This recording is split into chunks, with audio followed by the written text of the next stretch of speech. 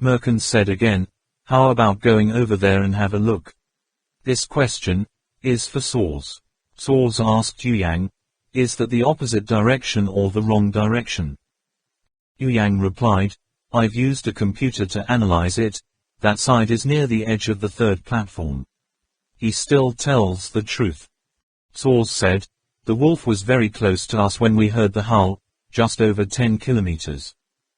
Merkin immediately asked Yang, "Last time the sound was a bit farther from us, but it can't be too far. Why are we only going a very short distance after so many days?"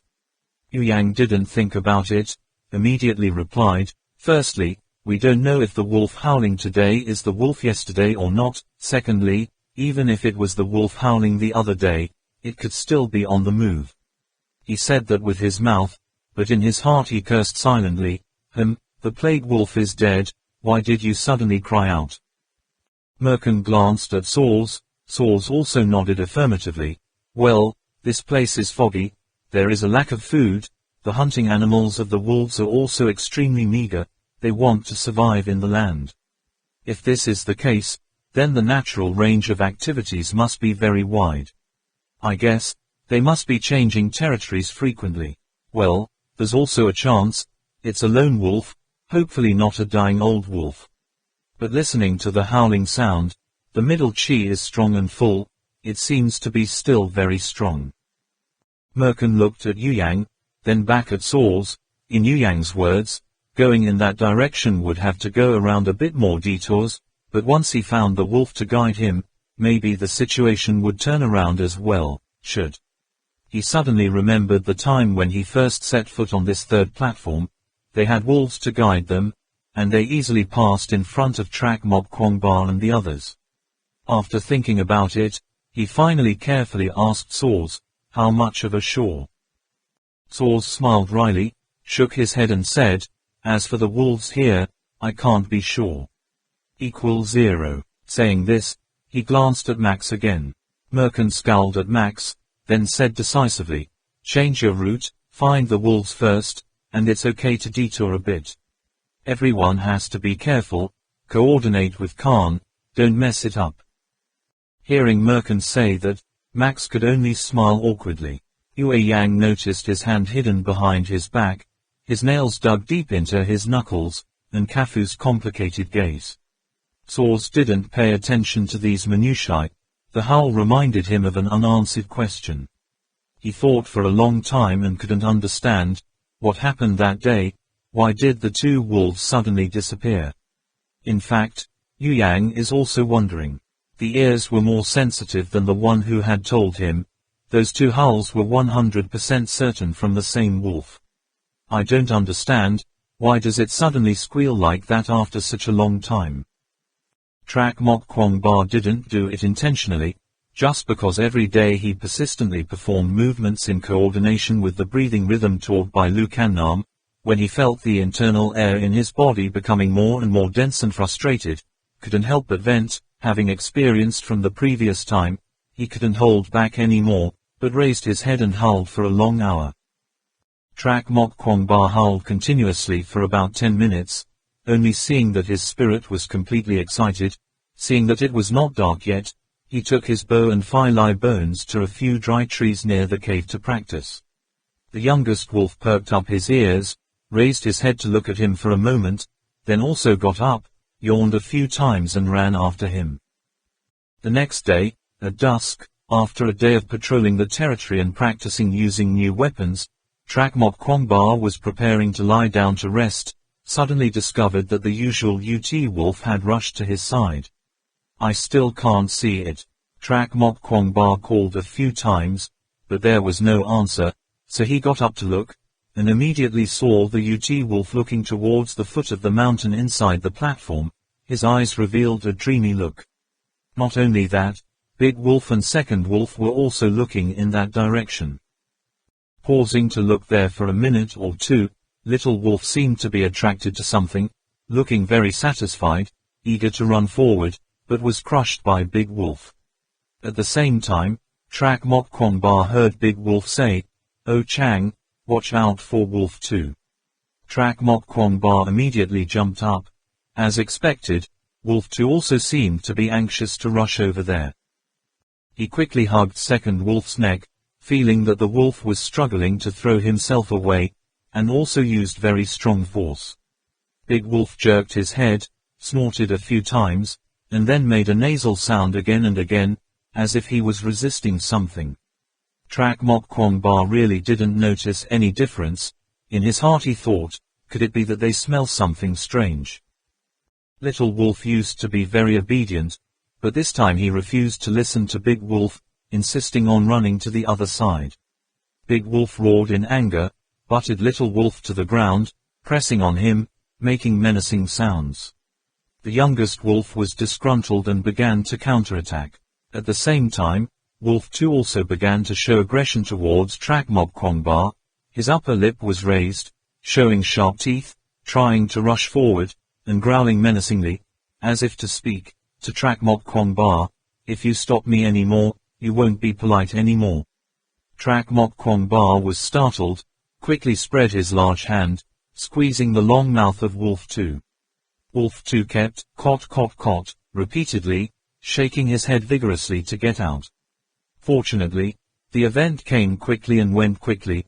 Only a few moments later, Wolf 2 and Wolf Ut did not protest anymore.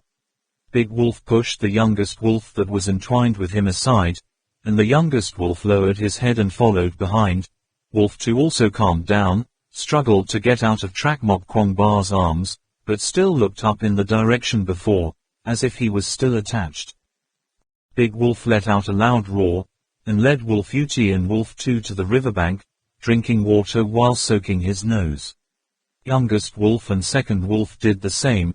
Big Wolf suddenly raised his head, pressed their heads into the cold water with his claws, as if wanting them to wake up, then shouted angrily for a while. Little Wolf and second wolf stood with their heads bowed, as if they knew they had made a mistake. After a while, the three Grey Wolf brothers raised their heads together, but this time, the youngest and the two wolves did not move in that direction, but there was still a look of longing and regret in their eyes. Trak Mok Kwong Ba looked in the direction of their eyes. That place was upstream of the river. He couldn't help but wonder in his heart, looking at the appearance of the three Grey Wolf brothers, as if there was something rushing in the air, come here like waves. This thing is very attractive to the wolves, but the big wolf seems to be very scared. The most likely possibility was that there was a Taoist beast master calling the wolf, but how could that be? At the speed of the Merkins, who were now afraid that they had reached the temple of Bakbala or were trying to find their way out of Shangri-La, then, could it be Kwei Ba people? Big Wolf carefully shook his head and narrowed his eyes, as if recalling some memory. The Ut wolf approached and rubbed at Trak Mok Kwong Ba's leg.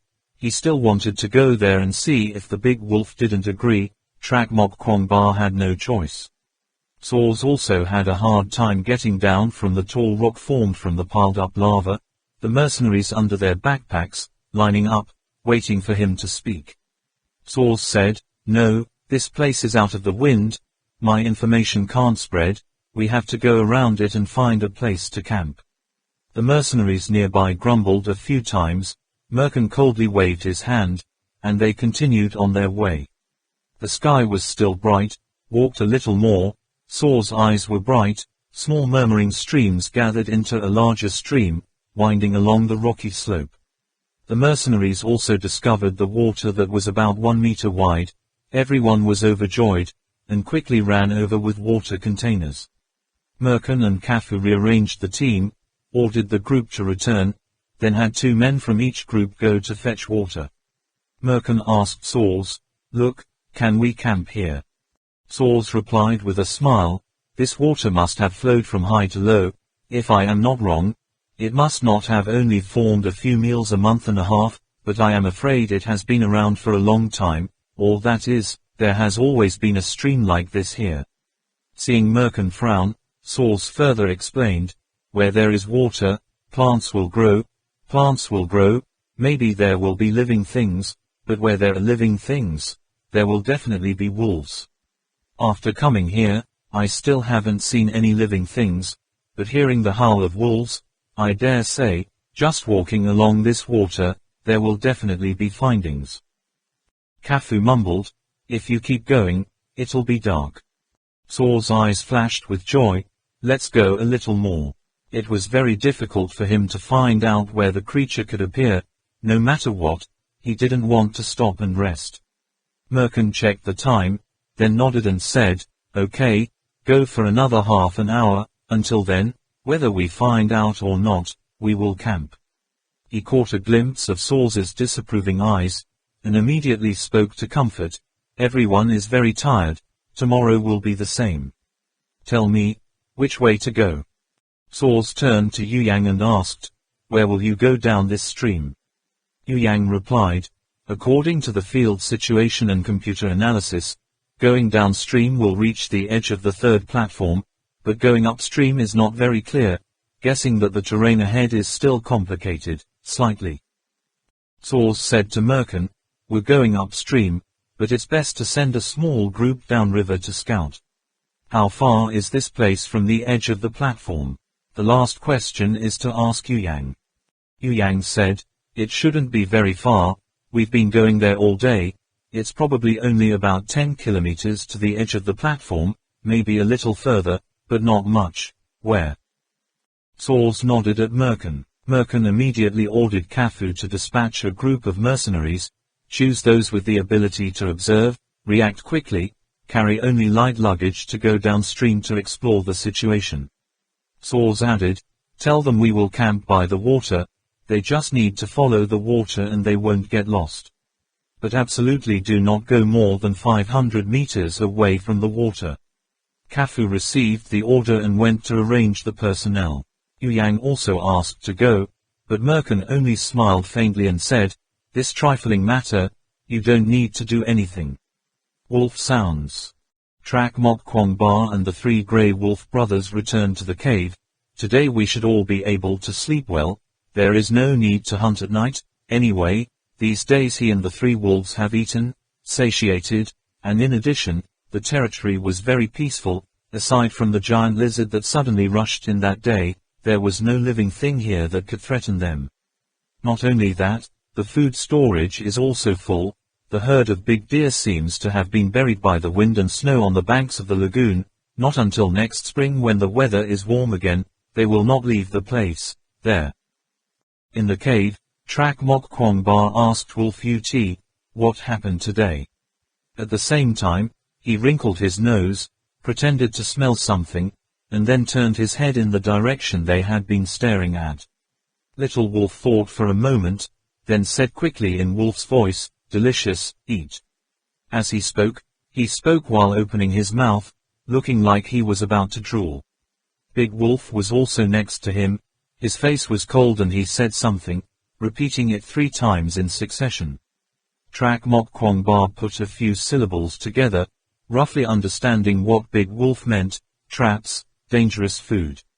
Or, danger signal. At this time, Second Wolf seemed to have remembered something, rushed in front of Big Wolf, growled in a low voice and asked something. Big Wolf nodded repeatedly. Second Wolf seemed to still not believe it, argued back a few sentences, only to see Big Wolf glare, hissed sternly. Trak Mok Kwong Ba didn't understand, but looking at Big Wolf's appearance, he had the attitude of an elder teaching his children, go back and reflect again. Second Wolf seemed to be in deep contemplation, lying on the ground pretending to be asleep, but then leaned over again, and finally let out a sigh, as if he had determined something, and then he turned to warn Wolf. Ut 2 sentences. The first sentence Trak Mok Kwong Ba didn't understand, he must have told the Ut Wolf to forget the attractive smell, but the next sentence he knew, the Second Wolf meant, don't come near. Having lived with the 3 Grey Wolf brothers for a long time, Trak Mok Kwong Ba's wolf language level was able to half understand, half speculate. Through observation and analysis, he believes that what Professor Fung Tan taught him in the past is correct. The language of wolves has formed a normative system to the point of making people afraid, not as the vast majority of wolf researchers say, wolves only know a few simple pronunciations, expressing the most basic ideas. Using the words of Professor Fung Tan to explain this deviation, it is, those, wolfologists, have never lived with wolves. Their understanding of the wolf's behavioral patterns has maybe not even some of the ancient minorities. Their conclusions are basically just speculations about wolves from a human standpoint. Later scholars, based on the speculations of their predecessors, continued to make further speculations one step further, which inevitably included many unscientific comments, lowering the intelligence of the species, wolves, but exalts human intelligence. Just like Trak Mok Kwong Ba is observing right now, the level of communication in the language of the three grey wolf brothers is almost no less than that of a healthy adult. They can accurately describe an object. I see, or smell something, and even carry a sentimental nuance. It is estimated that, in general, the number of words cannot be as large as that of humans, but that is because the lifespan of wolves is not as long as that of humans, and they also do not have the ability to take notes, so there is no need for a number of words, complicated way of expressing, but just expressing their meaning clearly is enough. In the immediate future, Trak Mok Kwong Ba is still in the learning stage. He has already grasped some of the simplest and most direct words, such as prey. According to the words of the three grey wolf brothers, prey is divided into several categories, respectively, delicious, large meal, normal prey, food, stuffed, and edible. In addition, there are some nouns indicating specific images such as tree, stone, road marking, water. They can even express a tree or a forest through long or short intonation. As for the number, at first, Trak Mok Kwong Ba thought it was impossible, but gradually he discovered that the three grey wolf brothers could still count. This is clearly a capacity only available at a relatively high level of advanced civilization. To clarify the expression of the three grey wolf brothers with numbers, Trak Mok Kwong Ba spent a lot of effort, and finally discovered that they only used 3 types of syllables to express numbers, in turn, is 1, 5, 10, based on the number of repetitions of the syllable to represent the exact number, at most 2 continuous 10 sounds, i.e. 100, when they omit 3 syllables, 10, which means too many to count. For fellow humans, they are divided into 3 different types. Trak Mok Kwong Ba explains according to human relations, they can be called equivalent to family members, enemies, and travelers alone. Quote. The lone man can be drawn, and the enemy can only fight or retreat. Large carnivores that they cannot deal with alone are also classified as enemies. As for the most basic verbs, Trak Mok Kwong Ba knows more than nouns. In the process of following the three grey wolf brothers to hunt, he has learned many new words, such as, to follow, stay still, round to the sides, sneak attack. With pronunciations expressing emotional nuances and some abstract words, Trak Mok Kwong Ba had to rely on body language and the facial expressions and eyes of wolves to speculate, but it took a long time, contact, plus his own knowledge. He found himself, his guess was also correct to 8 or 9 parts. Just like today, the wolves clearly caught in the air some kind of information that Trak Mok Kwong Ba could not perceive, and were attracted to it, but Big Wolf seemed to sense the danger. Dangerous, that's why I asked Trak Mok Kwong Ba to stop Wolf Ut and Wolf 2 together with me. After that, Second Wolf remembered something, argued with Big Wolf for a while, and finally came to his senses. Trak Mok Kwong Ba recalled the entire incident at once, thinking that his explanation was correct, but he suddenly discovered that there was a contradiction in his reasoning. If that smell was dangerous to the wolves, then that couldn't possibly be the way the Kwai Ba people used to summon wolves. Because in Trak Mok Kwong Ba's consciousness, Kwai Ba people and wolves are 2 equal existences. As for the situation today, it is very much like someone is using drugs to attract and control wolves.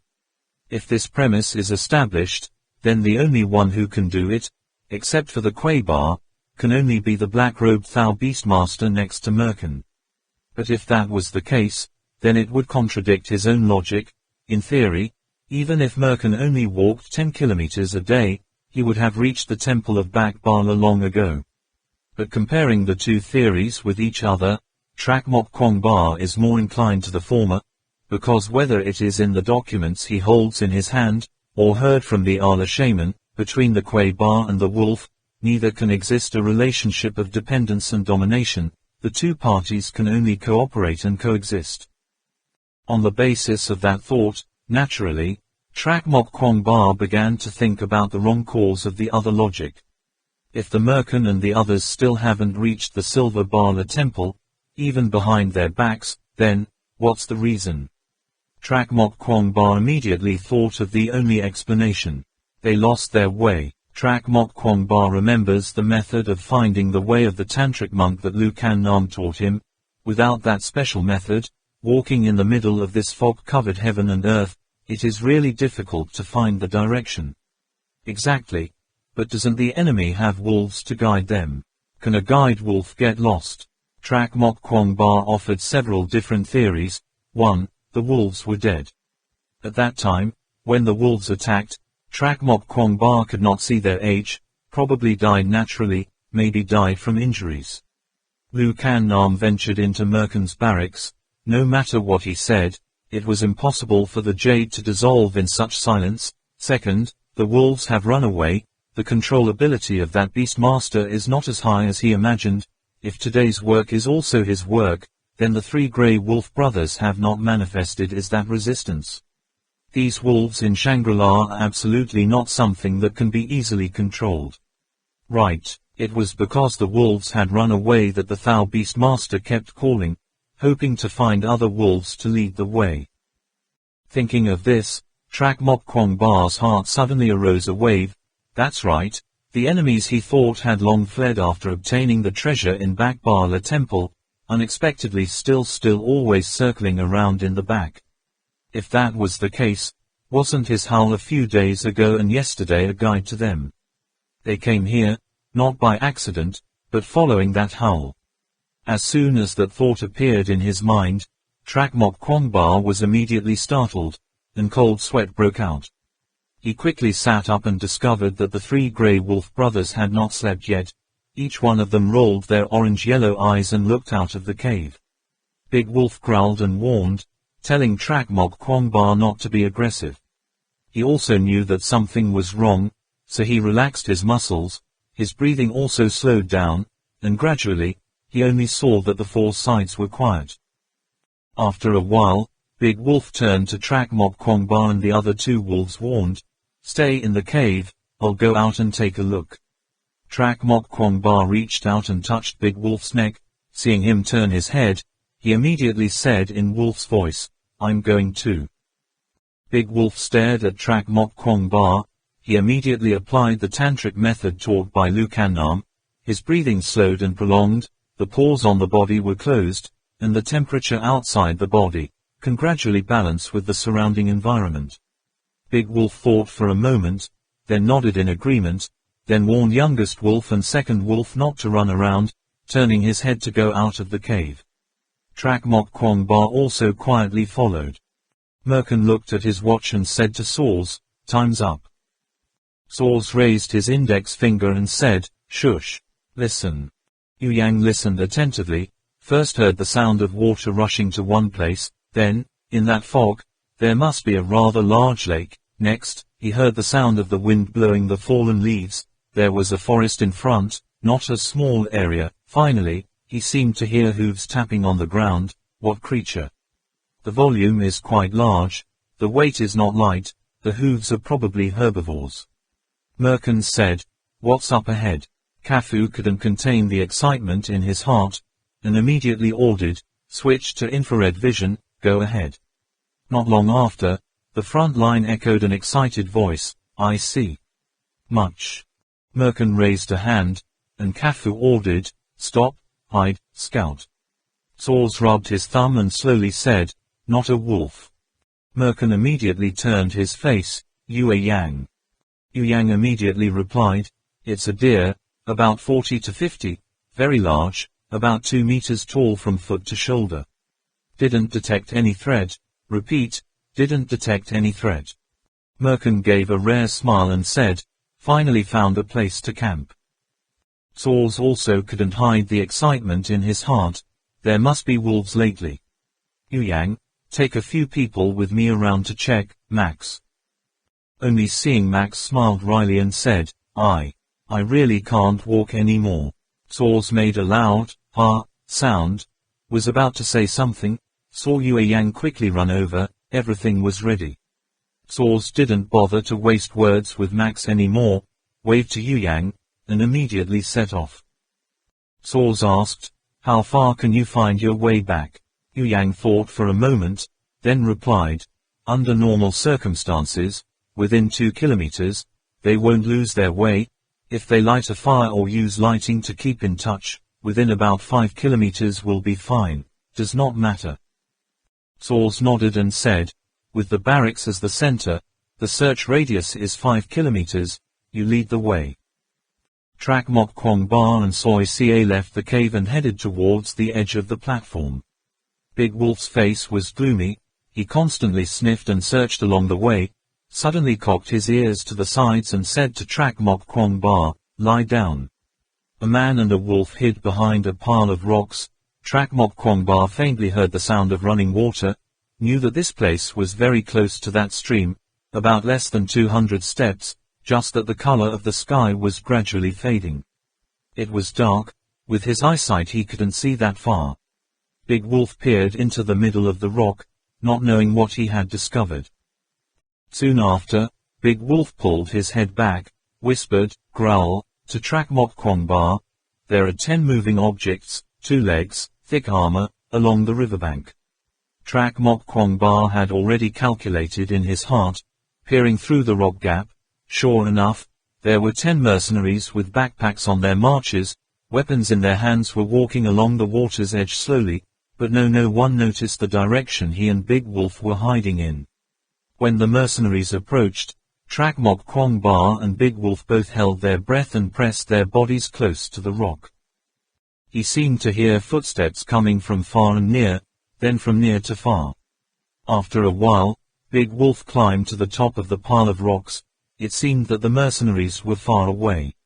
It lowered its head to look at Trak Mok Kwong Ba, clearly realizing that these newcomers had a very similar body structure to the Ochang it knew. So, Big Wolf asked, family. Trak Mok Kwong Ba shook his head, hissing slightly, the enemy. The Big Wolf's eyes flashed with ferocity. Trak Mok Kwong Ba didn't know what Big Wolf was thinking, but from the moment he first saw those mercenaries, his train of thought began to become chaotic. These guys walked along the water's edge, looking at their weapons and equipment. It was clearly a small group with a reconnaissance mission. In the middle of this fog, what are they looking for? Wolf, of course. The man's careless howl had finally lured them here. So ahead, will there be more people? But the front is the granary of him and the 3 Grey Wolf brothers. Big Wolf, who had always been calm, suddenly became restless. Trak Mok Kwong Ba was startled. In the air there was an unexpected sound or smell that could make Big Wolf also become so aggressive. He understood that, most likely, his worst thought had already come true. Saws and Yu Yang searched halfway, suddenly heard the sound of gunshots. Yu Yang immediately knew that a massacre had begun. The mercenaries had been upset for a long time. This hunt would turn them into a horde of demons. Merkin is a brilliant commanding officer. He will use this opportunity to let the mercenaries release all the pent-up frustrations. Just pitiful for those giraffes, although he can't confirm whether it is an extinct species in the outside world, but it is certainly extremely rare. If Professor Feng Tan here, he would surely be heartbroken. Captain Ho Duan would have cursed loudly, demanding to rush to stop the killing. At first, Saws didn't pay much attention, but then he heard the sound of the gun getting quieter. He suddenly reacted with surprise, shouting loudly, not good. We want to come back. Yu Yang looked at Saws curiously. Saws shook his head and said, the wolves never eat all of their prey in one hunt. They will surround them in a very planned way. If the deer are still there, say maybe we can just sit around and wait for the wolf to come. If Ben orders to kill all the deer, I'm afraid the wolf won't come. Yu Yang said to himself, it's too late to come back now. Saws also understood how great the damage of the weapons in the hands of the mercenaries was, always grumbling, bad, broken, at first just busy looking for wolves, unexpectedly forgot about the relationship between organisms in the food chain. When Yu Yang and the others frantically returned to the lagoon, they saw a fire rising to the sky from afar, as if it wanted to burn the whole mountain. The early slaughter was over. There were 7 or 8 large bonfires in front of each tent. The mercenaries were laughing loudly, dragging the bloody deer carcass back and forth, a satisfied look on their faces. The light of the fire lit up, each name looked extremely fierce. There were deer carcasses lying around everywhere. Mountain rocks and lagoons were dyed with blood into a ghastly red streak. One mercenary held a water container in his hand, and 7 or 8 others pulled an undead deer hanging upside down, blood flowing from its neck like a stream. Looking at the convulsive deer, the mercenaries burst out laughing, their faces as bright as flowers. Before Saws had time to shout, he saw the deer's limbs stiffen, head tilted down. The bloodthirsty mercenaries pulled out the knives and shouted at each other to peel off its flesh. The mercenaries who followed Yu Yang and Saws saw this scene, excitedly rushed to their nests, and immediately joined in the barbecue. Those who stayed behind excitedly recounted how they surrounded them, then excitedly opened fire. For scouts not to participate in deer hunting. Saws found Merkin, the two apparently having a small argument. Yu Yang came to Max, he threw him a spiked branch, laughed loudly and said, "You'd won, grill meat." Next, he threw over a large deer thigh. Yu Yang put both hands to hug but still had to stagger back a few steps. Max and the mercenaries burst into laughter. The bonfires burned fiercely, the light dyed the night red, each pile was very large. It took a long time to relax, so the mercenaries cut down all the trees around and brought it back as firewood. The greasy fat drops from the fragrant deer meat, before touching the fire, turned into a blue smoke. The smell of the meat spread throughout the space, making the mercenaries all salivate. Max waved a branch in his hand, showing it to Yu Yang, spitting out, "At that time, I was in charge of the hole on the west side. When the deer came running, me and Bast, Billy rushed up first. I don't need to look at anything. TSK TSK TSK. It's been a long time since I've been crushed like this. At that time I raised my gun, pong pong.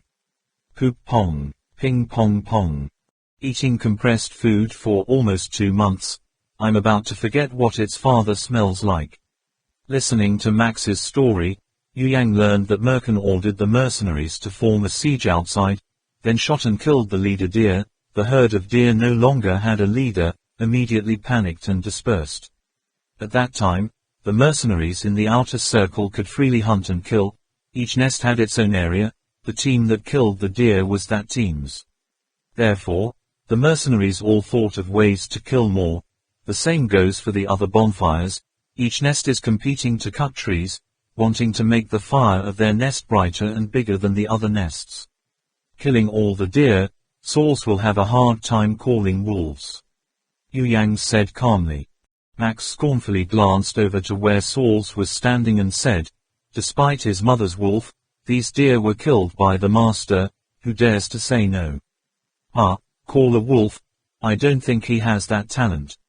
At this time, the group of mercenaries sent to scout the downstream also returned, loudly said a few words like, "No wolves detected, we have searched carefully," and then returned to the tent.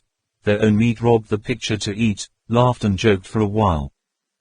In the wolf cave, the atmosphere was strangely quiet. The 3 Grey Wolf brothers and Trak Mok Kwong Ba were tossing and turning and having trouble sleeping.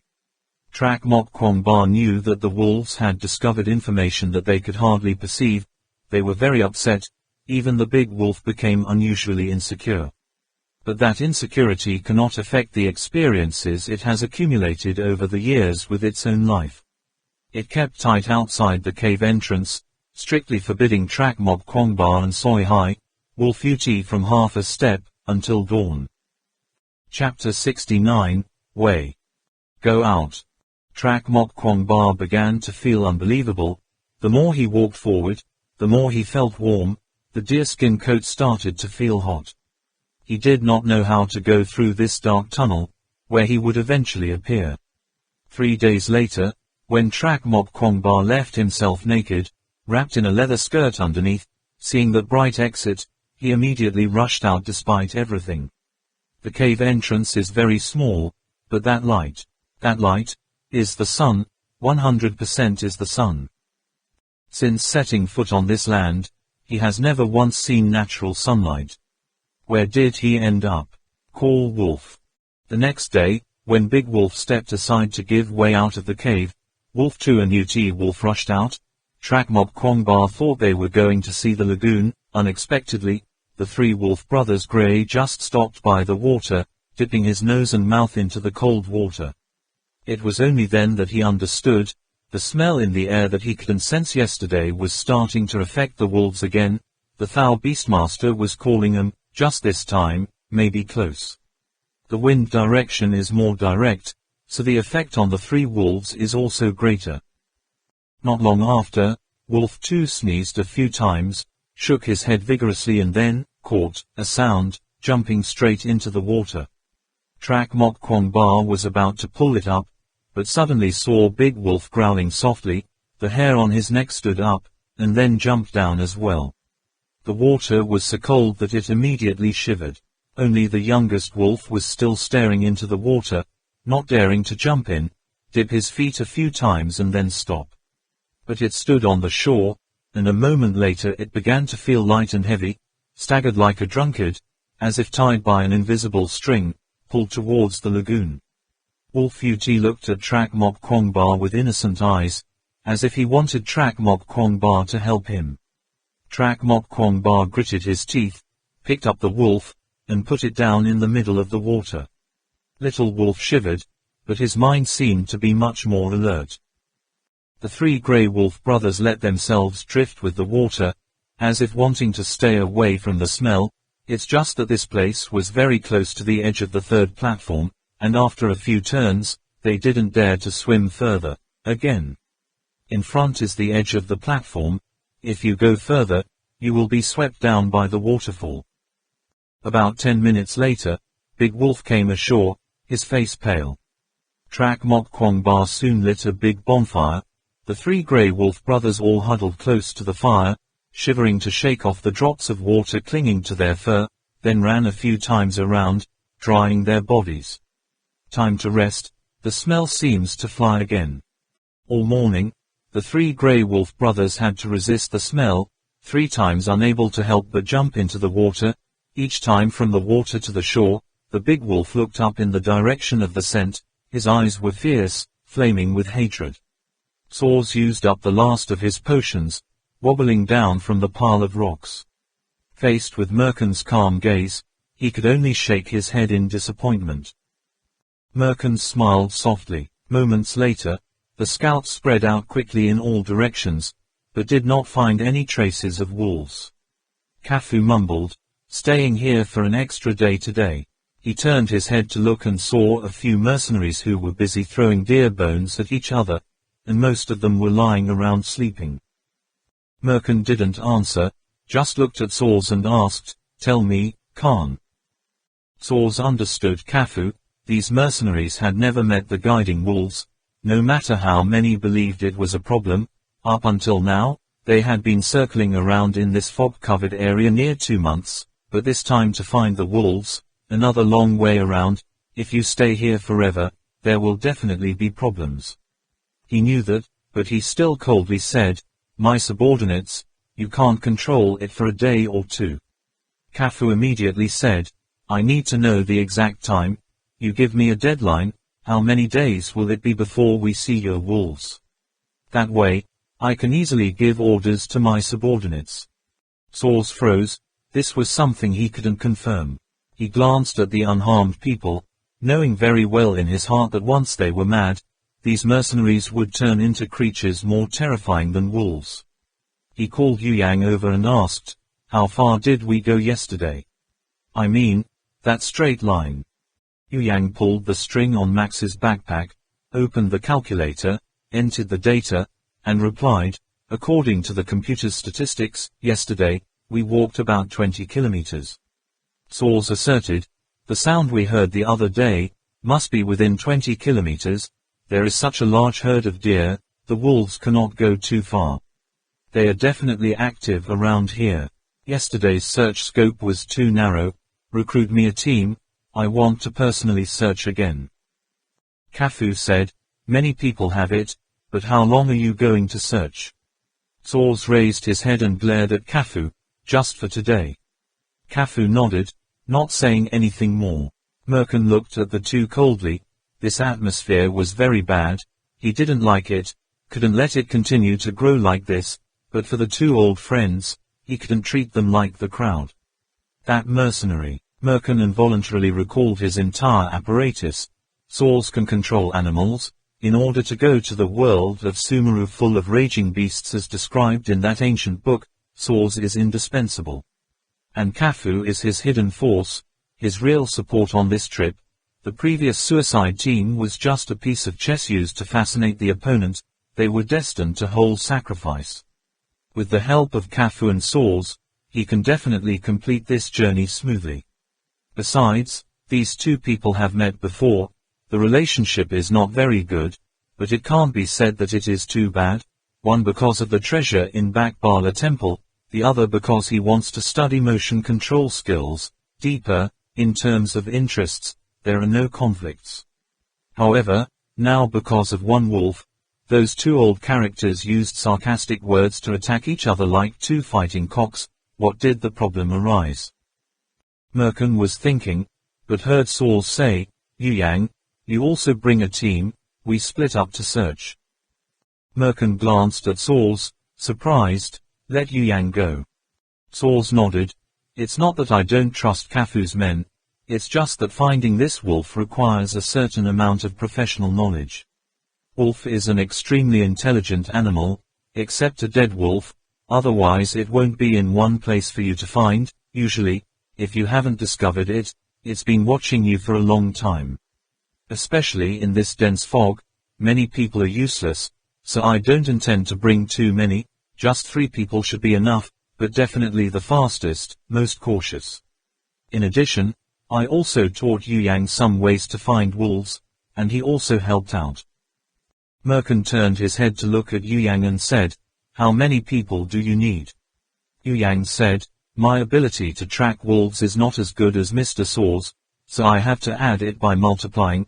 But Mr. Saws has already said, too much is not enough. Well, that's 5 people. Merkin looked at Yu Yang for a long time, then nodded slightly.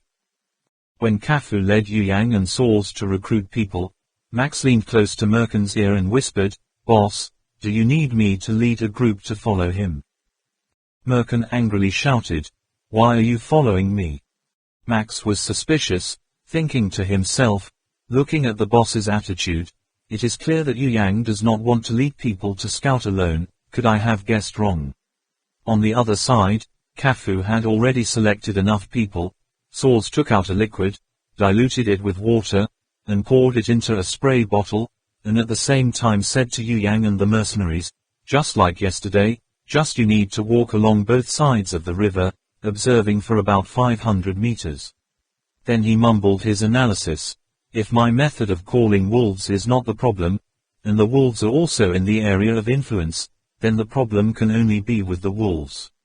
The wolves here resisted my summons, they purposely escaped. Looking at the liquid Saws poured into the spray bottle, Yu Yang's eyes lit up. Merkin smiled fondly at Yu Yang.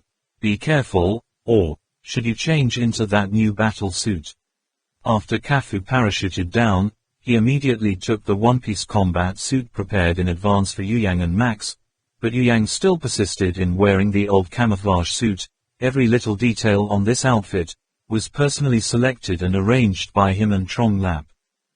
Yu Yang's 2 hands patted the clothes that had been washed so much that they were faded, and shook his head slightly. The first time Merkin advised him to wear a new suit, he didn't pay much attention, but after a long time, if he still can't discover the secret inside the clothes, then Yu Yang is no longer Yue. Huang again. Saws glanced at the pile of rocks he had been standing on to release the scent to the wolf, and said, right now the scent signal is continuing to diffuse. If it is true that they are resisting, they must be immersed in cold water. If that's the case, no wolf can be detected, then it can only be explained that the wolves are already out of range, or... Source looked at Yu Yang and continued, there's something wrong with the computer's data. Yu Yang confidently smiled, the computer is definitely not a problem. Hope so. Source started spraying a liquid all over Yu Yang and the mercenaries, explaining as he did, the smell of this can mask the smell on us, if we are close enough, it can make the wolves' sense of smell was similar to that of a person who had just had a bad cold, thus ensuring that no one was detected by the wolves.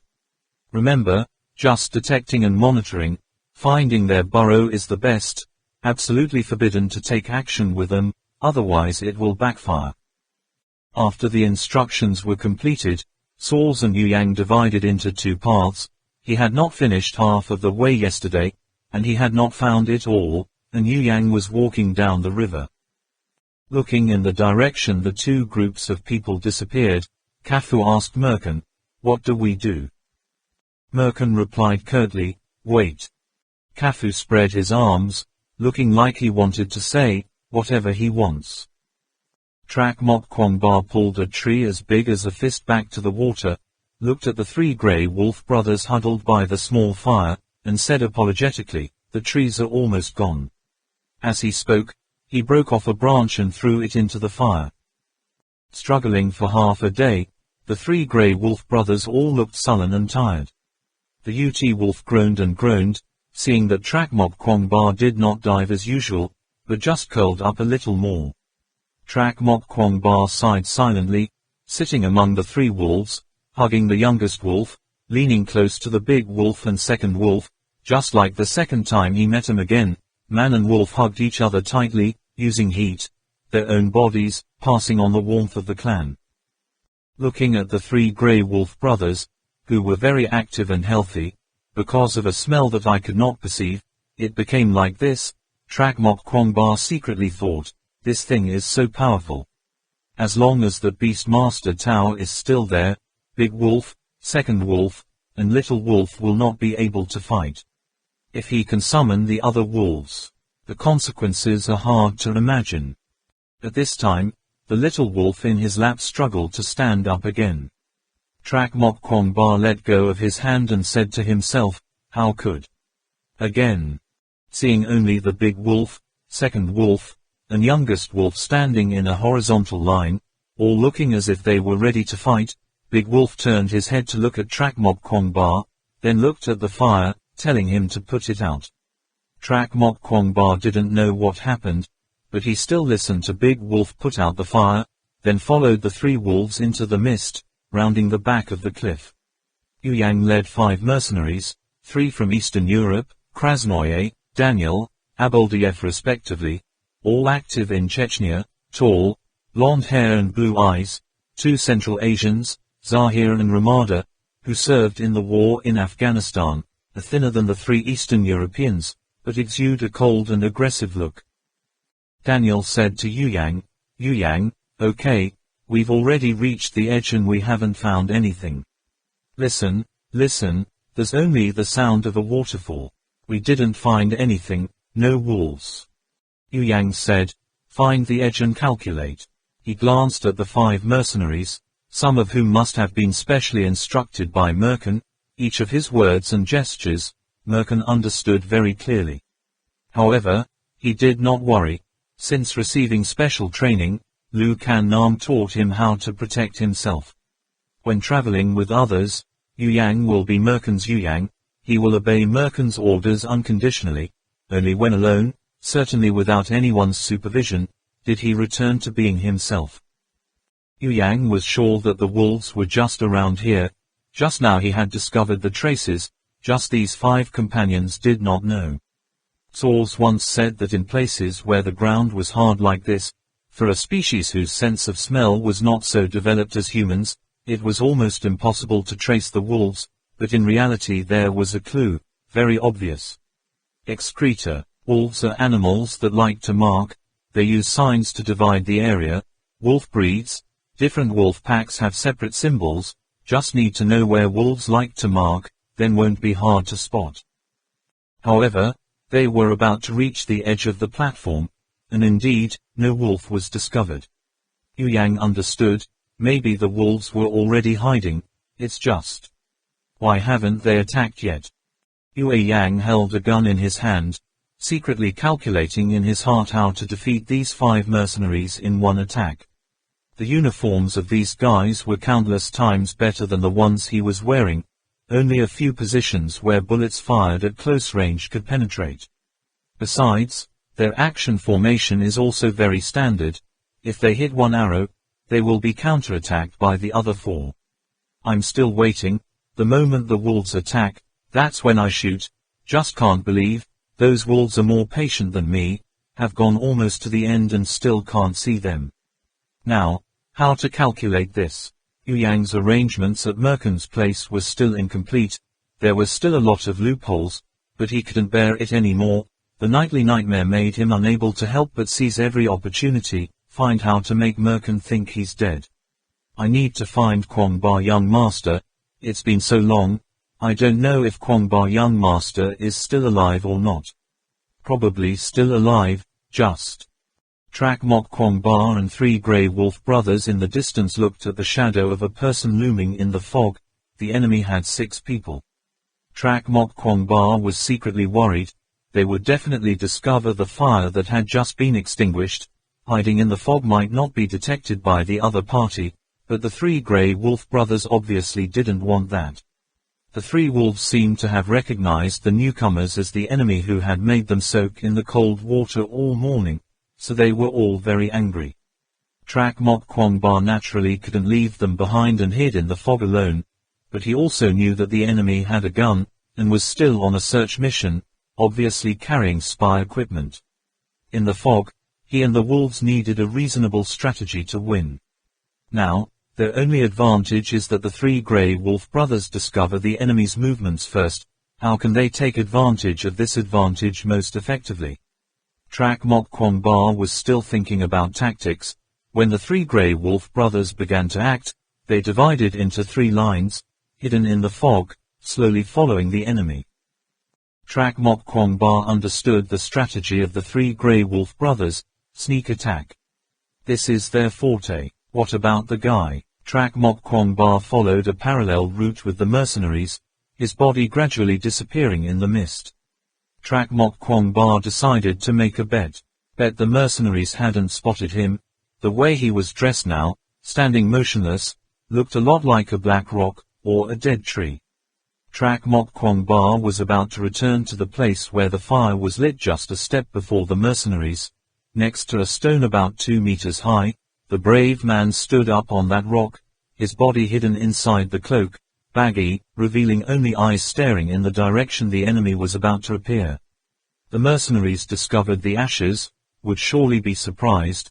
The 3 grey wolf brothers would use that opportunity to launch an attack, and he, only if the enemy did not detect it, could he apply causing and the greatest loss. Track Mok Kwong Ba secretly calculated in his head. The reason why Yu Yang's group didn't discover Track Mok Kwong Ba and the 3 grey wolf brothers was because they weren't wearing helmets. In that Merkin-designed jumpsuit, only the helmet could be easily detached. That thing can be bulletproof and helps with vision, but it's still very heavy to put on anyway. If you don't open the oxygen valve, it's still a bit uncomfortable and difficult to breathe. The amount of oxygen in the tank was not infinite. Of course Merkin had to ask the mercenaries not to open it arbitrarily. Normally hundreds of people gathered in one place, none of them wearing helmets. This time to scout, although we all brought hats, but everyone was used to not wearing that thing on their heads. However, Track Mok Kwong Ba made a few noises anyway, and these mercenaries were all born and died on the battlefield. Abuldiev suddenly raised his gun and asked, "Did you hear any sound?" The 6 of them all heard the faint footsteps and immediately raised the guard. Yu Yang also couldn't help being more reserved, carefully looking for opportunities. 6 people lined up with the word, "grade," to go forward, defending the front, left, and right sides extremely strictly. However, walking a few dozen steps more and still not detecting the enemy's trace, Zahir was a little annoyed, sharply said, "Put your hat on." Yu Yang did not miss the opportunity. quickly said, "Well, what's ahead?" That sentence immediately made everyone's attention focus on the bottom of the rock. Trak Mok Kwong Ba stood on the rock, motionless, but he began to feel a little hesitant. The voice just now was Yue Yang. Coming closer, Yu Yang skillfully moved from the front position to the middle. He had heard the Ala shaman tell the story of the warrior of the Kui Ba tribe.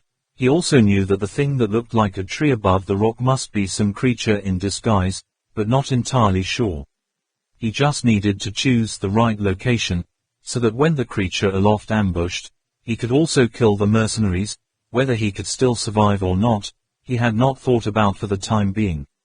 Daniel in the lead suddenly exclaimed, "Wow, that's the fire." Yu Yang is also dumbfounded. The fire. Obviously wolves can't light a fire. Right at the moment they all froze. The three Grey Wolf brothers rushed like three black lightning bolts from behind. They attacked extremely suddenly, waiting for the soldiers to attack. The renter discovered that there was a change in the back. Then he saw the wind blowing close to his face. Even Yu Yang was startled. Could it be that the thing on the other end is just to lure the enemy? But he is clearly the fastest responder among the group, because standing in the middle, the target of the wolves is of course not him. Only seeing the agile Yu Yang holding a submachine gun in one hand, a pistol in the other, aimed at Aboldayev and Daniel closest to him, the light flashed, and before they could say a word, they fell down. Evil Jewel. Krasnoye reacted very quickly. He always kept an eye on Yu Yang. For a moment they were all stunned. As expected, Yu Yang opened fire on his side.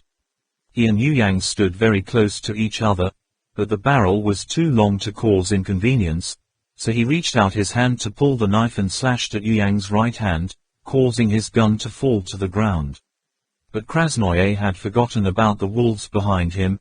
For him, the offensive ability of these wild creatures was nothing, one kick and one death, so dealing with Yu Yang was the problem.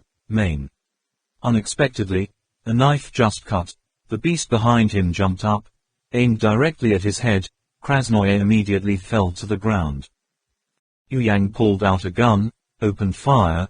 His wrist was slashed. Krasnoye was knocked down by a wolf, a series of actions that happened almost at the same time, regardless of before or after. At the same time, Trak Mok Kwong Ba also jumped up, clenched fists, claws exposed, put all his whole body strength and momentum from above. He and Yu Yang chose the same goal, Daniel. Of the six, this guy seems to be the tallest, the strongest, making Yu Yang and Trak Mok Kwong Ba not to make an appointment, but to join hands with him. Trak Mok Kwong Ba pounced. The giant lizard's claws tore off 6 long streaks on the bulletproof vest. However, Trak Mok Kwong Ba could not help but be startled. He was confident that his pounce could at least slit the opponent's stomach. It was unexpected that the jumpsuit was so durable. But Yu Yang was even more scared than him. He had never seen such a terrifying beast. His body was covered with hair, both black and long. Those claws could even tear the bulletproof vest. Even more terrifying is that, it also knows how to stand in a prominent position, disguised as a tree, and at the most important time to deliver a fatal blow. Unexpectedly, in this place evolved a monster with great strength, intelligence, along with such incredible patience and courage. Could it be that this is the werewolf in the legend? At this time, Krasnoye was knocked down. Zahir and the other guy almost did not understand what happened. Why there was a sneak attack behind him. There was also a sneak attack in the air, and Yu Yang also sneaked his people. In the end, which side to deal with? But at this moment, the wolves behind had rushed in. Despite Yu Yang and the monster that jumped down from the sky, they were facing each other. They quickly turned around and defended. Yu Yang didn't realize for a moment what the monster suddenly jumped down from above, turned the gun barrel to prepare to fire instinctively. Trak Mok Kwong Ba did not have time to explain, unconsciously applying the melee technique taught by Lu Kannam in a very natural way, taking advantage of the position to grab the barrel of the gun and forget that his hand was wearing the animal claws. But Yu Yang knows how powerful those claws are. Seeing the monster's big hand clapping, he panicked and quickly pulled his gun back, and at the same time leaned back slightly. Unexpectedly, the beast was even more flexible. The claws told to stop and immediately stopped. Seeing that the opponent was about to turn the attack straight forward, Yu Yang quickly turned around and kicked up a kick. At this time, Trak Mok Kwong Ba just shouted, "I am here." At the same time, he retracted his claws into his sleeve, but unexpectedly, because he had not spoken for a long time, Trak Mok Kwong Ba had just finished speaking, and he was startled, not understanding what he was saying. Yu Yang felt like he hit the opponent, like kicking a rock. His feet were numb. He didn't say anything. He almost got a concussion and bounced back. Next, he heard the beast roar. Who knows what that sound is, but only saw a thunderous echo, making people shiver. This beast is scary. The wound on his right hand throbbed again. It felt like it was bleeding a lot. I don't know if the tendon has already broken or not. Meanwhile, the remaining 3 mercenaries were fighting one-on-one with the 3 Grey Wolf brothers. Only the big wolf was paralyzed in one leg, and when he dived, he couldn't be as fierce as Wolf 2 and Wolf. Big Wolf's charge was dodged by Zahir, then pulled out his gun and fired a barrage of bullets, forcing it to retreat. Then another volley of bullets repelled Second Wolf, saving Krasnoye alive. Unexpectedly, Krasnoye, who had just escaped death, did not think about it, pointed the gun directly at Yu Yang. At this moment, Yu Yang was standing with his back to Krasnoye, facing the terrifying beast of unknown origin. He had seen clearly. Under the long hair covering the face of the beast, there seemed to be eyes quite similar to human eyes. As for Trak Mok Kwong Ba, having seen Krasnoye, he immediately let out a roar and dived towards Yu Yang. Yu Yang stared blankly at the black shadow that fell on him, was about to shoot, when his wrist was held by the other side. Only one last thought flashed in his mind: it's over. Suddenly heard a gunshot behind him. Bullet streaks flashed right above his head, shot on the monster, only to see its outer skin bounce. It seemed that even the bones were exposed, the veins appeared. The blood was as black as the roots of a tree, and it looked horrible, hard to describe in words. However, the monster still hugged him tightly and rolled on the ground, refusing to let go. After rolling a few more rounds, Yu Yang gradually saw clearly. The long hairs covered the monster's face seemed to be beard and hair. The facial features were similar to those of a human, the eyes hidden under that thick beard and hair, the eyes so steadfast, so calm, so familiar. The bullets stopped flying. The 2 bodies also stopped rolling. The monster pressed on Yu Yang's body, close to his ear, and finally uttered 2 syllables in the familiar voice of the past: "Here I am." With a soft, but familiar voice, Yu Yang's eyes immediately dimmed, and he softly exclaimed, "Young Master Kwong Ba." A blinding light flashed, followed by a loud bang, drowning Yu Yang's voice. I don't understand which mercenary threw out a blind grenade, and in the ears of Trak Mok Kwong Ba and Yue Guang resounded the sounds of bees. Time did not allow him to talk more. Trak Mok Kwong Ba stood up on his hands. He knew that although the fighting strength of the 3 Grey Wolf brothers was not low, they still only had fangs and the soldiers anyway. This mercenary also uses modern weapons. It is very likely that the 3 Grey Wolf brothers have never met before. Most likely they will suffer. So, he just stretched out his hand to pull Yue Yang up, then asked a quick question: "Can we still fight?" He thinks that, after this war is over, Yu Yang and I will have a lot of time to talk. Looking back at the battlefield, the 3 Grey Wolf brothers were clearly stunned by the blind grenade, bewildered and did not know how to respond. Krasnoye secretly attacked Yu Yang had to pay a painful price. He was lying on his back on the ground, still holding his gun, not completely dead, but there was fresh blood flowing like a stream in his neck. Little Wolf and Big Wolf, who were joining forces to deal with Zahir, were startled by the sudden explosion. Second Wolf also ran away from Ramada. Obviously the blind grenade just now was thrown by this guy. As soon as they saw Trak Mok Kwong Ba standing up, they automatically gathered, although it was still unclear about Yu Yang standing behind him, but instinctively told them that O Chang had revealed his back to him. Then obviously the other party and O Chang have formed some kind of tacit agreement. The other two mercenaries were no better, they were even closer to the blind grenade.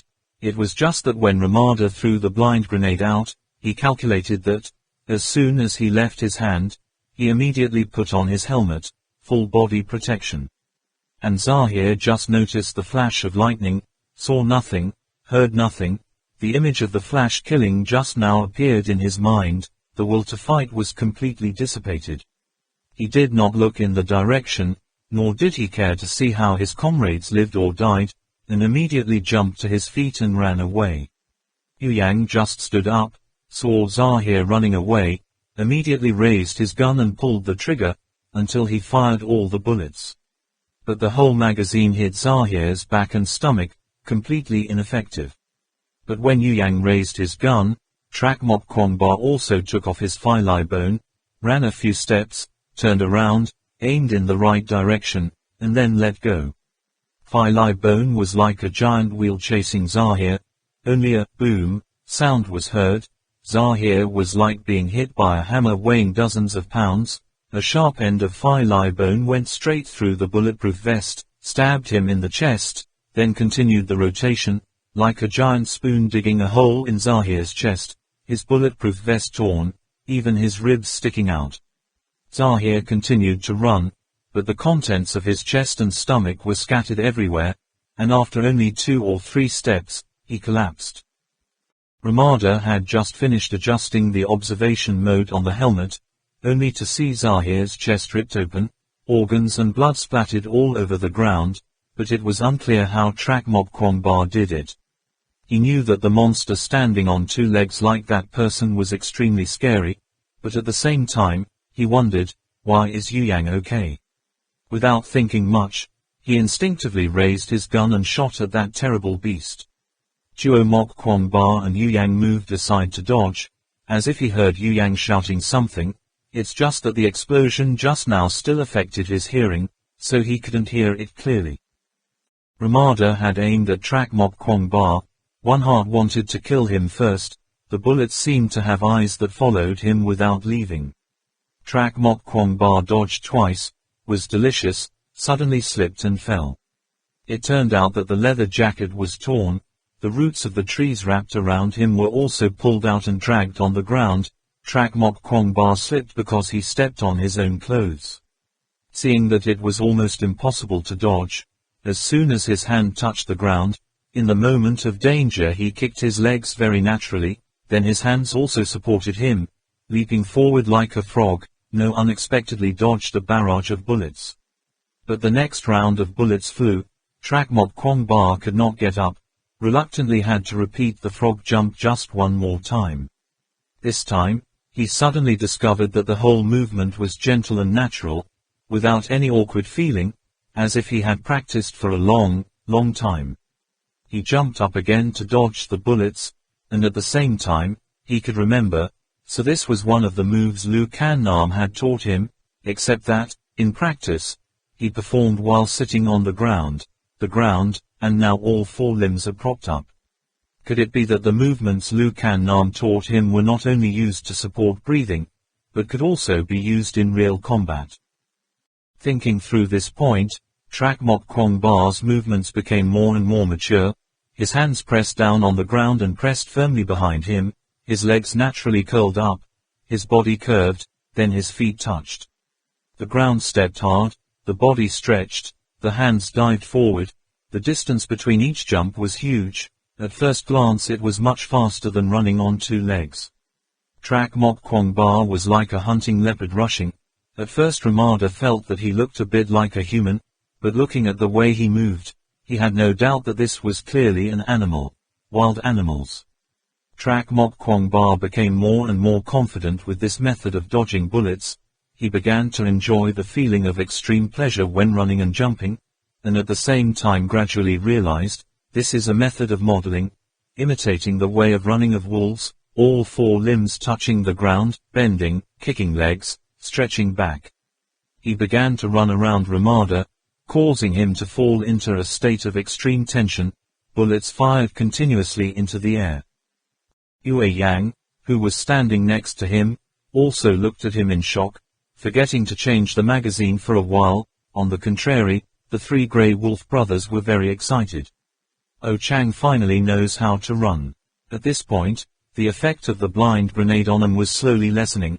The Grey Wolves, recovering their eyesight and hearing, began to run after Trak Mok Kwong Ba, circling around Ramada at a distance. Further, Ramada became more and more panicked.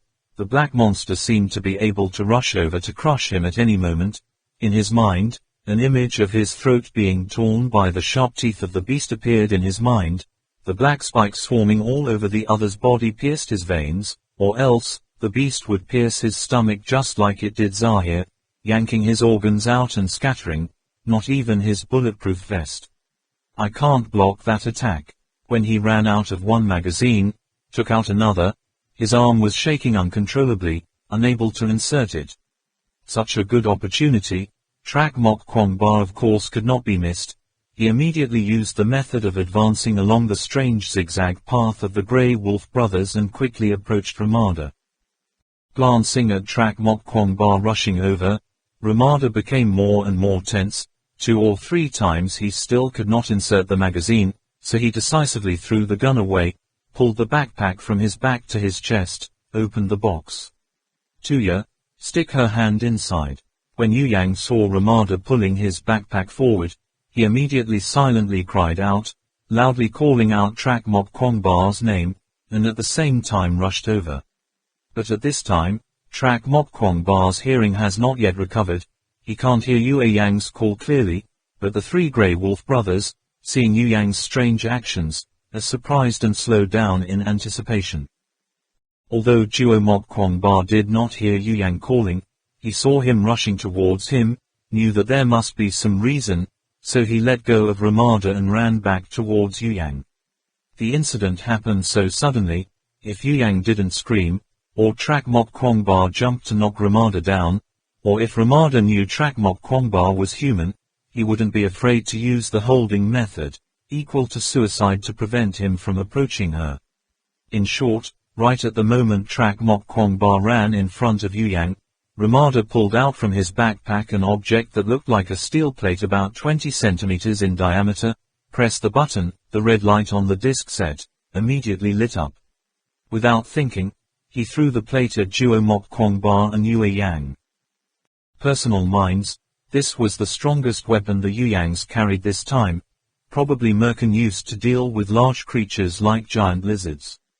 The difference of this mine from normal mines is that, inside the mine, which is stuffed with black storm explosive, each such round disc, equivalent to 2 pounds of TNT, the explosive range covers a circumference of 30 meters. This type of mine is extremely sensitive, just a slight touch will explode immediately. Did not expect Ramada to throw it like throwing a grenade. Juo Mok Kwong Ba had just stood up straight. A terrible thrust from behind came, followed by a deafening explosion. The shockwave pushed him and Yu Yang into the air, landing on the edge of the vase radio. The three Grey Wolf brothers crouched low, and were quite far away, but still had to constantly roll on the ground. The place where Trak Mok Kwong Ba and the three Grey Wolf brothers made a fire were already in the area close to the edge of the platform, then fought with the mercenaries once, and got closer to the edge. The terrible thrust of the mines, causing Yu Yang and Trak Mok Kwong Ba to tumble several times in the air. When the two bodies fell, Trak Mok Kwong Ba was inside, and Yu Yang fell outside the platform. Trak Mok Kwong Ba was upside down, face down, while Yu Yang is facing the sky.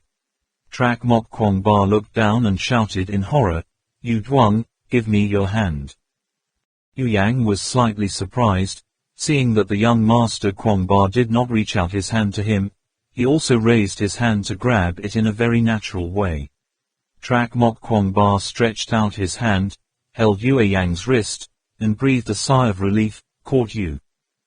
Yu Yang thought that the young master Kwong Ba was joking with him.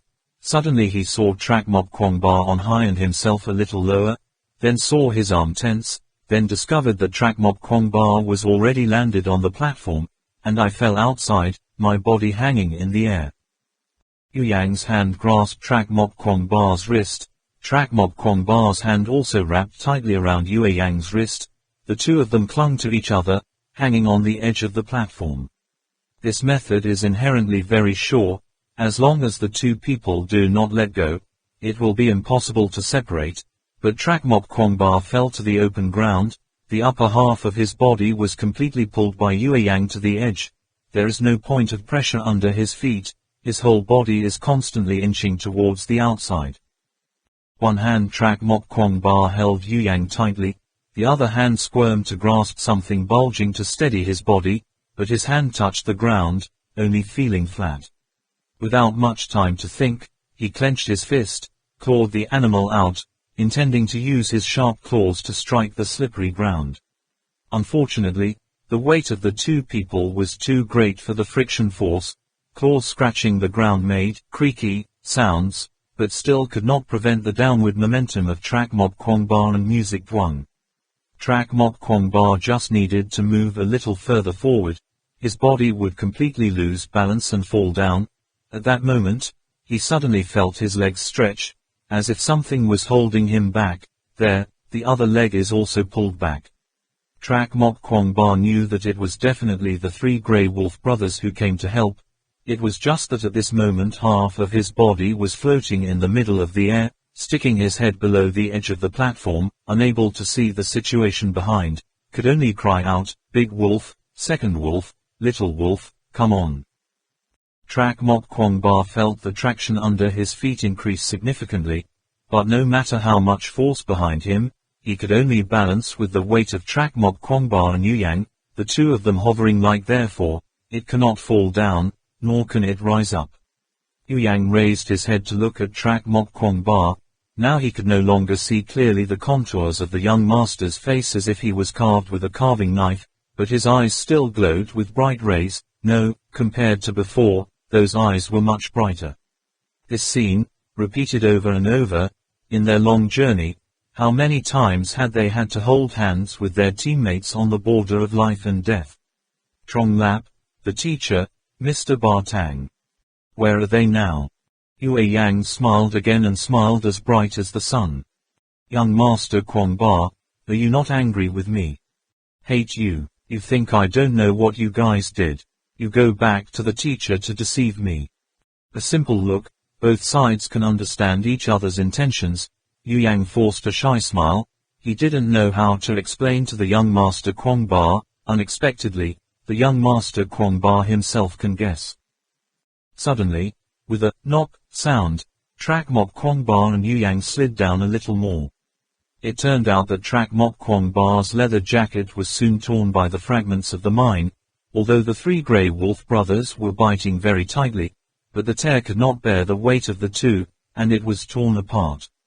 Trak Mok Kwongba quickly said, "Hurry up, grab my shirt and crawl up." He himself could not stand up. He could only let Yue Yang step on his body first. Yu Yang smiled bitterly and raised his right hand. Only then did Trak Mok Kwongba see that horrible bloody wound. Trak Mok Kwongba's eyes showed a strong determination, calmly said, "Work hard, Yu Yang, I won't let go." Yu Yang's heart tightened. Trong Lap has told him over and over and over and over again, how the young Master Kwongba once held his hand tightly, how the sentence, "I won't let go," shocked him. His eyes, his tone of voice. How was the face of the young Master Kwongba at that time? Yu Yang also imagined that scene countless times in his mind. Unexpectedly, one day, young Master Kwongba held his hand tightly, telling him the sentence, "I won't let go." It's just Yu Yang, who made a completely different decision than Trong Lap. He let go of his left hand, making Trak Mok Kwongba couldn't help but tighten his grip. He shouted loudly, "Don't do stupid things." The two of them moved down a little more. Yu Yang gave a very happy smile, and he was really happy in his heart, saying, "It's not enough time, young Master Kwongba. What needs to be done, I have done it. Everyone, you have to complete this journey for us." His right hand is still raised, but slowly, separates Trak Mok Kwongba's little finger. Young Master Kwongba, perhaps the official is not dead yet. At least, I have not seen her come to Merkin again. Trak Mok Kwongba's little finger was slowly separated. Yue Yang rearranged his thoughts, choosing important things to say, and at the same time, his arm also began to slowly slide down, out of Duo Mo's hand. Kwong Ba. Trak Mok Kwong Ba rushed up, shouting loudly, Nhu Duong. Yu Yang. Farewell, Yu Yang. At this time, above the platform, Ramada crawled up in the middle of the smoke, covered in blood, and saw 3 grey wolf brothers trying to pull Trak Mok Kwong Ba back. He grinned at the customer, his mouth was also full. Blood is blood, you can't live, you can't live. He felt his heart beat wildly, knew he couldn't hold out much longer, so he pulled out another mine and pressed the button with trembling fingers. Seeing only the green light flashing then turning red, Ramada took a few breaths, his chest heaved violently, he aimed at the 3 grey wolf brothers, putting all his strength to throw the mine out. My fruit flew forward, hitting the bone of the big wolf's leg right away. Big Wolf groaned, in pain, but still biting on Trak Mok Kwong Ba's shirt, refusing to let go. Oh Chang is still below, open her mouth and Oh Chang will fall, can't let go, Oh Chang is a family member.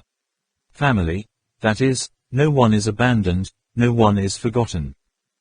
The landmine hit Big Wolf's leg and flew out, rolled on the ground, turned twice and then lay still, motionless, did not explode. Ramada was extremely angry, was about to take another fruit, but the force did not obey his heart, his chest rose and fell like a stovepipe, his mouth kept making, ha-ha, sounds, feeling the feeling. Unable to get air into his lungs, consciousness begins to become hazy. Yu Yang smiled, then pulled out Trak Mok Kwong Ba's anonymous finger again, continuing to say, Min, and the shaman Allah, are probably ahead. I don't know how they are from us, how far, roughly, already. You should have found the back Bala temple already, he said, putting in all his strength. It seemed very difficult. Trak Mok Kwong Ba's anonymous finger was also slowly separated. The strength of Trak Mok Kwong Ba's whole body was all on his right hand, the other arm didn't reach Yu Yang at all, he could only open his eyes and stare at Yu Yang slowly separating his fingers, slowly, slide down. The two of them slid down together. Yu Yang even heard the sound of Trak Mok Kwong Ba's shirt torn, the sound like tearing cloth. Trak Mok Kwong Ba didn't know what to say, opened his mouth to gasp and shouted, Damn it. Music Duong, you heard me say. Yu Yang shouted louder than his voice, Young Master Kwong Ba, listen to me. Trak Mok Kwong Ba's hand at first still grasped Yu Yang's wrist, now it has become his 5 fingers. Merkin, he doesn't trust anyone, I failed, only a small part. What he said, can't tell the truth from the fake, must not be believed. Quote. Must wait, Saul's won't be with Merkin for too long, there he is, my wolves, useless. Duo Mok Kwong Ba's hand was about to slide over Yu Yang's bottom knuckles, he squeezed so tightly that his knuckles made cracking sounds, but still couldn't stop his downward slide. They, having contradictions, are beneficial to you. Looking for a priest. The first knuckle slipped out, Yue Yang's hand quickly slipped from Duo Muchang Bo's palm. Yu Yang grinned, finally seemed to have remembered something, and added, Be careful, mine.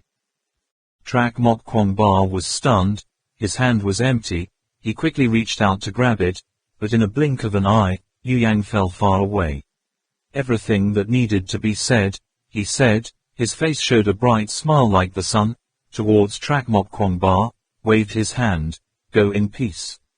The flap of his shirt was fluttering like a butterfly's wings, as if Yu Yang wasn't falling, but was gently enveloped by that mist, from his feet to his head, and finally disappeared. Trak Mok Kwong Ba originally wanted to ask, why let Merkin come in here? This was the only point he couldn't understand. It was just that, at that time, another voice sounded in his head, Nhu Duong did this, he must have had a point, so he didn't ask out loud.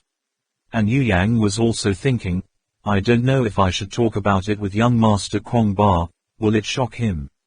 Forget it, it's best to let young Master Kwong Ba find out for himself, so he didn't explain anything further. The two of them let go of their hands, and they were gone forever. Trak Mok Kwong Ba was dragged back to the platform by three grey wolf brothers, but his whole body was still dumbfounded. Nhuc Duong, did you slip out of my hand? Did you really slip out of my hand? I still have a lot to say. Kid, you're so good. The three grey wolf brothers licked and licked Trak Mok Kwong Ba's wound, rubbing against him, making snort sounds as if to advise him not to grieve. Trak Mok Kwong Ba hugged them. Now, next to him, only these most familiar people remain. Another terrible explosion sounded. The whole platform seemed to vibrate for a moment. Trak Mok Kwong Ba just heard that sound, immediately pressing the three grey wolf brothers lying on the floor. Fortunately, this time the place where the mine exploded was quite far away from them. The shock wave did not reach. What is going on? Are there still enemies? Trak Mok Kwong Ba stood up in surprise and stood up to look at the place where the explosion happened. Unexpectedly it was the place where he lit a fire to warm the wolves. Now, the large rock next to the fire had exploded into countless pieces, and a shallow hole about 2 or 3 meters in diameter appeared in the ground. The two mercenaries were first killed by Yue Yang. The bodies lying under the rock now also turned to ashes. Mines, only mines with such great power. Trak Mok Kwong Ba suddenly discovered that there was still another fruit in the distance. The red light was flashing.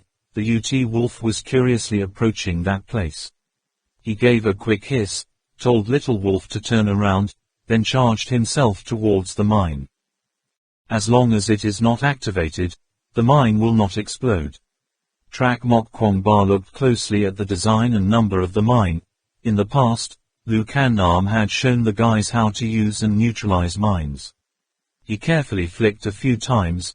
The red light on the mine finally went out, then he dared to breathe a sigh of relief.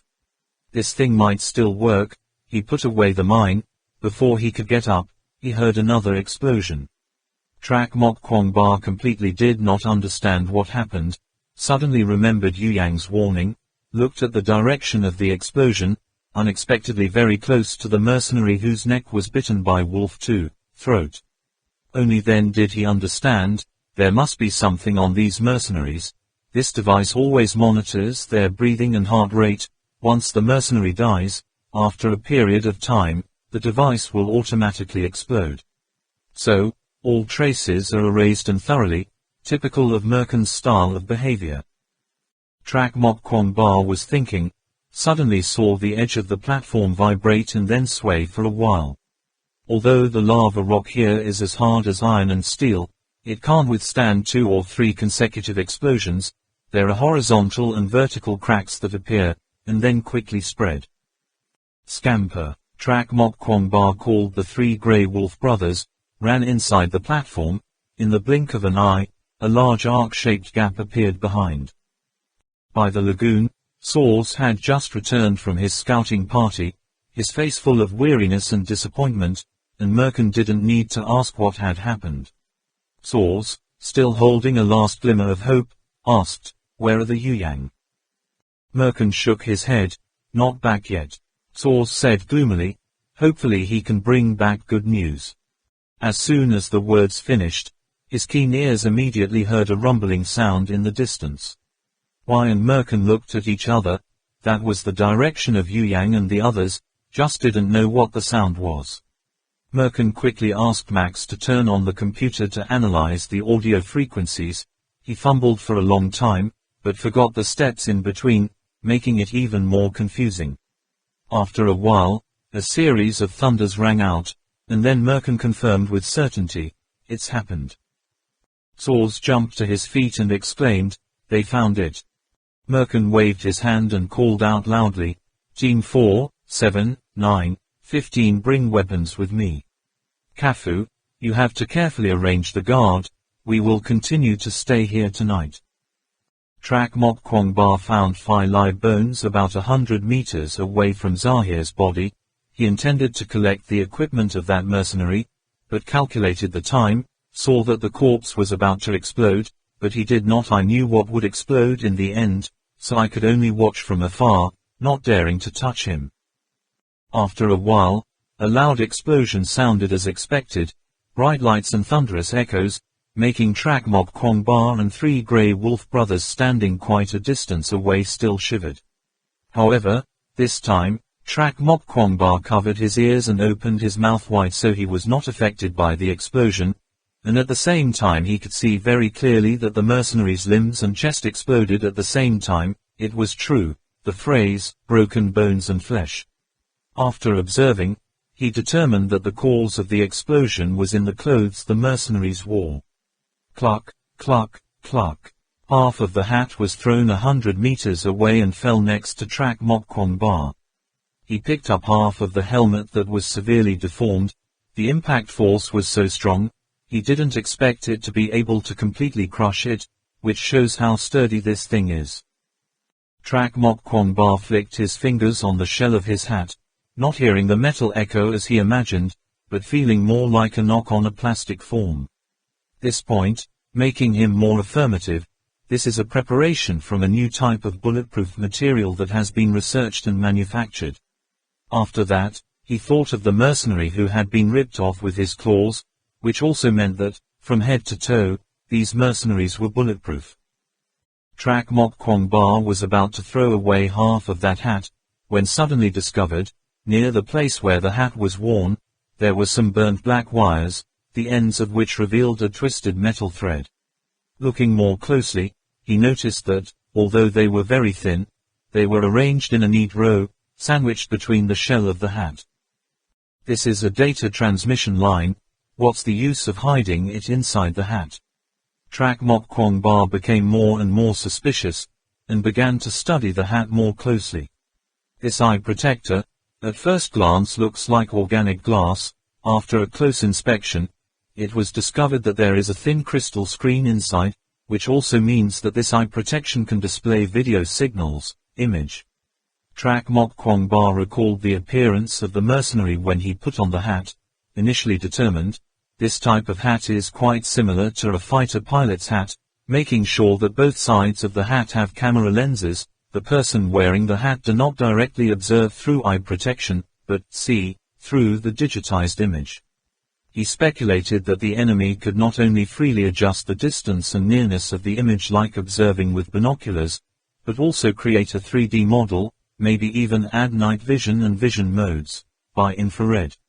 Should also, thinking about this, he realized that he and the 3 Grey Wolf brothers were very lucky. If the mercenaries were alert enough, had put on their hats and searched along the riverbank in the first place, it would be difficult to guarantee that he was not discovered by them. The more deeply you learn about the enemy, the more insecure Trak Mok Kwong Ba becomes. Bulletproof vests, helmets with state-of-the-art electronics, main weapons, shotguns, mines, smoke grenades, what else don't they have? Trak Mok Kwong Ba looked at himself. He had a homemade bow, a Phi Lai bone, and a deerskin coat that was torn like a beggar, an armor made of vines wrapped around his body. Leaning on these to fight the mercenaries, seems a bit difficult. This time, they were able to deal with 5 mercenaries. In addition to Yue Yang's help, they also had to rely on great luck. Not good. We have to find a way to get the equipment of those mercenaries. Trak Mok Kwong Ba thought to himself, then took out that heavy-duty mine, saying to himself, we have to use this, let them taste the pain. Music twang. I definitely won't let you sacrifice in vain. Trak Mok Kwong Ba stood up and asked Big Wolf, how about going to the lagoon to see? Big Wolf thought for a moment, then nodded in agreement. Only now did Trak Mok Kwong discover that Big Wolf was injured, his 3 legs limping. Little Wolf pressed his nose gently to Big Wolf's wound, as if he was massaging him, and as if he wanted to sniff to see where he was injured. Trak Mok Kwong Ba squatted down and asked gently, are you okay? Big Wolf calmly turned his head, seemed to understand Trak Mok Kwong Ba's concern.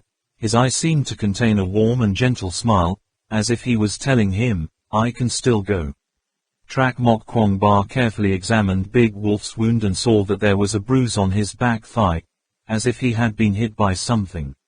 He didn't think about the landmine that hit Big Wolf's leg, Just thought that Big Wolf was injured in the explosion.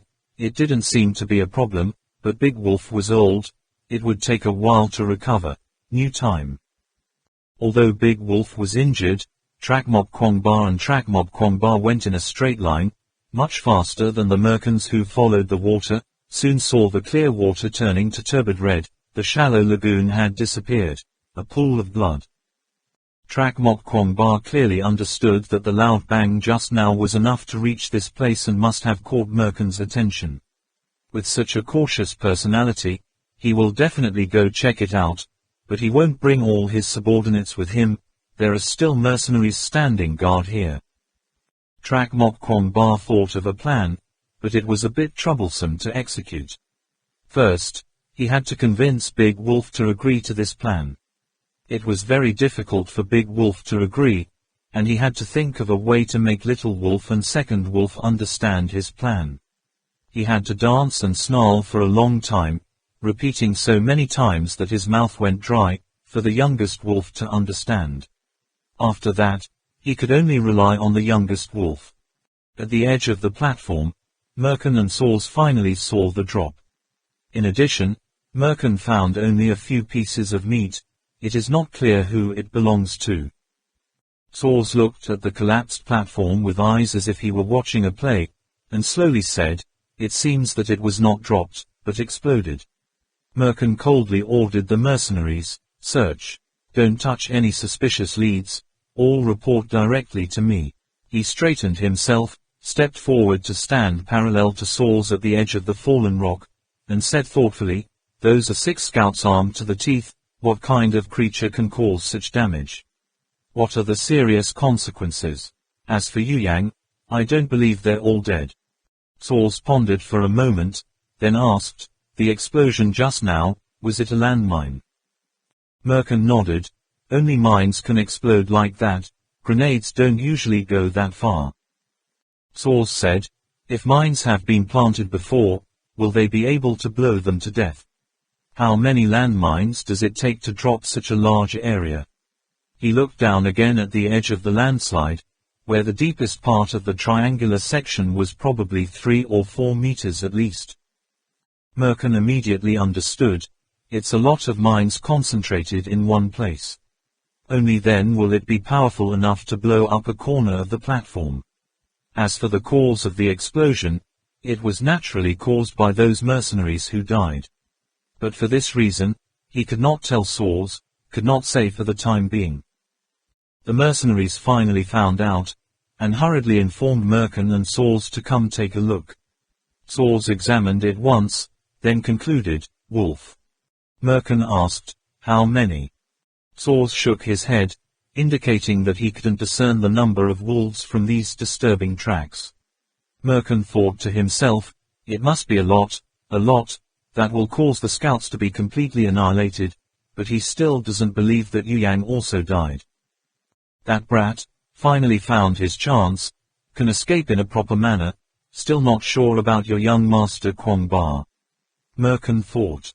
Not long after, the mercenaries discovered something again. Saws held the bone in his hand, saw it about a knuckle wide. He knew for sure, this was a mammalian thoracic bone, most likely a human bone. What intrigued him was the small hole in the center of the bone, a clubhead-shaped hole. Merkin put his finger in the hole and asked in surprise, what caused it? Saws bared his teeth and said, "Must have been some creature's teeth, large." How big? Merkin had heard the meaning behind Saws' words. The wolves lived with that large animal, surely. This was the reason why Yu Yang's scout squad was destroyed. Saws said again, "This hole, about 5 times bigger than a wolf's tooth, then, the creature must be at least 5 times the size of a wolf." He was in the middle of speaking, when suddenly he heard a pop sound from afar, like an overblown balloon bursting. Saws changed color, didn't even have time to call Merkin, quickly turned around and said, "The wolves have arrived at the campsite, I will go back." Merkin froze, muttering, "The tiger and the mountain dance. Wolves have such wisdom. Go home." Water sighed. The first to hear the strange noise were 2 mercenaries who went to collect water. They did not know what made the noise, nor did they believe that anything dared to attack their headquarters. Behind them were almost 200 accomplices armed to the teeth, and no joke. The two mercenaries were both returnees from the battlefield, brave with them. The sound was very close, so even without guns in hand, they also came to investigate. Looking at the shadow glimmering behind the tree, one of them said, "Looks like a baby deer." The other guy bared his teeth and chuckled, "That's great, I didn't eat my stomach last night." Closer, the eyes of the two mercenaries lit up. In front of them unexpectedly was a wolf, presumably wounded, lying on the ground, his body trembling slightly. Seeing them approaching, it seemed like it was more and more scared. Its eyes showed panic, wanted to run but couldn't. The one in front said, "Looks like Saul's potion worked, he was lured here by that scent. If we catch it alive, we'll have done a great job." The guy behind reminded, "Be careful, don't scare it away." Trak Mok Kwong Ba, hiding beside him, couldn't help but frown. He had hoped that the UT wolf could lure two fully armed mercenaries, but the two in front of him were empty-handed, probably carrying a pistol at his waist. It's just that he couldn't see it clearly from this angle. Little Wolf looked up at the two mercenaries, more accurately speaking, at their feet. Those two mercenaries were really lucky, unexpectedly stepping over the mines. Neither of them stepped on them.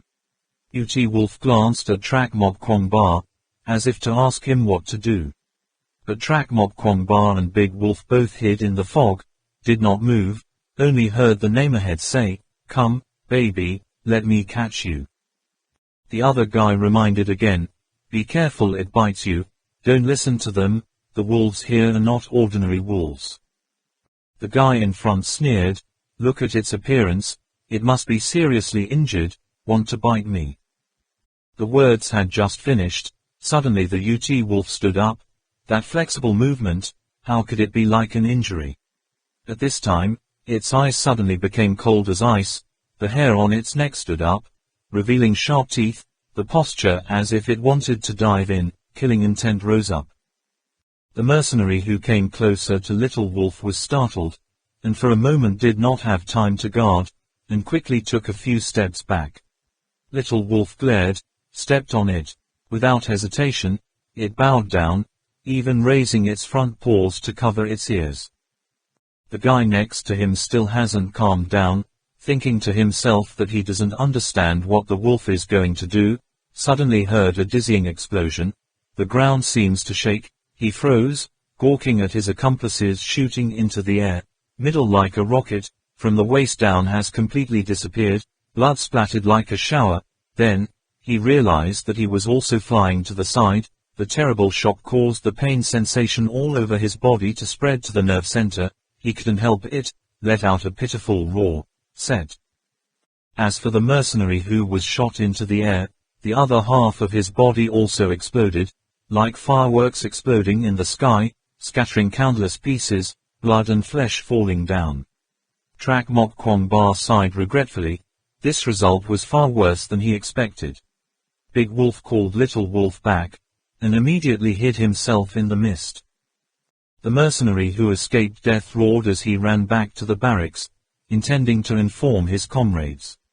The others soon heard the sound of running, only to see their comrades covered in blood, screaming in terror, "Wolf! The wolf is here!" The whole camp was in a commotion. Most of the mercenaries ran to the place of the explosion. Trak Mok Kwong Ba and the three Grey Wolf brothers wanted to take advantage of this opportunity to go around to the other side of the camping area. He and the wolves wanted to see with their own eyes how their food stock was now, both men and wolves still holding a faint glimmer of hope. In front of their eyes were bared tree stumps, countless piles of ashes creeping up in thin green smoke, shards of deer bones lying on the ground, blood splattered, staining the red stone with speckled black dots. Apart from the large tents that were swaying in the wind, there was a dreary atmosphere all around after the battle. The gunpowder had almost not dissipated. Don't say deer, there's not even a single piece of intact deer bone in this place. UT Wolf howled softly, raised his head to look at Trak Mok Kwong Ba, with tears in his eyes, choked and growled, "Oh Chang, our food warehouse is gone." Trak Mok Kwong Ba's hand dropped to his lap, then patted Yuji Wolf's head. Before he could say a word of comfort, Big Wolf gave a warning signal. The enemy was moving in this direction. They all immediately retreated into the mist. The mercenaries didn't dare to search too far, just rummaged around there once and then turned back. Trak Mok Kwong Ba and the three Grey Wolf brothers slowed down. He could feel in the staggered footsteps of the big wolf exuding a bewilderment. The food warehouse is gone, now where to go? That's right, where to go now? Trak Mok Kwong Ba looked at the mist, seeing only the mountains on all sides, but looking out, it was as quiet as a dead world in the distance. That huge herd of deer was lured here by the swamp and that only forest left, and then besieged by snow and ice, with the strength of three Grey Wolf brothers, which could at least last half a year, or next year when it's a little warmer, there will be other herds of animals here. But now, there is nothing left. In one night, the whole forest was cut down, the deer were also killed, the Blue Lagoon turned into a pool of blood. Only those people armed with modern weapons can do such thorough cleaning. Trak Mok Kwong Ba and three Grey Wolf brothers were forced to leave their territory, wandering in search of new food sources, but, in this cold foggy place, finding food is not easy. That night, the three Grey Wolf brothers did not return to the cave. They discussed for a long time, as if they had decided on an extremely important matter, including several mentions of Ochang, but Trak Mok Kwong Ba did not understand. What do they say? After that, they all headed north, not turning back. That night, people and wolves slept outside. Trak Mok Kwong Ba took Phi Lai bones to pillow his head. Three Grey Wolf brothers curled up on either side of him. Trak Mok Kwong Ba did not know what the wolves discussed, what the outcome was, nor where they would lead him. He was just thinking about what happened in the morning. Yu Yang's sudden appearance and departure pulled him back to civilized society, and at the same time made him understand that he was not alone, but still Lu Kan Nam, the Ala magician and Min Min, they are still somewhere on this platform. Those relationships, those people, he couldn't cut them off. However, what should he do? Merkan had hundreds of mercenaries, with weapons and equipment like that. Until late at night, when sleepiness came, Trak Mok Kwong Ba fell asleep, but his heart was still restless. "Son, where are you going?" His father's intonation was always so low and gentle, yet exuding an irresistible power. "I've made up my mind, let's go out for a while." Trak Mok Kwong Ba was young, enthusiastic, and energetic, and raised his neck to his father like a fighting cock. But he himself also understood, he needed all kinds of movements, and louder volume to hide the fear deep inside, to show that he could oppose the supreme authority of his father. "Have you really thought about it?" His father's intonation was still regular. He did not hear him raise his voice. It was just a simple question, but it seemed that there was an invisible force wrapped around Trak Mok Kwong Ba, making him stiff, smelly. "Yes." Trak Mok Kwong Ba's voice grew louder, as if he wanted to tear off the shackles he was wearing. He had to leave and go to the place he longed for. "I've thought about it. I want to prove that I, myself, can live well in this world. Where is the outside world, after all? The world out there, what's there?" He basically didn't care about those things. What he wanted was freedom. He felt that in this house, there seemed to be something invisible and immaterial bound, making his thoughts impossible to express. He wanted to prove he was himself. He didn't want to be an obedient child Trak Mok Kwong Ba, what adults told him to obey. He wanted to control his own fate, wanted to choose his own path, even defying reason. What he wanted was just to leave his parents and roam the world for a while. 13-year-old boys always have urges to protest. The only difference is, Trak Mok Kwong Ba decided to turn these urges into action, and his father, Duke Enon, unexpectedly also. Agree. It was not until Trak Mok Kwong Ba happily and joyfully packed his simple luggage at the fastest speed that there was a conversation between father and son before leaving. Duke Ren old man smiled, proving himself. Prove your existence. The young eagle has grown up, and the desire to flap its wings and fly high, even if there is a deep abyss in front of it. Following Trak Mok Kwong Ba's words, he asked only one question: why do you have to prove that you can live a good life? Trak Mok Kwong Ba stiffened his tongue, startled. The old man Duke Enon didn't force it, just continued, going out, remember to be careful, everything must be thought through before doing, whether it's stable or not, don't forget to write a letter to your mother. Quote. He slowly turned away, paused for a moment, then added, the question I asked you just now, think about it on the way. Why does life exist? Why do humans exist? I am a human being, what do I live for? His father turned his head away. His gentle father's face looked both expectant and a little hesitant. You shouldn't focus all your mind on finding the answer either. Perhaps, in this lifetime, I may not have found the answer. I just hope, when you fall into a sea of confusion, remember this question. It will be very helpful in your life. Looking at the old father's back, Trak Mok Kwong Ba said to himself, is this a question? Seems a bit far-fetched from the life I'm about to face, doesn't it? But in fact, Trak Mok Kwong Ba began to think about this problem unconsciously. After all, what did he live for? Until later, he thought he had found the answer, and then again, he fell into the middle of the sea of confusion, and began to search for the answer again. The old story clearly appeared in my mind. When Trak Mok Kwong Ba opened his eyes, he saw that the sky was still as dark as ink. After a series of dreams when he first met the three Grey Wolf brothers again, it had been a long time since he had dreamed, but the dream was still so clear, even the tone and expression of the old father were all the same, appear not wrong in the dream scene. Trak Mok Kwong Ba looked at the surrounding dark space, and unconsciously began to think, why am I living in the end? What do I really want? Why I'm here? What did I come here for? Then he saw the youngest wolf's orange-yellow eyes open and look at him inquiringly, and for the first time in his life he began to think seriously about his father's question, human, why what exists? Use people's religion to rule people. Saws looked at the remnants of the mercenary who stepped on the mine, and let out a sympathetic voice.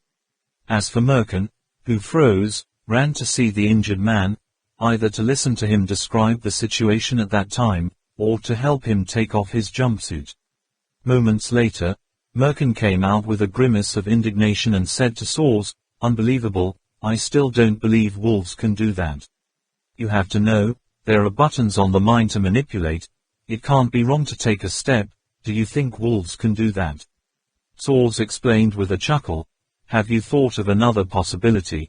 Our soldiers finished pushing the button, but were discovered by the wolves, moved to an unexpected place. Just like animal traps, wolves are very good at these things. Merkin still did not believe. He said, from the end of the stream to here, even if it is a straight road, it must be 10 kilometers, there are still bends along the way, can they hold it for so long and still not explode? Quote. Saws shook his head, who knows?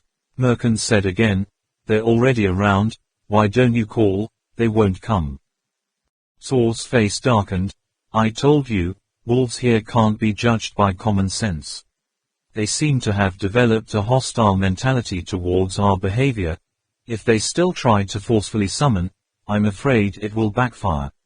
For the time being, we have to watch out for the revengeful behavior of those wolves. Act of revenge. Merkin's blue eyes widened, a mixture of surprise and doubt in them. Saws shrugged and said, you heard it too, with such a loud bang, our scouts must have fought fiercely with the wolves. Wolves' memory is better than dogs, they will remember, what object, what attack they used. Real dog shit. Merkin cursed under his breath, swaggering back to the tent. Max knew what was going to happen next. As if with a small sigh he said, Mr. Saws's ability is probably more than that. Merkin's body froze. Max didn't say anything more. He stayed with Yu Yang for a while, also learned a few things, knowing that there are some things that just need to be pushed lightly. Early the next morning, the three grey wolf brothers continued their journey north. Trak Mok Kwong Ba did not understand anything, but also followed them slowly, only to see them walking very strongly and firmly, with no intention of turning back, the merkin and the others, probably left far behind. Trak Mok Kwong Ba did not know how to ask. When he stopped to rest, he raised his hand to point at the mist, thinking of all sorts of ways to ask the UT wolf, "Where is it?" The youngest wolf glanced behind him with regretful eyes. Their food stock had been emptied, and then let out two clear syllables, "Go home." Yes, this was the first time Trak Mok Kwong Ba had heard these syllables, but he could tell with certainty what they meant, "Go home." There was a sense of joy in the eyes of the UT wolf, but the emptiness and sadness took the majority. The low and low sound lasted, like the lament of a wanderer who misses his homeland, full of affectionate nostalgia. Trak Mok Kwong Ba had checked the wounds on them, knowing that the wounds were not created at the same time, some were a week apart, some were longer. He suddenly understood. The three grey wolf brothers had not only wanted to return here once, but each time they arrived, the result was still being chased to a place further away. And now, faced with the fact that they could no longer find food, they decided to return to that place once more.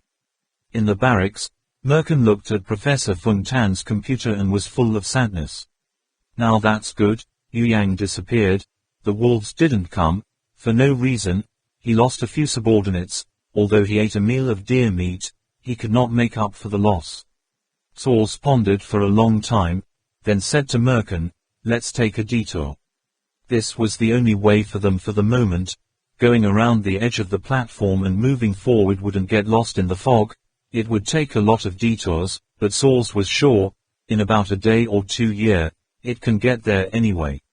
We just didn't know one thing, that, taking a detour like that, compared to following Yu Yang's path, we didn't know it was several hundred times faster.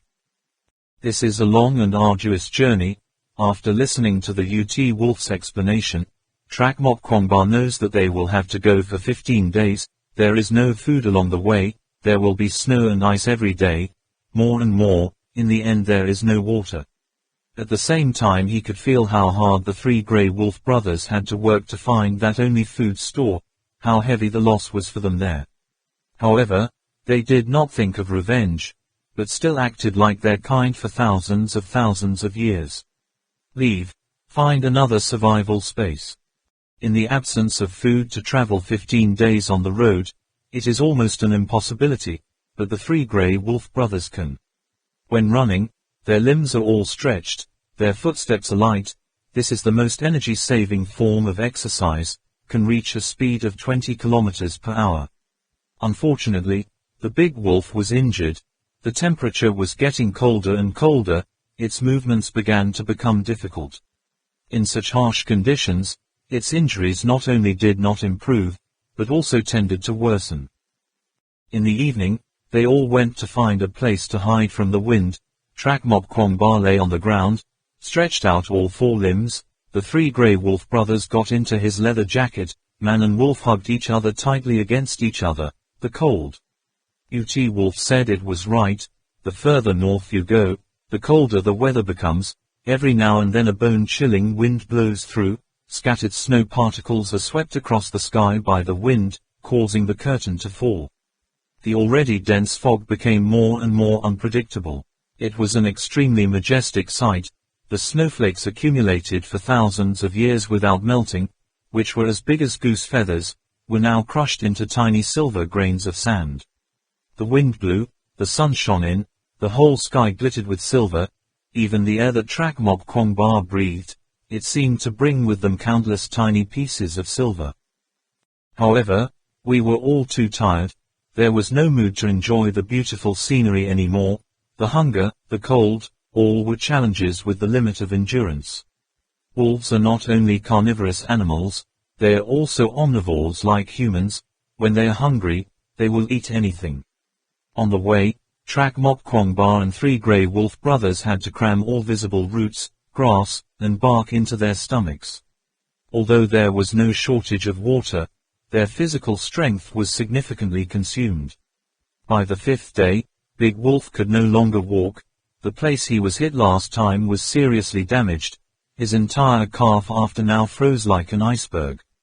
Pieces of ice crumbled under the mighty wolf's footsteps, oozing out with the blood, then coagulating into bright red streaks, clinging to his feet. But it still persisted to go on its own way. Its front legs lunged like a butterfly, its claws pressed firmly on the ground, dragging the whole back half along. The frozen foot traced a straight line in the snow, claws scraping the ground making shrill sounds. Second wolf and youngest wolf knew that Big Wolf couldn't hold out much longer. They lowered their heads and quietly stepped on the places where Big Wolf had just passed, just like countless times before, quietly following, keeping the same formation, tidy. Trak Mok Kwong Ba used branches to make a simple stretcher, but was coldly rejected by Big Wolf. Its growl was old, hoarse, but still cold and fierce. I am a wolf, do not lie on a stretcher, all my life, only know how to walk between heaven and earth. It wriggled out of Trak Mok Kwong Ba's arms, still stubborn like that, front legs swooping forward, hind legs dragging, one step, then another. It is a wolf, it only walks between the vast heavens and the earth. The death of the great wolf. Wolves possess the innate acumen of animals, they know when they will leave this world, so the big wolf changed direction forward, then roared angrily to prevent second wolf and youngest wolf from following. Second wolf and youngest wolf just watched Big Wolf silently, watching him struggle forward, toward that towering lava rock. Little Wolf had tears in his eyes. He also knew that from now on, Big Wolf would not lead him from one place to another. The mountain covered with snow looked really tall. The great wolf stood below, just a small black dot that was completely unnoticeable. Its shadow faded, lonely, in the cold wind exuding a dreary and lonely look that could not be described in words. It raised its head to look at the towering mountain, then back at Trak Mok Kwong Ba, growling softly at him, as if asking, "This is the place, not so bad, right?" Its front legs lunged again, dragged its hind legs, and then lunged again, the grey shadow gradually merging into one with the snowflakes flying across the sky. It inched little by little to the top of the mountain. The slope at first glance seems flat, but it also forced it to exert all its strength to not roll down. Finally, having reached the top, Big Wolf lay down, squinting at the surrounding landscape, not knowing what was on the other side of the fog, had evoked in it countless old memories. Trak Mok Kwong Ba has always been walking beside Big Wolf. Now he has also reached the top of the mountain, looking out into the distance, only seeing the immense snow and snow glittering with silver. The scene was like a fairy world that made him temporarily forget the cold that surrounded him. "Oh Chang," Big Wolf's voice became unusually low. "I'm not done yet." There was a helpless smile in his eyes. "The road ahead is still long." It turned its gaze into the distance, then back at its own body. "Food will be shared by you." It raised its head again, as if it wanted to see through the locked curtain. "Continue my will, let them go home." Trak Mok Kwong Ba once again heard the two syllables, "go home." The sad feeling of losing an established friend immediately filled his whole heart. Next, he heard in Big Wolf's nose what seemed to be a very soft sound. "Who said wolves can't sing?" Humans have never heard the jubilant songs when running freely in the wild steppe. People have never noticed their nostalgia sent to howling under the moon. Humans have never heard their tragic howls when forced to leave the old place. The melody slowly blends into the flow of time. Big Wolf's mind also follows the music slowly flying away. That year, the young wolf fell to the ground without opening its eyes, following the smell of milk pushing and vying for the mother's breast with a bunch of brothers. That year, the 3-week-old wolf opened his eyes for the first time, seeing the world completely new. That year, the 3-month-old wolf howled with his mouth, uttering the first howl in his life. The elders in the family all laughed and looked at the cute little wolf, saying that it would become a good wolf. The howling was clear. Must have been very healthy with milk. That year, the 5-month-old wolf first stepped onto the high hill. Watching the moonlight flowing down through the fluttering leaves, it chased the moon's shadow, jumping up and down. That year, it participated in hunting for the first time, encouraged by the elders in the family. It swung its sharp claws, bearing sharp teeth. That year, it began to pursue the wolf girl of the next family, a wolf girl possessing a lovely and strong body, a beautiful long tail and clear, amorous eyes. They met under the moon, the sunset. They rubbed their heads and ears against each other in the deep forest. The kingdom of wolves had yet another pair of inseparable silhouettes. That year, he licked his wife's soft fur, watching his first litter fight for his mother's breast just like he used to, in those small lives flowing his blood. They will continue the arrogance of the family, magnanimity, and boundless tenderness. He and his wife, it is because of these life knots that they promise to turn their heads grey and die and never leave. That year, he was already the father of dozens of wolves. He was going to start his own clan, but he smelled an evil scent filled with passion. Curiosity urged him and the others to come. Find out what it is in the end. But welcoming him, was the cold iron bars. Heard the dreary howls coming from behind. His heart tightened, but could only respond with pitiful howls. That year, he crossed the road for thousands of miles, set foot on familiar land, but only saw his fellow humans who soon became strangers, not the familiar shadow of the past. Big Wolf did not close his eyes, staring to the north. He was born there, grew up there. No matter what difficulties or obstacles he encountered, his heart still longed to return to that place. Trak Mok Kwong Ba thought that Big Wolf was still looking in that direction. Until he touched Big Wolf's body, he discovered that it had long since hardened. He tried to suppress the feeling of indignation welling up in his throat, obeying Big Wolf's will, cutting off its head and keeping it separate. Trak Mok Kwong Ba knows, in the world of wolves, when he lives, he is a companion. After death will become food. Big Wolf has assigned the right to divide food for him. He must definitely lead Wolf 2 and Big Wolf, alive, to come to the homeland that they will never forget. Trak Mok Kwong Ba put Big Wolf's head neatly towards the north, bowed a long bow, then carried its body down. Food was divided into 5 equal portions by Trak Mok Kwong Ba, and for the next 10 days, they both had to try to save food, and had to keep their strength and warmth so as not to freeze to death. Little Wolf and Second Wolf have accepted his status as leader. Big Wolf only agreed to let O Chang follow up the mountain. That attitude clearly indicated that the next journey would be led by someone. If they want to survive in this situation, they must not only rely on strength, but also on wisdom. They have recognized the wisdom of Big Wolf. They also recognize the successor that Big Wolf has chosen. Wolf 2 and Little Wolf receive food from Trak Mok Kwong Ba. They all know what they eat, so they don't dance happily when they have food, just quietly chew. In the midst of snow and ice, only faint smack sounds. After eating, the body is full of energy. The soul of Big Wolf has turned into the driving force to move Trak Mok Kwong Ba and the others forward. The 2 wolves led the way. Trak Mok Kwong Ba followed closely behind, forming an inverted triangle formation, leaving 3 parallel rows of footprints on the 1,000-year-old unmelted snow. All of them persistently went forward. Their feet took steady steps, and eventually turned into 3 small black dots in the vast sky. In comparison, Merkin's team had no one to lead the way, and the previously buried Yang nail began to work, making Merkin even more troublesome. One night, without any warning, in the tent of the 14th nest suddenly heard a sky-high explosion, followed by a terrible cry. A mercenary did not touch anything, whatever caused the explosion, and yet the whole arm somehow exploded. Blood and flesh splattered in the tent. Then rumors began to spread among the mercenaries. It turned out that the extremely bulletproof jumpsuits they were wearing were originally a barrel of explosives. That suit will constantly check their heart rate, breathing and pulse.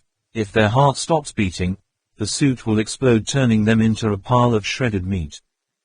The incident immediately became a commotion, and it took Merkin a lot of work to calm it down. But the mercenaries also knew, Merkin had a controller in his hand. Even if they weren't dead, Merkin wanted to blow anyone up. He would explode to death. whoever wanted to take off his bulletproof vest, will also be blown up. Anyone who, without permission, intends to approach to assassinate Merkin, that costume will also explode. Yes, this was Merkin's trump card, he just didn't expect it to be revealed so quickly. He is not afraid of the kaffirs that lead him to disobey him, because he can directly manipulate their lives. He has a switch that can turn on or off the auto-explosion system. According to the original plan, after finishing at the back Bala temple, he would just turn on that switch, then the mercenaries who died by the agencies and traps would turn to ashes with the temple. Only, the last time he sent people to find traces of wolves, Merkin discovered that his switch had been turned on. To turn that switch on or off, one must rely on a set of very sophisticated electronic devices, which normally, people who are in contact with electronic devices at the same time can detect this point. Music twang only. Therefore, Merkin insisted that Yu Yang was not dead, but just escaped. But he really can't understand, now the switch is off, but the mercenary's arm also explodes. I don't understand what tricks Yu Yang has played. Now, that switch could not fail to turn on before the time he had planned in the plan. Out of the entire team, only he and Saws do not wear that kind of outfit. Even Kafu transforms into a portable bomb that can be detonated by him at any time. Max cried half-heartedly to find Merkin and complain, "Master, can't I take it off too?" Was immediately yelled at for a fight. Musical one. I still underestimate you. Merkin gritted his teeth and whispered. Another week has passed. Track Mok Kwong Ballet takes heavy steps in the wind and snow, finally seeing the first man-made architecture on the third floor of Shangri-La. An architectural building with a magnanimous atmosphere, causing people to involuntarily generate admiration. At first glance it looks like a fortress, but it is not, more figuratively speaking, like a giant staircase, each step as high as the wall of a palace. On each step are carved many niches of shapes, arches, like giant French windows, or countless large gates lined up in rows. The terraced architecture was piled up floor by floor, as if countless covered bridges wanted to reach the heavens. Ut Wolf howled happily, as if telling Track Mok Kwong Ba, "It's coming." Wolf 2 wasn't so excited, just twirled around in place, then let out a sigh. Track Mok Kwong Ba looked around. Apart from the giant architecture in front of his eyes, the four sides were still only misty. The distant mountain loomed in the mist like a giant beast. Is this architecture perhaps a sign, or does it mean something else? Unexpectedly, Wolf 2 and Little Wolf ran towards the structure again. Track Mok Kwong Ba hurriedly followed, secretly saying that it's okay to temporarily avoid the rain and wind here, it's just that it's still early. Maybe the two wolves want to stay here. Suddenly, he thought of another possibility. Is there any food in here? The closer he got to the structure, the more deeply he felt its magnificence, and at the same time, he also discovered, there seemed to be something denser than the mist that covered the entire space from within the buildings. That black doorway overflowed. Stepping in front of a door, he suddenly caught a warm breeze rushing into his face. It's been a long time since Track Mok Kwong Ba has not been enveloped by that warm feeling. As soon as the warm wind met the cold air outside, it turned into a thick, deep fog, so in front of the door, a thick curtain of steam could be seen like milk. The two of them strode into a doorway, outside as cold as a winter day, inside as warm as a spring bath. The Ut Wolf ran around Track Mok Kwong Ba, sticking out his tongue and licking his lips, as if saying, "Isn't that great?" Wolf 2 went ahead and gave a low whistle, meaning to say, "Don't stop, keep going." Going inside the cave, Track Mok Kwong Ba has determined that this is indeed an ancient, simple, but practical architectural model, not divided into rooms, but separate caves. Besides, this place was indeed buried by volcanic lava, but it was not completely destroyed, but still preserved half of it. As for the ground under his feet at this time, it is clearly not the terrain of the past, because after being eroded by lava, on the foundation of the building, Countless large and small holes have formed on the foundation of the building. Little Wolf and Young Wolf masterfully wriggled their way through the cave entrances, and soon entered the depths, where there was no more light. The yellow-orange eyes of Wolf 2 and Little Wolf turned into 4 guiding lights in the pitch-black darkness. Trak Mok Kwong Ba clearly felt that they were going against the warm current. He was going to pick up a torch, but it was thrown away by Little Wolf, apparently unlit in here. Not long after, Trak Mok Kwong Ba felt that he was going down to the bottom. At his feet was a hard rock surface, surrounded by circular lava passages. The passage is very open and spacious, also very long. There is water seeping on the wall, the air is humid. Walking inside the lava passage, Trak Mok Kwong Ba suddenly remembered the underground U Min Ha stream that they had to cross to get here. Then there was a boat full of people, but now, only there's a guy alone. When Trak Mok Kwong Ba began to get tired, the steps of Wolf 2 and Wolf Ut also slowed down. He then quietly issued the order to rest. As soon as he lay down, he felt the muscles of his whole body immediately relax, strangely comfortable, and suddenly heard a crackling sound in the distance. Trak Mok Kwong Ba noticed that Wolf 2 and Wolf Ut, who were lying prostrate on their bodies, got up, and then heard a series of splashes of water, tapping, splitting, splitting. Split, split, split. It is clear that there is a millipede living in this lava passage. Wolf 2 and Wolf Ut let out a cheer, swooped forward, and in a moment, pulled back something quite heavy, and then repeatedly shouted to Trak Mok Kwong Ba, "Food, food." The 2 wolves have been starving for a whole day now. Trak Mok Kwong Ba gave the command to eat, then reached out and tried to see what the so-called food was. Arthropod, outside with a thin shell, 6 legs, legs with many spines, tentacles, about half a meter long, about 20 to 30 centimeters wide. If it was when he first set foot in Shangri-La and encountered this creature that could only be touched with his hands in the dark to judge this, Trak Mok Kwong Ba would certainly not dare to arbitrarily eat. But Wolf 2 and Little Wolf both ate very well, and obviously he could too. Trak Mok Kwong Ba chooses one of the arthropod's legs, provoking the meat. As expected, it's both sweet and fragrant with a lot of water. The taste is no less than crab or lobster claws. The second wolf and the youngest wolf ate the animal's belly. They know Oh Chang doesn't like to eat organs.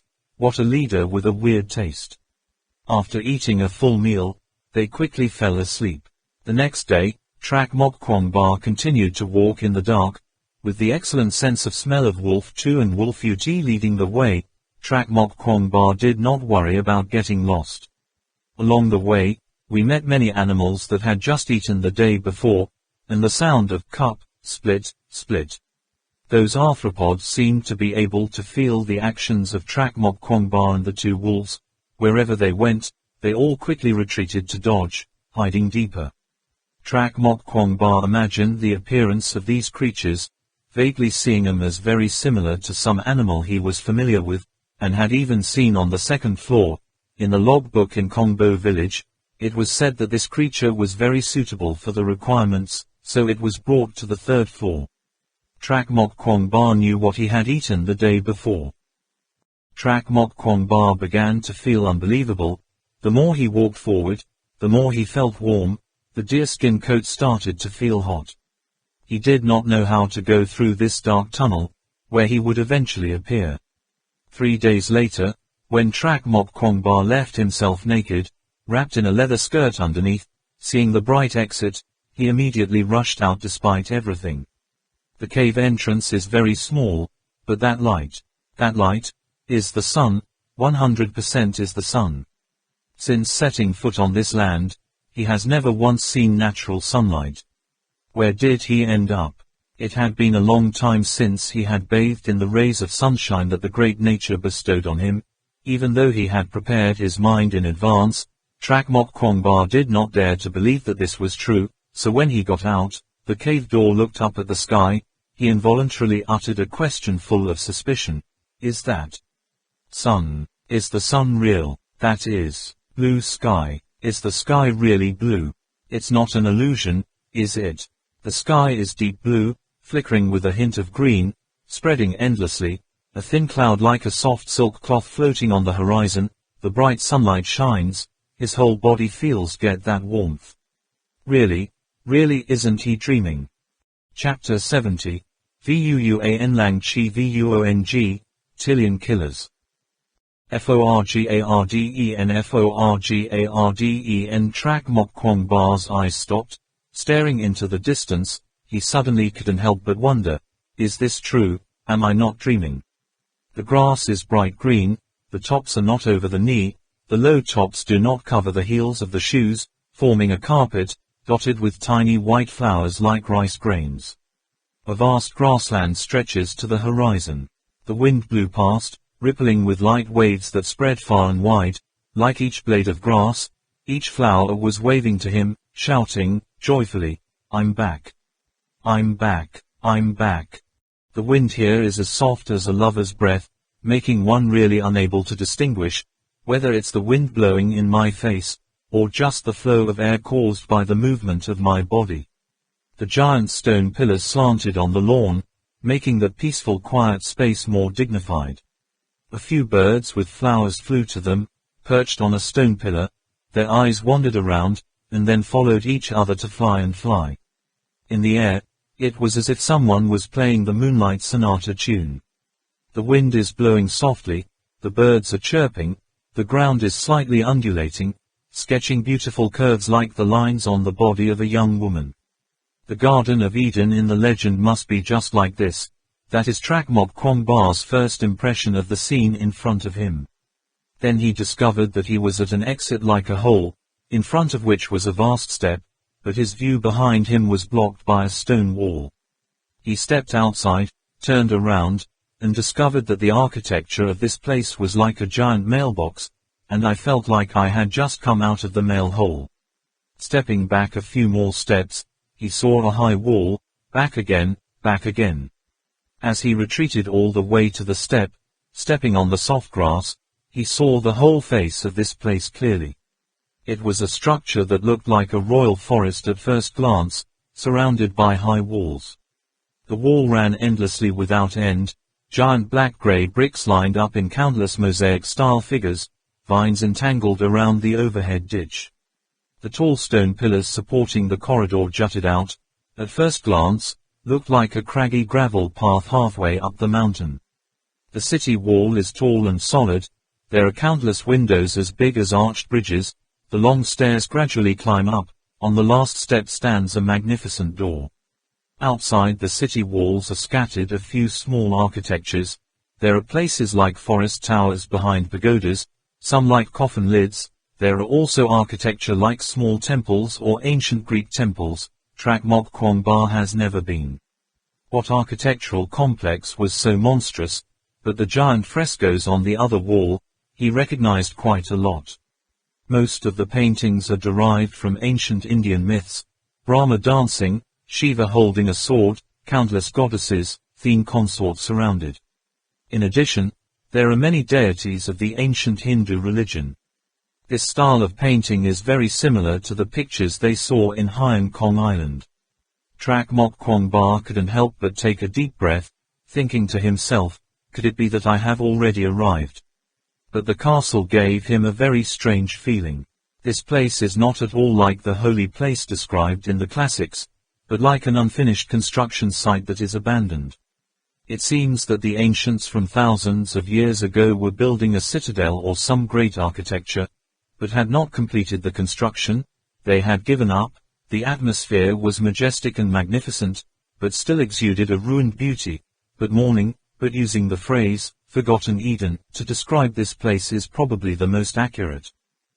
Second wolf and youngest wolf also came out, looked up at the blue sky and white clouds, howled with pleasure, rushed to the stone steps to climb. The howl still echoed in the air, as if pressing away, press again, go back, come back, come back. Track Mok Kwong Bar also followed the two grey wolf brothers up the stairs.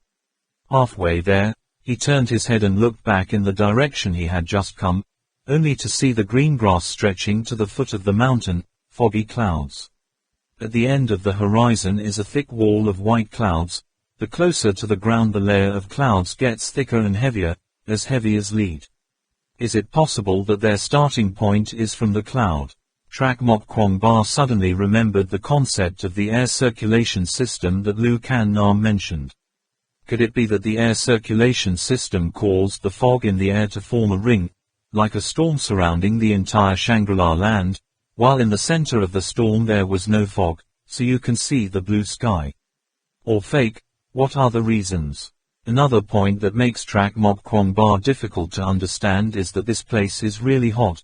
It feels like he is in the middle of a tropical jungle. Isn't this place 6 or 7,000 meters above sea level? But when he carried that question up to the giant gate above, he felt he had found the answer. Inside the huge wall was unexpectedly a large lake. The lake water reflected the blue sky, rippling with glittering golden scales. The lake surface, from the middle to the shore, appears in turn blue, yellow, green and blue colors. Not only that, at first glance, it is immediately known that it is an artificial lake. The lake is round, the water canals radiate from the center to all 4 directions. The structure is very similar to Kongbo village on the lower floor. The residential buildings are located in the fan-shaped area. The reason Trak Mok Kwong Ba thought he had found the answer was because from a distance he saw the lake surface rising up with thin hot air. Wolf 2 and Wolf Ut had run to the side of a canal and happily ducked down to drink water. Trak Mok Kwong Ba tried to check the water temperature, found it a bit sore on his hands, but not so much that he couldn't take a dip.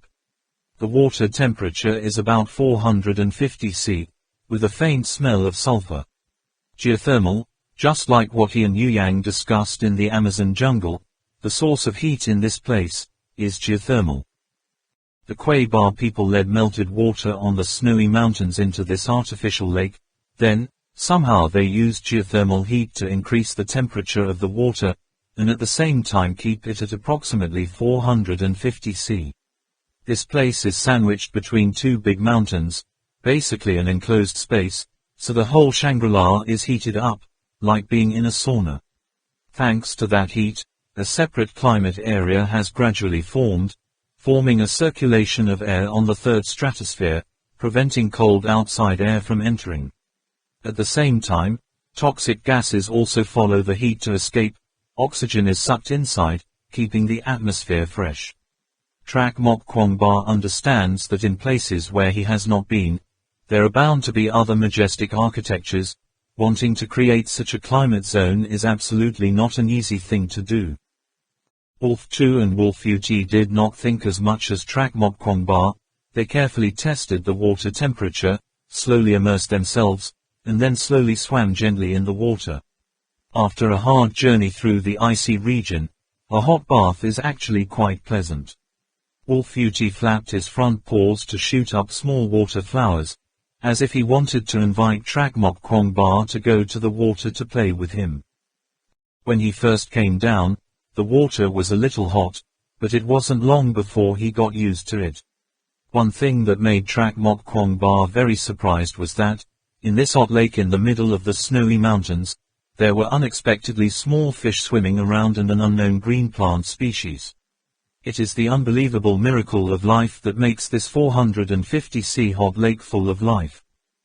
Soaking in the warm water, tilting your head to count the clouds in the deep blue sky, compared to the past when you had to ride the snow with the wind in the mist, it was like heaven and hell. Trak Mok Kwong Ba stretched all 4 limbs, lying on his back in the water, not wanting to move any more. It is not clear how long the immersion in the water, all the fatigue in the body has disappeared.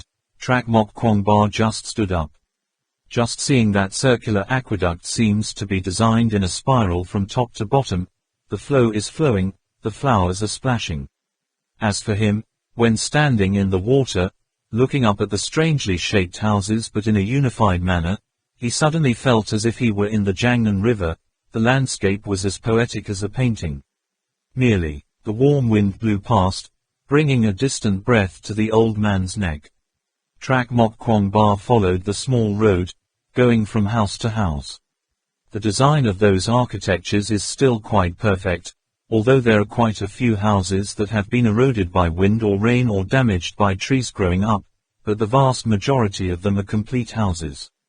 Only, where are all the people here? Trak Mok Kwong Ba was about to enter a house when the Ut wolf blocked in front of him.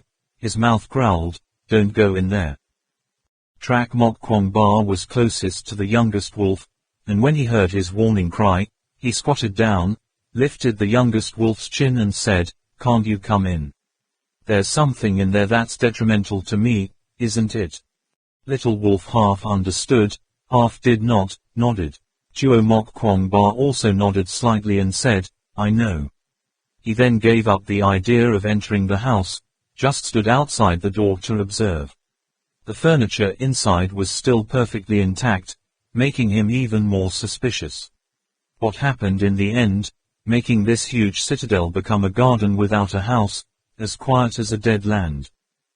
Walking in the middle of an empty road, listening to the sound of rushing water, looking at the small bridges crossing the water canal, the high wall built of green stone, in the heart of Trak Mok Kwong Ba suddenly aroused a ray of fear. Spiders spin webs in the corner of the wall, small creatures like mice, rabbits or lizards wriggle like shuttlecocks. It's just, no one. No one. The empty castle was unusually quiet. He hadn't even discovered a single skeleton. However, those perfectly preserved structures seemed to be whispering to him, a stranger, about the prosperity of this place in a not-so-distant past. Above the houses, there are statues with different shapes. There is a statue of a fairy in a shirt flying. There is a statue of Diamond with anger glaring in all directions. There is a statue of a good animal stepping on the clouds to fly. There is a house, carved a bunch of little demons crawling all over the wall. Those images, big or small, are all lifelike. In front of the door, the four walls, even under the veranda, hang string after string of small demons that look like a bunch of ripe grapes. What period of architecture is this? This circular architectural ensemble was designed based on the ideology of which period? Who created them? Where has the owner of this place gone? Trak Mok Kwong Ba held his stomach full of doubts, sighed for a while. About 10 minutes later, he suddenly heard another sigh. He stopped in doubt and thought, could it be that there are people here? Suddenly, Little Wolf walked beside him and gave a long howl. A few minutes later, it seemed that somewhere behind him, there was the howling of the Little Wolf. The wolf bared his teeth, looked at Trak Mok Kwong Ba and chuckled proudly, as if saying, "Isn't it a miracle?" As it turned out, in this arched architectural complex, something similar to a reflective wall was formed. The sound resounded, unable to understand how it turned around, and came back from behind. This is an application of acoustics of the ancients. Trak Mok Kwong Ba also did not have time to find out clearly. Tu Wolf gave a low warning cry, "Let's go, we must leave this place before dark. Don't know what will appear here at night. Maybe those giant cockroaches." Trak Mok Kwong Ba was also not interested in finding out. He was just surprised. There was only an empty citadel. At first glance it seemed that there was once a city of prosperity. Could this not be Shangri-La? He calculated silently for a long time, then let out a howl and asked the youngest wolf, "Is the house far from here?" Ut Wolf narrowed his eyes and looked into the distance. The sun had disappeared, but the sky was still a deep blue color. The last cloud in the sky was as red as a fire. It's still a long way off. Trak Mok Kwong Ba turned his head to look at the dense cloud covering this space, which was covered by thick fog over there. Must have fallen into the dark by now, right? On the savanna, the species of organisms gradually become richer and more diverse. Not long after, Wolf 2 and Little Wolf stole some horned creatures that looked quite like a rabbit. They ate their fill and used the earth as a bed, the sky as a blanket. Looking up at the drifting clouds, the Nan River slowly appeared in the sparkling sky. The sky is like a giant dome, enveloping everything.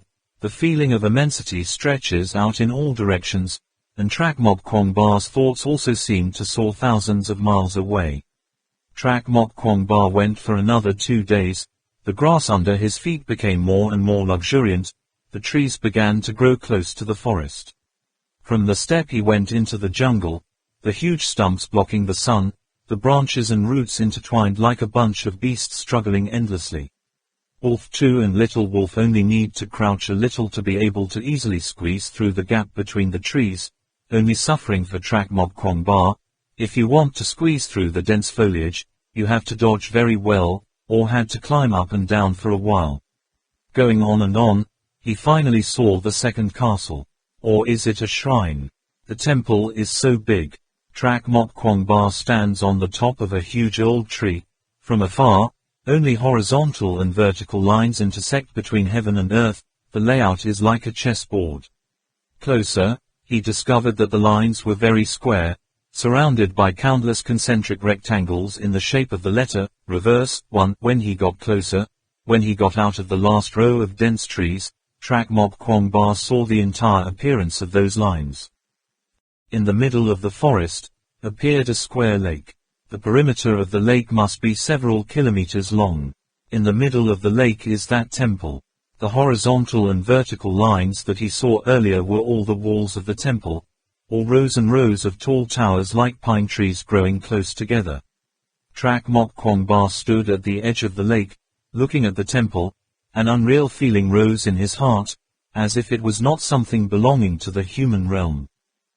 The mystery is that this artificial lake is polished and polished almost perfectly. The surface of the water did not ripple even a single ripple, like a mirror. Looking down at the lake, it is clear that the white clouds in the sky are slowly passing through the water, so at a glance, the temple in the middle of the lake seems to be floating in the air. The entire small path leading to the temple is carved into a shape like a lotus leaf. Stepping on it, it feels like a dragonfly touching water. I don't understand how calm the lake water is, but when Track Mok Kwong Ba steps on artificial lotus leaves, he feels dizzy, just afraid that if he misses a step, he will stumble and fall into the mortal realm. Wolf 2 and Little Wolf seem to have no such illusion, can still jump and play on the lotus leaves, run all the way to the end of the road. Finally, Track Mok Kwong Ba also walked to the front steps of the temple, only to be completely shaken by the scene before him. This temple, unexpectedly, is made up of thousands of Buddha statues, devil statues. It can be visualized like this: the ancients used very vivid statues with various postures as bricks to build the temple, or fake, the ancients carved the whole mountain into a giant cube, then from that cube carved out the overall shape of the temple, and finally, carved and sculpted the porch and corridor, beams, columns, walls, doors, sills, windows, steps, railings of that temple into countless statues of Buddhas and demons. Looking from afar, it seems that the wall surface is flat. Up close, you can see the convex and concave places, because those walls are all made up of small statues with overlapping palms and wings. The number of statues in this whole temple, I'm afraid it must reach millions. What a great work. Track Mok Kwong Ba quietly stroked the small statues.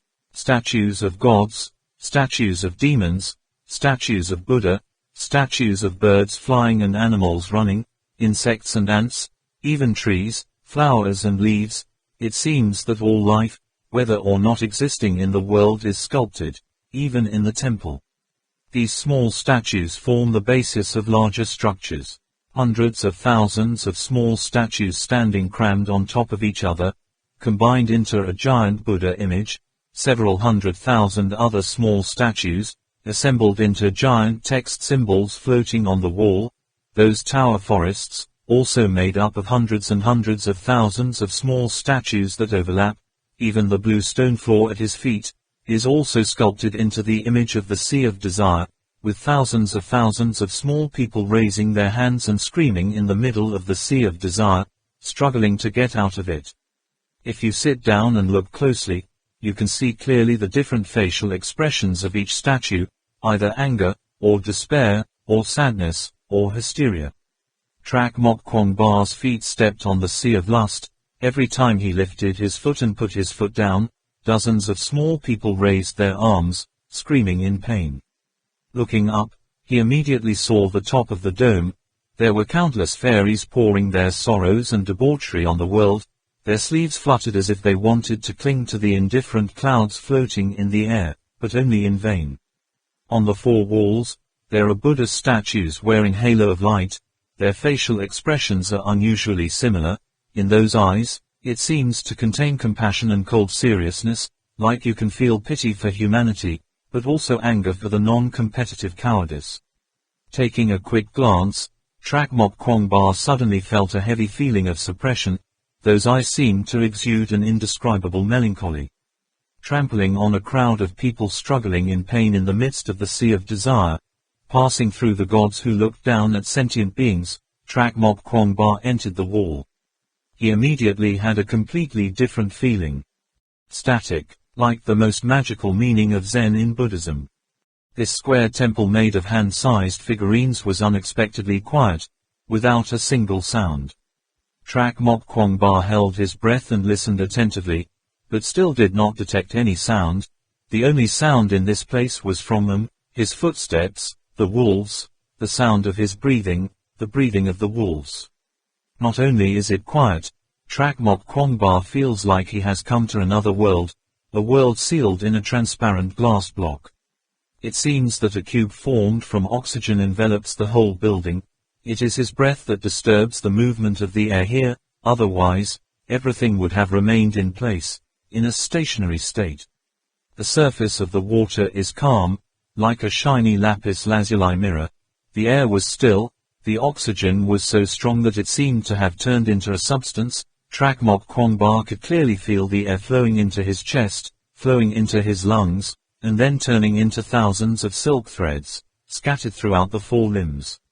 A leaf fell, but it didn't rotate around in the air like it was blown by the wind, but just gently fell straight down. If you look closely at the water, you will see a leaf on the bottom of the water slowly emerging. After discovering that everything in this place seemed to be still and motionless, Trak Mok Kwong Ba looked back at the statues with strange poses on the four walls and on the floor. An electric current runs through the body. Statues that are inherently fixed in form, which should be static, appear to be moving. The beings in the sea of desire, as if they were really boiling and struggling, whirling and trampling on each other in the sea of blood, rushing one after another, seeming to want to cling to his heels. The gods and Buddhas on the four walls slowly advanced along the corridor like flowing water. Their eyes were indifferent, as if everything had nothing to do with them, as if they were on a pilgrimage to the holy realm, or wanted to away from this mundane world full of disputes. The fairies in the sky, though tirelessly trying to fly. But still it fell slowly into the sea of lust below with a speed that made one sick with impatience. That feeling is indescribable, like he is an existence that has escaped from the three worlds, is looking down at the sky above thousands of sentient beings. The gods and Buddhas are all in one hand, the universe is in the chest. Only, that feeling made Trak Mok Kwong Ba extremely uncomfortable. He knew that the ancients had to grasp and manipulate the phenomena of sound, light, air, and vision to an extremely high level to be able to do so, creating an illusion that makes people feel that they have transcended all gods and Buddhas, holding the whole universe in their hands like that. In all his life, Trak Mok Kwong Ba has never met any architecture like this temple. At the same time, this feeling of transcending foreign objects did not make him float, but only soar an endless fear. In the eyes of Trak Mok Kwong Ba, this is a demonic temple, hiding countless strange things inside the majestic outer shell. He couldn't take it anymore, didn't even see the first square and the main hall, and called the Grey Wolf brothers to hurry away. As Trak Mok Kwong Ba was wandering around in the abandoned city-states of Shangri-La, the merchants had already reached the edge of the third platform. Unlike Trak Mok Kwong Ba, who had Wolf 2 and Wolf UT leading the way down the underground passage, they had to follow the edge of the platform and groped forward. That day, they were still lined up to march in the middle of a vast area of ice and snow, suddenly discovering that there were cloudy clouds ahead. At first, within about 50 meters, there was still a faint shadow of a person, but as we continued on, the visibility dropped to less than 10 meters, continued to advance, the mist grew denser and denser. only seeing a white area, as if we were wriggling in the middle of a huge pile of cotton yarn. Even if we stretched out our arms, we couldn't see 10 fingers. Merkin had just ordered the group to switch to infrared observation mode, when suddenly heard the mercenaries shouting loudly, seeming to have discovered something. Y and Saul also put on their hats in turn, switching the observation mode. "What is that, boss? Are we at the volcano?" Max, walking beside him, yelped. Looking through the infrared glasses attached to the helmet, Merkin saw very clearly, less than 200 meters away from them, there seemed to be dozens of beasts spewing fiery red-hot air like tongues of fire.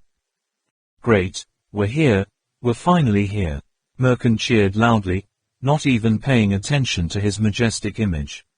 When the mercenaries heard the news, they immediately cheered loudly. There were a few hot-headed guys who rushed forward despite everything, and were snatched back by Merkin. "Here," Saul asked, "what's up ahead?" Merkin replied, "It is written in the second half of the book of Guji Kim that if you want to reach the temple of Bakbala, you must first go to the wall of size." According to those records, that wall was several thousand meters thick, with holes inside, swallowing clouds, as if someone was sighing and groaning, hence the name Wall of Sighs. This wall not only separates the Silver Bala temple from the outside world, but also makes the entire third floor of the platform shrouded in fog. Swallowing clouds to release mist. You mean, the fog all over this third platform, all came from here? Saul was puzzled. Merkin took off his hat, led Saul back about 100 yards, pointed forward and said, "Look at the clouds, do you see any difference?" Saul kept his eyes on the front, and sure enough, although they were in the middle of a vast white fog, the fog ahead was like white smoke emanating from large factories, unceasing, rolling, scroll as if it had turned into an entity. The smoke and mist erupted like a flood through a dam, rising several hundred meters high, then spreading across the entire platform, spilling towards them.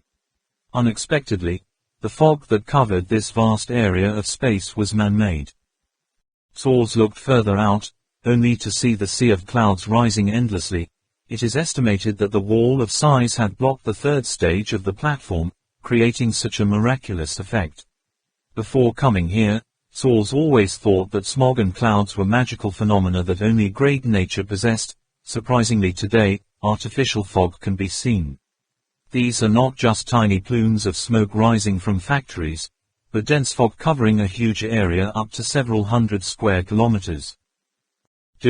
How is it possible? If it was on Hong Kong Island, Saul could still say that it was a man-made wonder, but as for the thick smog that spread across the world, he really couldn't understand how the ancients could create such an effect. The results are so amazing, let alone that it lasts for thousands of years and still doesn't stop. Merkin said sternly, "Before, I thought about it and still couldn't find the answer. Later, when I heard Bartang say that they had come to a place like a tropical jungle, I had a bit of an association. In addition to the original volcanic geomorphology in this place, it can be said that my thoughts were changed." Authentication. Don't go around the three kingdoms anymore, say your thoughts quickly. Saul was a little impatient. Merkin leisurely explained, the Silver Bala shrine and the city-states scattered around it were built on an active volcano, probably an ancient one that dates back hundreds of millions of years, when the earth was formed. Thousands of years ago, it still spewed lava sporadically. The Quabar people chose this place to build a temple, which is to take advantage of the natural energy of the volcano, using the heat of molten lava in the ground. That wall of size, separating Bakbala temple from the outside world, forms an independent space, just like we build a house and install an air conditioner in the room. The temperature outside can drop to dozens of -degrees, but inside the house is still warm, kept at 300 C. Only thing, this room is very large, the area must be measured in units of hundreds of square kilometers. This is the miracle created by the Quabar people. They took advantage of the unique geographical situation along with the strange energy, creating a miracle that people living in the age of science and technology like us can't even imagine. They used human power to change the natural environment of an area several hundred square kilometers. Merkin pointed out, his voice echoing loudly, those holes in the wall of size are probably the vents of the large machines operating thousands of meters underground. They spewed out, produces extremely high temperature airflows, which, after colliding with extremely low temperature air outside, create a dense fog. The third person never ignores any resources that can be exploited. This wall must have been designed in advance. The mist that spewed out cleverly enveloped the entire Silver Bala temple and its satellite city-states. But it's been active for 1,000 years. Source still can't believe it. Creating an air conditioner that can change the temperature of an area several hundred square kilometers, is that the wisdom of the ancients from 1,000 years ago? Do you know why a perpetual motion machine can't be built? Merkin suddenly asked, then answered himself, because energy is always consumed, and it can't be born from nothing. With the continuous development of automated machinery, damaged consumables can be replaced by automatic machines, so the perpetual motor needs only one source of permanent energy, never mind. But in fact, nature has already provided us with an infinite number of almost eternal sources of energy. Sunlight, tides, water, wind, just need to make proper use of those energy sources. It is also possible to create a perpetual motion motor. The Quabar tribe people have taken advantage of the energy of the volcano. For 1,000 years, the volcano has not been extinguished. That machine is also working non-stop. Even if there is no one to operate it, it will continue to work until all the spare parts are worn out and damaged. Just can't use it anymore. That is the wisdom of the ancients from 1,000 years ago. Fortunately that wisdom was buried by war, otherwise, I really can't imagine the level of development of the East today. If the wall is spewing such extremely high temperature gases, how can we get through it? After listening to Merkin's expression for a while, Source thought of another problem. Rest assured, there will come a time when it stops. Stretch and then relax, slack and stretch again. This is the traditional philosophical thinking of ancient China, and only then, those machines can operate for thousands of years without damage. Merkin confidently replied. Merkin was right. After a while, the hot air gradually subsided.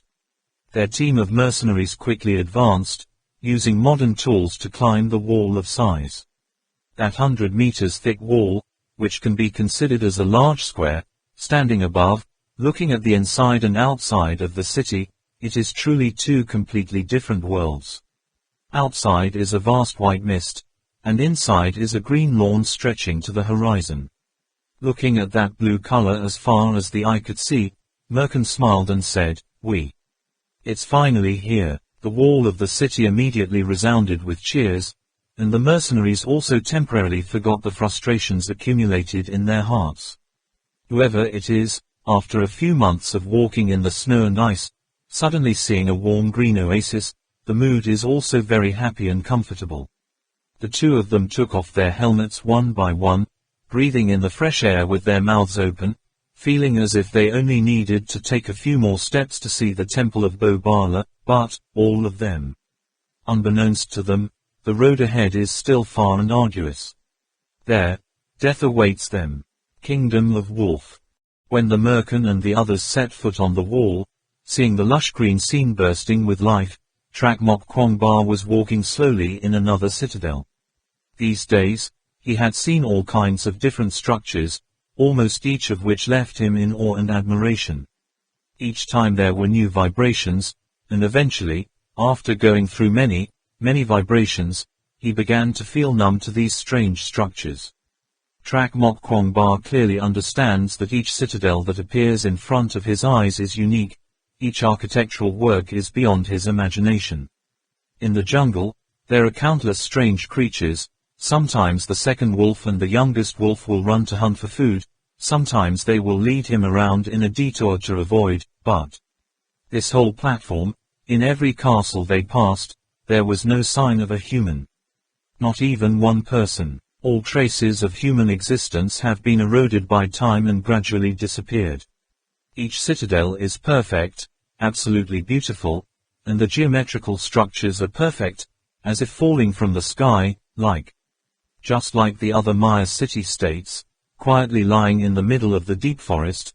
I don't know how many thousands of years have passed, just waiting for posterity in the civilized world to find out, but amazed at the ability of ancestor. Going from one citadel to another, watching the beautiful architecture lying in the middle of the forest, surrounded by vines, watching the small animals without names forming nests, running and jumping, frolicking all over the city. There was obviously a warm breeze blowing, but Trak Mok Kwong Ba felt cold and indescribable. Trak Mok Kwong Ba followed in the footsteps of Wolf Tu and Wolf Ut, observing that prosperity with the identity of a stranger. Deep in his heart suddenly aroused a feeling of loneliness that penetrated the heart of the wasteland. He asked himself more than once, why no one? Where did those Passover people go? Gradually, Trak Mok Kwong Ba discovered more clues. Second wolf and youngest wolf did not lead him in a straight line, but traced an arc in the jungle, which also meant that they were always on the periphery of this mystical land. If Shangri-La is said to be a prosperous city, then the citadels he has passed must be its satellite cities. The ancients dug a canal to bring down the standing water on the snowy mountain, gathered it into a freshwater lagoon, then built residential areas around this lagoon, then used the residential area as a base, stacking each floor, layer by floor, eventually forming complex structurally stereoscopic cities, shaping each place differently. Each citadel has a different style. The ancient Kwai Ba people are estimated to be conducting an experiment. It seems that the plan is to build a highly automated citadel, but can blend in with nature in the most perfect way. These satellite citadels are their archetypes, so there are many architectural patterns with religious colors, mechanization, and naturalization. After Wolf Tu and Wolf Ut led Trak Mok Kwong Ba to visit the last satellite citadel, they followed the old way back. Trak Mok Kwong Ba noticed the actions of the two wolves, seeing that they stopped very little, almost dodging something. He grabbed Little Wolf, pointed to the reciprocal center point of the arc they had just passed, and asked, "Is that where we're going?"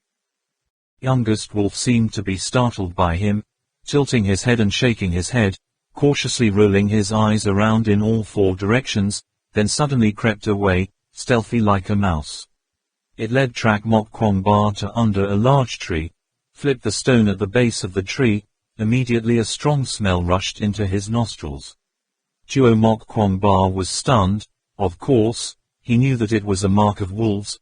In front of that sign was the territory of another pack of wolves. It's just, the smell is so strong, I don't understand how many wolf family there are.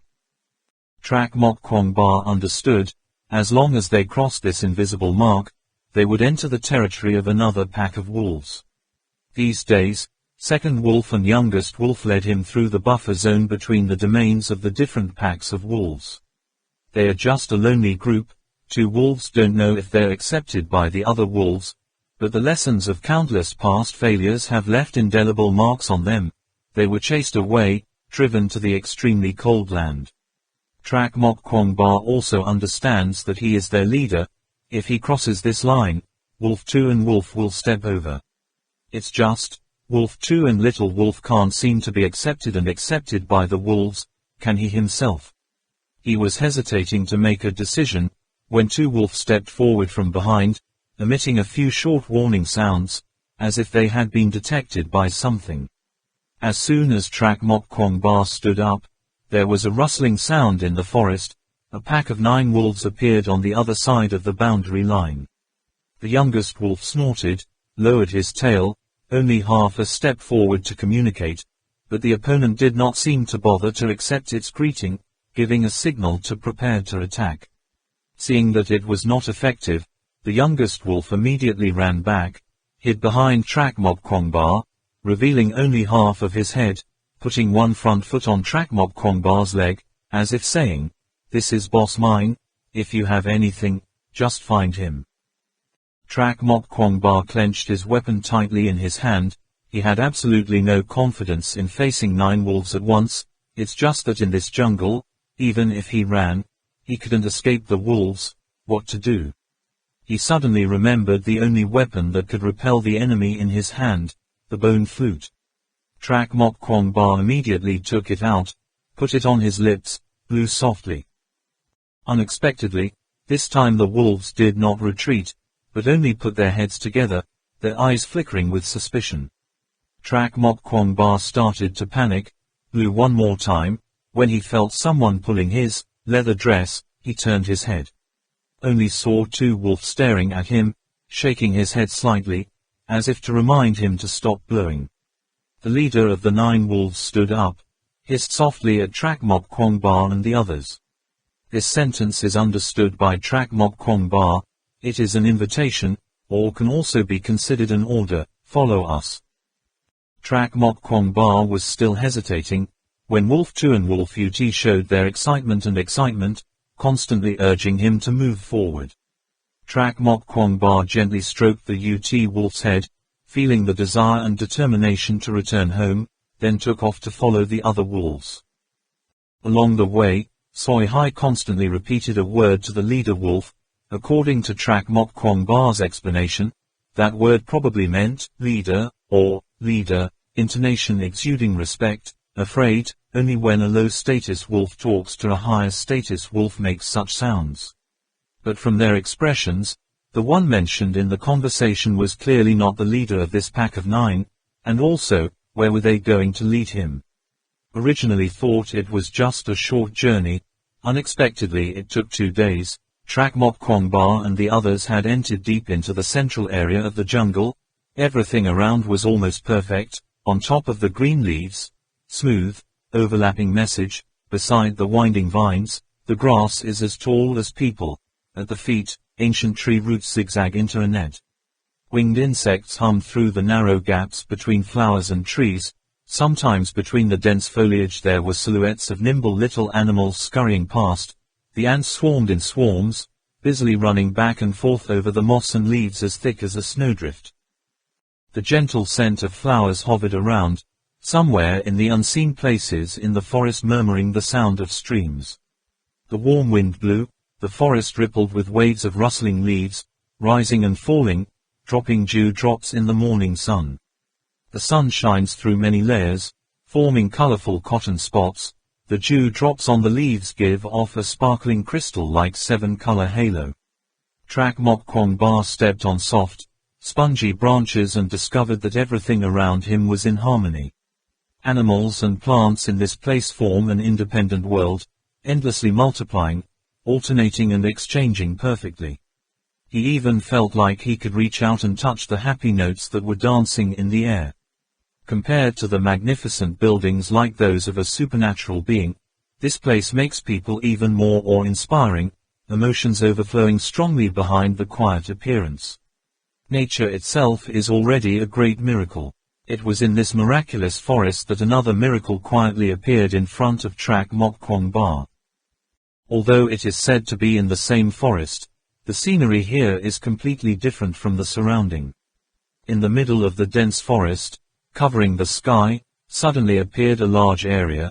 The grass was as green as a carpet, the tall trees surrounded the sky, the lake surface was as calm as a mirror reflecting the blue sky. White clouds, countless majestic man-made structures like the temple of the heavenly palace scattered on that immense grass. Between the temples, many shadows follow each other in rows, scurrying back and forth, without stopping, looking from a distance very much like worker ants who never stop working in the ant kingdom, and also like the sight of thousands upon thousands of slaves struggling to build a giant structure in a certain era in history. When approaching, Trak Mok Kwong Ba was surprised to realize that the shadows turned out to be wolves, and also mastiffs. They were together, but they were very harmonious and orderly, just like any other species. Different cars are traveling along the street in the middle of a prosperous city. In all his life, Trak Mok Kwong Ba had never seen so many wolves and mastiffs in the same place, although he was used to seeing beautiful scenery everywhere, maybe even indifferent to those fairy-like architectures. but he couldn't help but be shocked by the countless wolves that suddenly appeared before his eyes. Professor Feng Tan said it was not wrong. This place has a kingdom of wolves. The wolves here have entered a highly developed social form. They have a strict division of labor and social status. This social structure has transcended the period when the Gentile society of mankind, roughly, reached the level of slave society, or even a higher form of society. They have a border patrol, protecting the safety of the territory. In the distance, there is a huge prey being drawn. They have their own hunting team. On the vast grasslands in the south, flocks of sheep lined up in neat rows. These wolves have a livestock area. No wonder on Tak Kiat Mak Mountain, the wolves are nested by 3 grey wolf brothers. Reinitiates can also herd sheep. This seems to them as easy as usual. Professor Feng Tan's words seemed to echo in his ears. When the migratory wolves reach a certain number, break through the bottleneck, collect enough food, they will be able to produce its own social structure, completely comparable to human society. From that social form, a rational division of labor emerges, which exists and develops according to a pattern similar to that of a clan or a nation. They will choose his king, a true king.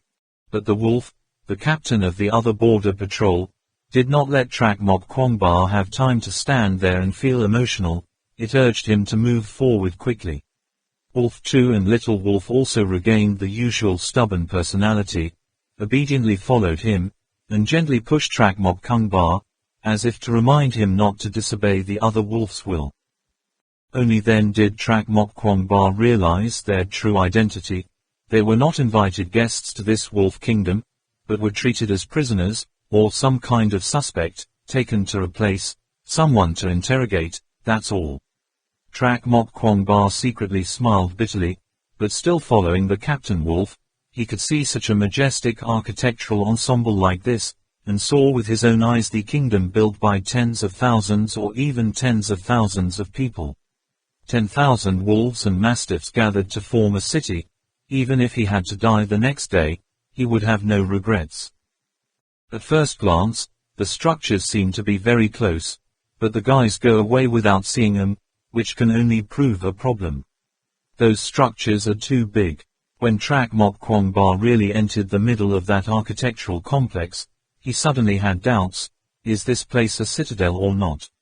From afar, it is clear to see all the giant buildings, but when you come closer, you will discover that these structures are all covered with a layer of tree all. Tree roots are like clothes covering the whole architectural complex of bricks and stones, or else the inside of the hall or the main hall of the architecture is full of plants, flowers, birds nesting, chipmunks building burrows. Overall, the brick and stone architecture and the surrounding nature have completely merged into a unified whole. Trak Mok Kwongba secretly wondered, these polished stone blocks, these works suitable for human habitation, weren't built by wolves here.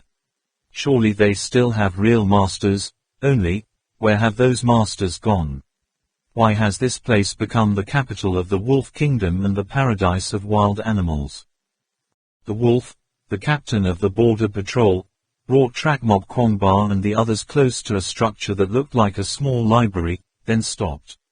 It turned to a conversation with a young wolf, then the other wolf ran away, soon brought back an old wolf. Fortunately there were also 4 or 5 middle-aged wolves, looking very powerful, strictly. The old wolf sternly questioned the captain of the patrol, seemingly questioning why he had brought these unrelated people back to the kingdom. The captain wolf answered with a very respectful attitude, and kept glancing at Trak Mok Kwongba. The Ut wolf standing beside him said softly, "O Chang, O Chang."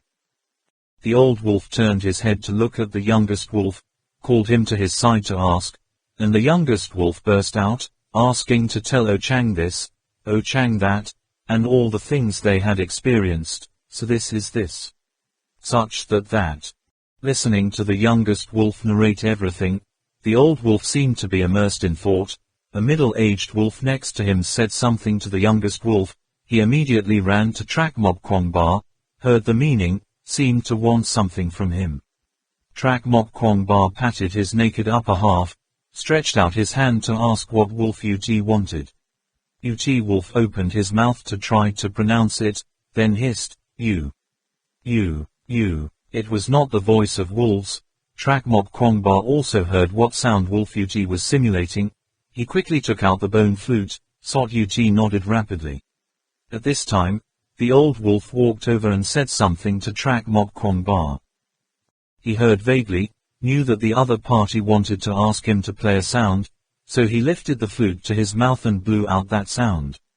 The sound of the flute resounded through the air of the wolf kingdom. The wolves that were walking in the distance unexpectedly stopped and looked up in this direction in bewilderment. The wolf, the captain of the border patrol, snarled in that direction, as if to say, look at what? Go to work. Only then did the relatively low-status wolves resume their slow movements. The old wolf said a few words to the captain of the patrol, as if it were a compliment. The captain wolf was happy, turned and ran back to his team. The old wolf negotiated for a while with the middle-aged wolves next to him, almost deciding on something very important. The middle-aged wolf hurriedly ran away and then ran back, as if he had received an answer of superiors. After that, the old wolf turned to Trak Mok Kwongba, his tone of voice as if he was giving an order. Trak Mok Kwongba's ability to interpret the wolf's voice is very limited, only bewildered. Little Wolf immediately raised his front paw and pulled the huge boomerang on his back, constantly urging, leave, leave. Only then did Trak Mok Kwongba understand, so the old wolf told him to disarm. Look, I'm going to meet an important person. No, I have to meet an important wolf. The more he walked forward, the more the wolves gathered, all looking at the special wolf, walking on two legs with curious eyes. Trak Mok Kwongba feels like he is going to a zoo, but the animal in the cage is him. Surrounded by excited, curious eyes, only without water they brought food and branches to tease him. Going on the next stage, the wolves gradually became sparse, the whispering of wolves beside them gradually disappeared, the atmosphere of solemn majesty increased with each passing day, surrounded by adult male wolves with unusually muscular bodies. Patrol. Wolf 2 and Little Wolf didn't even dare to breathe hard, walking on tiptoe.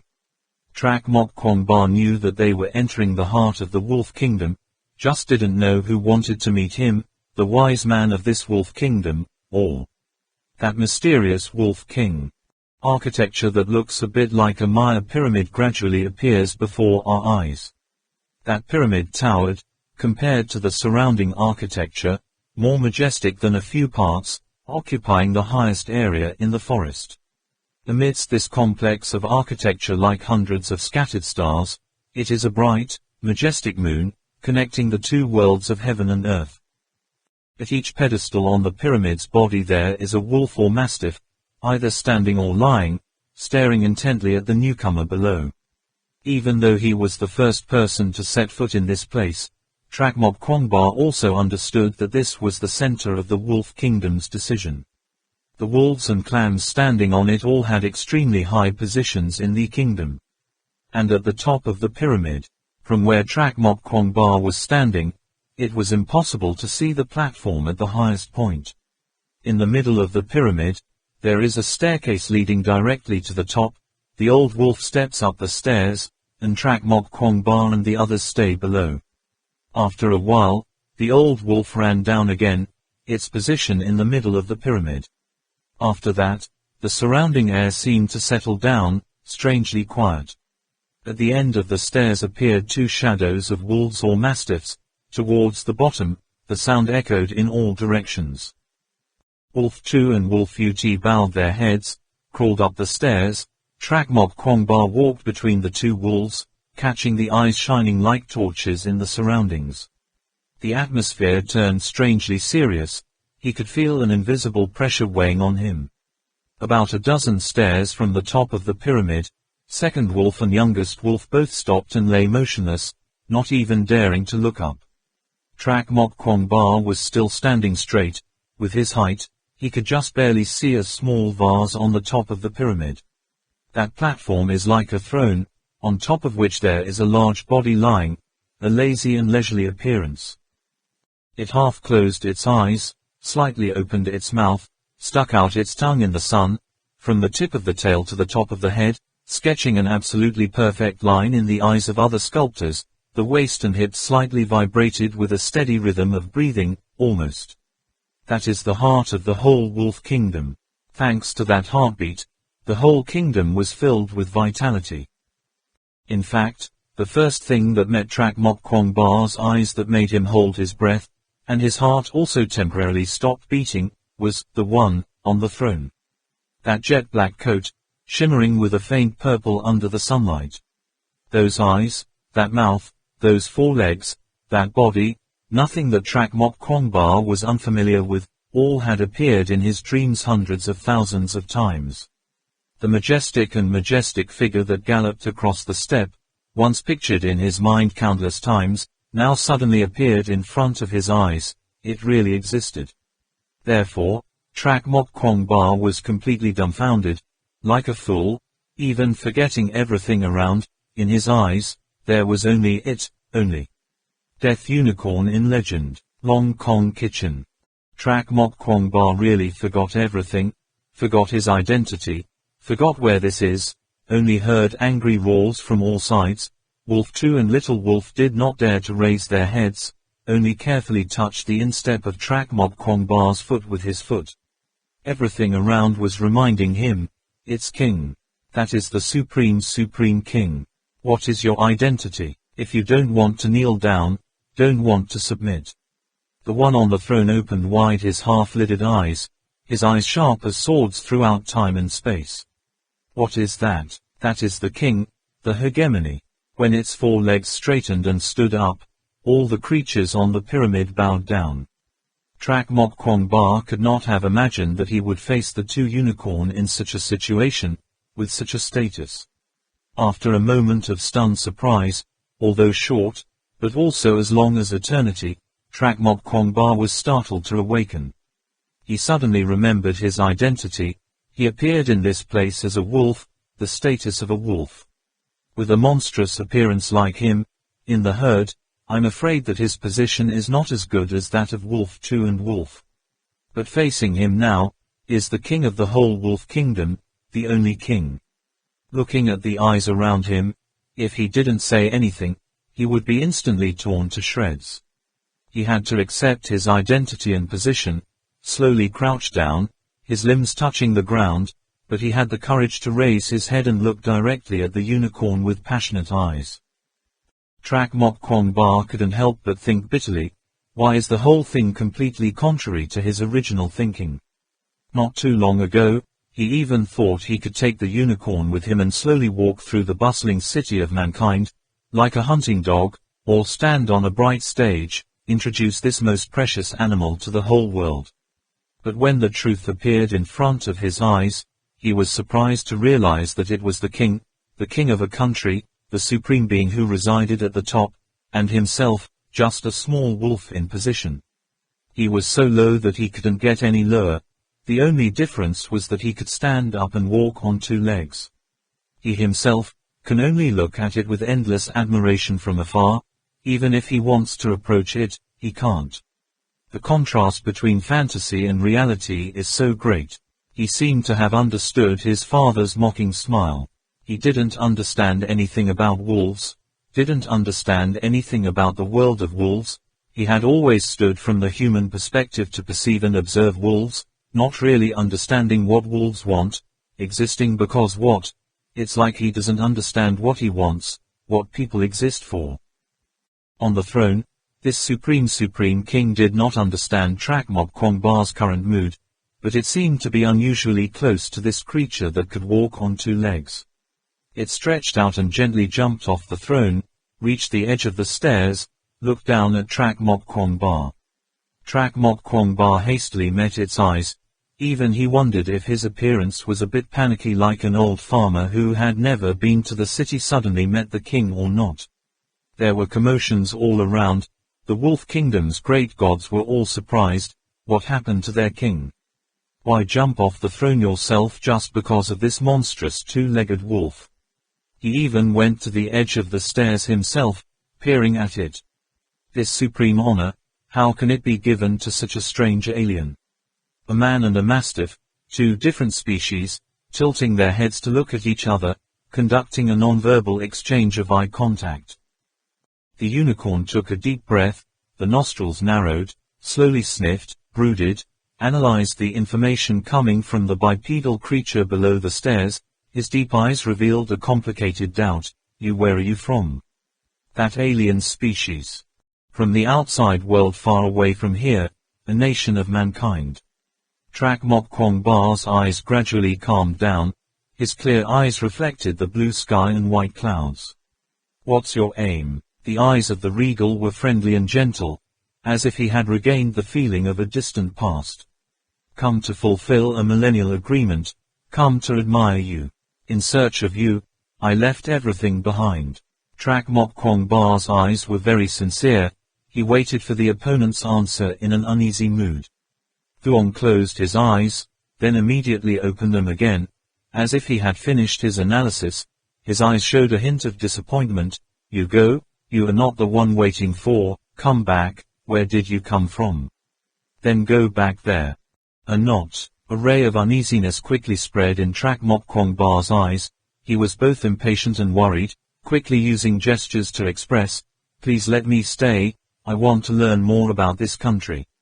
The king's eyes suddenly turned fierce and cold, and the unicorn changed to a dignified one, conveying the information, I give you, the legal status in this place. You, back down. After that, the unicorn's didn't continue to exchange glances with Trak Mok Kwong Ba anymore. It turned around, coldly ordered, immediately a big wolf roared that command. Trak Mok Kwong Ba didn't understand what they were saying, only seeing the expressions of Wolf 2 and Wolf UT showing joy, the corners of his eyes glittered with tears. It was clear that the Prince of Unicorns had let them stay. At this moment, a wolf suddenly rushed forward, ran straight up to the highest platform, exchanging something with the unicorn. The unicorn growled a few times in response. Trak Mok Kwong Ba only heard the word, capture. The wolf then received the order to run away. Below the pyramid there was a large group of wolves, like soldiers gathered for battle, not knowing where they were going. Looking at the blue color stretching to his eyes, Max did not miss the opportunity, asked, Mr. Khan, the species of creatures here must be very rich, right? Saws nodded in recognition. Yes, this environment is suitable for small creatures to thrive, large animals are not. Perhaps this is the world of wolves. Kafu said, continue to follow the edge of the platform. It won't be long before you can see the temple of Bak Bala. No, said Merkin, passing this wall, we have to follow the wall to go deep inside, follow the foot of the snowy mountain, then we hope to find the temple of Bak Bala. He thoughtfully recalled the content written in the first half of the ancient book of ancient geography. Crossing the wall of size, following the foot of the snowy mountain, passing through 15 lights and shadows. The towns along the way are all dead. City, why die? Merkin shook his head in confusion. Their long contingent turned into a string of tiny black dots beneath the giant city wall, slowly moving between heaven and earth in a zigzag path. When the thin layer of fog on their heads gradually melted away, revealing a clear blue sky with white clouds, they couldn't help but cheer loudly. They finally didn't have to endure that fog anymore. That afternoon, I don't know what method Saws used, only saw him pull out a bunch of bottles, soon attracted a large herd of creatures that looked quite like guinea pigs, so they were all saved. Eat that dry, tasteless space food. The next day, they continued on their way, and in the evening, Merkin and his companions saw the ruins of the first castle scattered in the pure land of this heaven and earth. To call it a citadel, in fact, to say it was a giant fountain would have made more sense. The citadel looks a bit like the Temple of Heaven in Beijing too, due to many giant, circular dishes, piled on top of each other. On the discs on different floors are different structures. After surveying, Saws and Metcon came to the conclusion that the contacts between these circular discs have gaps and rail structures. According to our speculation, Before this castle was abandoned, the circular discs must have been able to rotate independently, like a sunflower moving with the sun. What is the purpose of doing so? What will be the scene when the circular discs move? The descendants living in a few hundred and several thousand years later, as we can't imagine. The dinner was not very rich. This time, Saws did not attract any mice. They must have eaten them all yesterday. Today, there are only a few animals that look like marsupials. After the meal, the mercenaries went into people's houses one by one to find a stone wall. 3. It had been a long time since they had slept on something that resembled a bed. The cool ice-resistant ones, designed with ripples according to the curvature of the human spine, are very comfortable lying on top. But that night, their backs could not rest. The night watch carefully arranged by Merkin discovered something anomalous. Under the dim moonlight, countless beasts with long tentacles were swarming in motion, darting through the streets on the hills, circular disc layer with amazing speed. The instinct to fear the beast made the buffer patrol mercenaries immediately send out a warning signal, and at the same time open fire. Throughout the night, the whole castle was on fire, and the body and fluids of the arthropod were scattered everywhere, but their numbers did not decrease. Until Saws observed and came to the conclusion, the mouth of this arthropod has no organs to tear and chew meat. They can only eat liquid objects, probably wanting to go to the aqueduct in the city drinking water, can't do any harm to people. The gunfire slowly subsided. Merkin asked Saws about the background of these arthropods, but Saws also did not know, guessing that some kind of prehistoric creature, or a fork in the evolutionary path, was endemic to this land. New have. Those arthropods really look horrible. Their heads are as big as basketballs, especially the green colloidal liquid that splashes out of their bodies after being hit is even more disgusting. Rising up a bit, the smell that made one want to vomit. Many mercenaries had to squirm and vomit. But they still don't know, that's just the beginning of the nightmare. 2 days later, among the mercenaries, there were 5 people with high fever, which could not be treated and died. Saws speculated that when killing the arthropods, these guys were shot in the respiratory tract, causing infection. 4th day from entering the forest. In the morning, the group was attacked by a group of flying creatures of unknown origin. 7 people died, 13 people were injured. Merkin ordered all the mercenaries to strictly wear armor, helmets, not to let any parts show. In the afternoon, encountering the giant lizard Shangri-La, 3 people died, 3 people were seriously injured. The lizard fled. Only then, the mercenaries realized, this place is not paradise, but a world full of monsters. Every step is extremely dangerous. Merkin questioned Saws, asked why he didn't call the wolf. Saws smiled bitterly and replied, I don't call every day, but there is no response. It must be because the wolf cave is still too far from here. Out of his mouth he replied, but in his heart he also raised doubts. If it is said that the environment here is suitable for wolves to live like that, why are there still wolves in the cold land outside? Could it be that, because they multiplied too much, there is not enough space to survive, so they are forced to leave here? But along the way here, there's obviously still a lot of empty space. That night, the most wounded mercenaries went missing. They disappeared right in their camp, but in the tent area there was no sign of destruction, only found that the porous ground was slightly extruded. Saws had to speculate that the men had been attacked by a rodent that was good at burrowing. Only, there were no signs of tearing at the scene, and the mercenaries didn't make a sound. All of them seemed to be covered with a mysterious veil. Saws said, perhaps the smell of blood on the wounded men lured the creature in.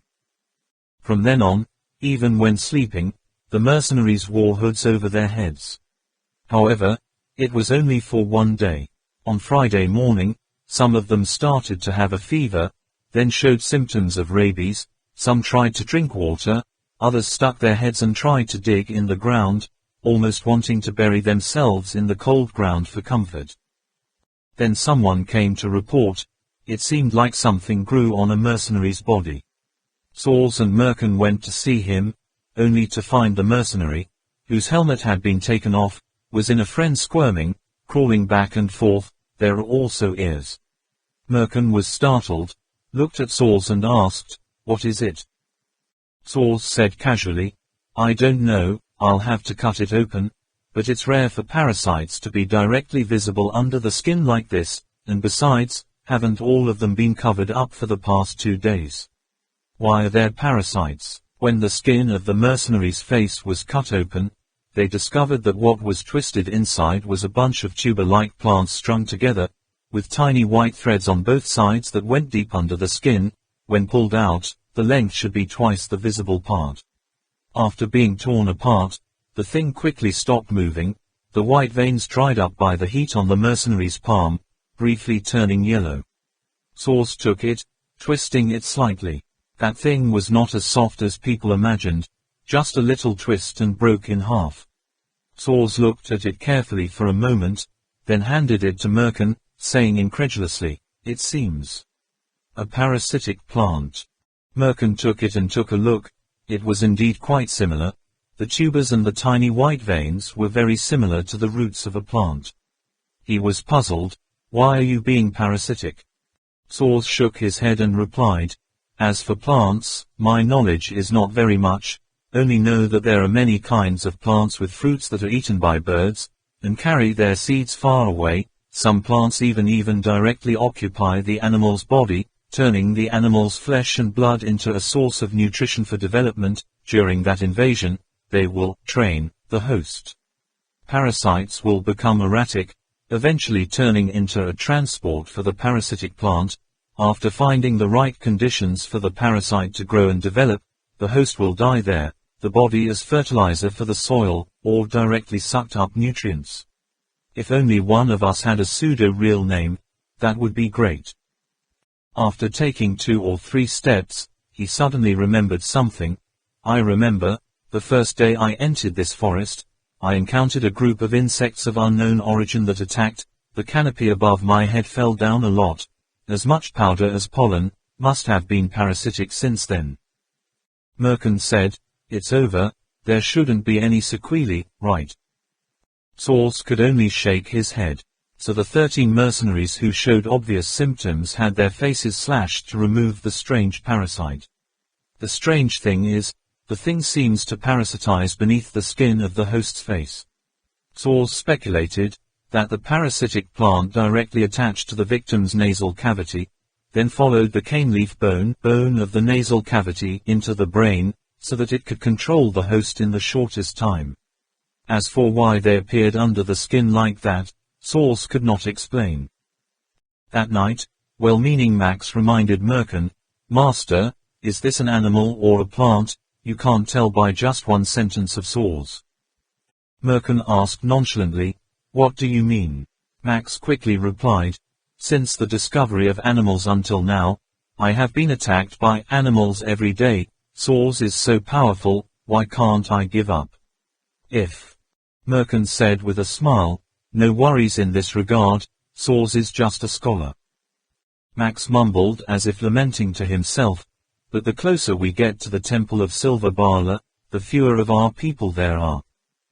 Seeing Merkin's silence, Max's heart glimmered with hope again, and continued, "The scouts see that around us there are wolves lurking around." "Really?" Merkin's gaze changed slightly. Max quickly swore, "Master, how dare I talk about these things?" That night, some mercenaries were awakened by a rustling sound, and then discovered a terrifying scene. One of their accomplices was covered with vegetation, his whole body was from above. Down below are vines like black silk. They reach up from the ground, wrap tightly around the ill-fated and drag them underground. In the dark, the green leaves emit a lovely pale green light. That mercenary being dragged away, somehow, didn't react at all. All of them were fully awake. When the other mercenaries traced the group up and down, they discovered that their comrades had been dead for a long time.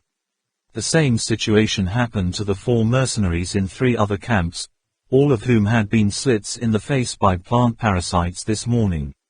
Saws finished checking, said, "It was the smell of blood that lured them in." He crept up with his fingers a thick thread, discovering that they still had a vegetal texture. The vines are now twisted, crawling under the ground, moving at a very slow speed, moving about 10 centimeters in a minute, but quietly without making a sound.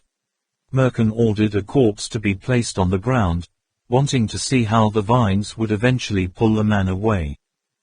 The vines stretched out the tiny tentacles, crawled endlessly, finally found a small gap at the junction between the helmet and the jumpsuit, and slipped through and into the victim's nasal cavity, directly further paralyzes the central nervous system.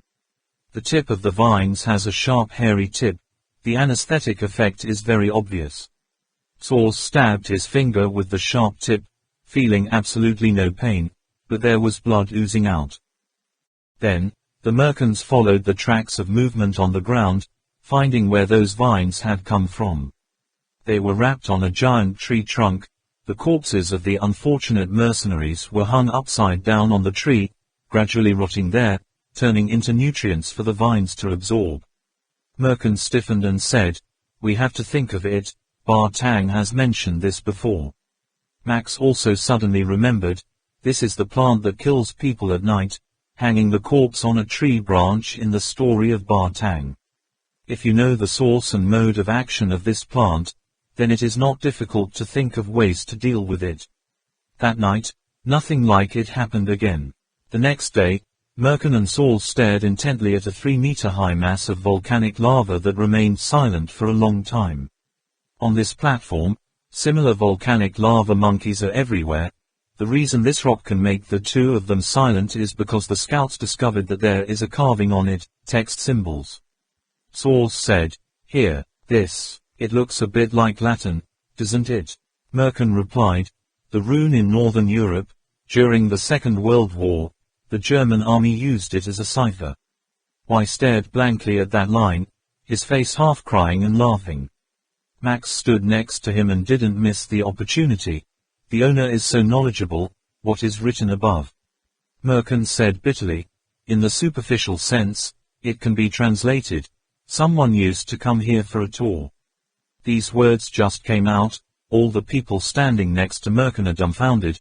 Where is this place? None of them have not been able to come here without going through life and death. Try to ask who have the mood to come here to travel, leaving such nauseating words behind. Besides, these lines are still very new. It can be affirmed that in the past few years, someone has passed this place. So, the Back Bala temple that they have always wanted, has already been visited by people. No wonder Merkin was so disappointed, in his eyes full of bitterness and self-mockery. "The tracks are still very new," said Athlete Saws. Merkin seemed to have come out of his uneasiness, consoling himself, "I've come here, I can't see it with my own eyes, I can't agree to die." Kafu stood beside him and watched, with a complicated expression, and said to himself, "That person didn't mention it. Could it be that he lied to me? Or did he not even know about it? If the temple of Bo Bala has been cleaned up, then why am I paying such a large price, after all?" Max cautiously said, "Master, who is that person?" Merkin mentally shook his head. "I don't know, he didn't leave a name, only a symbol.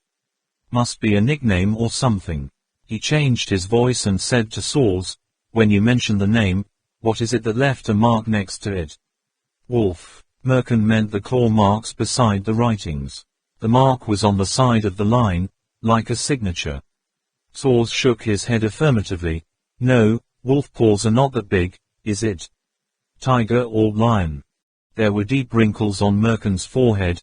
The letters seemed to be chiseled by a sharp weapon, and the mark left by the claws was just a sharp line. It seems that the beast has the feet are both large and strong, and the claws are unusually sharp.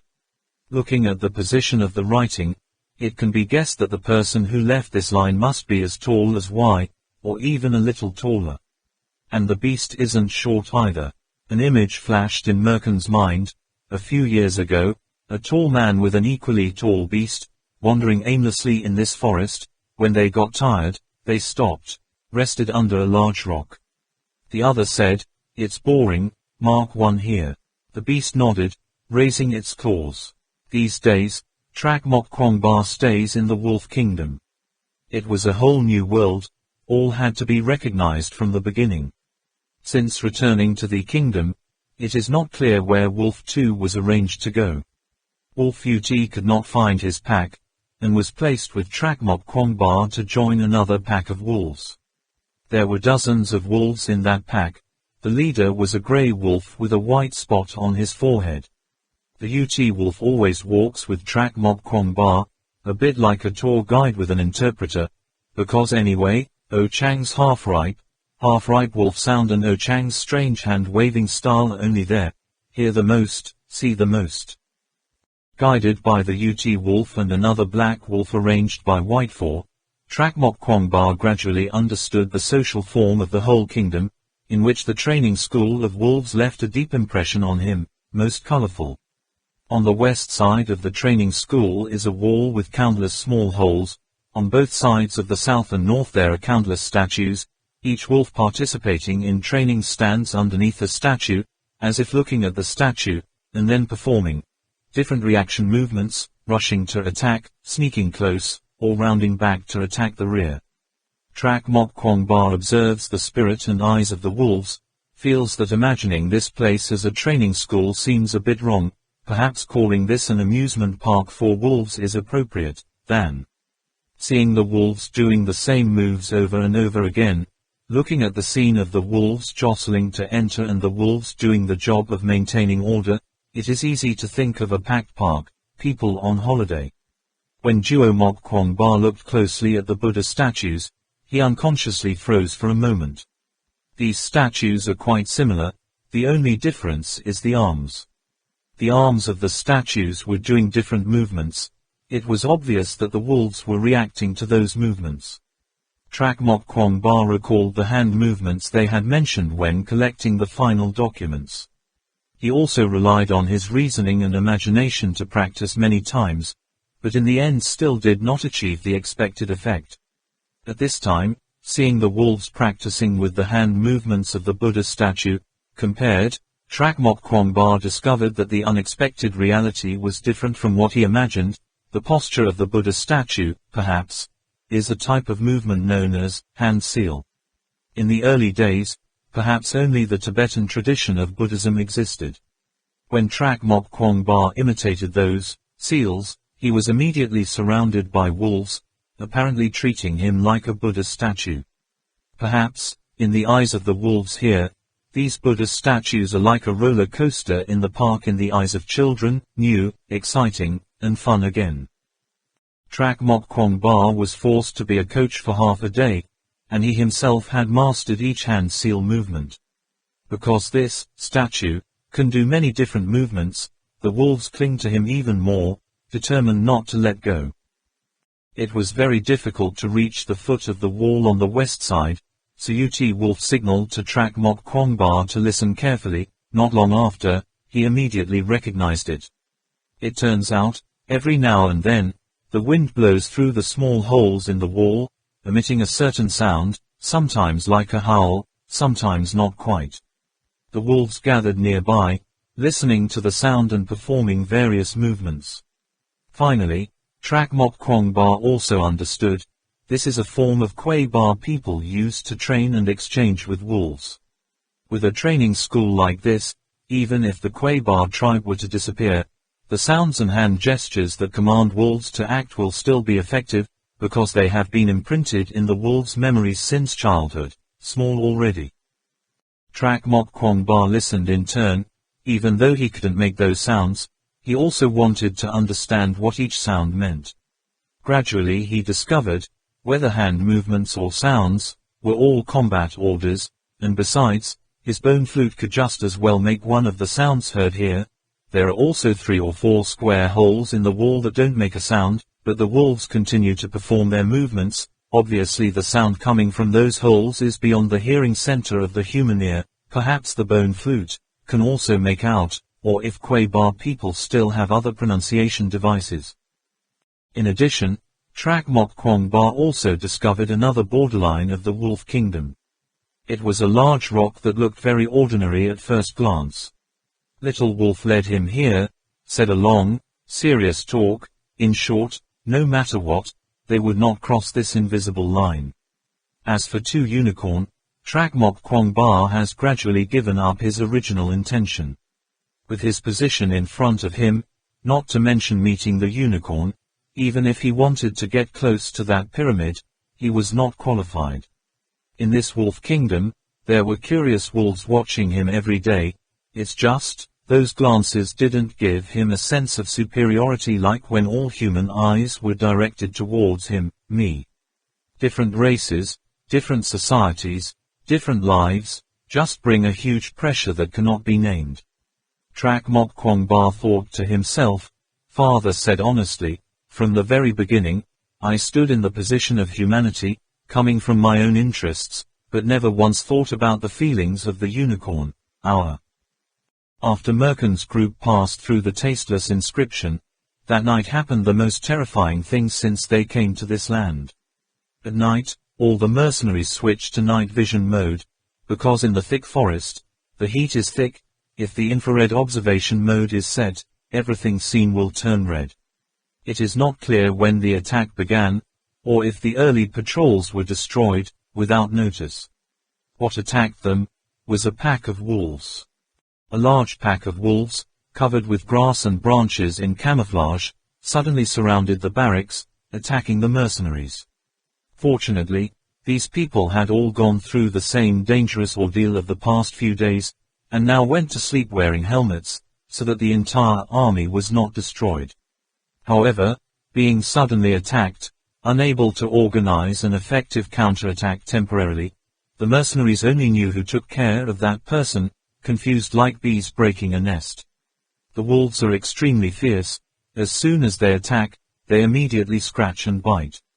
However, the helmets on the mercenaries' heads made it difficult for the wolves to find a place to bite, and the bulletproof vests were difficult to tear by the claws. But the wolves also quickly discovered the mercenaries' critical point. They cooperated, let one of them fall to the ground, and then struggled to shake and tug near the junction between the helmet and the collar, and soon yanked the sturdy hat off.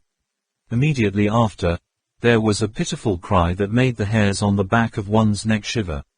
Faced with a sudden raid, surrounded by at least a few hundred wolves, Merkin and Kafu could not organize to fight back. The only thing we could do was gather our men, find a safe place to defend. Just like that, Merkin's mercenary team was torn into groups, each looking for a way to escape. No one had time to notice the other. Theoretically, Saul should have had a great effect. The potions of wolf repellent he made himself continuously through, but after a while, he discovered that these wolves were unharmed by the potion, continued to attack as usual, even more aggressive than before. With great difficulty, Merkin gathered more than half of his staff, organized a network of firepower, and then temporarily controlled the situation.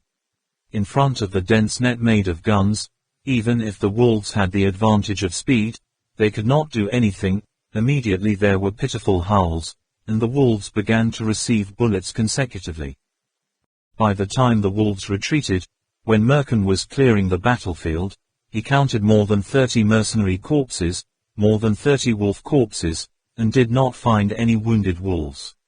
In addition, there were nearly 100 people who were driven out of the team by the wolves, did not know where they went, could not be contacted. Besides Merkin, there were now only about 70 or 80 people left. This clearly dealt a heavy blow to all of them. This place was not like the land of gold and silver everywhere that Merkin preached. In a place where it's easy to lose life, who wants to be a pawn for others? The mercenaries all thought to themselves, it's better to be dismembered because of the explosives attached to them than to be left half dead by the monsters. It was at this moment that horrifying news quickly spread among the mercenaries. The wolves were drawn by saws. It seems that he wants to use his large army of animals to destroy everyone here. Considering the situations the mercenaries had encountered since entering the forest until now, the animals were indeed only attacking them, and Saws and Merkin were completely unharmed, especially what happened the night before. No matter what, Saws could not avoid being involved. Didn't he always call the wolves there? Why can't I call any children? What is to say that the wolf's den is still far away, so the wolves from the sky last night must have fallen. Besides, Saul's behavior the night before caught the eye of some of the mercenaries. Wherever his potion was thrown, there was an unprecedented fierce attack. Those wolves were like being drugged, despite all rushing to bite. This is unquestionable proof. Most of the mercenaries were born and died together, rolling from one battlefield to another. Their comrades were killed by wolves. How could they leave Saul's alone? As for what purpose Saul's had, what benefit did he do to him, they didn't need to know, nor would they ever think about it. Even if Merkin blows up his body, he still has to catch that monster who covers his face all year round and explains it clearly. Why is that? Saul sat in the tent, staring blankly at the potions, unable to understand. Those wolves didn't listen to his summons.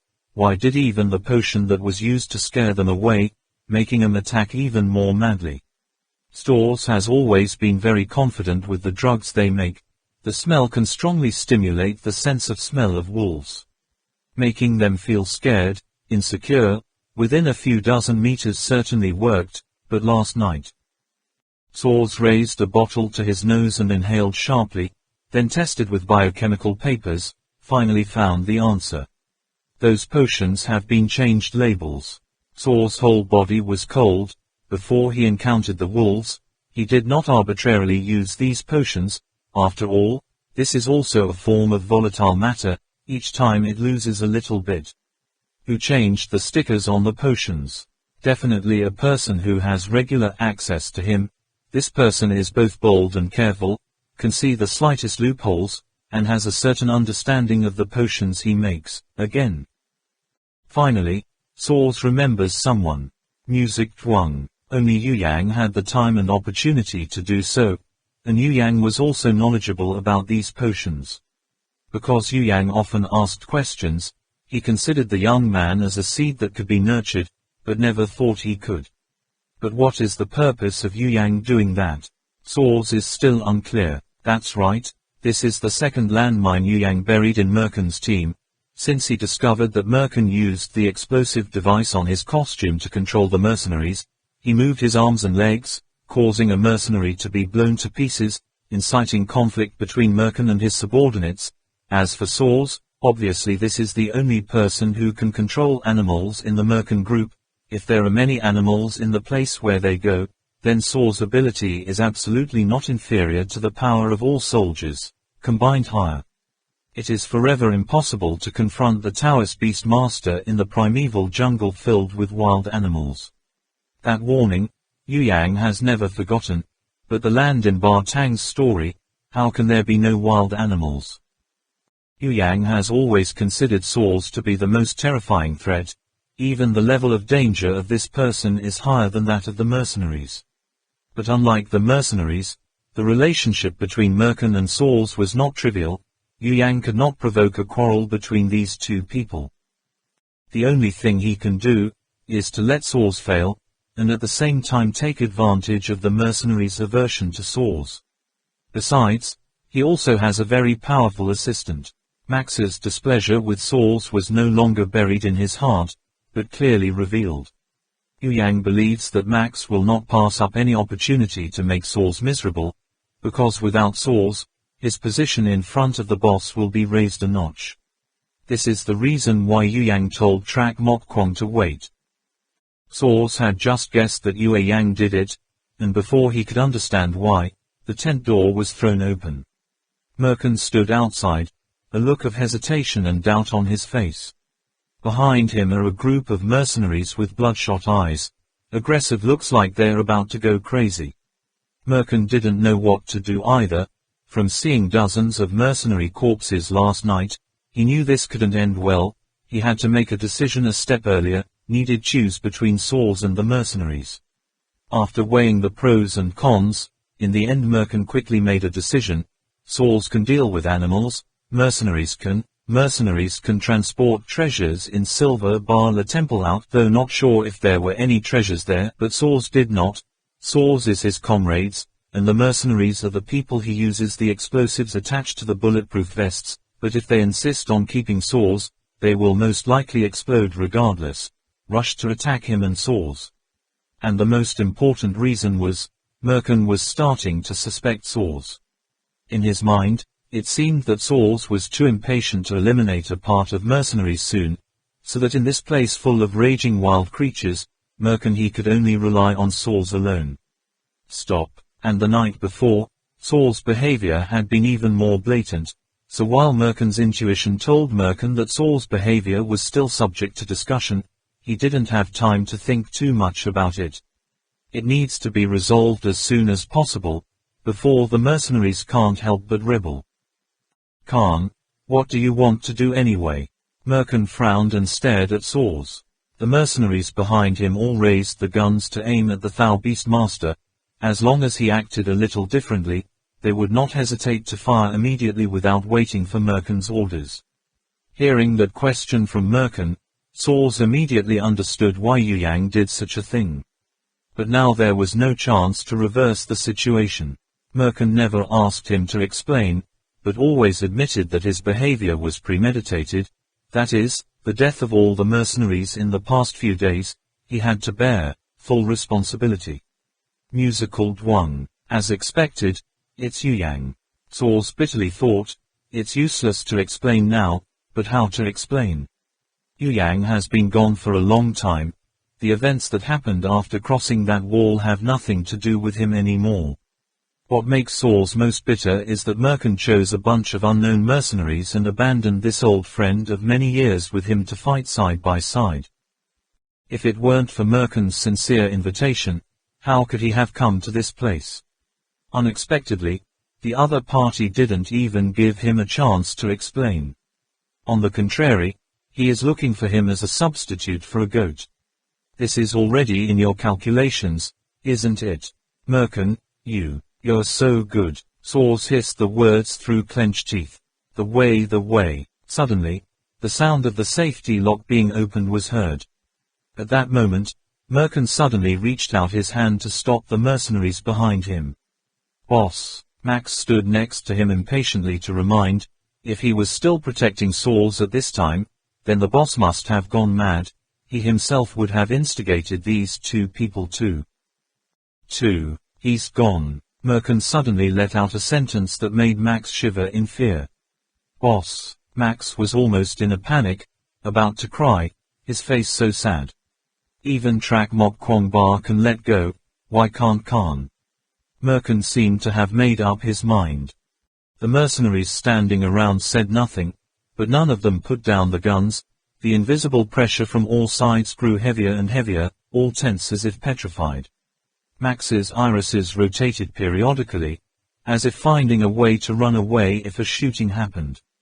As for Kafu, he and his mercenaries sided with the same line. Let him go. Merkin suddenly let out a roar, a fiery murderous aura radiating through his body, unexpectedly suppressing the invisible pressure created by the whole group of people with guns behind their backs. The mercenaries also seem to be aware, the man standing in front of them is the one who has the power to kill and kill them. Saws slowly rose to his feet, the muzzles of the mercenaries moving with him, but no one opened fire. At this point, Merkin said again, but you must not bring anything. He also gave in to the mercenaries behind his back a bit, and with his knowledge of Saws, Merkin of course knew exactly what the situation would be for an all-bare bones talisman, though not to the point of died on the spot, but not too far from death. As soon as Merkin's sentence ended, Saws slowly took off his black hat that had always been covered over his head, revealing a gruesome face, torn as if it had been bitten by an insect. Only then did the mercenaries know that there was always such a terrifying monster next to them, and they couldn't help but take a half step back. Even Max, having seen Saws' real face, was affected by the strange atmosphere around him.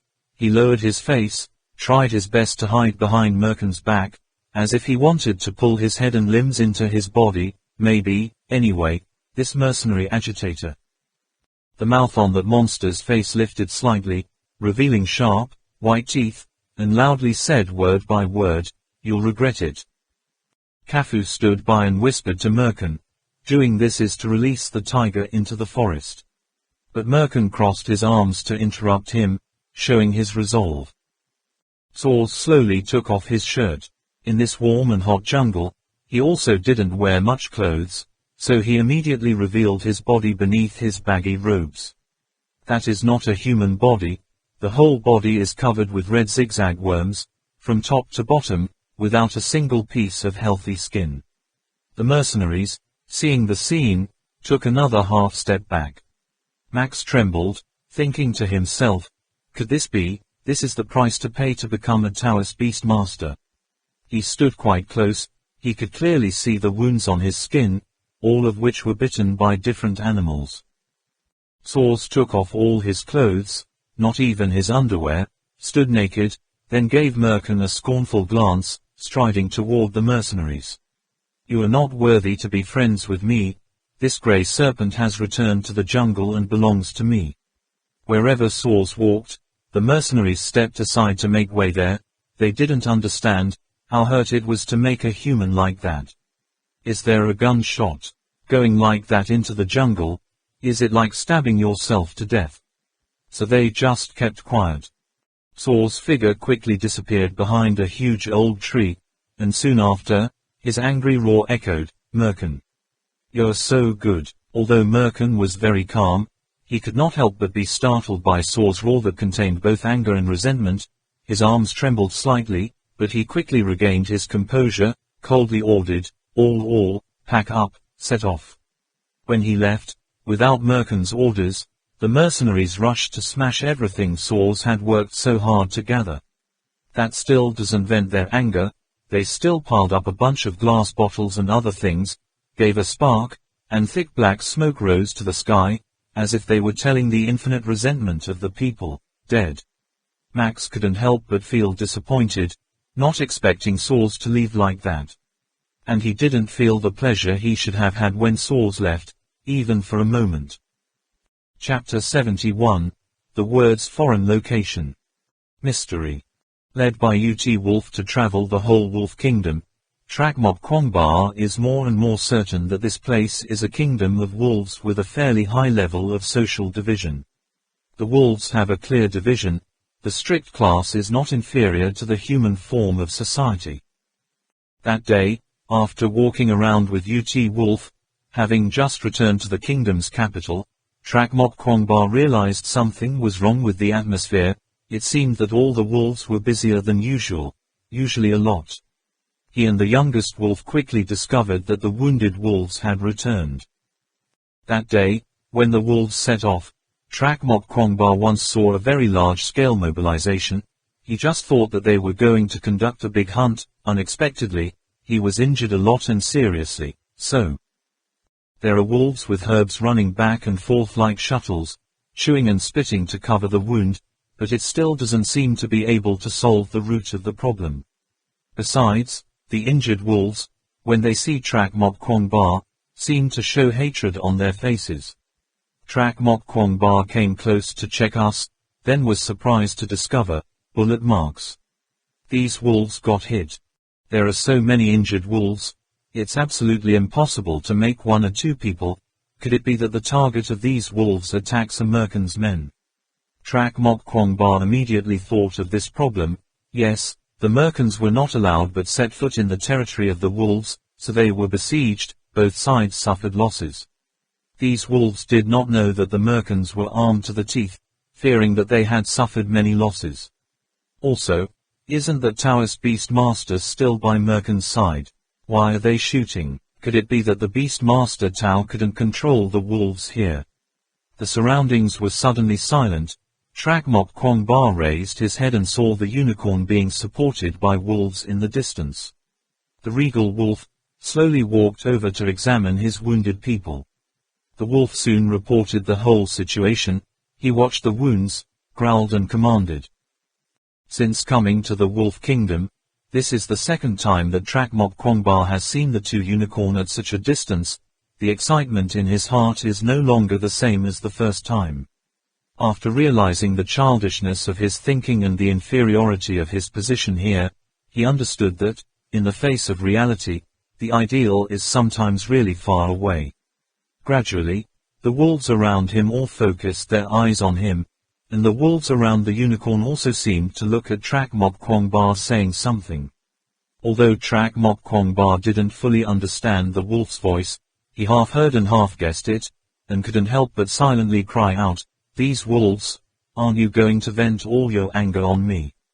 Only the noble regent shook his head slightly, rejecting the proposal of his subordinates. It separated from the wolves and walked towards Trak Mok Kwong Ba. Trak Mok Kwong Ba quickly called Wolf Fuji back.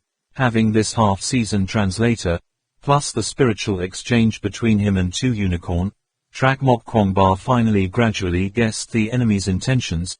This time the wolf tribe suffered heavy casualties, unprecedented. The whole tribe is indignant. The consequences are very serious. Regarding this, the alien race, what do you think? With enough information, Trak Mok Kwong Ba immediately confessed to the Unicorn Prince, "That is our common enemy. I know their advantages and disadvantages. Give me an army. I am ready to lead the army to take revenge for the wolf tribe." Trak Mok Kwong Ba also turned to two unicorn to perform a variety of command tricks. After a few days of research, he was able to perform those hand seal movements quite naturally. The old wolves, with their heads together, whispered something to the regal of the wolf clan, and the unicorn gave a small nod. Didn't expect it to respond so quickly. Wolf Fuji saw the king nodded in agreement and quickly called out, "Growl," to Trak Mok Kwong Ba, almost wanting him to do something.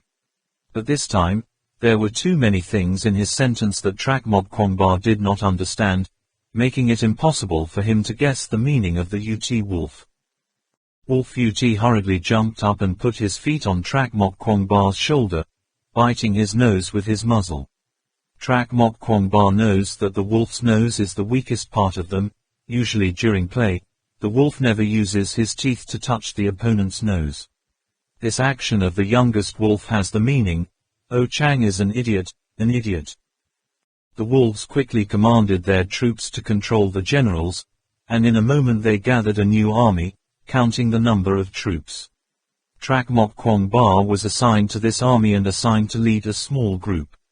7 subordinates, 2 black, 3 gray, 1 white, in addition to a brown mastiff.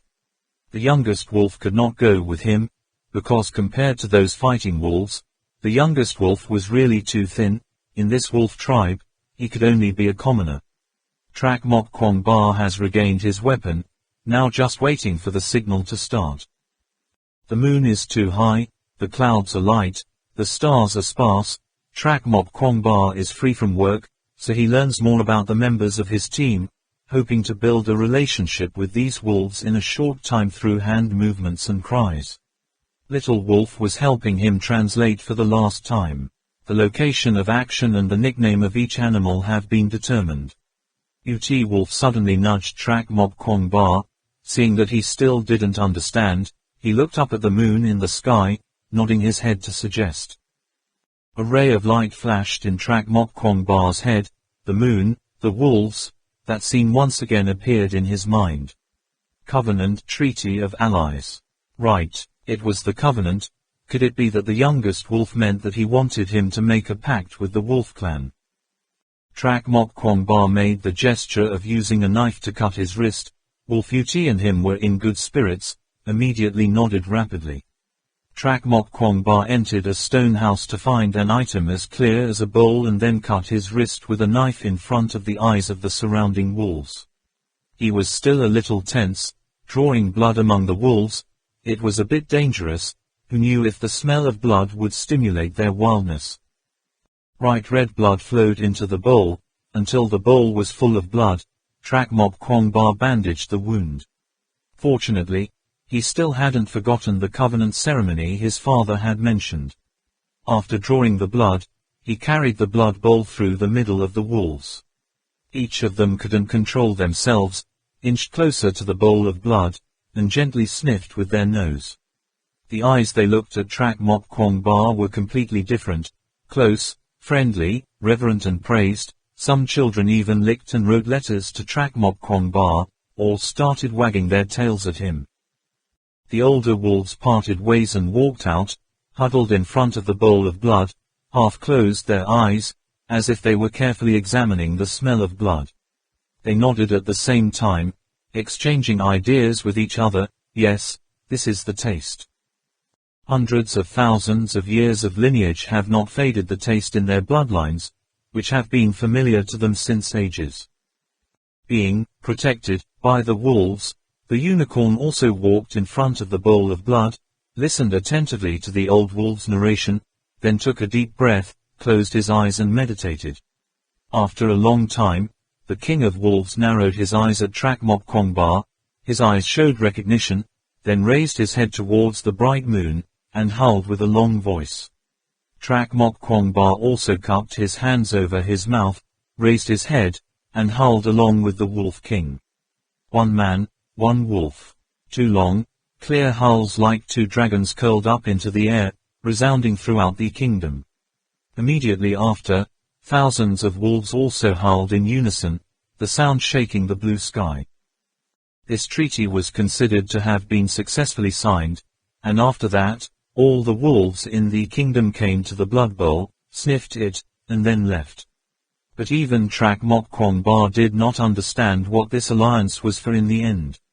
He only knew that his father had said that this agreement was an extremely friendly expression, and after signing it successfully, what would happen, he could not answer. The whole ceremony lasted until midnight. After completing the ritual, the unicorn's attitude towards Trak Mok Kwangba changed completely. It only growled a few words of advice, then returned to the throne at the top, his other eye.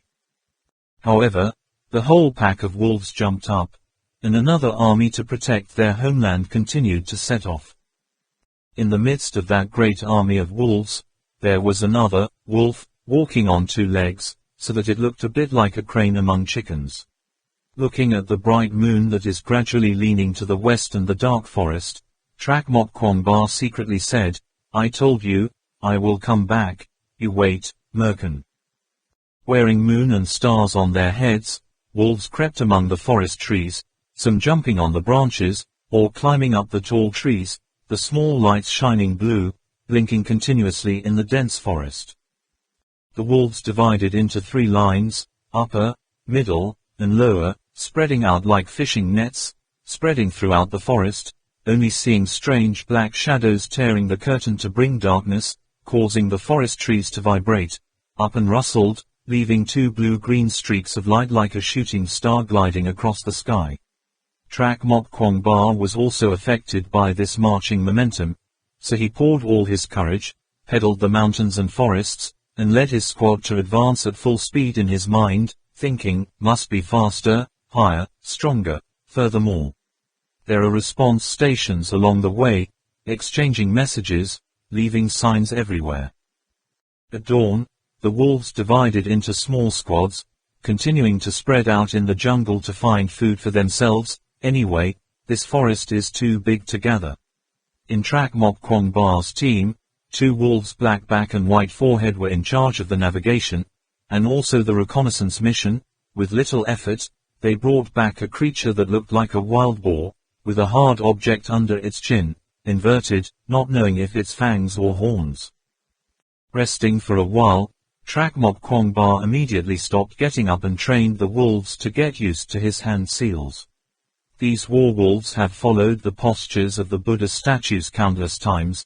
The movements and reactions are beyond the imagination of Trak Mok Kwangba. The two sides coordinate more and more smoothly. 2 days and 1 night later, Blackback led Trak Mok Kwangba to a lagoon. At the bottom of the lagoon a lot of grey and white mud was deposited, around which there were many squads of wolves gathered. Trak Mok Kwangba saw wolves using their claws to pick up the floating mud and plaster on the companions next to him with white streaks, giving off a fierce look. Is this some kind of battle badge?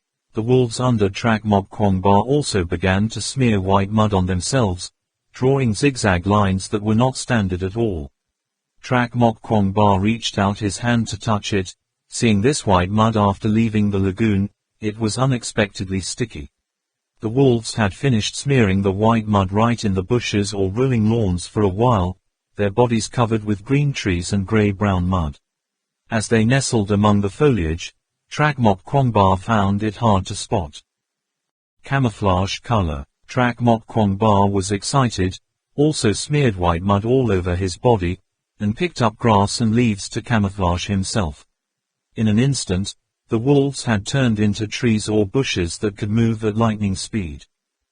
Disguised, the wolves quickly marched to the designated location, in turn using urine to mark the area of the territory. The squads began to search and destroy the enemy in the area of another team. Searching for about half a day, White Forehead suddenly became cautious, as if he had found the enemy's whereabouts. Duo Mok Kwangba carefully lifted up the bushes and looked out, only to see where they stood about 50 meters ahead.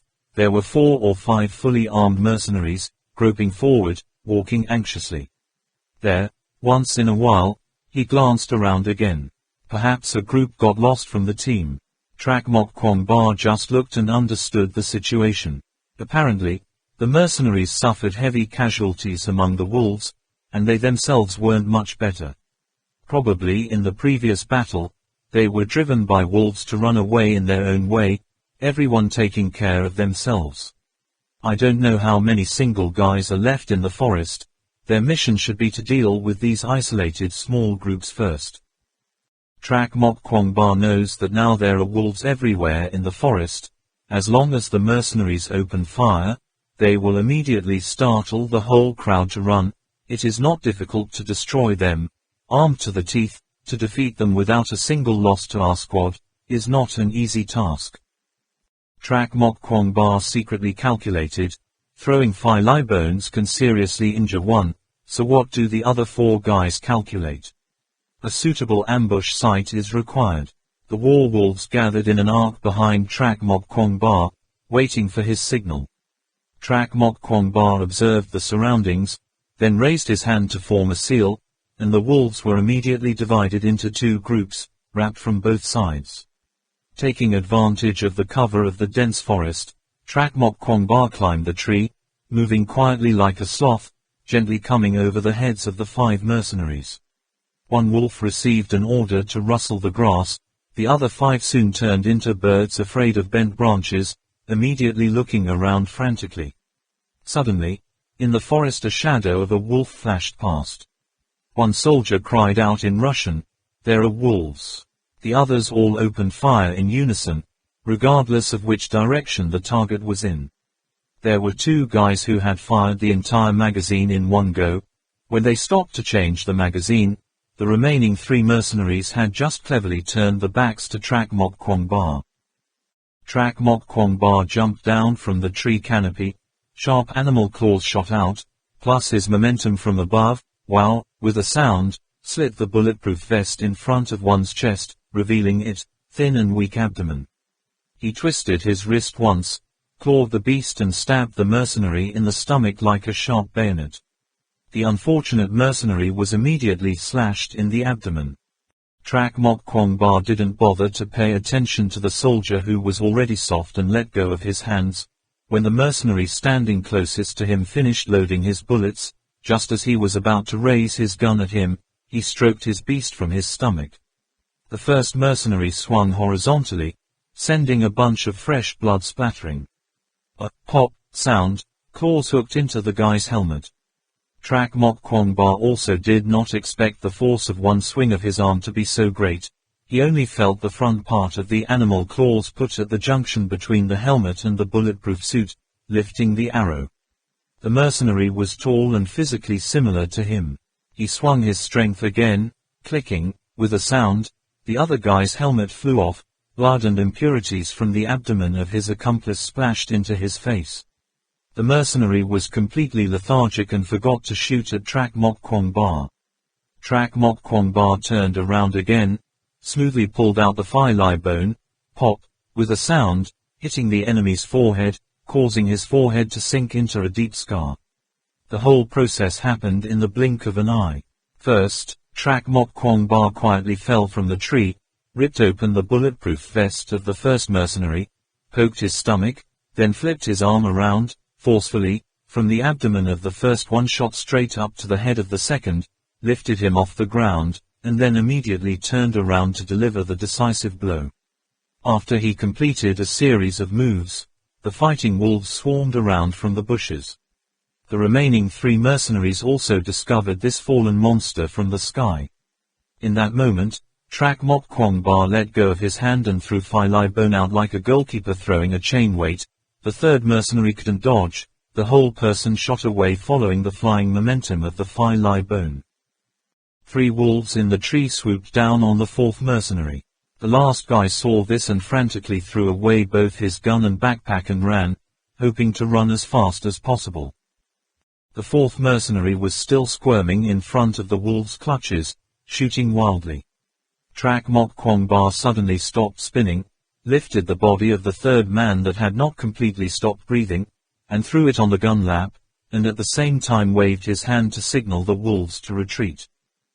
Sure enough, after a few shots, the mercenary hit his comrade with the black vortex explosive. With a sound, both of them exploded into pieces at the same time. As soon as the explosion sounded, in the forest immediately resounded the roar of wild beasts, almost responding. Trak Mok Kwong Ba silently cried out. That sound he had heard many times before. Absolutely couldn't be wrong. It was the roar of a giant lizard. Damn, the explosion and the smell of blood had lured it again. Come here. The trees were leaning. The giant lizard that covered the whole forest tree came out, raised its face to the sky and roared loudly, almost wanting to suppress the wolves.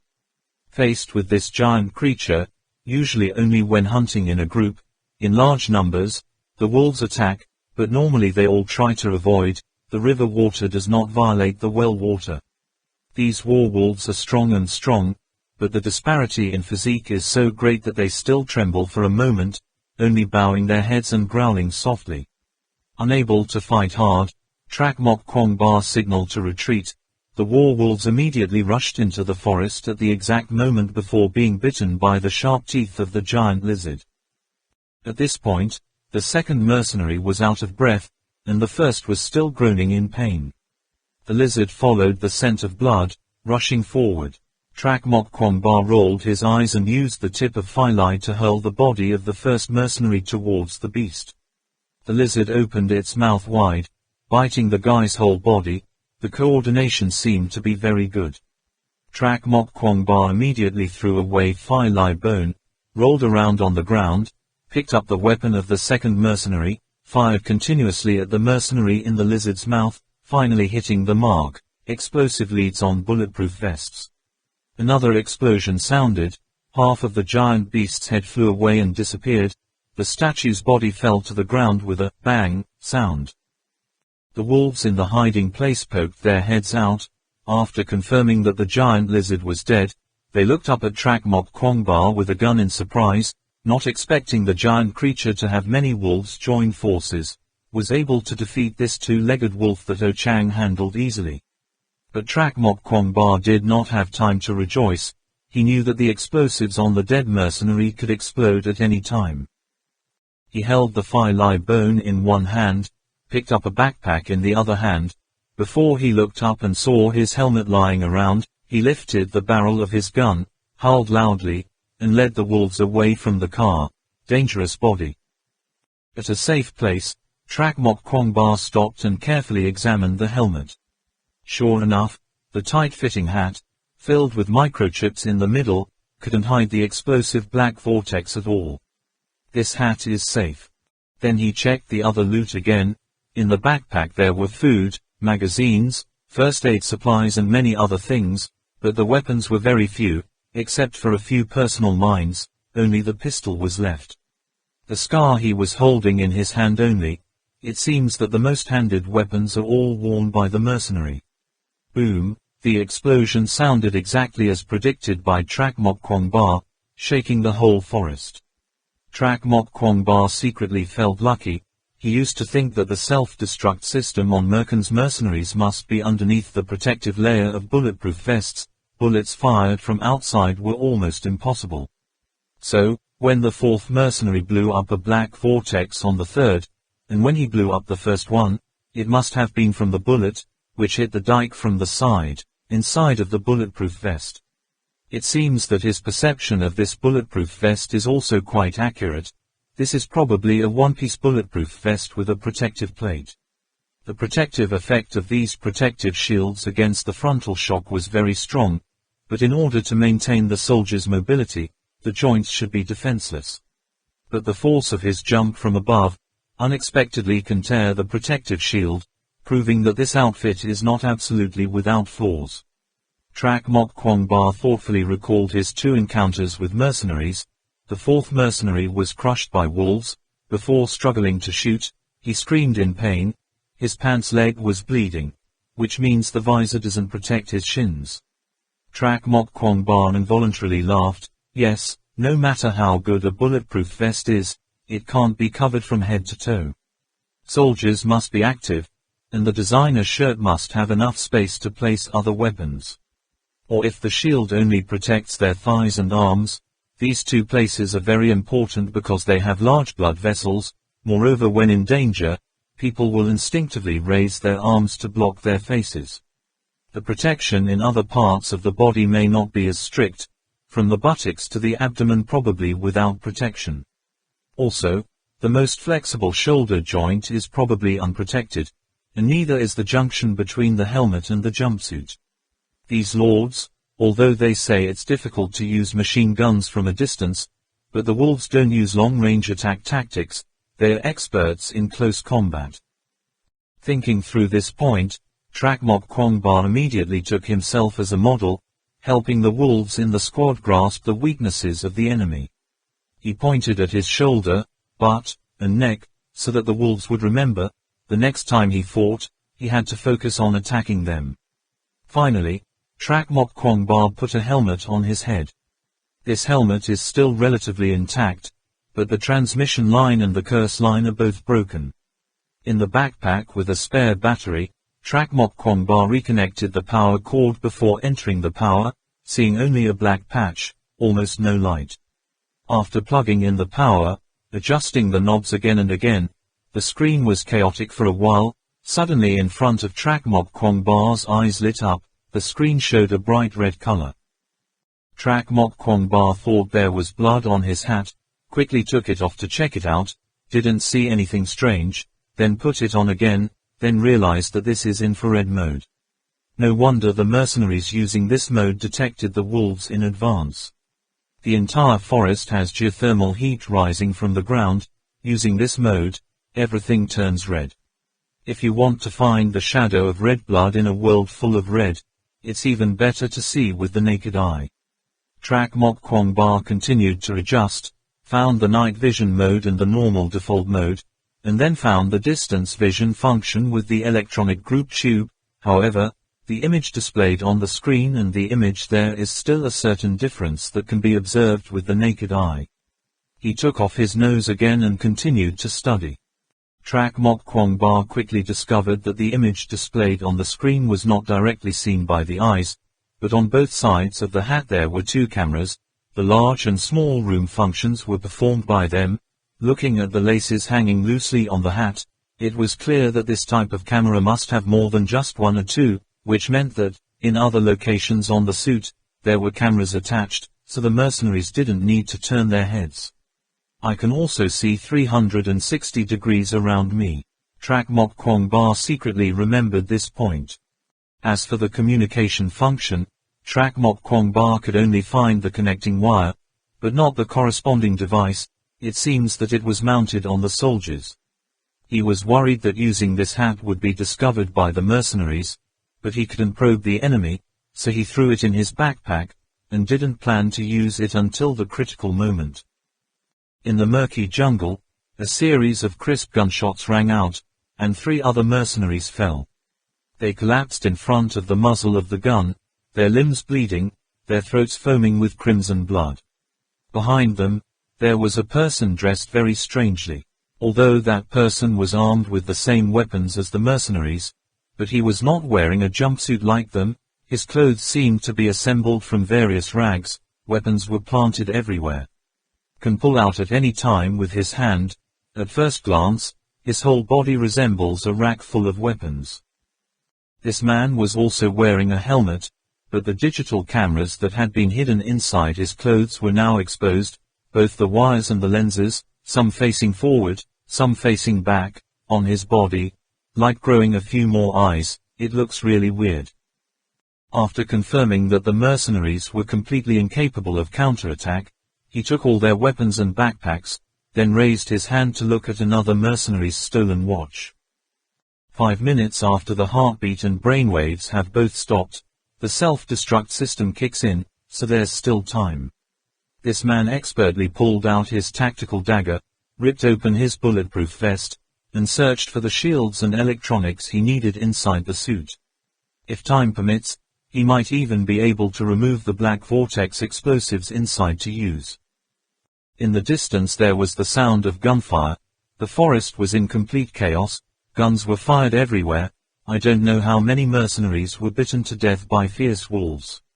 The man seemed to feel that the helmet was a little hot, but it couldn't connect to the air outlet anyway, so he took off the helmet.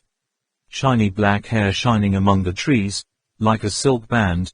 This person was Lu Kan Nam, mysterious master in merchants. Yu Yang's scouting and tracking techniques are extremely powerful, but after all, it is also trained by Lu Kan Nam. After leaving track Mob Kwong Ba, she slowly recuperated on the one hand, and continued on the other, keep tracking the Merkins. Before that, Merkin's team was extremely closely linked, the front-end support and support for each other, when stopping to camp was also very reasonable, so Lu Kan Nam could only secretly observe in the dark, basically did not find a chance to kill. She continued to follow them through the wall of size, set foot on the land of Shangri-La, the green sky and grass, until they were attacked by wolves that disintegrated the squad. Lu Kan Nam began his journey. Motion. Lu Kan Nam is a professionally trained soldier, and an amateur-like track Mok Kwong Ba can't be compared. Before long, Lu Kan Nam quickly discovered the advantages and disadvantages of the bulletproof suits on the mercenaries, took advantage of the opposite, and assembled himself into a suit suitable for his use. At the same time, like the wolves, she began to take down the mercenaries who were lost alone in the forest. Destroying one, the Merkin's force will be partially weakened, unable to give the opponent any chance. However, the wolves here implement a policy of non-discriminatory attack. It is difficult for any creature to walk on two legs. Lu Kan Nam did not dare to reveal her human scent for too long. After taking off her helmet and taking a few breaths, she hurriedly put it on her head. Now, all of her outer clothes are covered with a mixture of mud and leaves, just to hide the body odor. The gunfire on the other side seemed to have stopped completely. There was still enough time to run there to collect more weapons. Lu Kan Nam looked at his watch, and then quietly ran as fast as possible towards the sound of gunfire just now. Not good. Not even reaching the location where the gun was fired earlier, Lu Kan Nam stopped. She found a wolf carcass. The wolves in this place are highly intelligent and collective. If an ally is injured or dies, the surviving wolves will definitely bring the body back. Now that the wolf carcass was discovered here, could the wolves that ambushed this mercenary group have died? Lu Kan Nam was on high alert, taking the lead step by step. It is not clear how many more are ahead. Could it be Merkin's main army? Spying on the battlefield, Lu Kan Nam was shocked again. I only saw a few mercenary corpses lying in the middle of the forest, about a dozen more wolf corpses, but in the middle of those corpses was a person, dressed like mercenaries, leisurely collecting weapons on the ground, accomplices. The others were all dead, but this one didn't seem to have a single wound.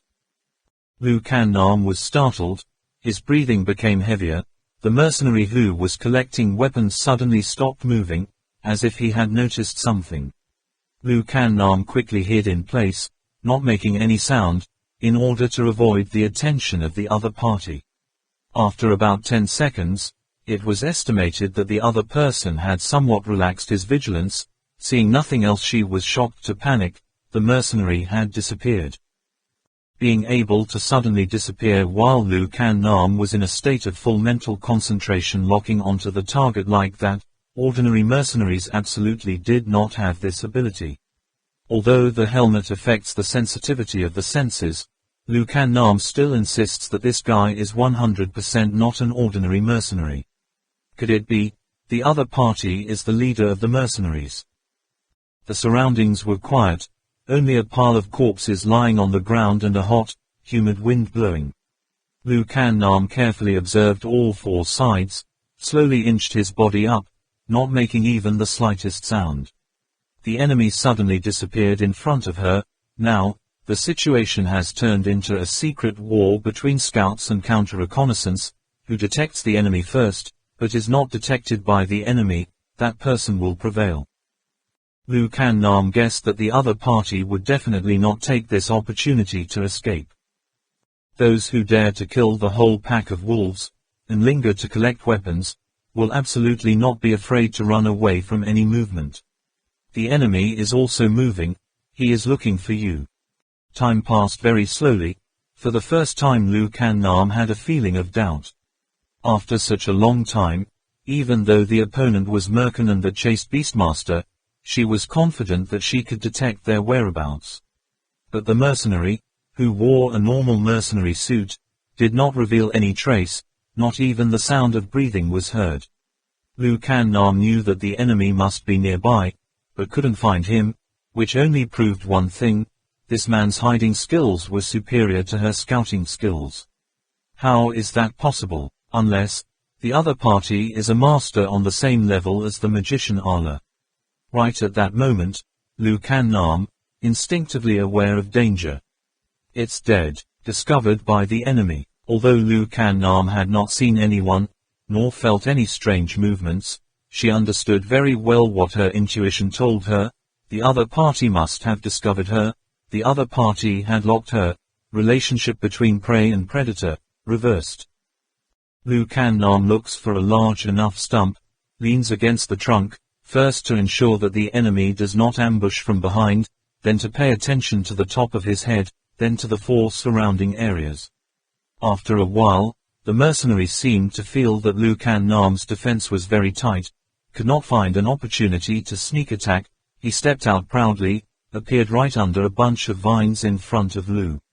South Wing.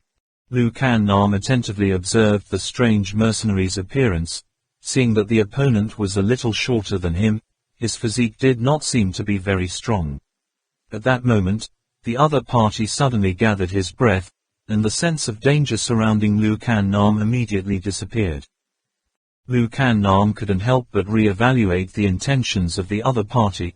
Could it be his own? She tried to ask a question. The magician. Sir.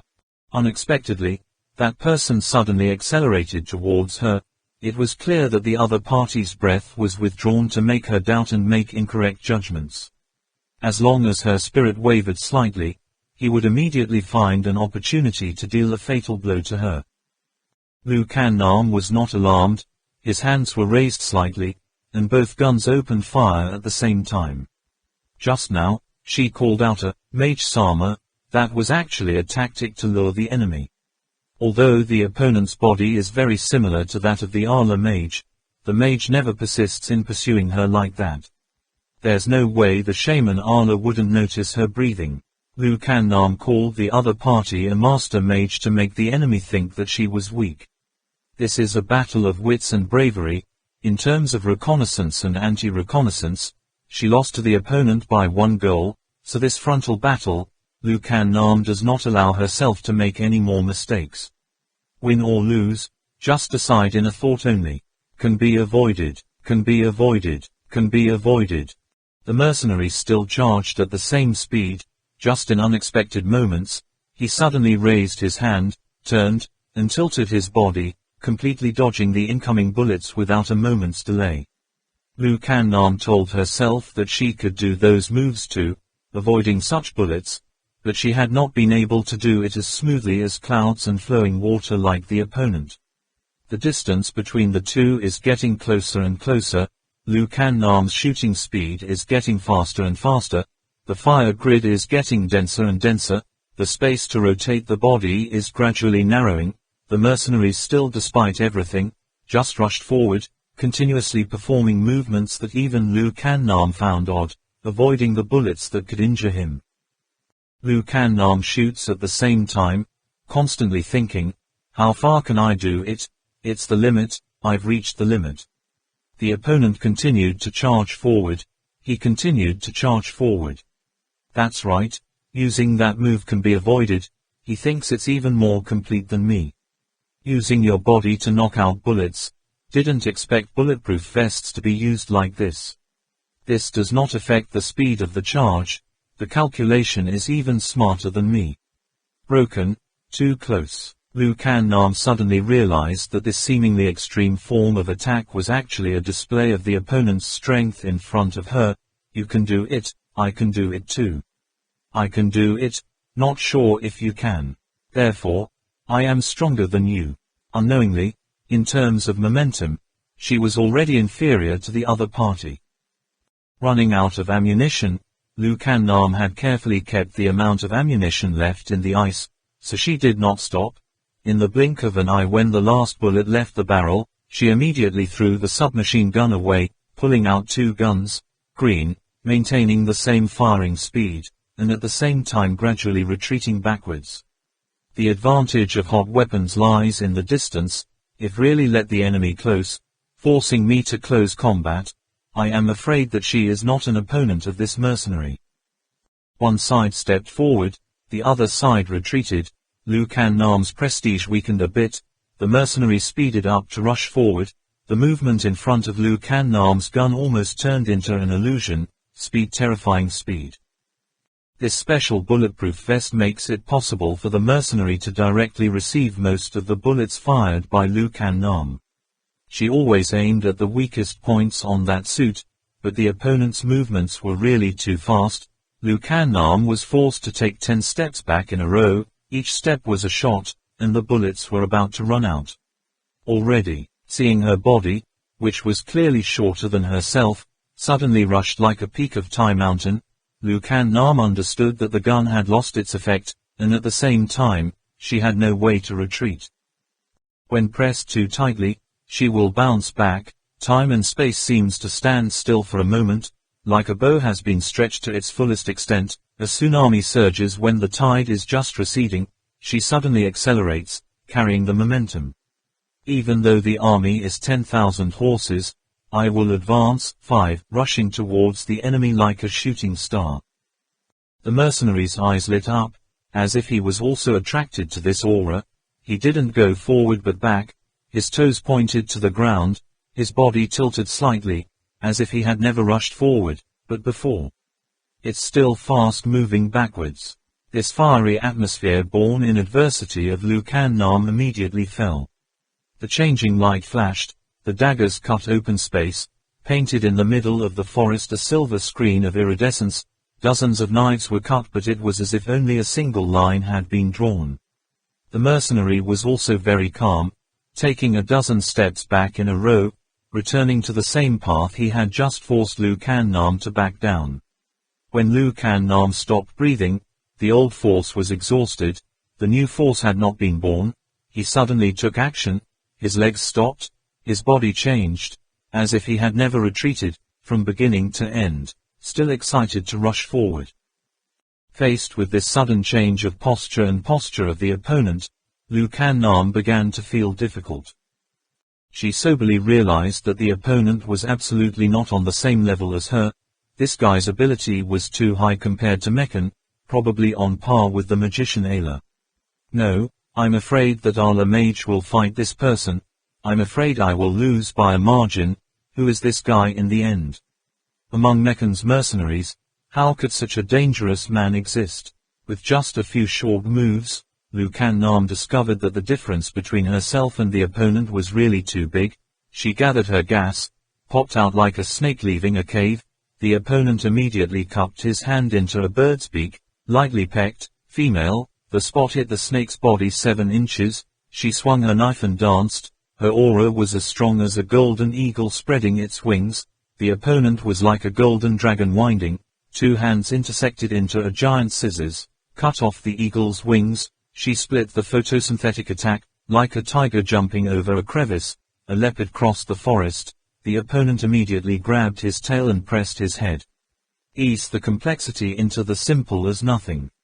Each of her moves has not yet been released, the opponent already knows what she will use. She just made a move, was suppressed by the opponent so she couldn't move. An opponent like this can't be beaten. In a brief moment like lightning flashed in the sky, Liu Kannam had calculated a way to retreat, and at the same time had to forcefully suppress this thought so that this thought would not manifest in his body. As long as her movements are a little loose, the opponent will immediately detect the intention. Just run away from here. If you find others, you must tell them, in the enemy team there is a master more powerful than Meccan. Liu Kannam was thinking that, suddenly heard a bang sound, and then several more explosions in succession. It seems that the time has come for the bodies of the mercenaries to explode on their own. The two people who were fighting completely ignored the sound, still launching their moves, neutralizing the opponent's moves, one holding two daggers, the other empty-handed. Liu Kannam struggled to cope, the other side did not increase the pressure, only inching step by step, forcing her to the position he calculated. The mercenary's fist is faster than Liu Kannam. In this state of action with extreme speed, he is still very leisurely transforming, slashing, blocking, wrapping, supporting, looping, pushing. Apply the word, bullet, knockout in martial arts to the extreme. Most of Liu Kannam's attacks are either knocked back by him, or knocked back. As for Liu Kannam, he had to worry about both attack and defense, and at the same time thought about how he could suddenly leave this war. Suddenly, a piece of broken rock the size of a brick was thrown by the shock force of the explosion, heading straight for Liu Kannam. Since the helmet partially obscured her vision, the fragment was already close by when it was discovered. In an urgent situation, Liu Kannam was about to lean back to dodge, but the other mercenary seemed to have planned everything. The thought of avoiding the stone just flashed in Liu Kannam's head. The opponent's hands suddenly broke, suddenly stretched out, like two snakes wrapped around Liu Kannam's hand, following her wrist to stroke forward. When Liu Kannam's helmet was hit by debris, the mercenary's arm also exerted force, snatching the two daggers from Liu Kannam's hand. Although Liu Kannam was not injured, but his helmet was hit, his vision must have been affected more or less. The other mercenary took this opportunity, crouched low, turned into the dead corner of his vision.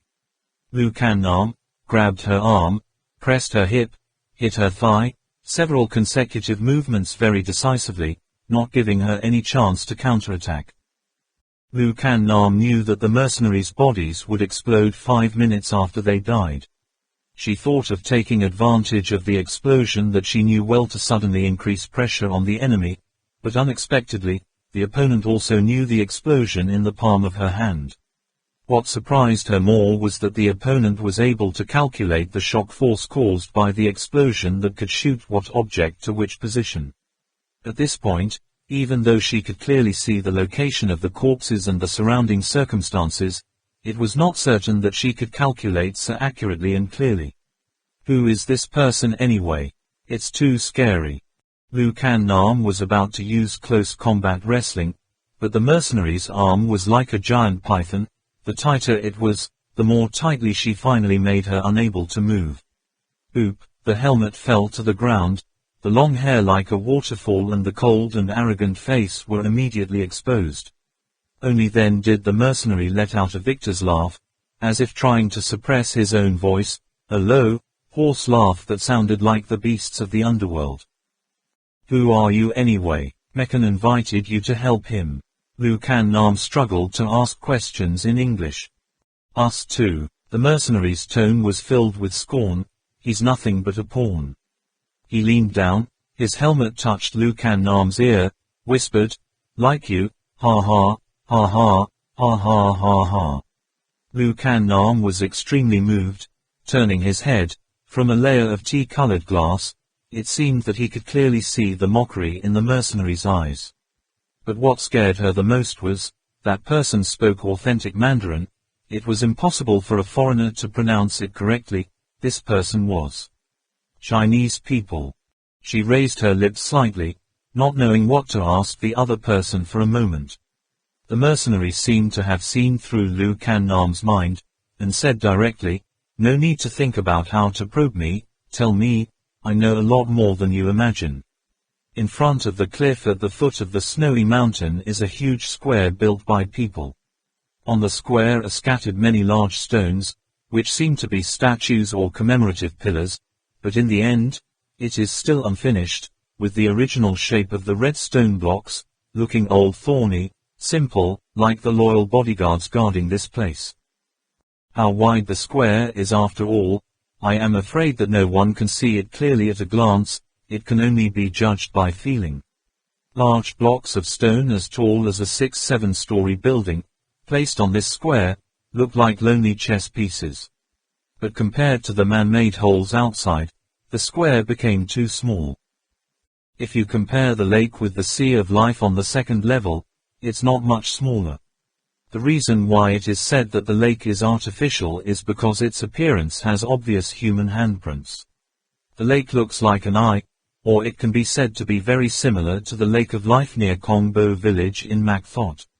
The two sides of the lake are completely symmetrical, the edge of the lake is as flat as a knife, as smooth as a pearl. The square is located on the upper eyelid of the eye, the size is not calculated as the pupil of this eye, at most just a small scale on the eye, or the pore of a certain eyelash. If you look down at the water's edge, you can see the clear lake bed with a giant man-made architecture, meticulously sculpted corridors and bridges, elaborately carved windows, high and low floors. Ellipsis. Everything is clearly visible in front of our eyes, exuding a mysterious yet heroic aura. Countless fish swam between the corridors and pillars. The water in the lake is not stagnant, the melted snow on the top of the mountain for thousands of years has flowed here, and then divided into a stream in the tear gland of this giant eye, turning into a torrential flow that pours all over the third stage.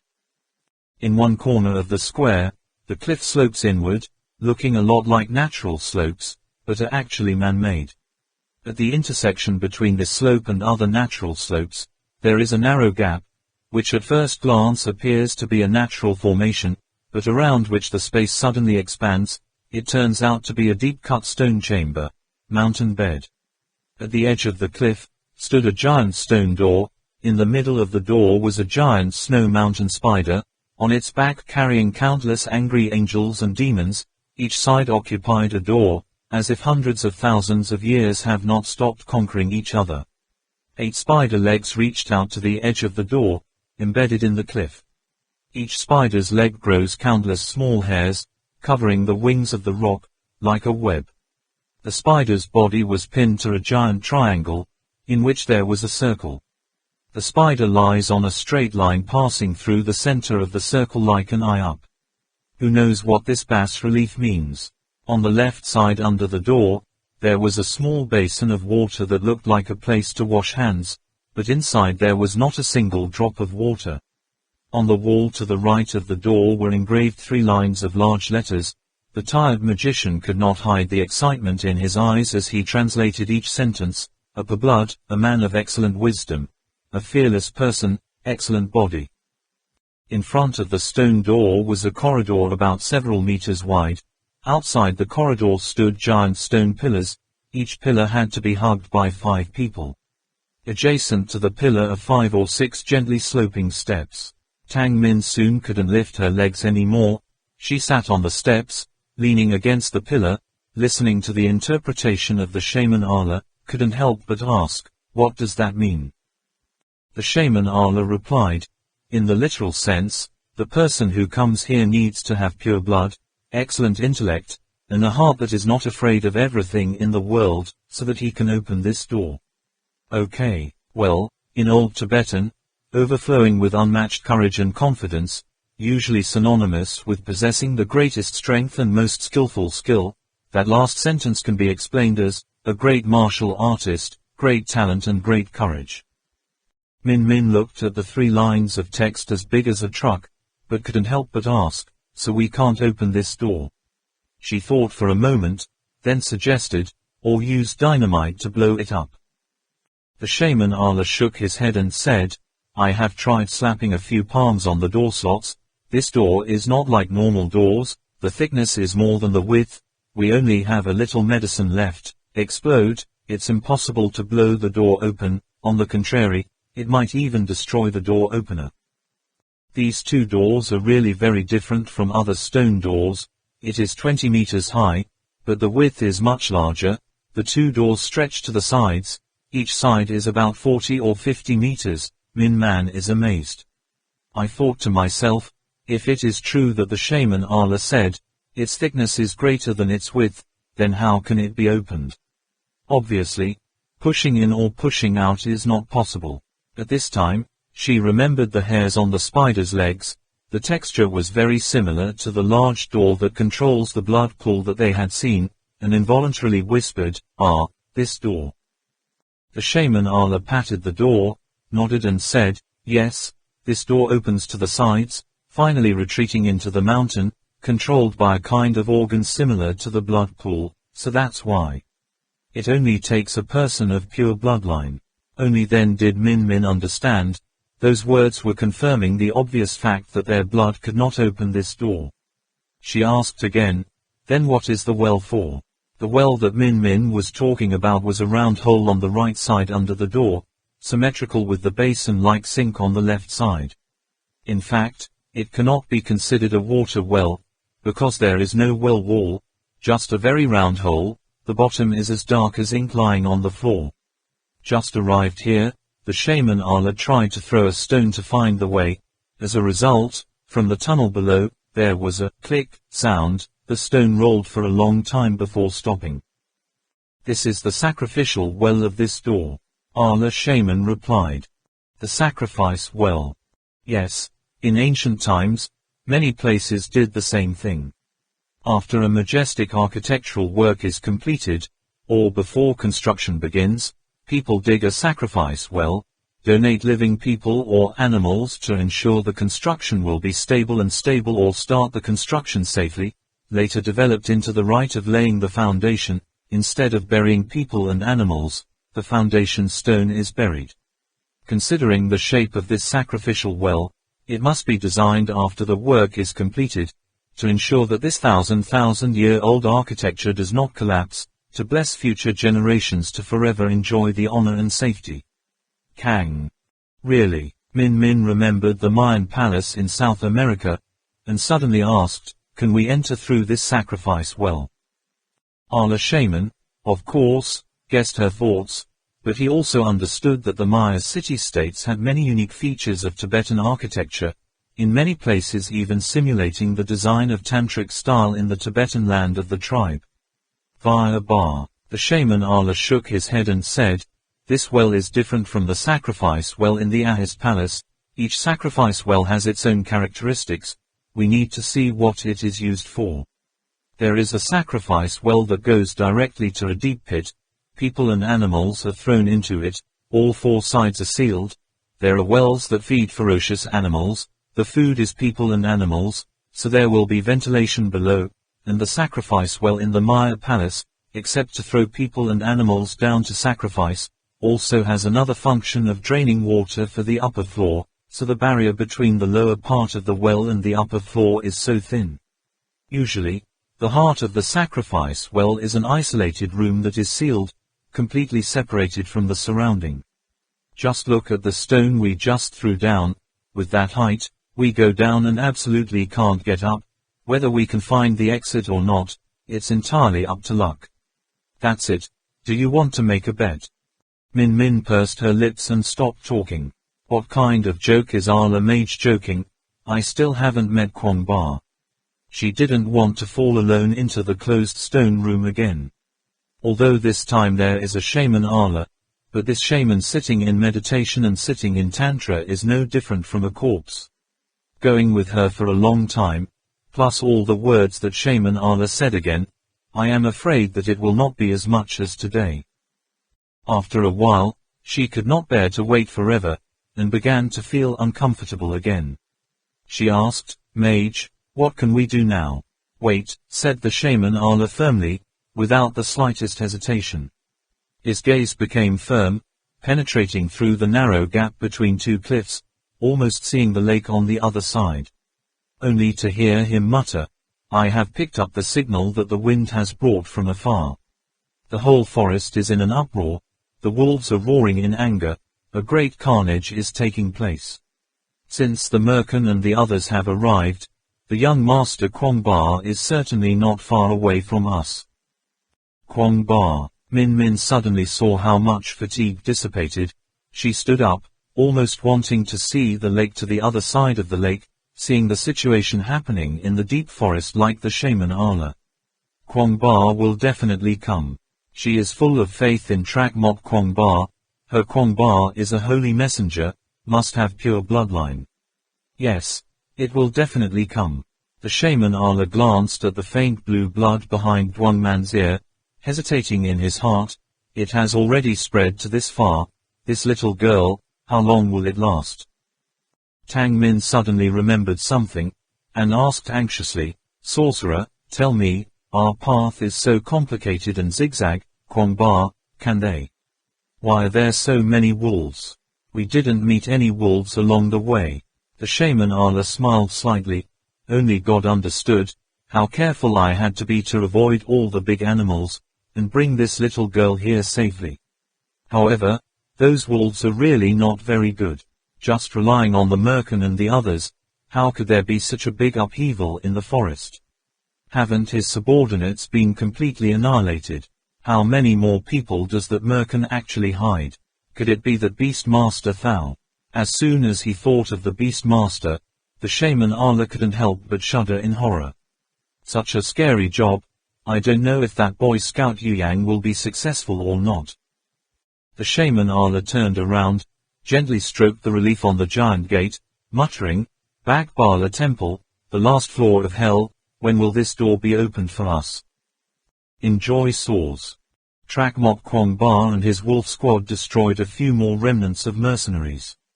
Coordinating with traps, wolves and Trak Mok Kwong Ba did not take much effort. Even Trak Mok Kwong Ba had not used weapons. At this time, they met another squad scout wolf. After checking the identity, the wolf led the Trak Mok Kwong Ba and the others to the bottom of a large tree, surrounded by 7 or 8 wolves, surrounded by an underground monitoring station, seemingly surrounding the prey. Although it is said that wolves can climb trees, but only borrows the force of the jump, clinging to climb relatively low trees with many protruding branches, but for old trees, climbing from the ground. For tens of meters with only this smooth tree trunk, the wolves seemed to have no way to climb. Trak Mok Kwong Ba raised his head, only to see on the top of a tall tree, there was an animal of the primate type. The whole body was pink, squatting, as if wanting to jump to another branch, but the distance was too far, and climbing down, there was a whole pack of wolves staring like a hungry tiger waiting for its prey. Seeing that creature, Trak Mok Kwong Ba couldn't help but think that burst into his mind, what monster is this?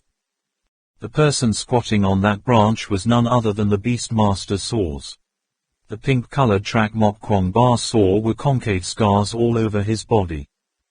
At this moment, Saws was looking down, only to see the pack of wolves surrounding him, separating 1 or 2 and running away, soon leading back to a man walking on 2 legs, at first glance like an ape-man, unknown to be wrapped in animal skins, or on his body was covered with hair, his beard and hair covered his face, his skin was covered with sedge grass, and his hands also seemed to be abnormally large. What scared him the most was, a man with such a primitive appearance, but holding a gun in his hand, looked even more bizarre. Saws couldn't help but wonder, what monster is this? The 2 monsters watched each other for about 10 minutes, still not recognizing each other. In the end, Saws thought that if he could hold a gun in that position, the other half would have a certain intelligence, so he tried to see if he could use hand gestures to exchange. He sat on a tree branch, stretched out his hand to outline some movements that Trak Mok Kwong Ba didn't understand. Saws was afraid that the intelligent creature below did not understand his intentions, so he cried out a few, smack, smack. Trak Mok Kwong Ba below saw this and thought to himself, what is that monkey on the tree waving his arms and legs? Can't make fun of me. Trak Mok Kwong Ba immediately put the gun on his chest, gathered enough breath, took a deep breath and then, howl, roared for a long time like a howling wolf, causing the surrounding wolves to also support in turn to increase the threat to the enemy on high. Saws was very upset. He clearly saw that the ape man and the wolves had a physical exchange with each other, his movements and sounds just now. Why couldn't the other person understand? Unexpectedly, it turned out to be provocative, causing the other guy and the wolves to fight. He couldn't help but blurt out cursing, "Her son." Trak Mok Kwong Ba was startled, jumped back a step. It turned out that the monkey could speak human language, even English. The wolves also backed away from him, spreading out in a circle. Then Trak Mok Kwong Ba asked loudly, "What are you?" Saws was also startled, almost fell from the tree branch. The ape man unexpectedly spoke in a human voice. "It's downright weird." He pointed at the ape, stammering twice, you, then lost her words. Trak Mok Kwong Ba had run out of patience and shouted loudly, "Come down to me, or I'll open fire." The other party said such words. Obviously the other gun was not considered a log in hand. Saws found it difficult to escape, so he obediently clung to the tree and slid down. Trak Mok Kwong Ba was also under control of the wolves. At this time, at a close distance, Saws discovered that the ape man in front of him, except for his hair and beard, was all camouflage.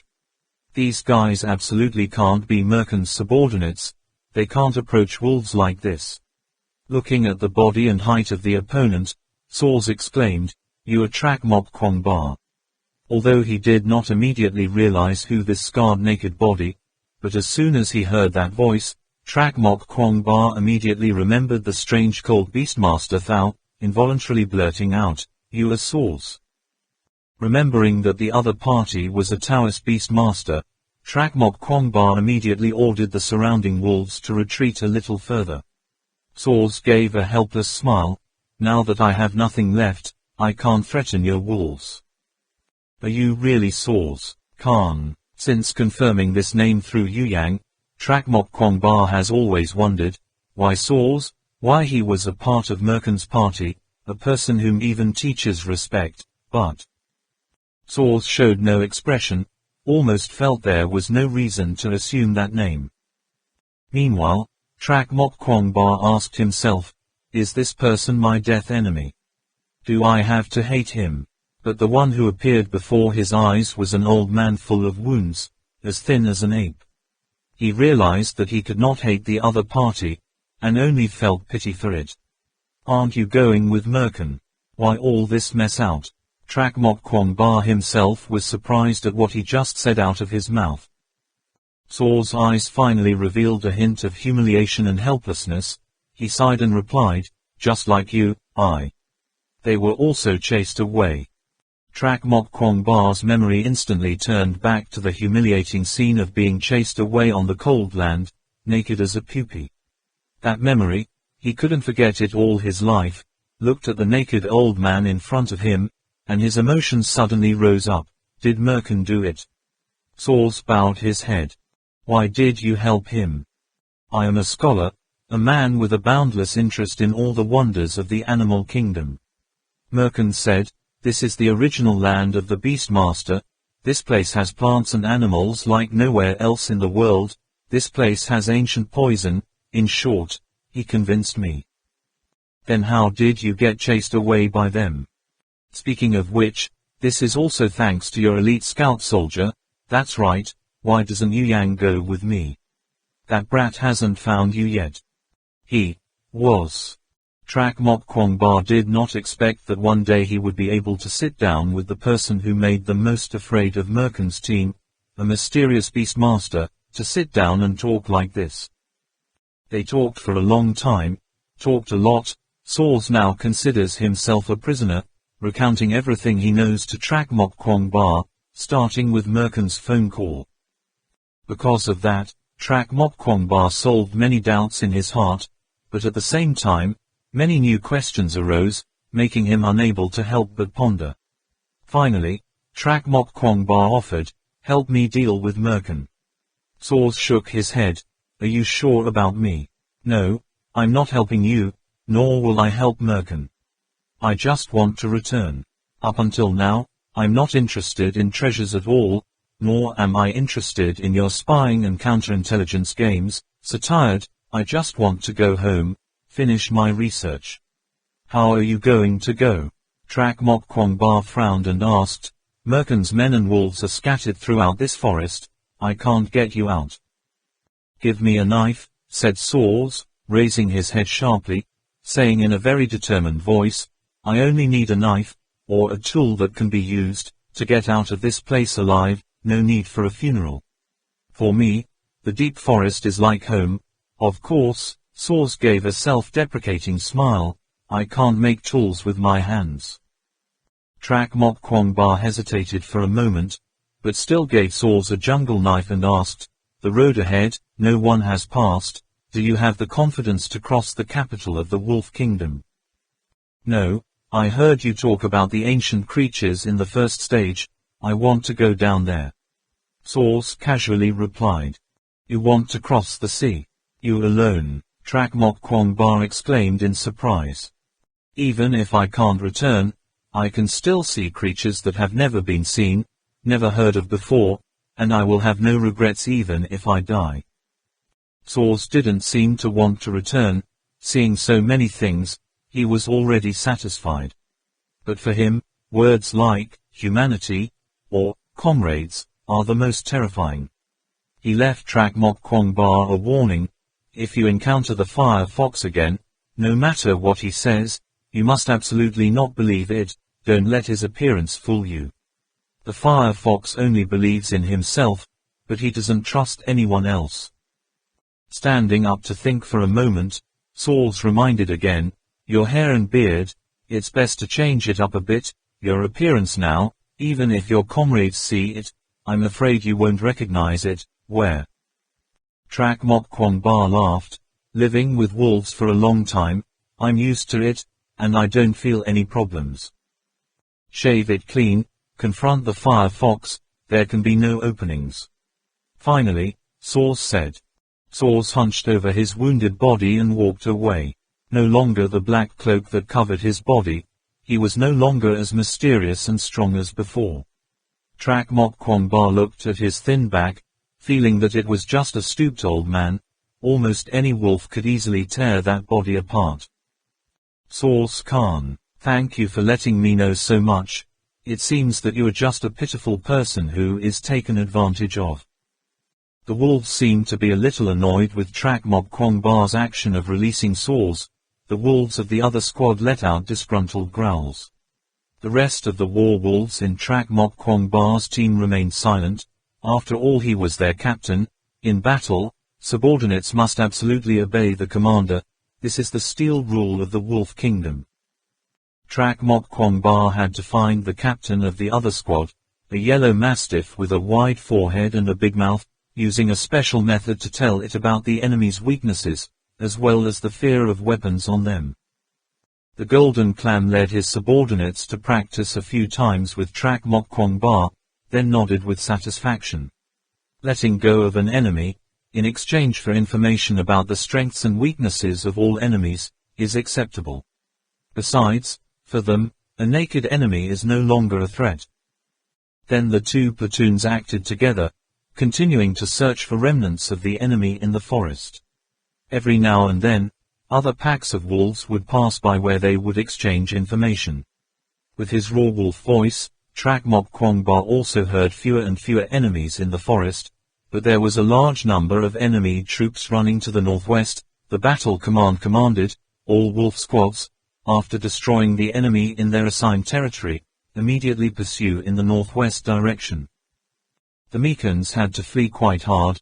Since the ambush, the wolves have not stopped chasing them. It took him countless hours of effort to collect nearly half of the original defense. At night, the wolves were even more active. The mercenaries didn't dare to sleep at all. In the jungle, everywhere could see flickering green eyes.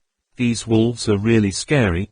They always hover outside the firing range of the mercenaries, taking advantage of the advantage of numbers, putting great pressure on the enemy. Not only that, this place is still a primeval forest. those wolves can hide anywhere. Mekan finally understood the dangerous situation that Ba Tang's Green Spider detachment faced, why the entire elite army had only 2 survivors left this place. What he said was absolutely not made up to scare others. The wolves here are really too many. Not only that, this land is like being cursed by the gods. Even the leaves and trees can eat people, and there are countless kinds of wild beasts that we don't know. Knowing the name was also attracted by the smell of the mercenaries' blood, rushing to join the sumptuous banquet. The wolves only needed to be in the distance to quietly follow and observe. Occasionally revealing their faces for a while was enough to scare Mekan's mercenaries out to piss their pants, not eating during the day, unable to sleep at night. If it continued like this, in a day or 2, the mercenaries' morale would completely collapse, and they would commit stupid acts like killing each other, or even committing suicide. How's the situation? Mekan came in front of Kafu. Now he couldn't help but despise this mercenary leader more than before.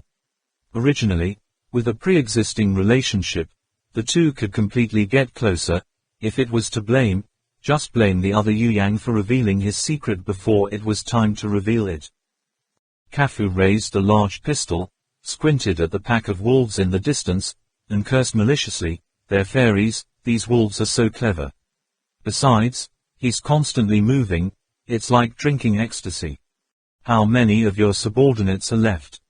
Probably about 70 or 80 guys, still organized into 6 or 7 nests. The important thing is those wolves, the more they fight with us, the more clever they become. You see, now they don't even attack directly anymore, but they hide in the distance, driving other animals and even weird things that don't understand anything to consume all of our ammunition. I'm sure as long as we shoot all the bullets, the wolves will immediately rush in. At this time, a soldier came running back and reported, "Master General sighed, there are wolves in front, many. So much, we can't make it through, we can't move forward." Mekan reached out and grabbed the mercenary, sternly shouting, "Tell them, this is reached, there is no turning back, no matter how many wolves there are in front, they must also rush through, let whether you set fire to the forest, or detonate a bomb, you have to open a way for me." The mercenaries still had not stopped panicking, so he hurriedly ran away. At this moment, Max emerged from nowhere, his eyes flashed with a ferocious glint. He opened his mouth in Mekan's ear and whispered, "Master, if these wolves are really smart, then I have a good way, like this." Like this. The corners of Mekan's eyes were slightly raised. The way Max said it was indeed possible, just using this method. It's true that only he can think of it, even he himself doesn't dare to think like that anymore. Mekan thought for a moment, then suddenly turned his head, stared at Max, coldly snickered, "If you think this is a good way, then let's do it." Max was shocked, not knowing how to react. Mekan took out a small remote control, which at first glance looked like a car key, handed it to Max, then said, "Yes, you do it, I believe you." Max shivered, taking the remote control, a troubled expression on his face. At that time, he just thought this was a good idea, but he really didn't expect the boss to let him do it, this time slapping the horse's butt and then hitting the horse's leg. It was really good and bad. But when he gripped the remote control tightly, Max's face showed a smile of joy. "Now, the control over the life and death of the mercenaries is all in my hands, maybe it's still possible." Hey. Mekan seemed to have guessed Max's thoughts, took out a remote control exactly like the one he gave him from his pocket, and waved it in front of him. "Don't have any other intentions, this controller. It's not just one." Max quickly smiled and flattered. "No, boss, my loyalty to you is really." "All right, go quickly." At this moment, Mekan no longer had the heart to listen to his nauseating words. Cold sweat broke out all over Max. His little life was still in the hands of his boss. If his boss gets angry and presses that little button, then... Kafu stood up with a large sniper rifle and asked, "What are you doing?" Mekan replied, "Max's way can be done. If those wolves are really smart enough, then sacrificing the life of a mercenary or two could change the lives of everyone left, again. Kafue immediately changed his color. What, you? Mekan said with a sneer, this is the only way, keep letting one person after another be bitten by wolves like this, just by making a bet. You don't know, the wolves here are not like the wolves elsewhere, their best forte is psychological warfare. You haven't run into something that's given you nightmares for the rest of your life. Mekan recalls what Ba Tang went through. Up until now, the wolves had not pulled the mercenaries they had bitten to death back in front of them. Mekan stepped past the muzzle of Kafu's gun and said in a low voice, let's go, let's see if the wolves retreat or not. They went straight to the front of the mercenary formation, not understanding what trick Max was using, but one soldier was staggered towards the place where the wolves had gathered the most in front of them. About 100 feet away, a wolf rushed up. The mercenary went crazy, did not retreat, but continued to rushing straight into the middle of the screaming wolves. Suddenly, dozens of wolves had piled up in a small pile, completely covering his entire body below. At this time, Max gritted his teeth, pressed the mountain on the remote control. Bang! With a loud voice, the firelight filled the sky. The wolves were immediately exploded into pieces. The other wolves all backed away in unison, looking at the place where the explosion had just exploded, as if they didn't understand why that person had become so scary. The wounded wolves howled in pain, and the other wolves did not dare to approach. At this time, the second mercenary shouted again. He seemed to have closed his eyes, did not bother to look at the road, just rushed in and fell down. Max quickly adjusted the number. On the remote control there was a small liquid crystal display. The different numbers displayed on it corresponded to the numbers of the mercenaries. The wolves in front wanted to retreat, but the ones in the back were too crowded and couldn't be dispersed for a moment, and in the end, the mercenary rushed in the middle, shooting all around with a gun. Max pressed the button again. A loud bang continued to sound. After two terrible explosions, the wolves finally had a howl. The whole group of wolves immediately withdrew like tidal water.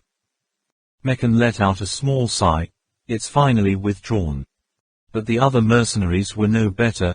Many of their limbs were still trembling, as if they were imagining the one who blew up the body just now they were themselves. The eyes of the mercenaries looking at Mekan were filled with hatred.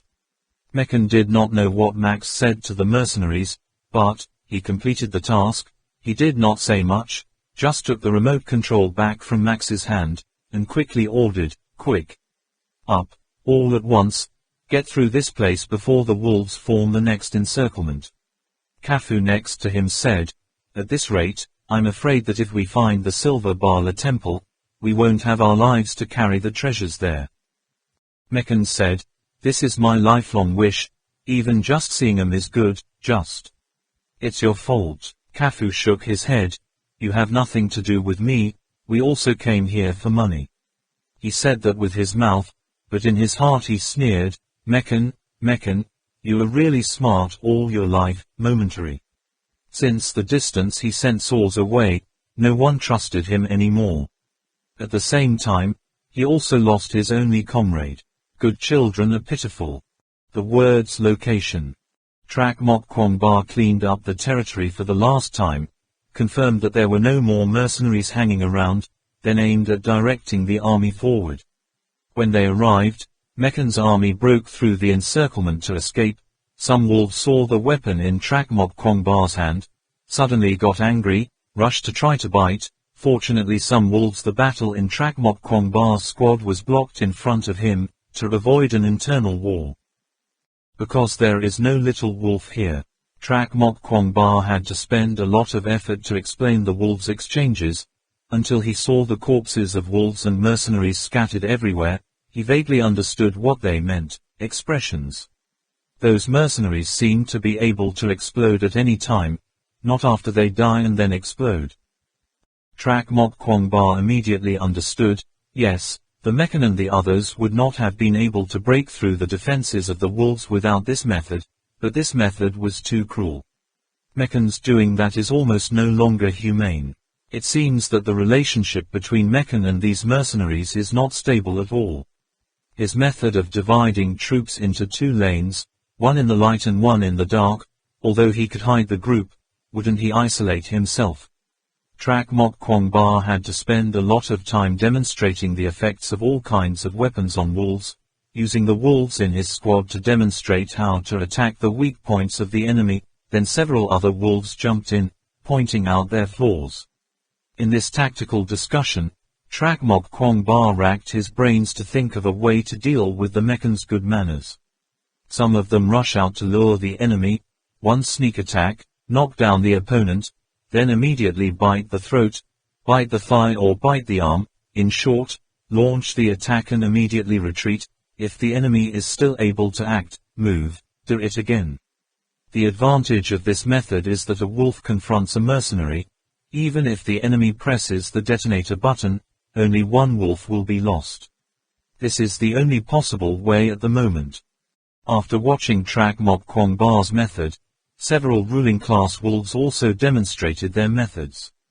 One wolf taught the wolves to dig holes, pulling vines over the crater, which in a moment had covered the whole surrounding.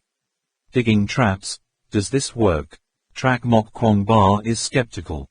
The eyes of the dominant wolf showed a sly look, as if to say, whether it works or not, we will know at that time. There are many different methods. It seems that during this time the wolves have come up with a lot of ways to deal with the mercenaries that can explode on their own. Concentrating wisdom will certainly help. This sentence is not wrong at all. Suddenly, a wolf still trailing behind Merkin's team ran back to report. His tone seemed very urgent. The whole pack of wolves jumped up, roaring and dashing away. Trak Mok Kwong Ba still did not understand what was going on. His subordinates fighting wolves said, "Hurry, they want to go to an extremely dangerous place." Besides, he absolutely did not understand. In the deep forest, there was no direction, no markers to show the way, only the way to run along the foot of the mountain, knowing full well that there were wolves following behind, but no one dared to look back. Merkin's mercenaries at this time were like sheep being chased away by wolves. Even if they had bulletproof vests, armed to the teeth, and faced with a huge disparity in numbers, none of those things worked, nothing more. Cross-country running for a long time, even Merkin began to feel unbearable. Kafu ran beside him and cried, "Ben, the wolves behind are more and more." Really, Merkin panted slightly, turned his head to look back, only to see faint shadows appearing in the woods. Indeed, there were countless wolves following him closely. Only thing, after a taste of suffering this time they spread very wide. Thoughts swirled like lightning in Merkin's head. He suddenly ordered, "5th Battalion, stop to stop the wolves, the others must not stop, continue to charge forward." The captain of the 5th platoon was stunned for a moment. Wouldn't he commit suicide by staying? Merkin and the rest of the team didn't stop to give instructions, just toss the captain a remote that says, "Take care of it yourself." The captain gritted his teeth and grabbed the remote, finally raising his fist and shouting, "Tactical defensive formation. 174,175,176, fire arrangement, 189, 197, take the high point." The wolves slowly gathered. Just the number that appeared in front of their eyes was enough to make people tremble. The mercenary squad was so tense that it didn't dare to breathe. The captain saw Trak Mok Kwong Ba looming among the wolves, suddenly remembered, the other day, there was a guy who escaped to report. Among the wolves there was a monster, able to stand upright, walking on 2 feet, at least 2 meters tall, strong as a bull, claws sharp as daggers, roars like thunder, speed like the wind, eyes that can spit fire, bulletproof vests that it tears like thin paper. In short, this monster is extremely terrible, as scary as it can be. Now, seeing the monster appear with his own eyes, how could that captain not be terrified? The Merkins had not gone very far when they heard a bang. Every name can't help but startle. They all understand, the 5th squad is already dead. In fact, The battle time this time was much longer than Merkin expected. In the past, the wolves had mostly only clashed with the remnants of soldiers scattered in the forest. Their morale was already broken, but this time, it was a fully organized platoon anyway. However, fortunately, Trak Mok Kwangba had a gun, and the mercenaries obviously did not expect someone in the wolves to use a submachine gun, so they finally broke through the solid defense line. The captain, after holding himself back to blow up one of his subordinates, was immediately noticed by the wolves himself. The wolves understood, whether the other enemy exploded or not, the key was in the small mud-like test in his hand. Immediately a few wolves rushed over. The captain, no matter how fierce, did not dare to press the button to destroy himself. The remote control was grabbed by a wolf. Trak Mok Kwangba hurriedly exclaimed, "Oh, don't." But the wolves were clouded by anger, and moreover, they didn't understand what Trak Mok Kwangba was saying at all, so they only cracked a few words, the remote control. The distance had turned to crumbs, swallowed up by the wolves. The captain just died, the rest immediately ran away. Just looking at the number of wolves chasing them, they know what their fate will be in the end. Among the wolves, there was one of the leaders who howled, "Chase, chase." At this time, Trak Mok Kwangba began to understand the intentions of the Merkin and the others. After all, this was the same as his own original intention. During his time in the Wolf Kingdom, the youngest wolf led him around the kingdom, but he never discovered the Temple of Bakbala. Obviously, it was a place they did not let others visit, or maybe said, the little wolves had no right to know the place. Even if you die, you still have to die in front of the Temple of Bakbala. Trak Mok Kwangba said to himself. Hoorah! The mercenaries in front suddenly cheered loudly. Max grinned and ran to the report. "Boss, boss, we're out. Get out, this is the end of the forest." Merkin looked up. Indeed, the canopy in front of the tree had thinned, the light was abundant, they had left the last tall old tree behind, and stepped onto a vast green grass. Looking to the sides, the tall forest trees resembled a line of bodyguards, standing in an arc around the grassland. Kafu also said, "It's okay, no more forests to support those wolves, we kill as many." Merkin suddenly remembered something, quickly squatted down, pushed the green grass away, and sure enough, a paving stone had been broken up by the soft, fragile grass. Kafu said, "What's the matter? Is this a man-made construction?" Merkin couldn't hide the joy on his face. Sure enough, where can you find a glade in the deep forest? This place used to be flattened by human hands, but now it has been invaded by the deep forest. Just back, tell everyone, speed up. If I'm not mistaken, the Temple of Bobala is right in front of us. This sentence of his was like a stimulant drug. No need to waste time conveying words. The mercenaries were already whispering to each other, using all their remaining strength to continue enthusiastically moving forward. The wolves in the back are no longer scary. Bakbala Temple. A sea full of treasures, a mountain of gold and silver treasures, riches piled up on the earth. The attraction of those things was enough to make these mercenaries forget all about their own life and death. After running for a few hundred meters, the grass suddenly sloped down, and in front of them was not a bright and glorious temple, but a large lake filled with steam. The slope is about 500 meters above the lake surface. Along the way there are some giant stone blocks standing like a meteor falling from the sky. Ha, is there a road ahead? Oh, this lake is so big. Isn't this the Bakbala Temple? What are these rocks built here for? Or was it born like this? I don't know. Is it possible that there was a shrine in the past, now it's submerged in the bottom of the lake? No way. From that far away, those rocks don't look like pillars. The mercenaries were whispering to each other, and one of them began to stare at Merkin with suspicious eyes. Only Merkin, after passing through that lake, suddenly burst out laughing like crazy. Come on. Arrived. Max thought to himself, is the boss extremely frustrated and then there is a problem in his mind?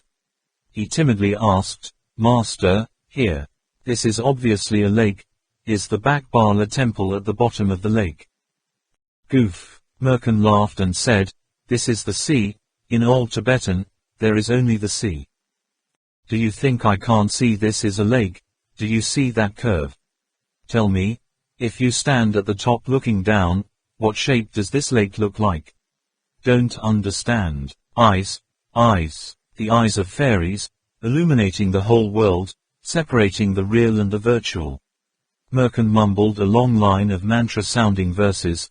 Suddenly the tone changed, hissing, there must be an entrance near here, around this lake, or maybe on the other side of the lake. Find me. Right away. Min Man woke up startled, raised his eyes, and immediately saw a giant spider and huge pillars, but did not see the shaman Allah anywhere, only heard the distant sounds of chaos, seemingly from where the ravine enters. Min Min came out of the narrow gap between the two cliffs, to the outside of the giant square. The wind from the lake surface rippled coldly, causing her to tightly close her collar. The shaman Allah was standing by the lakeside, raising his eyebrows and looking to the other side. Min Min walked up behind him and softly called out, Mage. The shaman Allah didn't seem to have heard, just whispered, why are there so many people? People. Man was startled, looked to the opposite shore, saw only mist rising all over the lake, and quickly asked, Sorcerer, is it Mr. Kwangba and the others? The shaman Allah shook his head. It's not like that, aren't there so many Kwangba young masters? The Iron Enemy has discovered the entrance. Hide first, see how the situation is and then calculate. There's a stronghold under the water. There's a castle under the water. As soon as the sun came up, the mist on the water gradually dissipated. I don't know who discovered the underwater wonder first, so they shouted loudly. The castle is too big. God. It's not an illusion. What is that black shadow? To be. Is it fish? Is it that big? Find the way. Boss. Found the way. Cried another mercenary, and Merkin rushed over to examine. Indeed, there is a straight road that can be used for horse racing, about half a meter below the surface of the water. If you don't go close to the water's edge and look closely, it is difficult to detect. Seeing one of them getting ready to go into the water, another one alertly exclaimed, be careful, there are big fish in the water. Now, these mercenaries have a fear within themselves that is hard to name with all the creatures in this place. Don't pay attention to those fish, hurry and wade over, Merkin commanded. Just as he heard a pinching sound, a bullet grazed his ear. Who shot it? Merkin was furious, looked around, and suddenly spotted a creature standing on two legs at the top of the slope, the sunlight scattered on its angular body, sketching the lines of strong muscles. It's him. Merkin snatched the binoculars from Max's hand. The mercenaries also adjusted the distance on their helmets one by one, and Trakmok Kwangba's face slowly appeared on the electronic screen. He was almost completely naked, calmly standing in the distance, but giving people a very heavy pressure. His chest rose and fell steadily with the rhythm of his breathing. The camouflage covering the billowing muscles had been removed, and on the vein-colored skin, every drop of sweat glittered like crystals. The guy holding the gun pointed to the sky, his face slightly tilted to the side of the gun. In those eyes, there were some more things that are hard to describe in words.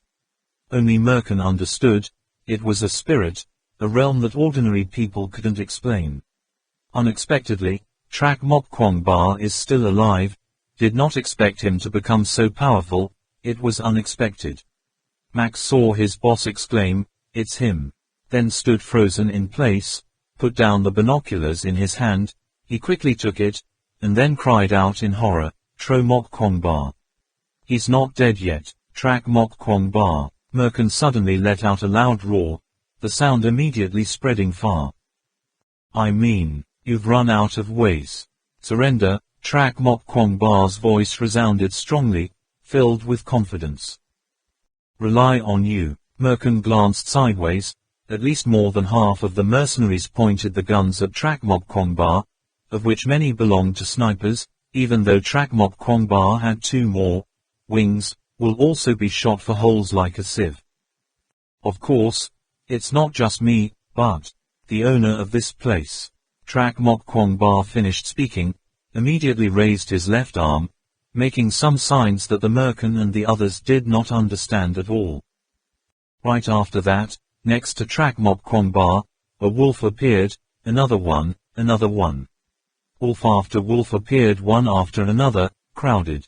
Looking out into the distance, only seeing countless wolves, if the merkins were standing at Trak Mok Kwong Ba's position at this moment, they could see the wolves standing crowded and stretching into a black streak in the back, all over the place. All mountains and forests are wolves. The way, I don't understand which mercenary trembled first.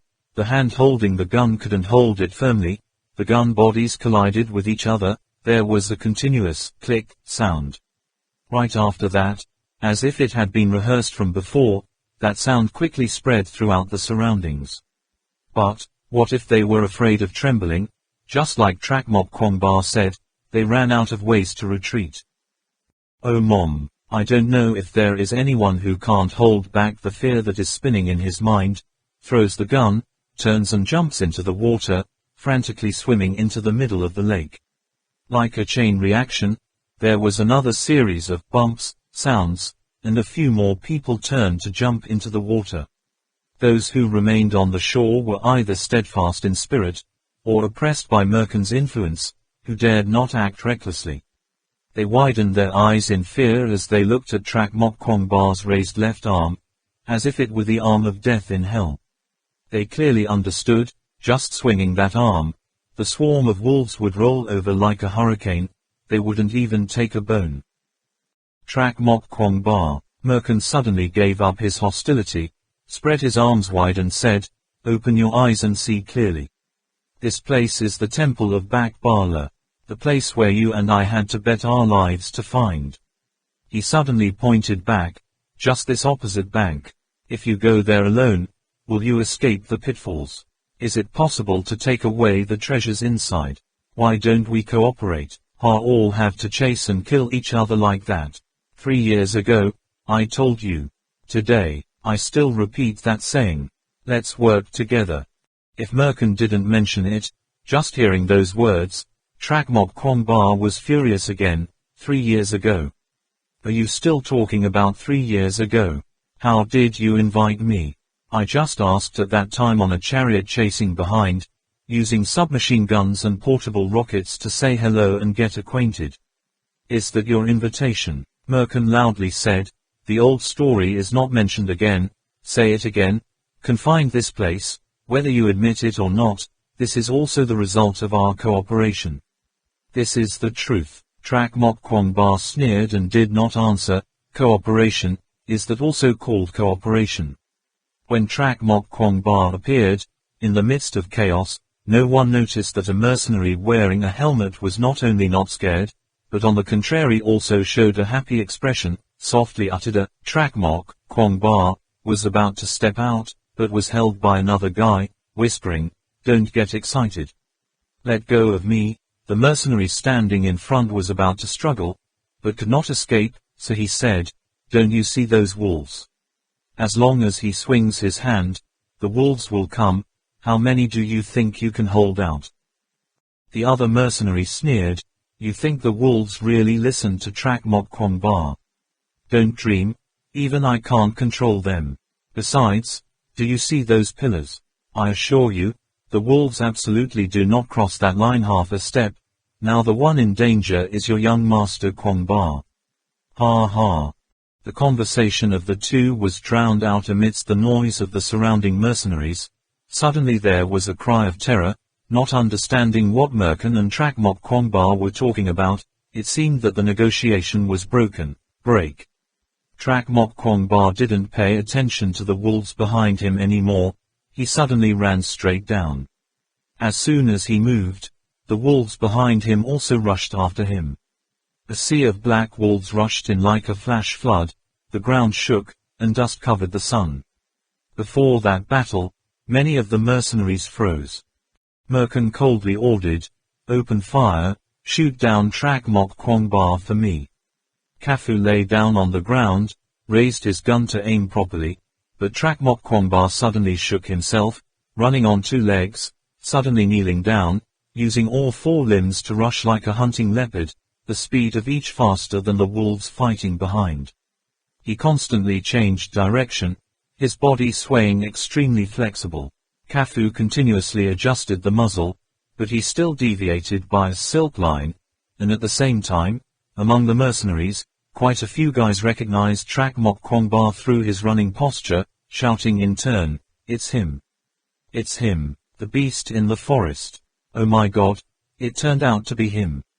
Animal set, wandering around. 7. The mercenary who was just pleased just now turned to the man under his control in surprise. "Did you teach him?" The restrained mercenary shook his head, his tone exuding pride. He's self-aware. "Young Master Kwangba, you really, always bring people unexpected joys. The more you charge forward, the denser the net of bullets."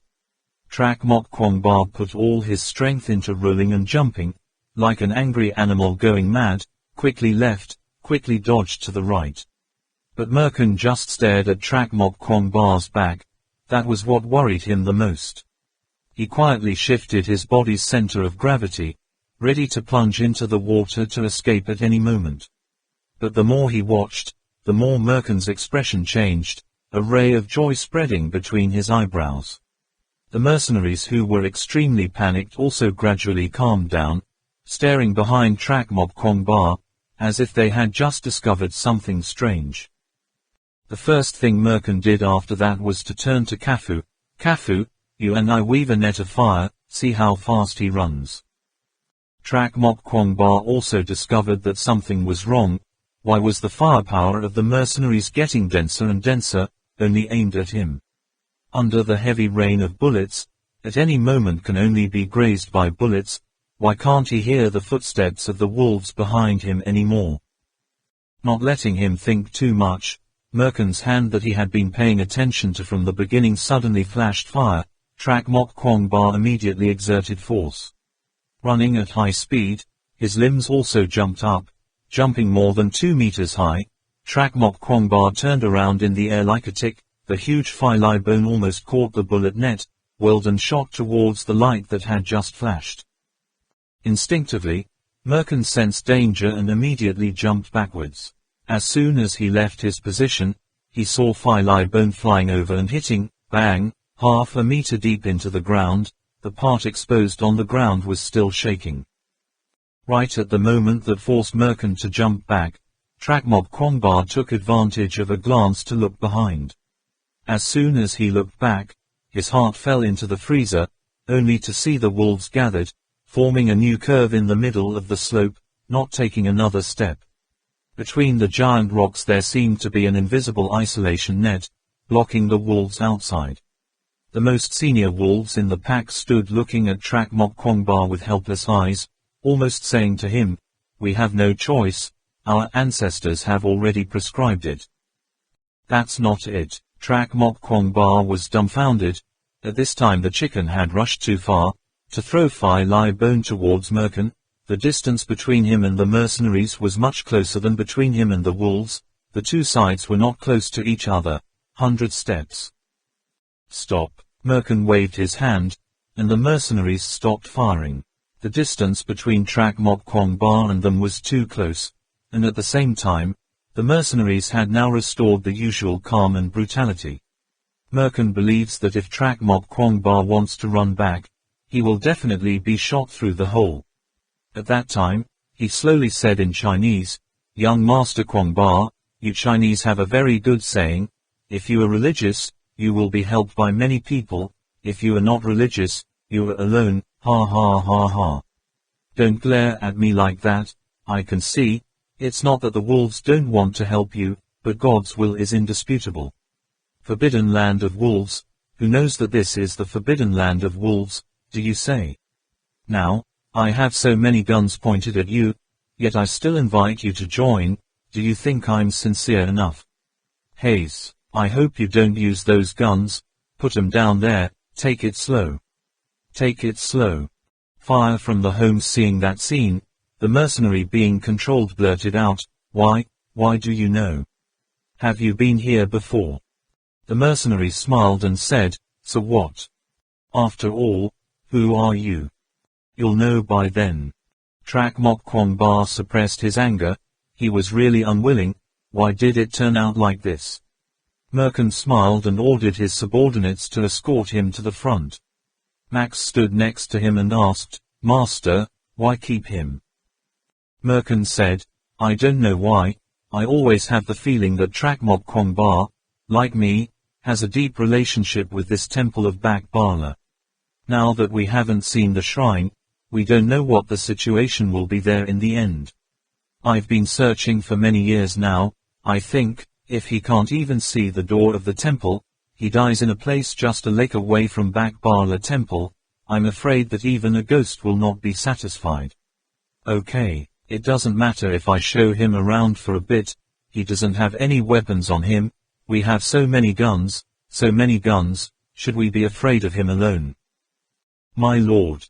Trak Mok Kwong Ba was tied tightly, leading to Merkin, with a pitiful expression as if he wanted to choose someone and rush to bite. Merkin, the story of the shaman Allah and Man, is it true? No, I lied to you. Merkin calmly replied. Why? I want to anger you, because only when you are angry can I find your loopholes, make you put your head in the net, avoid letting you hug your wound and run away. Until then I have to worry about it again. Calm down. Aren't you afraid of those wolves? I just wanted to make a bet. Bet what? Bet those wolves won't get past those rocks. How do you know? After all, how many years have you been doing research? How many things do you know? Merkin's mocking gaze flickered with grief. Our family has been searching for centuries. There are still many things you don't know. At this point, the mercenaries had already rearranged their formation. As long as the wolves didn't come, they were still extremely aggressive and brutal mercenaries. Merkin said, let's go, I'll show you the Bak Bala temple before you die so you won't regret it. Suddenly, in the middle of the fog that hung over the lake surface, there were cries of anguish. It seemed that the mercenaries who had fled at first had encountered some trouble in the middle of the lake. Kafu said, the lake water is very cold. It is the water that flows straight down from the snowy mountains. Be careful not to cramp halfway down the road. Merkin looked at the mercenaries standing in the water, ordered, speed up. Merkin walked in the middle of the formation, slightly to the back. He was always worried that the bridge that had been soaked in water for a long time would suddenly collapse. Fortunately this worry did not come true, and there were no monsters at the bottom of the lake suddenly rushing to ambush. The mercenaries in front seemed to be exhausted from swimming, and then they got cramp and drowned. Half an hour, then an hour later, the lake's surface was still misty with steam, and the name began to lose patience, her son. How wide is this lake after all? Trak Mok Kwong Ba was also secretly surprised by the lake's surface area. Perhaps it should be as wide as the light sea on the second floor. How can this bridge cross the lake? He lowered his head to try, only to see under the bridge looming giant stone pillars. Every 20 steps, there was a pillar stretching down to the deep darkness below. At times, there seemed to be a snake-like creature wrapped around the stone pillar, but looking closely, there was no trace of anything. Trak Mok Kwong Ba guessed that he was temporarily dizzy. I don't know how long it took, and finally saw the other side of the lake. The whole team sped up, and finally arrived. But when they set foot on the shore, the first thing that caught their eyes was the vast square, and countless giant blocks of unhewn stone scattered, towering like chess pieces on a chessboard. The scene at first glance looks like a Greek temple after it collapsed, or the Garden of Veen Min has just been burned. The ground is bare and the remnants of ruins. The mercenaries shouted again, what's the joke? This is called Bak Bala Temple. God damn that ass. The legend of her daughter, it's all fake. We've been tricked. What's in this place? Am I hallucinating? Quiet, quiet. It took Merkin a lot of effort to control the mood of the mercenaries only to hear him yell, what do you know? This is the art of camouflage. This square is intentionally made like that. the door to Bakbala temple is hidden inside the mountain, not outside. Listen to my orders, divide into platoons, follow the foot of the mountain, find me, don't miss any ravine. In front of the big door of Bala temple, Minman worriedly asked, what to do now? Sorcerer, what to do now? The shaman Allah said, find a place to hide first, there are too many of them, you can only improvise at will. I heard Merkin's voice, if you can control him that's fine. Only thing, in front of this huge door, except for a few stone pillars, just a glance is enough to see every nook and cranny. The shaman Allah frowned slightly. The crowd was easy to work with, and it didn't take long for the mercenaries to discover the man-made ravine and call Merkin over. Merkin raised his eyes to observe, and asked, is someone inside? Kafu standing next to him shook his head, not at all. Merkin picked up a few pieces of rubble from the ground and said, no one comes in, so who left this footprint? Scouts, go inside and search, you can use the infrared observation mode here. The shaman Allah hiding on the edge of the cliff and Tangman hanging from the bottom of the sacrifice well did not expect Merkin's subordinates to be so fully equipped, so they were discovered a moment later. Merkin laughed, strode into the ravine. Surprise, you guys have met here again, young Master Kwongba. Trak Mok Kwongba stammered for a long time before uttering 2 words, minimum. Man. Tangman couldn't hold it anymore. Tears welled up in her eyes, she cried out, Kwongba. Then rush over, nor did anyone stop the 2 lovers from embracing each other, rubbing their heads and necks together. Merkin smiled and walked over to the shaman Allah, looking pleased. It's too early, Great Lama, how many days has it been? What, can't you come in? Max also jumped in to join in the fun.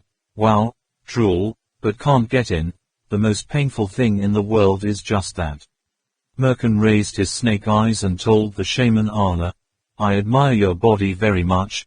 If given the opportunity, I would also like to rub it with you again, but unfortunately, now both time and place points are not appropriate. The shaman Allah asked with a serious face, don't be complacent too soon, do you think you can go inside? Look closely at that door and then speak. Merkin walked to the edge of the door, ignoring the relief above, pressed his hand directly into the crack, lifted it slightly, and then slammed it down. A strong wind blew in through the opening of the door. He pressed his whole hand into that gap, feeling the vibrations coming from inside. Very quickly, Merkin's face revealed a bewildered expression. It was no wonder, even the shaman Allah could not probe how thick this stone door was. How could Merkin be able to afford it? Is it that thick? Merkin muttered to himself, then he discovered the peculiar texture of the door, and exclaimed in surprise, the door is recessed. Boss, what's a retractable door? Max did not miss the opportunity to quickly ask. It is a door that does not have to be pushed in or pulled out, but slides along the grooves on both sides. The feature of this type of door is that it can be unlimitedly thick. You see, this is the first door, maybe about half a meter thick or more. Inside it can have 100, 1,000 doors just like that. As long as the builder likes it, he can do as much as he wants. Merkin once again let out a sigh of amazement at the wisdom of the ancients. Max thought for a while, then exclaimed in horror, then how to open it? 1,000 doors, how can our explosives be enough?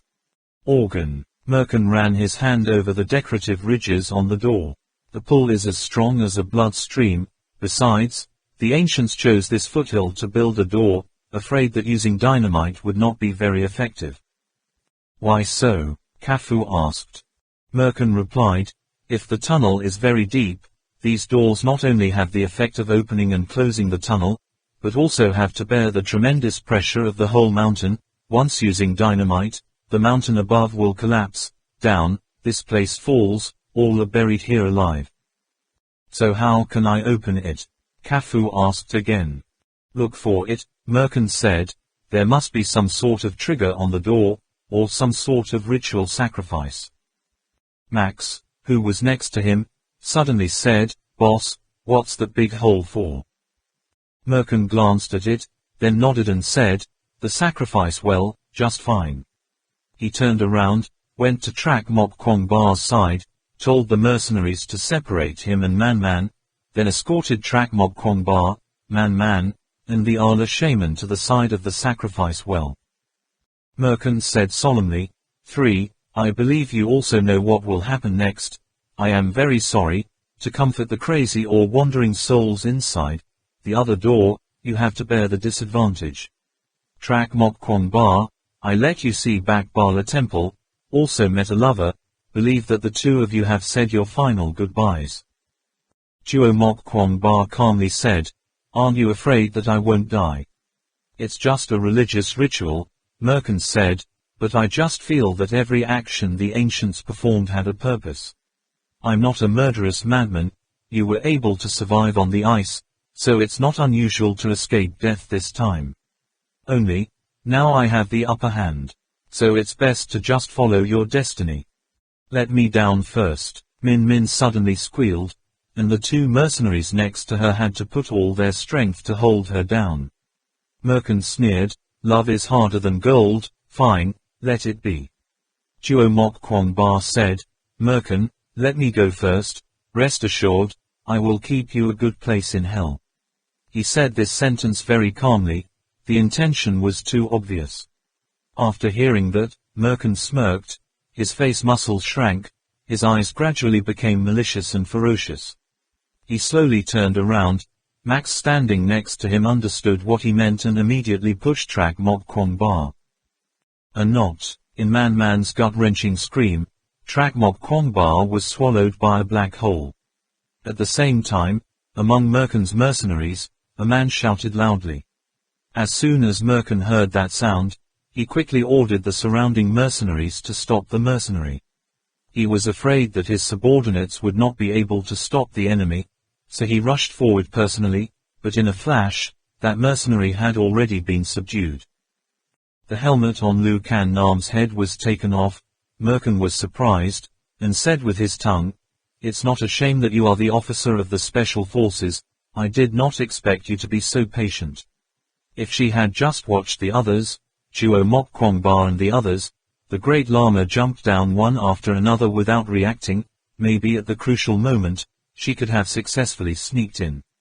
Merkin strode over to Lu Kan Nam, haughtily looked down and said, I've always been disturbed by insecurity lately, but I can't find the reason, it's out, it turns out it's you, Lu Kan Nam, Teacher Lu. Lu Kan Nam coldly looked at Merkin and said, you're already dead to your ass and still don't know, what a pity.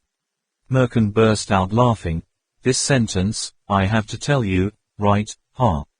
He said as he turned around, but only halfway, the smile suddenly froze on his face, the laughter suddenly stopped.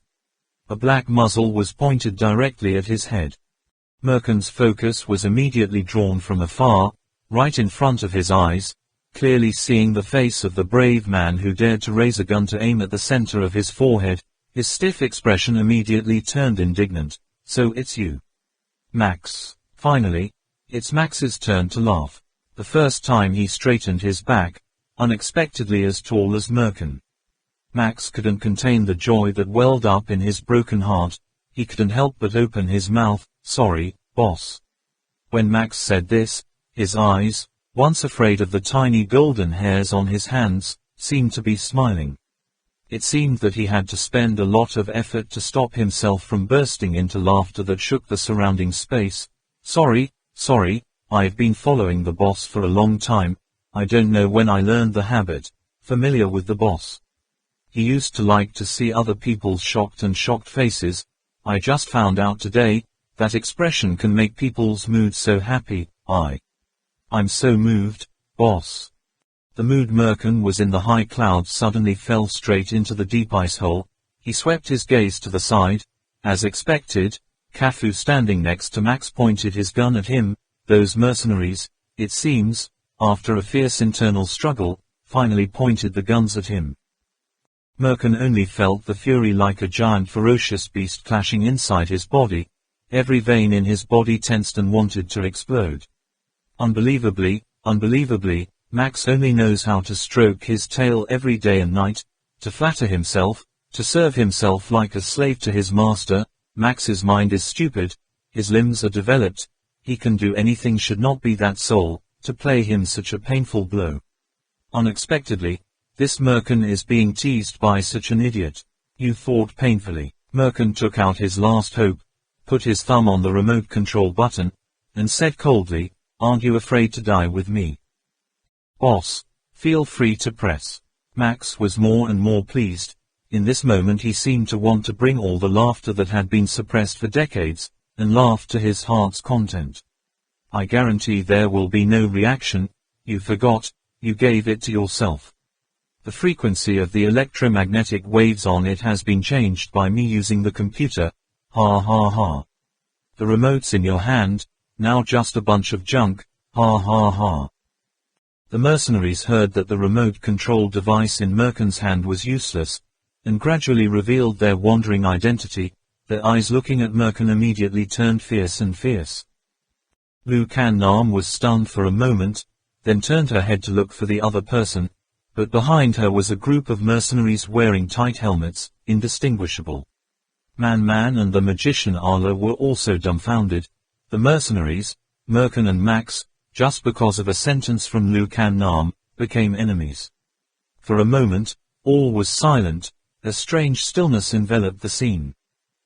In the end, Merkin also succeeded in suppressing the angry beast in his chest. His mind was clear, he quickly discovered the enemy's loophole.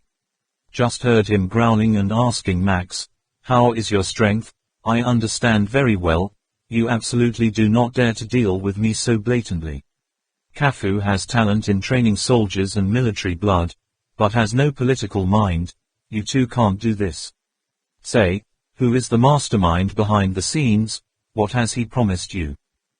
Max smiled wryly and said, "The boss is really not the boss. The thinking is so sharp. It's a pity, he is about to die." "Max, I feel like I've always treated you well," Merkin roared angrily. Max immediately interrupted Merkin, cursing back, "Not bad treatment. You still have the face to say that. I asked him, have you ever considered me human? He just treated me as a dog. A dog knows how to wag its tail to welcome its owner. A dog must always keep the owner happy. Even Saws is much nicer to me than you are." Saying that, he patted Merkin's cheek with the barrel of his gun as if provocative. He can finally pat Merkin's cheek without any hesitation. It's such a refreshing feeling. Merkin couldn't find a chance to escape. Max's hand trembled slightly with anger, but his eyes never left the weak spots on his body. As long as he made a slight movement, the gun in his hand. Max will certainly not be lenient and immediately shoot. He also knew that Max's trigger speed was definitely much faster than his normal speed. Next to him was also a Cafu. His arms were as strong as cold steel. His cold eyes did not blink once. He seemed even more terrifying than Max. Merkin took a deep breath, tried to suppress his emotions, said in the most conciliatory tone possible, "I don't know who the mastermind behind is. As long as he can meet you, I can also do it, urgently, pair." Max shook his head and said, "It's no use, boss, that's not someone you can match. As for the condition that person promised me," Max couldn't help it, and laughed again, "After you die, everything belongs to me. Tell me, can you fulfill it?" Double, ha ha, double how? The boss is a smart person. How could such stupid words come out of his mouth? I thought I was the only one who said things like that, ha ha. Cafu, standing next to him, exasperatedly shouted, "Stop joking, just follow the plan and act." Max retracted his smile and tapped Merkin's forehead like a woodpecker with the barrel of his gun. "It's embarrassing, boss. Now, please take it slow, take out all your weapons, remember my words, slow. Slow down, take all your weapons." On top of him, seeing that Merkin obeyed and began to move, Max boasted again, "Master, you know, I've been following you for a long time, so long that you don't have any secrets in front of me, because so don't play tricks. I'll watch you carefully, very carefully." Chapter 72. Door of beings. Water, water, rise again. Merkin suddenly let out a sentence. 10 years, it's been hard for you, Max. Max said proudly, it's not hard compared to what I've won, it's also equivalent to being reluctant. Unexpectedly, Merkin's tone suddenly changed. Your boss has been following for 10 years, you said betrayal is betrayal, I don't know how long you plan to follow the new boss and then betray him. Max blushed furiously, raised the butt of the gun and hit Merkin on the forehead, tearing a large piece of it, blood running down his cheek, then suddenly, the muzzle of the gun was close to the opponent's head, his arm, vibrating softly. Max gritted his teeth and said, Master, don't force me to shoot. Merkin was so hurt that he burst out laughing. His purpose has been achieved. Max and Kafu dared to be so aggressive, proving that the person behind the agitation must be here. He also mingled with the mercenaries like Lu Kan Nam. So, it's just that you haven't noticed it yet. Merkin continued to remove the weapon on his body, and said while removing it, Max, you are just a little runner, you can only do errands forever. You jumped out too soon, you can't control your emotions, you're too aggressive. I don't think your new boss will be happy. This sentence unexpectedly threatened Max. The corner of his lips twitched slightly, as if a whole basin of cold water had been thrown on his head. His face immediately turned off the arrogant pride. Merkin asserted even more. The mastermind behind was definitely among these people. He continued to say nonchalantly, I'll give you a prediction, your outcome is definitely much worse than mine. Shut. Max kept his voice low, but still couldn't help a hoarse growl in his throat. Merkin had taken off all of his equipment, and now, although he wasn't as close as Saws, he wasn't much better. His hands curled into the shape of a gun, gliding past the mercenaries, slowly drawing 2 curves, loudly saying, I know you're here. Whoever you are, you've already played this, Ben Merkin. I admire, but remember it well, as long as I have one breath left, you won't be alone for the rest of your life. Go away. Now saying those threats will only show more fear and helplessness in your heart, like animals screaming before death, only to humiliate their status, and what's the use of your wisdom? Unlike Max, Kafu has always locked Merkin from beginning to end, and Merkin only now realizes that he has never fully understood this guy. Merkin turned his head, looked at Kafu with a look of extreme disappointment, sighed and said, I used to think that you were the person I could trust. Kafu shook his head and said, Who do you trust, Ben? Remember Saws. Merkin scoffed at himself. He finally understood. Saws' ability to control animals had become erratic, which must have had a lot to do with these two. Why don't you shoot me too? Where are you going to take me? Max smiled wryly and said, Master Kwangba has already gone to find your way, so what? Now let's take you to reunite with him. Merkin finally changed his face. Falling from here, I don't know if he will die right away, or live half dead waiting for death to take him away in the dark, or if underneath is a layer of insects swarming, waiting to bite the fresh flesh and blood of why. People fear the most what they don't know, and Merkin is no exception. But he is an extremely resilient person. After knowing the death of the other person for him, his color changes only for a moment and then immediately restores his normal appearance. At the edge of the well, he lowered himself, his back to the pit, and before his vision completely sank into the pitch-black well, he glared at Max, shouting loudly, Let me watch you die. How? After finally sending off Merkin, Max's heart that had been hanging for a while was only able to come down. He wiped the sweat from his forehead, and then broke out into an unusually refreshing laugh. Min Min looked at Lu Kan Nam in bewilderment and asked in a low voice, What's the matter, teacher? At this moment, Lu Kan Nam's heart was so bitter that it was hard to describe. Unbelievably, Max and Kafu, these two assistants that Merkin trusted the most, were chess pieces arranged by him. For some reason, she suddenly felt a sense of helplessness, as if she was just a chess piece in the opponent's hand.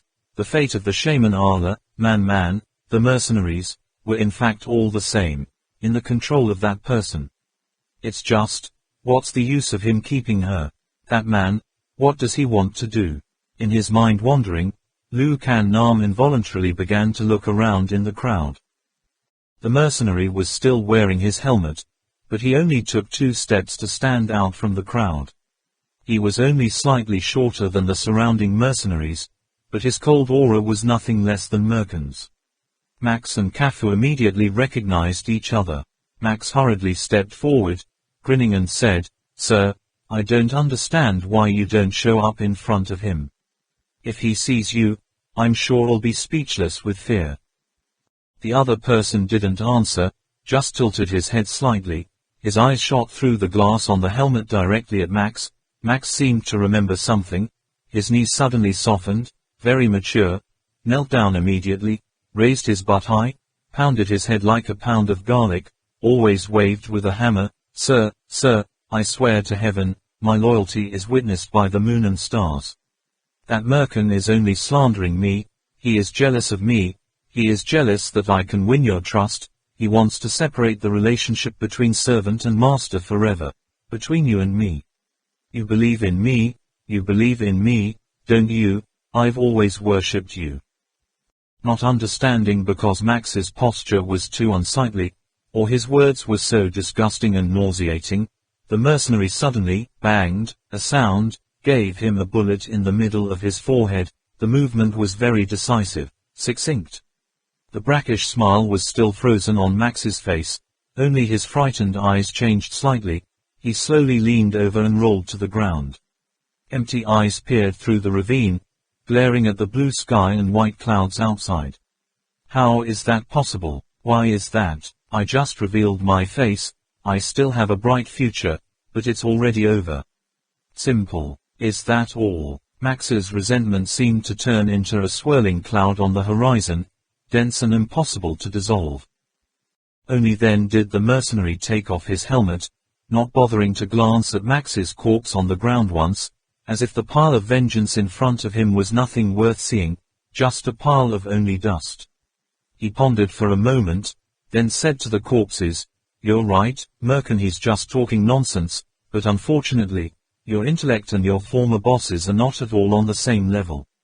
He only needs one sentence to make us feel apprehensive. He has already planted the seed that can sprout into resentment.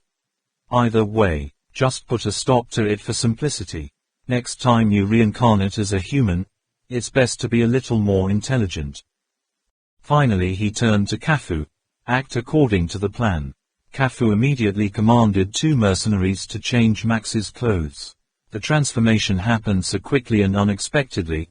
The rest of the mercenaries hesitated, still not understanding what was happening. Why did Max kill Merkin, and then he was immediately killed by a stranger? Who is this person? Why did Kafu listen to his orders? At this time, Kafu told the mercenaries, "This is our real boss. What Merkin promised you the boss will pay not less than a penny. Moreover, you should also know, medicine exploding on you, it took him to remove it." The mercenary finally turned around. His hair was glossy black, cut short and stood up, and his face was covered with a very thick layer of makeup, making it impossible to see his true appearance. However, Lu Kan Nam also dimly realized, that face seemed to be younger than Nhac Duong and Trong Lap, with the rough wild features of the nomadic people in the foreign region. He was clearly smiling, but Lu Kan Nam looked at his eyes with a feeling that made her shiver from the bottom of her heart. Those jet black eyes exuded a strong melancholy, as if she had seen him somewhere before, must have seen him somewhere. She suddenly remembered another story. The other party once told her, "Merkin is just a pawn, just like you." Beside Merkin were Kafu and Max, and beside her, or next to Trak Mok Kwong Ba, her eyes immediately hardened, cold, turned sharply to Man. Min Min is shaking violently. There was one person who noticed Min Min's state earlier than Lu Kan Nam. That is the shaman Arla. Ever since that mercenary stepped out, Min Min's whole body couldn't help but tremble. The shaman Arla just sighed softly, but didn't say anything. But Lu Kan Nam is different, she cannot suppress her emotions. She suddenly felt unworthy for Trak Mok Kwong Ba, Miss. It's you. It's you. Lu Kan Nam's voice suddenly became harsh, the tone mixed with madness. Min Min was still shivering. It was just that there were 2 more streaks of water on her face, each drop of tear like a pearl poured out of the corner of her eye. Oh, how come? They're all family, don't they have to make each other unhappy? The mercenary waved his hand, pushing Lu Kan Nam towards the magicians Arla and Min Man. Lu Kan Nam still screeched, why did you do that? Even if everyone on our team betrays him, you can't betray him. Do you know, your life is because of him again and again, in exchange for his own life. Do you know it or not? Lu Kan Nam's high-pitched screams reverberated in the empty ravine. If it weren't for the shaman Arla standing between the 2 of them, Lu Kan Nam would have jumped up and pulled Man Man's hair and banged his head against the wall like a woman. The women are fierce in the market. The scream that came from the depths of her soul tore open the wounds she had been silently healing with tears before. In this moment, she couldn't think of anything. Min Man was frightened by Lu Kan Nam's aura, took several steps back in quick succession, clutching her face and sobbing, "Don't say it anymore, I beg you to stop talking." The mercenary was enjoying watching the scene, but unexpectedly, the situation changed in the blink of an eye. Lu Kan Nam, who had just burst into a frenzy and cursed Man Man without regret, suddenly kicked his legs and jumped backwards. The shaman Arla, who had been silent for a while, suddenly slipped up to block in front of Lu Kan Nam. The speed of his whole body broke the rope that bound his hands, and then threw himself like an eagle spreading its wings in the middle of the floor, clouds, somersaults in the air, speeding down to the mercenary like a hawk on a rabbit. When the victor thinks that victory is firmly in his hand, that is when he loosens his spirit, revealing the only loophole. Lu Kan Nam and the shaman Arla cooperated very well. One person rushed to steal the gun of the guy standing behind, one supported the other, holding back the most powerful mercenary. Both of them shared the same opinion, that this guy is their most feared opponent. As long as they can subdue or kill him, the rest of the mercenaries have nothing to worry about. An unexpected event arose. The mercenary behind the magician Arla completely did not have time to react, only to see the woman rushing in front of him. The figure flashed and immediately disappeared. Next to the waist is light. The weapon has fallen into the enemy's hands at all times. As for the mercenary who was attacked by the shaman Arla, he also understood, although this old monk couldn't really hurt him. But once he paused for a moment, let Lu Kan Nam steal the gun, forming a pincer position to hold him tightly. It is quite troublesome to handle it neatly. In the same moment Lu Kan Nam and the shaman Arla suddenly launched that attack. He saw the only breakthrough to make up for his weakness. He completely ignored the reckless aura of the shaman Arla, deciding to go near and far. Just as Lu Kan Nam had just crouched and touched the handgun strapped to the mercenary's belt, the magician Arla just jumped up. He rushed forward, through the groin of the magician Arla. Lu Kan Nam just grabbed the gun, immediately adjusted the muzzle, suddenly saw a hand much more agile than himself placed on the gun body, lightly stroked. Lu Kan Nam also immediately pulled the trigger, but did not hear the familiar click sound, but the trigger loosened as if broken. She looked at the gun, not expecting it to have split into 4 or 5 different parts. Lu Kan Nam exclaimed, "The technique to remove the gun in an instant." The structure of a pistol is not as complicated as many ordinary people think. Just a few components can be assembled into a gun. The technique of removing the gun in a flash Lu Kan Nam has also witnessed, but never before had she seen anyone do it so quickly. He just stroked it lightly, and it turned the gun into a few scattered parts that fell to the ground. The mercenary seemed to even smile at Lu Kan Nam, and then turned around to receive a punch from the magician Arla. The shaman Arla was also surprised. In his mind, a true master would absolutely not be able to get under the enemy's groin, but the opponent did so, without even a moment's hesitation. The magician Arla had to turn around in the air, put all his strength into his fist, take advantage of the moment the mercenary hit Lu Kan Nam, unleashing a full blow, hoping to cause damage for the enemy. The mercenary also understood that wanting to remove the gun in Lu Kan Nam's hand would certainly not be able to avoid the old monk's fist behind his back, and he also had no intention of dodging, just saw him turn around with strength, face to face, one punch for one punch, decided to fight hard against the opponent once. The result of this fight is, the mercenary lightly dusted the dust on his chest, indifferent as if nothing had happened, and the magician Allah was knocked back by his punch, staggered down 3 or 4 meters away, his whole body rolled up like a dried shrimp. Seeing that scene, Lu Kan Nam finally became completely cold-hearted. She absolutely did not have the ability to deal with this mysterious mercenary alone, so she could only slip away, intending to help the magician Allah to stand up. The mercenary didn't intend to stop her either. The whole process only lasted for about a second or two. Min Min was still holding her face and crying. The mercenaries still didn't have time to react. Everything was over. Great Lord Allah. Lu Kan Nam was about to pull up the arm of the magician Allah. Don't touch. The magician Allah struggled to put his elbow on the ground. His other hand stopped Lu Kan Nam. It's broken. It was only then that Lu Kan Nam discovered that Allah Major's ribcage was unexpectedly concave. Could it be that the Major's chest bone was broken by a mercenary's punch? How is that possible? How is the Major's bones? Lu Kan Nam is the one who understands best, overcomes so many dangerous traps. He has never broken a bone once, yet one of his punches. The 2 shamans of Allah pressed tightly on the 2 ribs, one pressed and the other turned, only to see the hollow and then pop back out. At first glance did not detect anything unusual.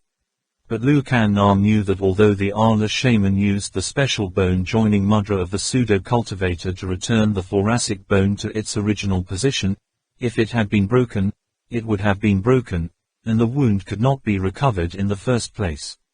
In a short time, as long as he was hit by a slightly heavier blow, the internal organs of Mage Allah would not be able to withstand the shock, then he would be like a waste man.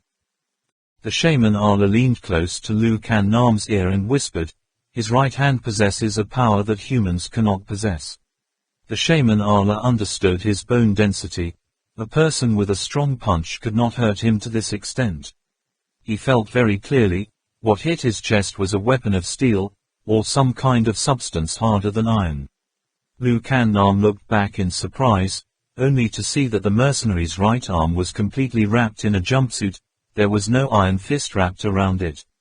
The shaman Allah said it wasn't human strength, so what was it? At this moment, the mercenary had lazily walked over.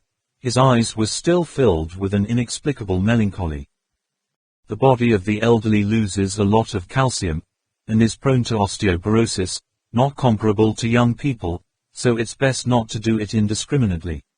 Saying this, he coughed softly for 2 or 3 times. His expression was very pleased. He suddenly glared angrily at the shaman Allah. It seems that the old mage's punch was not completely unaffected by him. Kafu walked over to the mercenary and said, "It's done." The mercenary nodded and said, "Throw it down." Lu Kan Nam watched the 2 mercenaries throw Max's body into the sacrifice well like a sandbag, not understanding what they meant. At that moment, she saw the mercenary walking in front of Min Man, sternly warning, "Don't cry anymore, your young master Kwong Ba is not dead yet. It's always like that, all I can do is cry." Tang Min was half happy and half afraid, and indeed stopped crying, looked up at him and stammered, "Not yet, not dead." The mercenary sneered, "They haven't worked their magic yet, how can they die so easily?" Lu Kan Nam and the shaman Allah were both startled and frightened, suddenly feeling that they were completely controlled by others in the palm of their hands. What is this? Who is this person? After all, what does he want to do? Is it all under his control? Only to hear the young man turn to the rest of the mercenaries and say loudly, "My name is Thomas, you can call me Sir Thomas." Speaking of Merkin, after jumping into the sacrifice well, his whole body was engulfed in darkness. He immediately felt that his feet were steep and slippery. The center of gravity of the body changed. It felt like jumping into an oil pipeline, so round. He slid quickly in the pipe. After a few turns, his body hit the ground, rolled a few times, completely unharmed. Merkin had just stood up. Suddenly a thought flashed through his mind, quickly saying to himself, dead. He himself jumped down here without hurting anything, so it proves that Trakmok Kwangba jumping down first should be okay. The opponent came down here before him. Maybe he has already adapted to the terrain and darkness here. Just now, when he fell down made a sound, it must have attracted the attention of the other party. Wait, does he think I am Min Min or that old llama? No, if that was the case, he would have already asked. How did he guess it was me who fell? Come on, the scream I jumped into the pit just now, must have been heard by him. Merkin secretly cried in his heart. Now he has no arms. Strength and speed are equivalent to Trakmok Kwangba, but Trakmok Kwangba has the advantage of the first, just as he said before. Being pushed into the pit, he had already figured out the way. Merkin's heart suddenly started pounding.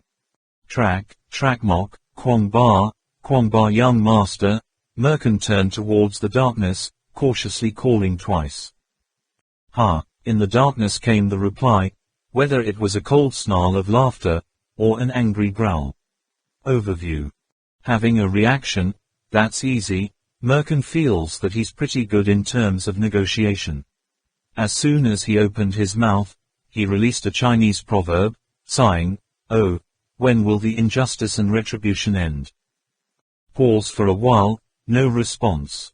The dark space was engulfed in dead silence. Merkin cleared his throat a few times, changing his tone a little more gently. In fact, there is no hatred between us that cannot be resolved. It all stems from a misunderstanding. Just beautiful. Obviously this is the tone Max always speaks in a squishy voice. Merkin opened his mouth, feeling goosebumps rise all over himself.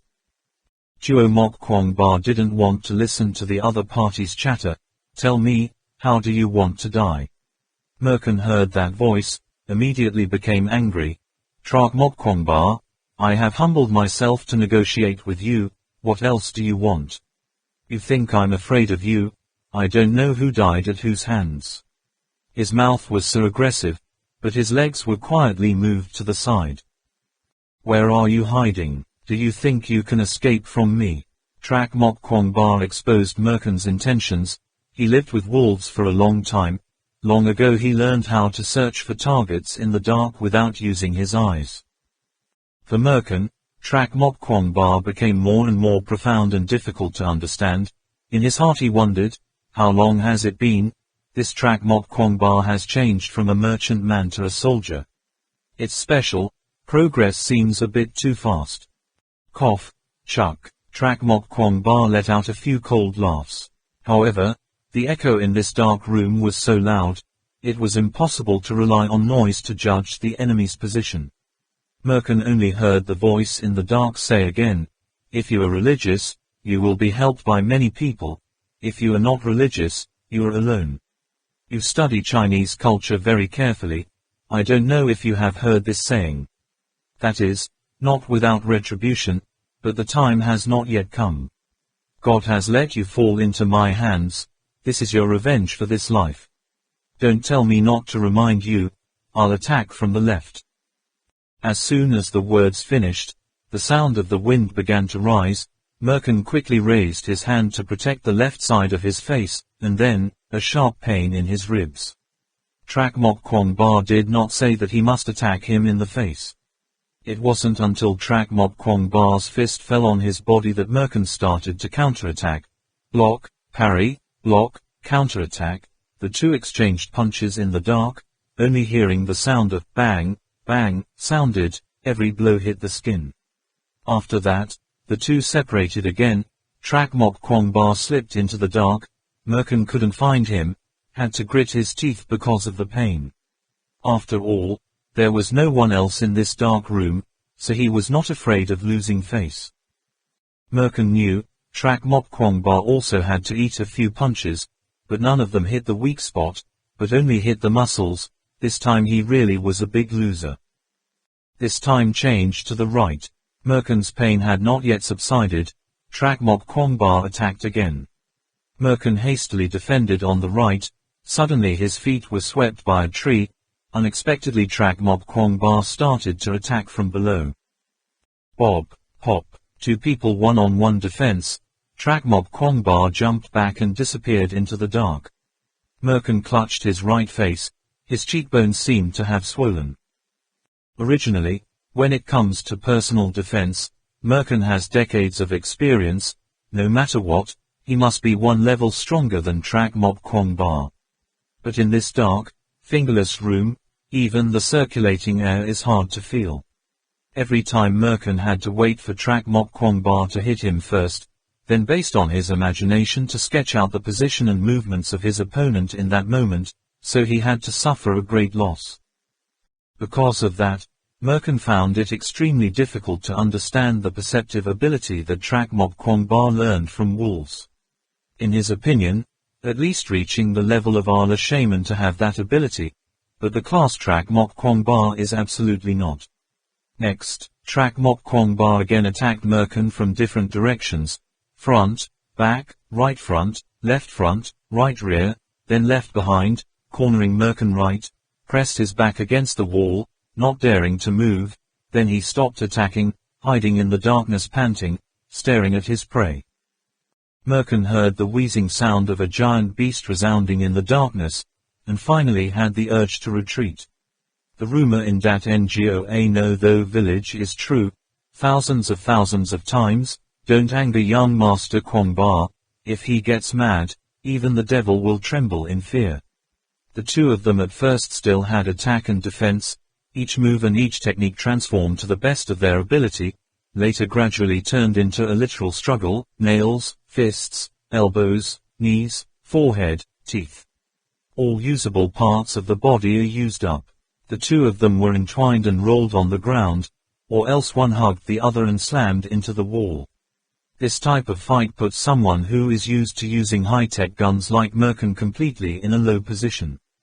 Trak Mok Kwong Ba lived with the wolves, did not have the opportunity to practice shooting, but the fighting and primitive fighting skills of wild animals, he learned a lot. Merkun leaned back against the cold stone wall and asked loudly, "Are you okay?" Young Master Kwong Ba, he is sure that the recent heavy blows have all hit Trak Mok Kwong Ba, but he has to pay a much more painful price than his opponent. Do you understand now? I can't kill you, but you can't kill me either. The fearsome beast lurking in the dark corner was still breathing heavily in his throat. Merkun hurriedly continued, "Okay, I admit that you have the power to kill me here, but you have to admit it, even if kill me, you also have to pay a very heavy price. This price is completely unnecessary. Don't you want to see Min Man again? See Teacher Lu Kan Nam again? Maybe, something happened above. If that Lama wanted to come down to save you, and you and I were fighting to death here, wouldn't that be stupid? I don't trust you, Merkun." Trak Mok Kwong Ba's voice is very difficult to hear, like the instinctive roar of a primitive beast. "Yes, I know you can't immediately change your mind, but you have no choice. In this place, you and I, if not both of us, just survive. In the end, both of them die together." Merkun stammered to continue, facing the enemy lurking in the dark. For the first time he felt that he could not control the situation.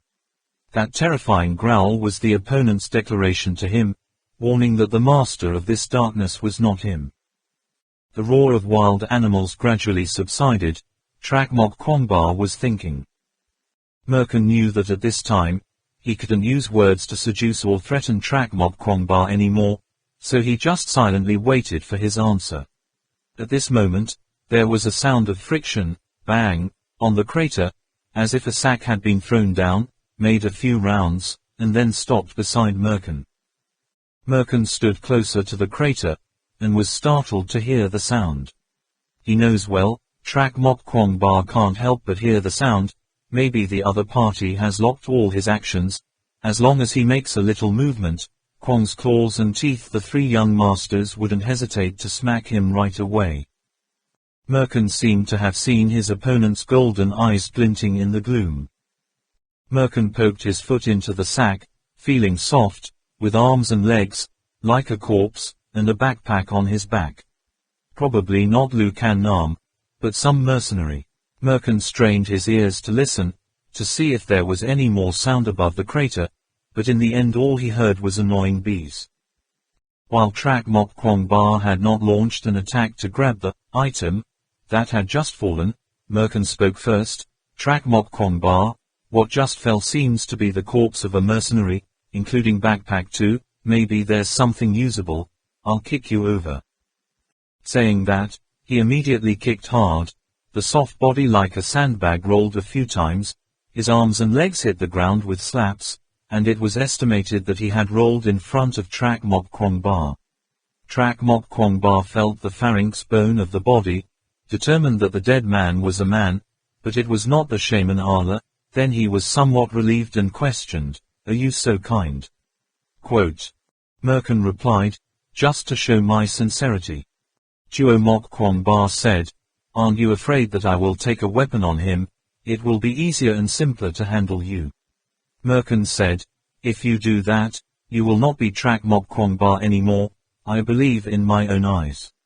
He said that out of his mouth, but in his heart he was not sure, only heard the sound of Trak Mok Kwong Ba groping and rustling, not knowing what he had found on the dead mercenary's body. Merkin began to feel a bitter taste in his mouth. Trak Mok Kwong Ba suddenly stopped. Merkin immediately held his breath, regretting not being able to make his heart stop. Finally, Trak Mok Kwong Ba said, "It seems that you also know what stress is, and the sweat glands are more active." "So, is that so?" Merkin stepped back a little into the corner, raised his arm, sniffed under his armpit. There was no smell.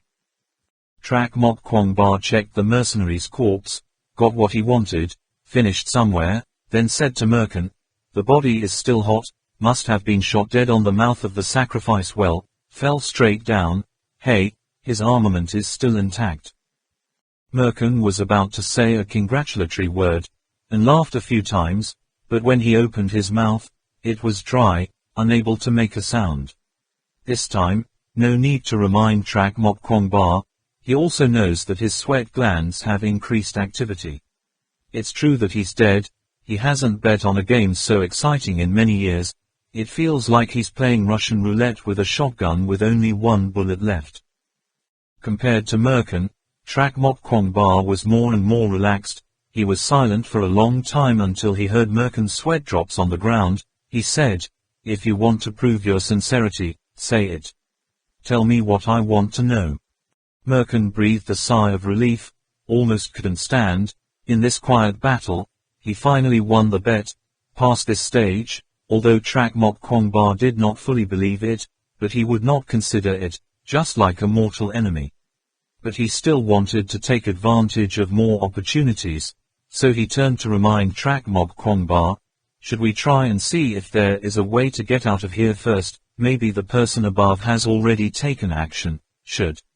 Trak Mok Kwong Ba indifferently replied, "I'm in no hurry. Before you tell me all the information I want to know, don't go anywhere." Saying not impatient is a lie, but ever since Saws recounted what he and Merkin had experienced in this land, Trak Mok Kwong Ba always felt that the whole thing was not quite right. Especially, Merkin's defeat this time confirmed his thinking even more. Before clarifying a few things, it is possible that he doesn't know who the enemy is. Even if he finds a way out, he will just hit his head and die. After waiting for a while, still no reply from Merkin, Trak Mok Kwong Ba added, "Don't think of making up a story to deceive me. I know a lot more than you think. I'm just wondering where to start," Merkin said seriously and in a low voice. Trak Mok Kwong Ba thought about it and thought it was right. Merkin's secrets were really too many, afraid that even he didn't know where to start, so he said, "Okay then." "I asked," he replied, "let's start. Since I was pushed down, what's happened up there?" Merkin immediately told about the sudden appearance of Lucan Nam, followed by Max betraying. Trak Mok Kwong Ba listened attentively, but his hands were not idle. He began to rummage through the soldier's backpack. Dead mercenary. As soon as he opened his backpack, he immediately touched a thin, hard rectangle. Merkin was talking about the part where Kafu reminded him to remember Saws, but was interrupted by Trak Mob Kwong Ba. My teacher's computer seems to be in Yu Yang's backpack, right? Then who did it fall into? Merkin was momentarily stunned, not understanding what Trak Mob Kwong Ba asked that question, so he replied, Max still has that computer. Tap, a light turned on, but only illuminated about 2 meters around Trak Mob Kwong Ba. Only saw his whole body as if he had just had a cupping, full of purple and grey spots. His hair was messy, the corners of his eyes and cheeks were slightly swollen, and on his forehead there was also a bump like a small dumpling. In front of him was the corpse of a mercenary lying horizontally. Trak Mob Kwong Ba treated the corpse as a tabletop, placing an open laptop on top. As soon as he saw the computer, Merkin immediately turned his gaze to the face of the mercenary. When he slid down from the top, it seemed that this guy had stuck his head into the ground, so his face was slightly scratched, and then he was kicked by Merkin again, the footprints imprinted right in the middle of his face. Merkin suddenly jumped up excitedly. Max. Max, didn't expect to see you so soon. Is it that simple for your new boss to send you off? That's great for you. Trak Mob Kwong Ba saw Max's face, but did not react, until Merkin also appeared in the light of the lamp. The corner of his mouth could not help but raise a little. Merkin knew that right now he definitely looked more pathetic and disheveled than Trak Mob Kwong Ba, but he was paying attention to Max, so he just stared at the face of his old subordinate, his heart filled with 100 complex emotions. Complex. Trak Mob Kwong Ba again took care of checking Professor Fung Tan's computer, until he was sure that the computer was not damaged and could still start up normally. He turned it off, then turned off the light. By now, Merkin must have looked tired of the dog that had betrayed him. What do you think this is? Trak Mob Kwong Ba asked in the direction of the darkness on the other side of the corpse. This was a test. Merkin didn't act when he was fully exposed to the light. It seemed that he really wanted to temporarily cooperate with him to get out of this place. Merkin in the dark replied, this Max guy absolutely can't control Kafu. Moreover, the person behind the curtain that manipulates this whole conspiracy is also present at the scene. After I jumped down, they assuming I'm dead, Max will naturally be useless to them. This poor fool has the illusion of wanting to take all of my possessions. Ha, ha. Trak Mob Kwong Ba interrupted him again. Continue what happened up there. Merkin said 2 or 3 sentences summarizing what happened before he fell into the hole, then commented, the one hiding in the dark controls everything, can buy Max next to me, can control it. If we can control Kafu, this is definitely an extremely scary enemy. I'm afraid even if we work together to deal with him, it will be very difficult. Trak Mob Kwong Ba still did not consider Merkin to be a person on the same front with him. He continued to interrogate, okay, temporarily stop talking about the above incident. Now I want to know about your family. I want to know about your family. I know. What is the relationship between your family and Bo Bala Temple? Merkin said, well, we've got a few leads, haven't we? If this story is told, it won't be over in a few days and nights. Trak Mob Kwong Ba interrupted again, just a short story. Merkin said, I started talking 500 years ago. Do you know who our ancestors were? It's not that Merkin intentionally wanders around the 3 kingdoms, this is just his habit. Every time his grandfather told about the family history, he used this question to start, and gradually, Merkin also caught the same habit. In his mind, this secret, even if Trak Mob Kwong Ba and the others investigated forever, they could not come to an accurate conclusion. Unexpectedly, Trak Mob Kwong Ba replied immediately, you are a descendant of Empress Hak Miao. As soon as the words left his mouth, Merkin froze for a moment. Trak Mob Kwong Ba only guessed this secret after listening to Saws tell about Merkin's background. Saws mentioned very important information. Merkin's ancestor was a Portuguese missionary. Originally, Trak Mok Kwong Ba knew this information before, but at that time, no matter how hard they thought about it, they couldn't relate this information to the Bo Bala family. Until Saul's recalled when they accidentally ran into each other in the deep forest, Trak Mok Kwong Ba's mind seemed to flash in the middle of the night, dispelling the doubt that had been stuck in his heart for a long time. The history of the demise of the Gu Ge dynasty suddenly appeared in his mind. The last king of the County Ge dynasty and the lamas of that time fought fiercely for power, to reduce and weaken his power. During the reign of the Great Lama, County Kach Vuong decided to let the people believe in a new religion, so he allowed Christianity to be introduced. The Portuguese missionary arrived at County Ge at that time. As for the Great Lama and many old aristocrats, of course, they could not bear to accept the power taken away. Religion and beliefs were distorted, so they colluded with Ladak's army, plotting to expel Gu Ge. The king went and regained control of the main dynasty. Unexpectedly, this action led the evil wolf into the house. Ladakak not only chased the County Kach Vuong away, they also did not let go of the Great Lama and the old nobles. They wanted to swallow the entire County Ge dynasty. This is the reason why the County Kach dynasty was destroyed in history. What happened in the end? Why did Ladai Kak's army be completely destroyed in one night, leaving only the empty citadel, and countless corpses lying around? All have become eternal puzzles without an answer. This story can only prove that the Portuguese missionary had been to County Kach, but Trak Mok Kwong Ba remembers another event, which is the story about Empress Hak Miao that the shaman Ala once mentioned. Next, Gu Ge Vuong saw that the kingdom was about to be destroyed, so he invited the most intelligent magician to come, turn the queen he loved the most into a black cat, easily able to escape through the small secret tunnel into the harem, that people do not get through. At the same time, the king also handed over the key and map leading to the treasure to Empress Hak Miao, instructing her to hide her patience, in order to later find the treasure to restore the County Ge dynasty. So, Queen Hak Mu immediately became the nightmare of grave robbers in County Kach ruins, became the god of treasure protection in the rumors of the nomads of Ali region. However, what is the true meaning behind that myth? In a short moment, Trak Mok Kwong Ba realized that Empress Hak Mu was not dead. She had successfully escaped, carrying the key and treasure. He recalled the entire period of the doomed history of County Ge that he could find, in which it was said that the only people who escaped death were the Portuguese missionaries who happened to know the news just before. The night of the ancient Gek was destroyed. He immediately put the whole thing together with a bold guess. Descendants of the Holy Ambassador. It doesn't matter whether Queen Hak Mu was pregnant at that time or later became pregnant.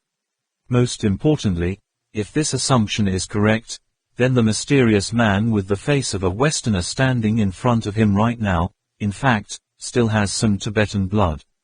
After thinking through this point, Trak Mok Kwong Ba thought he understood the problem that the shaman Ala had always wondered. Why Merkin also became a saint, he is clear.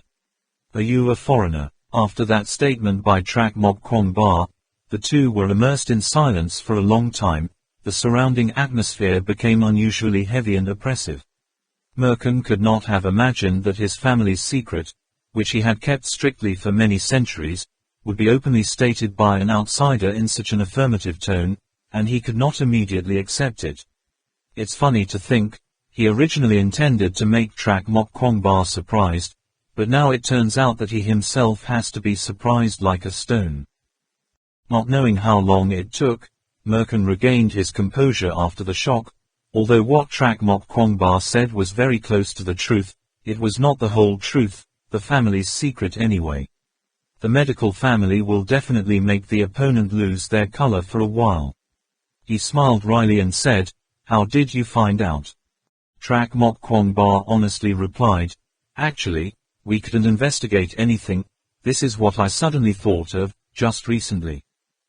Next, he talked about his association and his assumptions. Merkin couldn't help but shake his head and laugh bitterly. To guess the truth from just a myth, this analytical power is terrifying. This fact, even the best analyst in the enemy team, Yue Yang, could not have thought of it, Merkin dared to assert it. This is Trak Mok Kwong Ba, the star Trak Mok Kwong Ba in the market. Years of physical training have caused his mind to be suppressed. No, before chasing Trak Mok Kwong Ba on the ice, the guy Trak Mok Kwong Ba was still stupid and stupid. He himself mocked him for being a fool, right? That said, during this time, Trak Mok Kwong Ba suddenly had physical changes. What did the guy have to go through? From physical ability, skill to intellect, how did Trak Mok Kwong Ba change? Listening to Trak Mok Kwong Ba analyzed for a long time, Merkin finally felt that he couldn't stand it anymore. He interrupted him. You are very powerful. I made a mistake in assessing you before. Yes, your analysis and speculation are very reasonable, but there is still a small distance from the truth. Trak Mok Kwong Ba attentively waited for the other party to continue. He also knew that, just as descendants of Empress Hak Miao, they were still not arrogant enough to declare that Bo Bala Temple was the inheritance of their family. What other proof does the Merkin family have? Only to hear Merkin say in a low voice, "Do you know who the ancestors of the Black Cat Queen are?" In the darkness, a voice trembled as if to tear open the thick veil of darkness. The ancestor of Empress Hak Mu is the Western Holy Envoy Bai Yuong Buiyong. This is the biggest secret that our family has never made public. Our ancestor is Bai Yuong Bui Nuong. Western Saint Envoy Biang Unyielding. Although he had prepared his mind in advance, Trak Mok Kwong Ba almost jumped up. The character even in County Catch Kim 2 did not mention his name. Unexpectedly there was a direct descendant sitting right in front of him. This is, of course, the most deeply buried secret by Merkin. When Trak Mok Kwong Ba talked to Saws clearly did not know this identity of him. At that time, what was the item that the messenger brought out? After all, what happened before Gu Ji was destroyed? Do they know anything about the whereabouts of the three treasures? What do they know about the erased historical passage related to Bak Bala Temple? Suddenly, too many questions popped up in Trak Mok Kwong Ba's mind at the same time, making him not know where to start asking. Merkin spoke calmly again. His tone was not too arrogant, but he was not condescending. If you want to talk about our family history and the family's process of researching the Bak Bala Temple, I'm afraid to say a few words. Days and nights are not enough. What I want to tell you is, that ancient treasure map Gu Ji Vuong told Empress Hak Miao to take away is actually the second half of the ancient book of Gu Ji, which records some events that you don't know, including the geographical circumstances of the three platforms, the lake he saw earlier, and the stone formation in the outer perimeter of that lake. If you put your first half and our second half together, you will be able to revert back to a complete ancient history. Wait a minute. Trak Mok Kwong Ba rearranged the chaotic thought circuit in his mind, sorted out the clues, and said, "You need to tell the story of your family's ancestors from the time the messenger found the ancestors of the Western Saint Messenger of your family. To put it in detail, what did the messenger then give to his ancestors? What secret do you want your ancestors to preserve? As for the disappearance of the Army of Light in history, did your ancestors know about it?" Army of Light. Merkin blinked and said, "I don't understand what you're talking about, but I can assure you that, in fact, when my ancestor was found by the messenger, he was completely unaware of the identity of the Western Holy Messenger, mine. Apparently, that ancestor of mine, whose name is Bai Yuong Unrelenting, meant to hide his past, hoping to live an ordinary person's life. However, regarding the items the messenger brings, I can provide you with some practical content. According to the records of his ancestors' memoirs, the messenger visited him twice before and after. The record in the Golden Book of the Ancients is probably the content of the second time. The first time, the messenger brought the key, gave it to my ancestors. It is said that it is the key that can unlock the secret of Bo Bala. The second time, what the messenger brought was the Dai Thien Luan scripture. In fact, a part of the records in the ancient Golden Book has a lot to do with the Dai Thien Luan scripture. Dai Thien Luan can be said to be a general outline, and can also be said to be a travel guide. According to what was recorded in my ancestors' writings, which probably also detailed the treasures inside the Silver Bala temple, clearly classified, in addition, there are also allusions drawn from more classics. Simply put, this sutra is the bibliography of a book, and inside the temple of Bak Bala is the contents of that book. Besides, the last few pages of this volume are probably the map itself and the instructions for that map in the form of hidden puzzles. Wolf Skin Map. Trak Mok Kwong Ba immediately remembered the discovery in County Kach Underground Palace and Hyeon Kong Temple. That's right, it's the map that you and we compete for on Hyeon Kong 2 Island. Merkin paused for a moment, then continued. In this second meeting, the messenger pointed out that there were 3 messengers in total. The messenger has already delivered the first token, but our family has yet to find out where it is. The other 2 dishes, the Dai Thien Luan Kin and the Citadel, are illuminated by light. The latter is also the bronze mirror that you got. It seems to be called Hong Bala Mat Bao Jiam, right? But after giving the first attribute, the messenger seemed a little hesitant. The attitude was no longer consistent. According to our ancestors' records, at that time they discussed for several days the topic of the meaning of life and reincarnation. It must be known that, although at that time our ancestors did not know the identity of their holy messenger, but he was also a great scholar in folk recognized by the Lama Church of County Kach. It was because of that conversation that the emissary's attitude finally changed, and later it was reported that King Gu invited the messenger to come. Obviously, Merkin knew quite a bit of the contents of the previous half of the Golden Book of Gu Ge. But Trak Mok Kwong Ba was completely ignorant of the second half of this book, so he asked what happened to the messenger later. Even the destruction of the County Kach dynasty.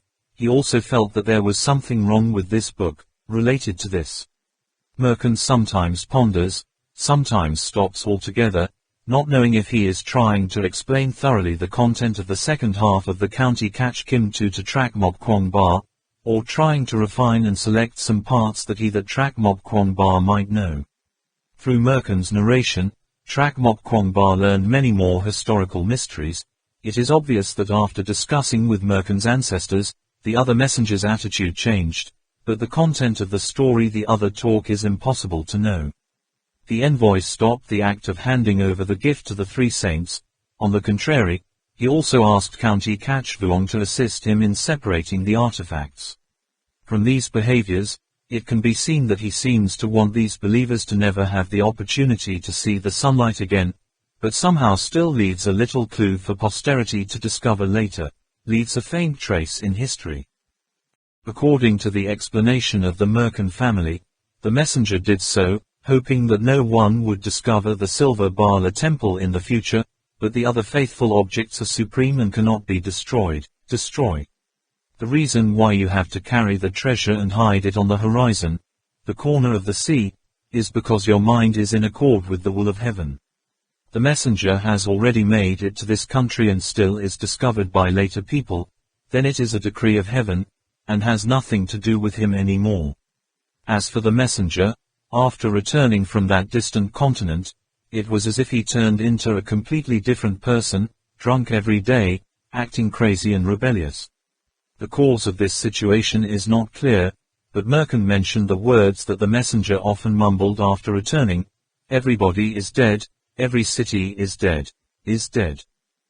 As for the end of the Gu Ge dynasty, it was obvious that it couldn't be recorded in the Gu Ge Jinshu, Merkin remembered, and it seemed that the last few dozen days were not recorded in the Gu Ge Jinshu at all.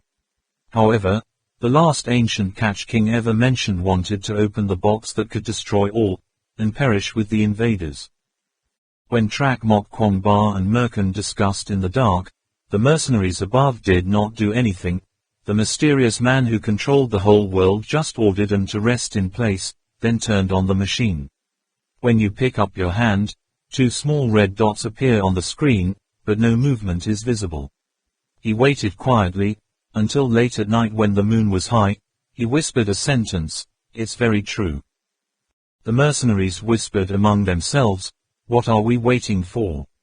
Kaffu passed this question to a young man named Thomas. The answer they received was, "The other door must wait until a certain time to open." Kaffu also whispered to Thomas, "Why keep them?" He glanced at the shaman Ala and Lu Kan Nam. The young man said calmly, "Merkan has lost everything, become an uncontrollable factor, but my power can still overwhelm him. But Trak Mok Kwong Ba is different. If he also becomes an uncontrollable factor, heaven knows what he will cause. If he can control these three people, that is to control Trak Mok Kwong Ba." Kaffu nodded as if he understood but also didn't understand. The moonlight scattered on the rippled surface of the lake. A ray of light shone through the rocks scattered like chess pieces on the square, through the long narrow ravine, slowly inching up the belly of the giant spider. Seeing the light move, the young man stood up and said to them all, "It's almost time." He walked straight to the basin that looked like a wash basin, gritted his teeth and said, "It costs a lot of blood."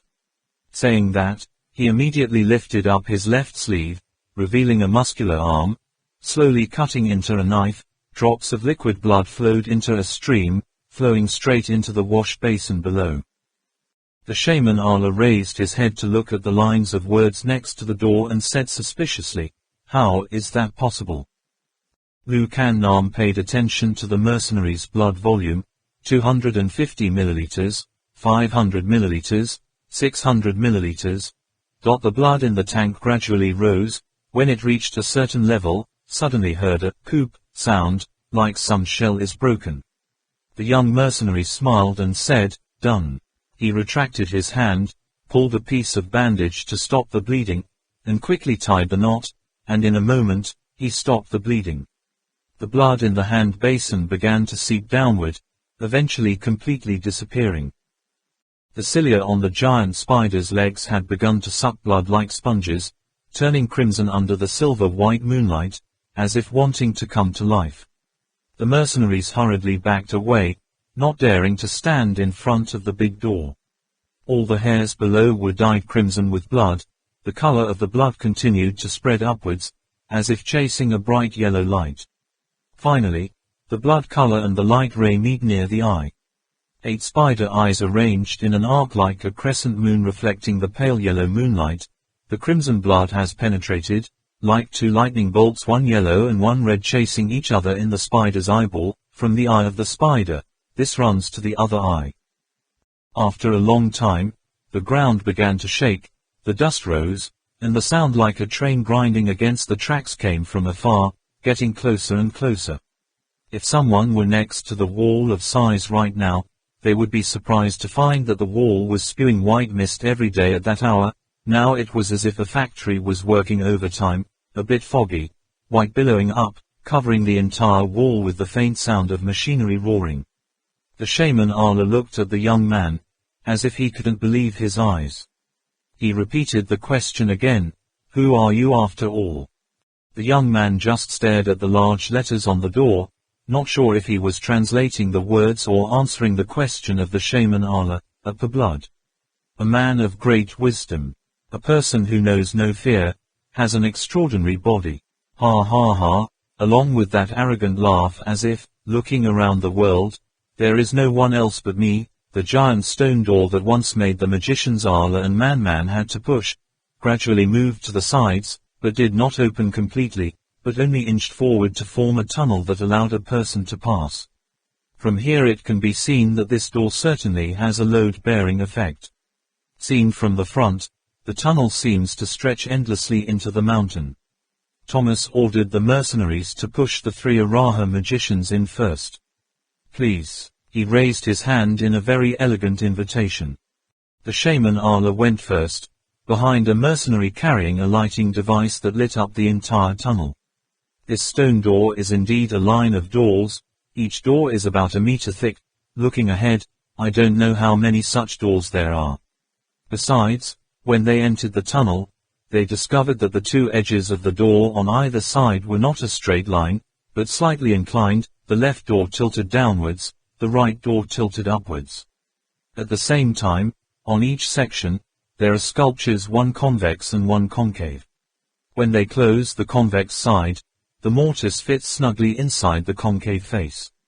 The reliefs are very strange, not Buddha statues, but round objects like eggs, carefully shining the lights on to see that they are human figures curled up. The posture is exactly the same. The secret practice that Lu Kan Nam once taught Trak Mok Kwong Ba is also the position of the fetus in the mother's womb. There are pictures facing the front, some are engraved with a slant, some are facing up, some are facing down, in general, all kinds of azimuths. Those statues of people curled up with their bodies, all of them are adults, with clear facial features, different appearances, both Eastern and Western at first glance. Since all of them have no hair, and that pose hides all the sexist parts, it looks like a man and a woman at a glance. The faces are completely different, but makes it feel very familiar. The position of the reliefs is just a bit higher than the view, so even if you don't want to look at them, they will still catch your eye, but once you see it, you can't help but be amazed and admire the sculpting technique of the ancients, and at the same time could not suppress a question that rose in his heart. This human figure with eyes closed, I think I've seen it somewhere before. And if you tilt your head to the right, as if you see a dark shadow hidden inside the concave surface, that shadow seems to have met somewhere. Around the sculptures are ancient Tibetan symbols, assembled into a fringe pattern, like vines intertwined. When seeing these symbols, the shaman Allah was stunned for a moment. The meaning of the words was, "Find yourself." These symbols were unexpectedly an extremely profound verse like in the Buddhist scriptures. Then when he looked back at the concave carvings on the edge of the door, he immediately had a new enlightenment. What do the old fairies and sages want to tell us? The shaman Allah stared at the adults in the fetal position appearing before his eyes, suddenly sensing something, as if some fake position was shouting, "Take off your clothes." Lu Kan Nam's mind gradually calmed down. Looking at the neat sculptures on both sides of the wall, she felt like she was going through a tunnel of time and space, whether she was sad or happy, and finally returned to nothingness. Do you hate man Min? Or should you hate yourself? Those things didn't matter anymore. Looking at these people, she suddenly realized, everyone came like that, probably will all go the same way. Human life, how do you not regret it? That's when I think I've done everything I should do, without regrets, anger, or frustration. As for the mercenaries, it felt like walking into a narrow corridor of a laboratory. The sculptures were lifelike, very vivid, as if on both sides were filled with glass jars filled with liquid, preserved, soaked whole human body. Although the human figures had their eyes closed, it was as if they could open their eyes at any moment. Why be afraid of those statues opening their eyes? Come to think of it, these people seem to have all died at my hands. Correct, it's that guy, and that guy too. What a look of despair before the death. Why appear here? Mental focus. Look at the back of the head. Don't let those sculptures fascinate you. As if receiving some instructions, Kafu suddenly shouted loudly. The tunnel was immediately filled with echoes, and it was effective immediately. Only the young man remained indifferently looking at the sculptures on either side of the wall. Hey, found yourself. It's just the business of the commoners. What does that have to do with me? Are you going to use these thousands of faces to fascinate people? How many people are really as aware as I am? The door to sentient beings is just that. Lu Kan Nam whispered to the shaman Allah walking in front of her. Can this door really be opened with blood? What kind of elastic force of blood pull they had never seen before, but seeing no less than 100 creaking doors lined up in front of them, I'm afraid to draw all the blood of that young man is not enough to create such a great force. The shaman Allah slowly said, no, his blood is only for opening a small gate, like pulling a factory circuit breaker. These doors are opened by a much more powerful force. Quote, they hadn't seen how Merkin used a tiny silver eye to activate all the organs in Shuangkong Island themselves, so they couldn't know the mystery and complexity of these organs. Back Bala item. The vibrations above also spread to the bottom of the sacrifice well. Trakmok Kwangba and Merkin both felt a surge of power as if a giant monster stirred to wake up. Merkin in particular felt strangely familiar. He immediately reacted, impatiently exclaiming, "They've opened the door, damn it.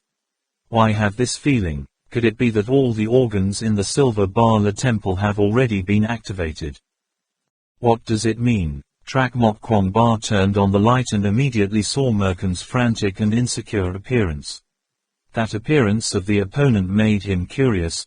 From beginning to end, Merkin never showed this expression. Even when he faced him in the dark, to show his sincerity, he kicked the corpse. Max's side toward him. He was only a little tense at the time, but underneath that tense facade, he still maintained his tenacity. Have you ever seen him worry about losing like this? Merkin's anxiety is also reasonable. Unexpected events appear more and more. The whole thing is no longer under his control. On the contrary, he still has the feeling that he is being controlled by others. Control.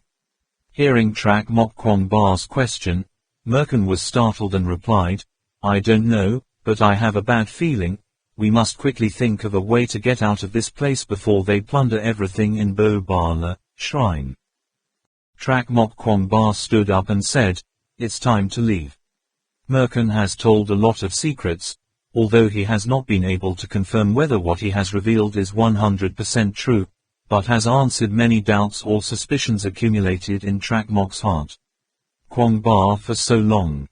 According to Merkin's account, both the ancient Kach Kim Tu and the citadel were illuminated by light, the same Hongbala Mat Kwang Baojian, perhaps two complementary items, one written in writing, a kind of figurative expression, but unfortunately the information these two provide only starts from the entrance to Tumi Joy, and to the big door of Bakbala temple. It is broken, there is no content at all, related to the shrine. Trakmok Kwangba even thought that County Kach Kim Tu and Hongbala Mat Kwang Baojian pointed out the route from the third floor to the Bakbala temple, and in the two wolfskin maps and the whole set of Dai Thien Luin Kin, perhaps containing information to find the entrance to Tumi realm from the outside. At that time, the messenger brought out these three items, from here inferring, there must be something else. Maybe this is the guide to the organs inside the temple and the place to hide the treasure. Treasures should also. Of course, there are still a lot of secrets that Merkin hid so deeply, such as the story of the 13 Knights of the Round Table, which Trakmok Kwangba did not ask, and Merkin did not mention a word. The giant door that opened could not be without a little movement. Trakmok Kwangba had been waiting for this moment.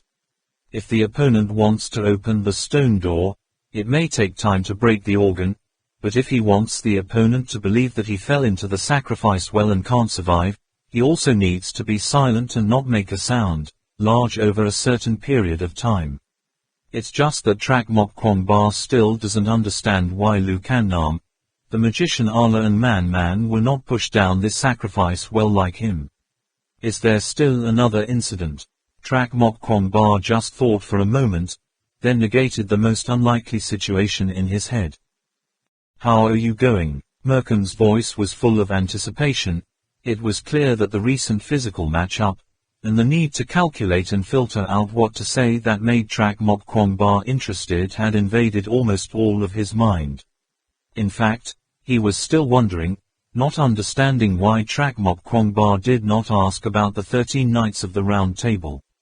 He had already prepared a long story, guaranteed to make Trakmok Kwangba startled, but in the end, he didn't say anything to him. The reason Trakmok Kwangba didn't ask was because Saws once told him this: "I know you guys have investigated me and Merkin and found the 13 Knights of the Round Table. In this respect, I can't tell you too much. All you need to know is that this is a well-hidden organization. Knowing too much won't do you any good. And you don't need to worry that the 13 Knights of the Round Table will cause you trouble, because in fact, the act of investigating Bo Bala Temple, this has nothing to do with them. This is purely Merkin's intention. To find the temple in this legend, I know he has worked hard for many years, even his family has gone crazy because of it for hundreds of years. The whole process, We absolutely cannot let people of the 13 Knights of the Round Table. In that situation, Saws could not, nor had any reason to lie. Chuo Mok Kwangba also did not want to know too many secrets of that dark world. Solving the immediate problem is the most important thing. Trak Mok Kwangba put all problems that disturb thinking out of his mind, and asked Merkin in return, "We've been down here for so long, do you feel uncomfortable breathing? Is there a ventilation line?" The severe exhaustion of stamina and the feeling of stress did not cause Merkin's IQ to drop. Trak Mok Kwangba took out another headlight, adjusted the brightness to the strongest level, swept around and said, "The space below is very large, absolutely cannot be used only to bury the sacrifice. Over there." Merkin looked in the direction of the headlights, only to see that in the middle of this underground space there was a huge white skeleton lying there. The skeleton alone was bigger than the giant lizard we had. They clashed many times. The ribs of the skeleton pointed straight up to the ceiling, like the pillars of a palace corridor. "What monster is this?" Merkin was surprised, thinking that Saws was beside him. Trak Mok Kwangba raised a lamp to the head of the skeleton, observed the giant jawbone and the set of sharp teeth that filled the mouth, said, "A huge carnivore with a physique that can be bigger than the eastern Giganotosaurus Nam, but this is the job of archaeologists, we just need to find a way to ventilate it." Trak Mok Kwangba took a spare outfit from Max's backpack and put it on. Merkin's subordinates have always been well equipped. They need to be prepared in every way, because it can be said that he and Merkin are completely ignorant about this temple of Bakbala. Heaven only knows if this place is full of trap agencies, then any kind of poison or not. Just the giant skeleton in this sacrifice well is enough to make them afraid to take every step.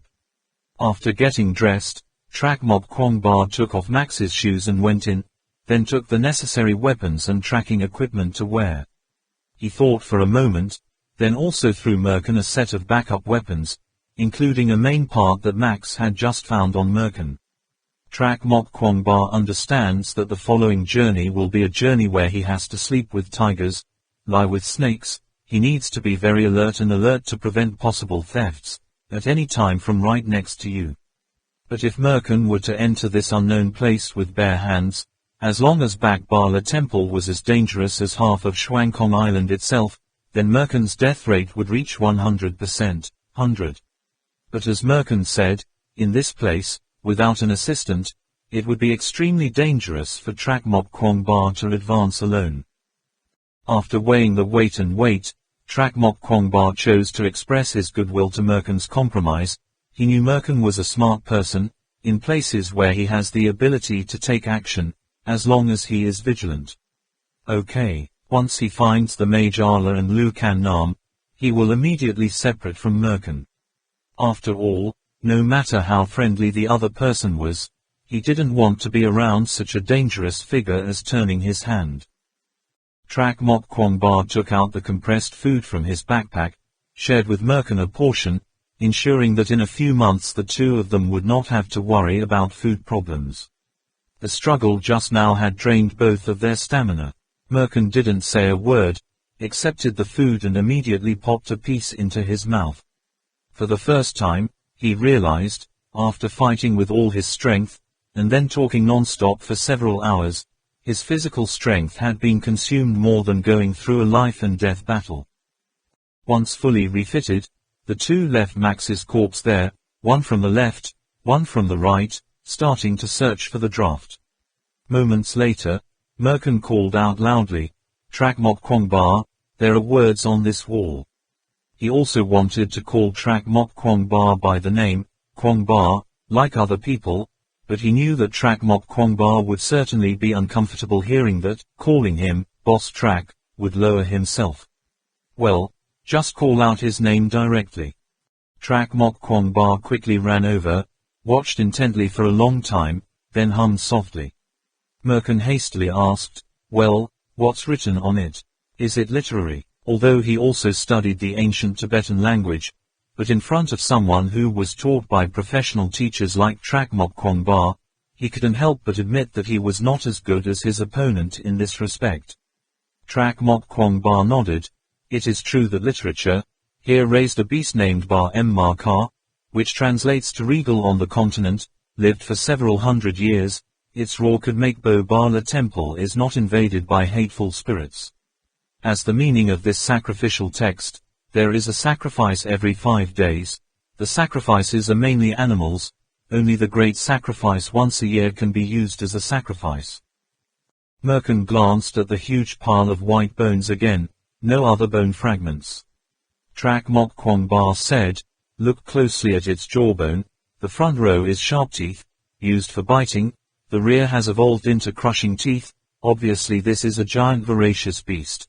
Not even the bones come out." During the time he lived with the 3 Grey Wolf brothers, Trak Mok Kwong Ba was so used to the scene of eating without leaving the bones, he himself also participated in it. He reminded Merkin again, "In the last few sentences of this eulogy there is a mention of the lake. Could it be the lake outside? In the lake there is, how to read this? Lot, Dep, Hung, Dad, Special, Loop." If translated in the literal sense, it seems to be the king of the 1,000 snakes. But the meaning of the context, it seems that this one is made up of 10,000 snakes. It would be great if there was the shaman Allah here. There are a lot of ancient tantric texts in the text that I don't understand. We have to watch out for that lobster or something. Here it is said that it can live for 1,000 years or even longer. It is the king of the sea. Any enemy that invades the Silver Bala temple will become its food. Now, it is worshipped as the owner of the sacrifice lake, wrapped around the top of the temple, coexisting with the temple, forever without separation. That's all there is to the full text. Follow me, I found the vent. Merkin asked, "So what exactly is the owner of that sacrifice?" As soon as the words came out of his mouth, he suddenly remembered the mercenaries who sank into the lake. At that time, he only thought that it was a trivial matter, but now that he heard Trak Mok Kwong Ba say that, he would feel guilty. If that monster was still alive, it would surely become an extremely dangerous element. Trak Mok Kwong Ba replied, "I don't know what it is specifically, but it must be very large. You can imagine it by looking at the surface of the lake." While walking and talking, the two reached the foot of the wall, where the ground and the wall intersected a row of ventilation holes. The gap was only the width of a brick, but there were 4 or 5 slots adjacent to each other. Merkin squatted down and tapped with his hand.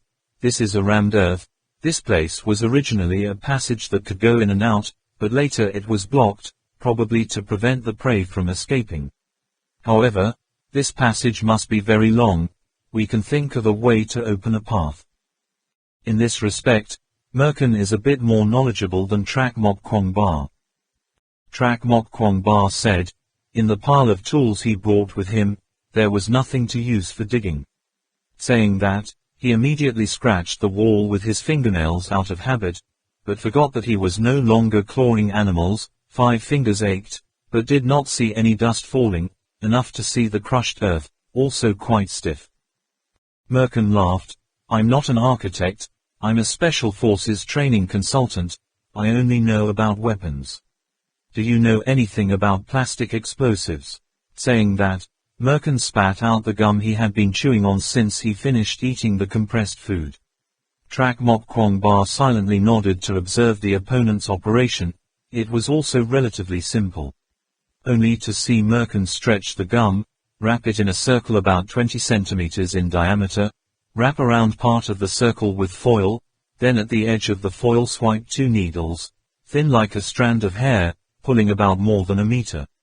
Then he took out from his weapons a black thing only a little bigger than a coin, tied metal wires to both ends one by one, not knowing where he pressed 2 small lights, one red and one green on the top.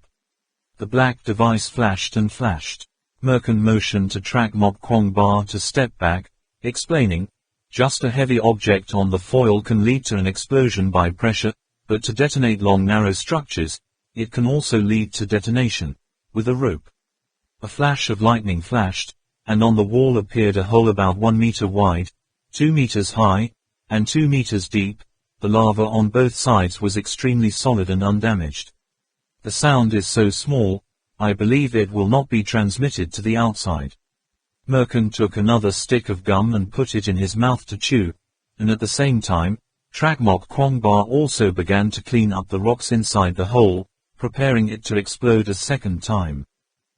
The two continued to advance 2 meters 1 at a time, thinking that they would not attract the attention of the other young man. Unexpectedly, on the pocket computer screen of the person behind the entire empire, that lump, the 2 red dots still inched up little by little, very clearly.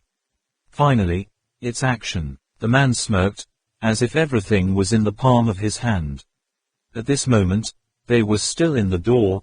The passage formed from these tightly packed doors was much longer than anyone imagined. The shaman Allah calculates the steps, at least they have walked more than 5 kilometers, but the two sides are still the same structure. On the door are still adult human figures in the fetal position, none of which is repeated. What picture? The tunnel is a bit meandering, slightly slanting downwards, although the slope is very small. The curvature is also very small, but the shaman Allah can recognize it. He even felt them walking along a giant circle, inclined slightly downwards. However, in the sense of ordinary people, it was like walking in a straight line. The more you move forward, the farther the distance you have to go back, the more rocks you have to bring out. Trakmok Kwangba and Merkin work like housecleaning ants, finally blasting a tunnel more than 100 meters long. Merkin was about to explode again. Before attaching the plastic explosive, he patted the wall a few times, suddenly heard an echo, and shouted with joy, "Go to the door, listen to this echo, the clay layer must be very thin." As soon as he finished speaking, Trakmok Kwangba kicked his foot hard. The clay layer broke like an eggshell, and the dim light immediately entered. Merkin took another hit, finally seeing the light. Immediately afterwards, both of them wondered, how could there be light? The two people with swollen faces and bruises, their brains covered with dirt, looked like 2 rats that had just finished digging a burrow, and cautiously poked their heads out to observe. This was unexpectedly a passage at the bottom of the lake, and by this time, the sky was already bright. After determining that this road did not have any traps, the two people came out. Without an appointment, both of them exclaimed, "It's so miraculous." This passage at the bottom of the lake, obviously part of the underwater citadel they saw as they crossed the lake, countless large arched windows, the bottom edge of which were all made of large glass panels, form a transparent passage. They are standing at the railing of some extremely tall building. Looking up, the sky is like a vast sea, just the rays of sunlight shining down, refracting through the sparkling ripples are enough to make people must have been amazed, let alone the colorful fish that gathered as they dispersed in the water, let alone the beautiful passage itself. This passage seems to be a corridor outside the palace wall. Looking through the glass window down below, dimly sees majestic mountains, treacherous ravines below the bottom of a deep lake. Observed from this place, the temple is like a magnificent ancient fortress built on the side of a cliff hundreds of feet deep, but that fortress is built under a clear lake. The light changes continuously and completely, different from the world they knew, as if they had been separated for a long time. The inner wall of the passageway is filled with non-angel images of Buddha. Even after thousands of years, these art treasures have remained untouched by dust, all of which are still lifelike. And when the sun shines through the lake and shines on the wall, the Buddha gods on the wall also seem to come to life, stepping on the good clouds and gliding away, the shirt flaps fluttering. But the real treasure is those big glass plates. Trakmok Kwangba doesn't remember exactly when glass was invented, but at least he knows that, for crystal production technology, the hardest part is refining. For colorless transparent glass, it is necessary to exclude impurities in extremely fine glass. Think about it, if you want to create glass panels that you can try to knock at least a few tens of centimeters thick, but at first glance, it feels as clear as only about 2 or 3 millimeters thick. After all, technology is required. How highly refined, how could the ancients do such a thing? This is no different from crystal. Trakmok Kwangba is even skeptical. not understanding whether modern glass technology can reach this level or not. In addition, these glass panels soaked in the lake for so long are still smooth and shiny. The outside surface does not cling to moss, which cannot be said to be a miracle. These glass blocks must be very high technology to create, right? Trak Mok Kwong Ba unconsciously asked such a question. Strictly speaking, they could be called glazed walls. In the legend of ancient Chinese folk industries, glazed wall making is the highest realm of glazed technology. The glazed walls here clearly incorporate the artistic glass industry of ancient China. Most of the important techniques of these two industries have been lost in the long course of history, especially the Chinese glazed industry. In ancient China, crystal lapis lazuli was as precious as jade and jade. From 1000 BC, in China, there was a technique of making colorless lapis lazuli. By the end of the Sui and early Tang dynasties, it reached its peak. The miracles mentioned in novels and stories such as lapis lazuli image wall, lapis lazuli Buddha cup, seem to be products of this period. After that, the industry began to go downhill. By the second half of the Ming dynasty, it completely disappeared. The remaining treasures in the world were as few as the horns of the phoenix feathers. Merkin looked at the frescoes that covered the walls, now at the blocks of glass that had been pierced by the light. As a master of grave robbers, he was obviously more aware than Trak Mok Kwong Ba about the value of these glass blocks. At a glance, he recognized the glass blocks and the paintings on the walls that were originally a unified whole. When the sunlight refracts through the lake water, then refracts again through the glass block, shining on the mural, why do the images in the paintings seem to come to life? Just rely on that shimmering water balloon. Obviously that's not enough. The real cause is the glass blocks themselves. Merkin quickly determined, these seemingly colorless, transparent glass blocks must have used ancient China's most magical translucency and projection techniques, like the bronze mirror of Parami. So, when the sun shines through, it will throw images on the wall, causing the images on the frescoes from a two-dimensional plane to become a three-dimensional cubism, and then take advantage of the fruit of the water balloon, making them really come to life. Without thinking, Merkin uttered a whisper of praise at these huge windows. Only here, peerless. The glass blocks just cracked a small slit can cause lake water to overflow into that passage. Merkin hates not being able to unload all of them and bring them back. Colorful colors. The passage is both long and narrow, although it is very high, but it causes people to feel extremely uncomfortable and uncomfortable. If it is not for the winds that bring in fresh air from the outside, I am afraid that only the tunnel is narrow. This narrowness is enough to make people go crazy. There are also the sculptural figures that look exactly the same at first, but look closely at each of these different figures, whether concave or convex, in the end creating a common feeling, monstrous. They seemed to be walking around, looking at any face that appeared as if they had already seen it, but it felt like they were walking in a straight line. According to the complaints of the mercenaries, go like this, maybe you've crossed the Himalayas from time to time. They don't know where they are, only know that this place is a long tunnel, made up of many doors about 1 meter thick. On both sides of the door carved convex and concave figures of people in the position of a fetus in the womb, mother's belly. The passage is narrow but high. The further you go, the more you feel like you don't know where the entrance is, where the end is, can only be with the sculptures. At first glance, all of them are the same, but look closely, yet different. If it weren't for this place without a turn, the mercenaries would soon have thought that they were lost. Some even suspected that they had been hit by some kind of magic, causing a collective hallucination, and then again. Someone cried out to come back. The mercenaries killed people in the blink of an eye. The bloodshot 3 meters high was not too short. The warrior cut his hand without frowning, standing in front of this long narrow passage, unexpectedly began to panic. Perhaps, the other end of the tunnel is not as beautiful as they imagined. Is it treasures everywhere? Or is it a scene like this hell of Abbey?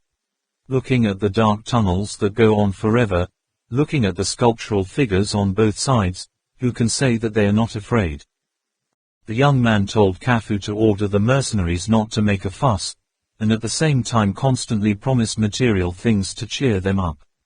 He clearly understood, once the phenomenon of mental collapse occurred, in this narrow place that only allowed people to pass, anyone who went crazy and opened fire would cause huge damage.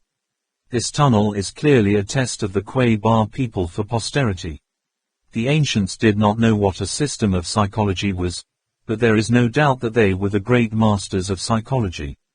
The vast majority of ancient religious structures can cause people to feel psychological vibrations, or calm people down, or dignified and elegant, making everyone who sees them feel a sense of respect, threshold, or make people suddenly regret enlightenment. These architectures blend into the natural heaven and earth, harmoniously but also unique, profound, large, transcending both space and time, connecting the spiritual pieces of the builder and the worshipper, together, giving rise to endless fantasies and feelings in the mind. What's more, the building is known as the great achievement that focuses on classical Chinese and Western architecture since the history of mankind until now, only the experimental objects scattered on the third floor, alone. It is enough to make those who come here feel fluttering from the bottom of their souls by their excellent beauty. As for the shrine, which has not been visited for thousands of years, what will be the mood of its creator? The young man lowered his head thoughtfully, before he also explained according to the words, in order to enter Bak Bala temple, he had to go through the door of beings, but never thought that the door of beings was an absolute door. There is nothing like this, tens of kilometers thick, 10,000 human figures at 10,000 faces, after passing through the door of beings, coming to the river of Fushine, what will that river be like? Suddenly, a low voice shouted in front of him, "Come." In comparison, the passage at Trak Mok Kwong Ba and Merkin is wider and brighter. At this time, they realized that they really had come to the sanctuary of art treasures. Although new in the corridor outside the door of the cathedral, every brick under their feet, every wall they touch, deserves to be called the crystallization of art. Whether it's painting, sculpture, wall decoration, corridor decoration, or lighting effect, it creates a feeling of ecstasy. According to Merkin, just needing Trak Mok Kwong Ba to arbitrarily pick up a floor tile to bring back, it is enough to buy back his entire corporation that raised the Thien Su dog name. What really amazed Trak Mok Kwong Ba was Merkin's attitude towards ceramics. They were porcelain vases as tall as people, at first glance not like Tibetan products, probably brought to another place. There was one every 100 meters, quietly erected at the foot of the wall. This palace at the bottom of the lake looked like it had been used by some kind of magic. There was not a speck of dust around, as pure as the sky. The frescoes and ceramics are still bright and fresh. The first porcelain vase they saw was blue, a blue like the color of the sky after the rain. However, according to Trak Mok Kwong Ba, the form of these ceramic vases is very common. On the main streets of modern cities, in front of some ceramic or word picture shops, people often like to order a pair of ceramic vases. This large ceramic vase, the bottom is round and elongated, looks like a beautiful woman, but the mouth and neck are octagonal. Therefore, he was extremely puzzled by Merkin's excitement. How could a vase like that make someone like Merkin so excited to the point of failure?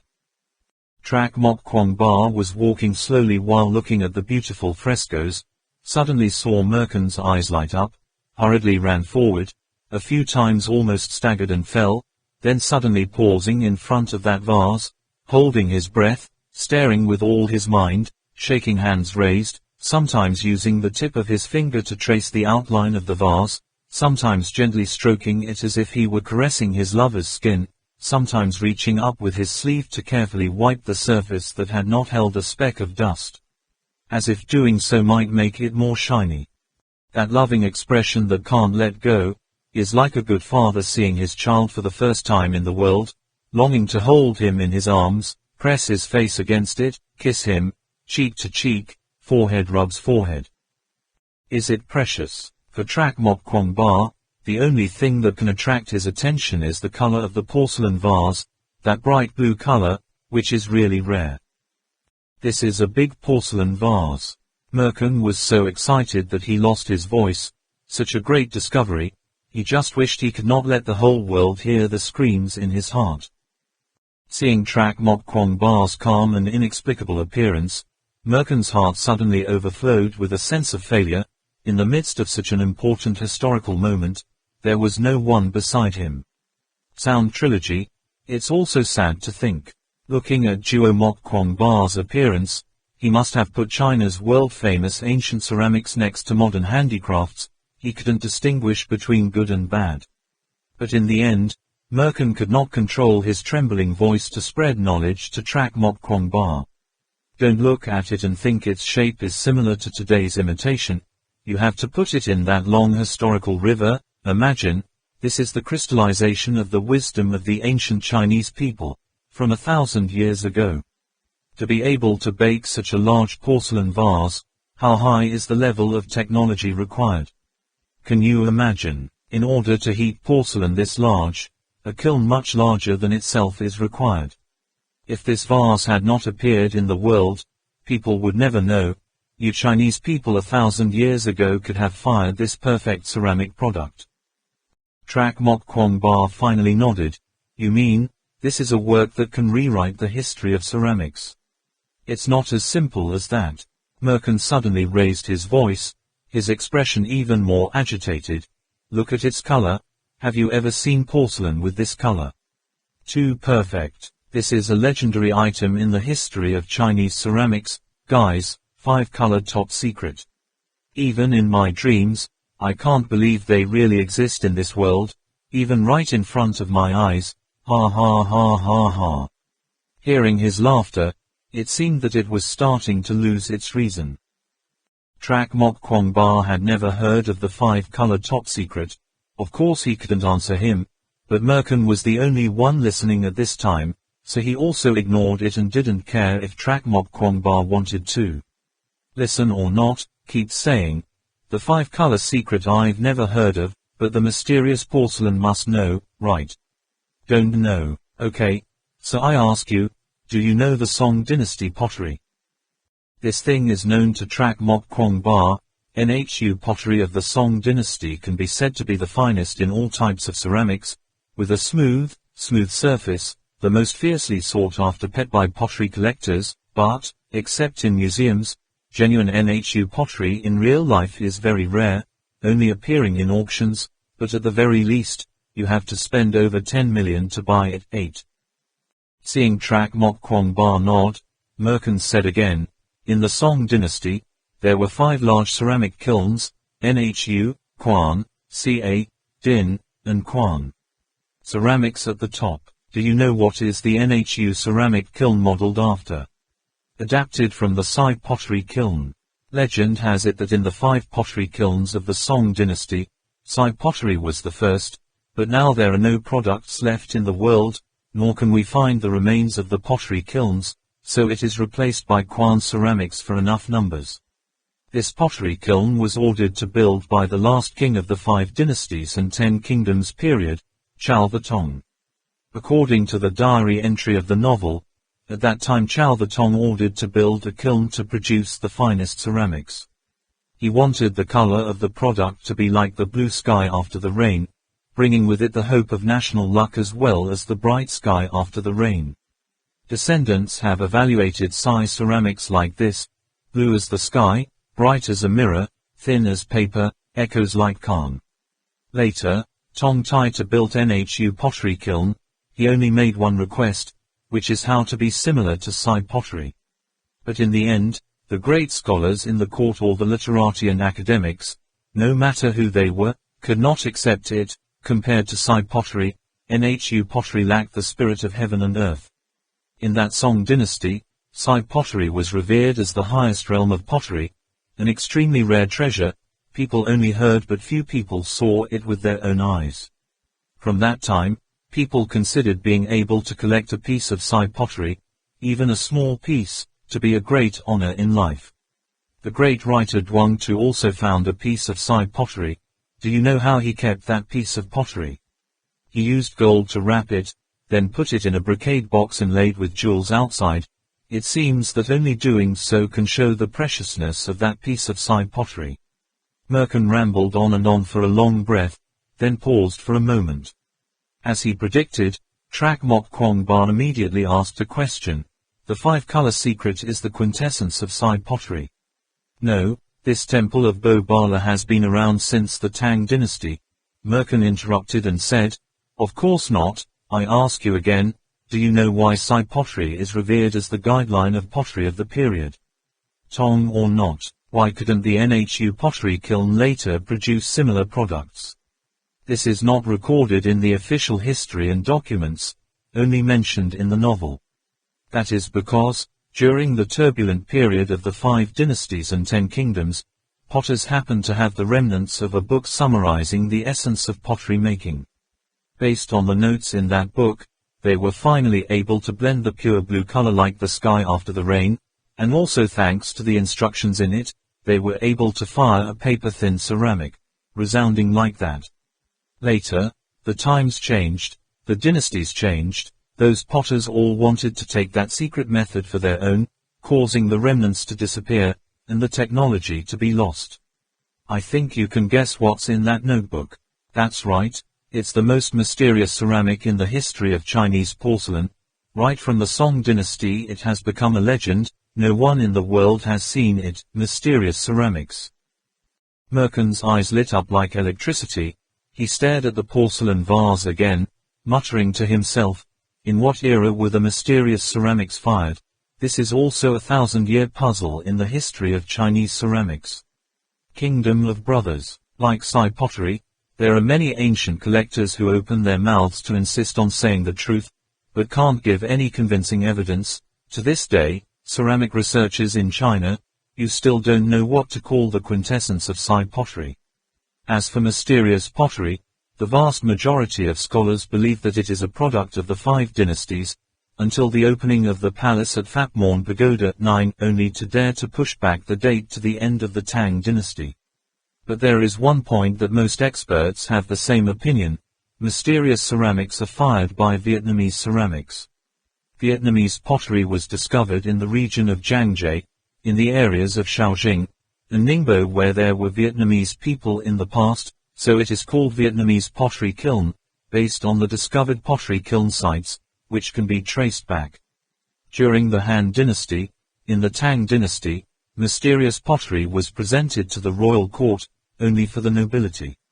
9 autumns, the Road of Viet Dao declares, 1. The color of natural feng shui color hybrid. 10. Trickly min na wet infected Xuan Tui. Contemptuously selected silver ice Thien Luc Van. 11. These are all poems of posterity praising the beauty of mysterious ceramics. The more he spoke, the more emotional he became, and Merkin even uttered a few lines of sugar poetry, then continued with a serious face, but in fact, the products were baked in the early Tang dynasty, even only during the reign of the king who founded the country, can be fired. According to the writings of ghost novels I researched, at the end of the Sui period and the beginning of the Tang dynasty, the world was in turmoil, but before that chaotic period, China had a very solid state power, and a lot of technological achievements were achieved, leaps and bounds. There is a saying, chaos emerges from heroism, chaos emerges from spirit. The right tone of mysterious ceramics, top secret 5 colors, is to appear in such chaotic times. The novelists wrote that these colors are blue like the sea, yellow like gold, red like fire, white as snow, and blacker than ink, called the 5 secret colors, the spirit in the midst of turmoil.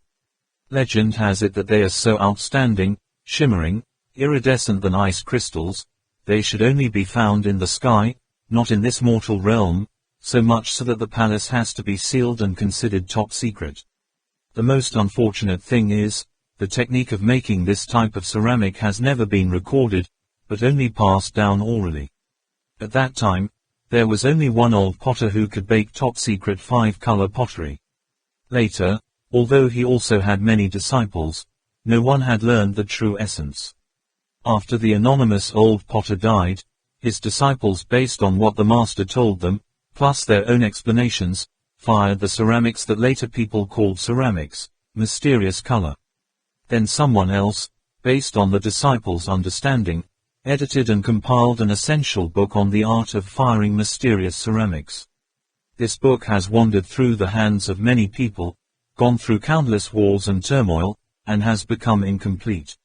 Later, the potters of the 5 dynasties only relied on this remnant book to be able to fire Sai pottery.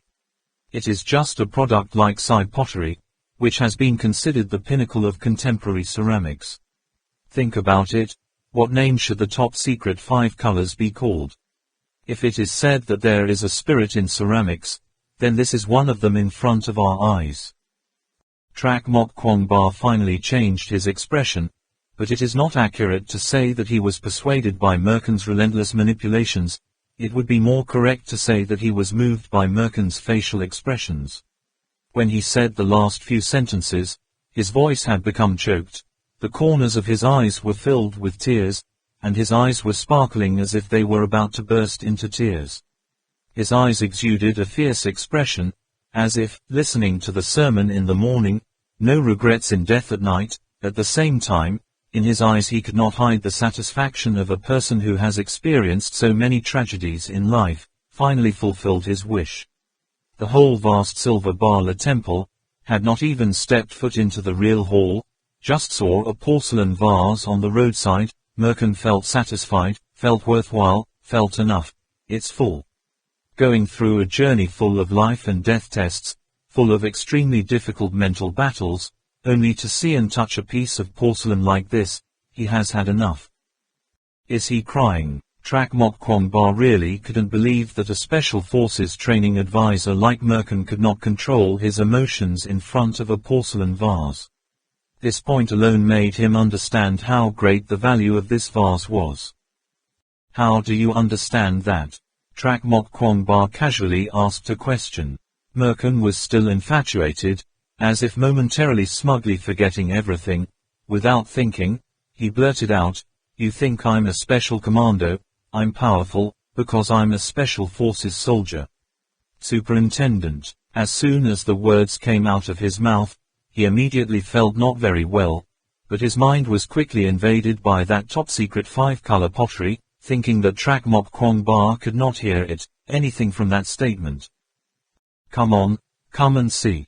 Merkin's appearance at this time is exactly like an emerging rich guy who has inherited a huge fortune, just eager to show off to the world the treasures he owns. See. He pointed his finger about 10 centimeters from the surface of the porcelain vase and asked Trak Mok Kwong Ba. Trak Mok Kwong Ba then put his eyes on it to observe, feeling the strangely bright glaze, as if wrapped in a thin layer of ice, even able to look in a mirror. But above this layer of crystal ice, there seems to be a thin, vague mist, feeling like virtual air currents rising over the hot desert. Merkin explained, there was an old saying, "Chao-like treasure, every real treasure will form a mysterious atmosphere outside, as if it can be seen, but if you look closely, you can't see it." What, in the profession called, iron fire. A precious treasure, the fire chi is collected inside, condensed but not emitted, that is the highest realm.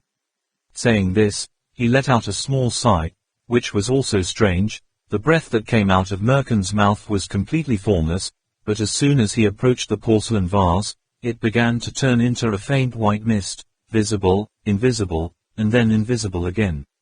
Have you seen it yet? Merkin rejoiced as if he was about to go crazy, and continued, this is called condensation, the highest technique in the ancient technology of firing ceramics. This porcelain is warm in winter and cool in summer. Can you touch it, feel it? Is it like touching thick, smooth fat like a baby's face? Does that cool feeling that penetrates into your heart gradually spread from your fingertips to your whole body? Merkin gently put his hands on both sides of the vase, took a deep breath, carefully lifted it up a bit, then gently put it down, then said to Trak Mok Kwong Ba, try it and let me know, is it similar to the porcelain vases made with modern technology that you often see on the street? Be careful, careful. Trak Mok Kwong Ba has not put any strength into it yet. The vase has been lifted from the ground, It feels as if in his hand is not a large vase as tall as an adult. He also knows porcelain vases. Working with modern technology, if you want to be this high, you have to at least 2 to 30 pounds, not play. He glanced at Merkin in surprise, only to see him smirk and say, "Thin as paper, the sound is as loud." With that, he bent the second knuckle of his index finger and gave it a light tap on the thickest part of the jar. Kong, the sound is long, the old people say it like a bell. Khan is a type of stone musical instrument, the sound is clear and elegant. But according to that gentle tap of Merkin, in Trak Mok Kwong Ba's ear, a sound could not be heard. It seemed that someone was gently gliding on the metal string, the delicate vibration that was soaring like a dragon's voice, resounding for a long time without stopping. As the sound got higher and higher, the atmosphere seemed to want to soar to the sky. Gradually, the sound came from all four sides. The whole long corridor looked like there were many dragons hiding in hiding. One by one, they woke up from their 1,000-year slumber. The sound reverberated throughout the heavens and earth. The sound of the dragon chanting, from all four sides, front, back, right, left, echoes into people's ears. The sun shines brightly. The fairy characters on the murals are also more vivid thanks to that roaring dragon sound, kicking the clouds. Wanting to fly away from the wall, Trak Mok Kwong Ba and Merkin looked at each other. Both of them recognized a little clue from the echoing sound that echoed all around. That is, resonance. Can't believe this is real. Is there anything in the world that is more heartwarming than an art curator seeing a masterpiece? That is, a curator of art, seeing a masterpiece. Trak Mok Kwong Ba followed Merkin and ran forward. They saw the second 5-colored top-secret vase, red as fire. Chapter 73, River of Life. The mandala. That bright red color does not seem to cling to the porcelain vase, but wraps the vase, like a blazing fire. Seeing this porcelain, even an outsider like Trak Mok Kwong Ba can immediately recognize it. What is a treasure? This is a treasure. Merkin's legs went limp and he almost fell to the ground. Just heard him exclaim in surprise, "It's Dai Hong ceramic, it's Dai Hong ceramic." Trak Mok Kwong Ba just moved closer, was caught by Merkin's hand. His face was extremely agitated, looking like he was begging Trak Mok Kwong Ba to listen to him. "You know.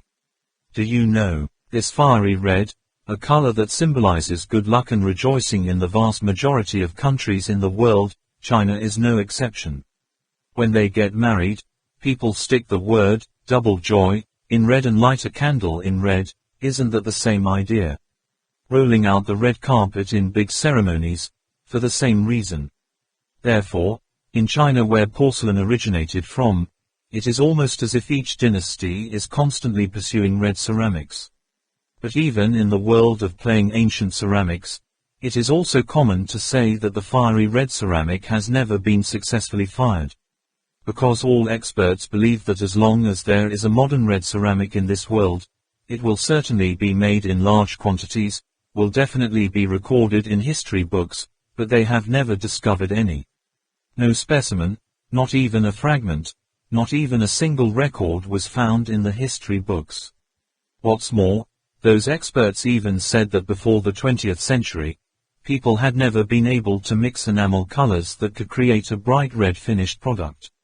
Even if the Tihong pottery in the Ming dynasty was said to be as red as chicken blood, smooth as jade, it could only burn 9 dishes, all of which have disappeared in the world. In the last 20 years, there have only been experts who have fired the fiery red pottery. After all, when was this thing made? Want to know what year? What is this? Princess Wencheng's dowry brought to Tibet. Around at 600, look, look, look. It was earlier than the time when historians think that Dai Hong pottery appeared with a difference of nearly 1,500 years, nearly 1,500 years. Why is there no record of these ceramics in the dowry list of Princess Van Than? Trak Mok Kwong Ba spent countless hours trying to find a few versions of the list of dowry items that Princess Van Than brought to Tibet, but none of these items were mentioned.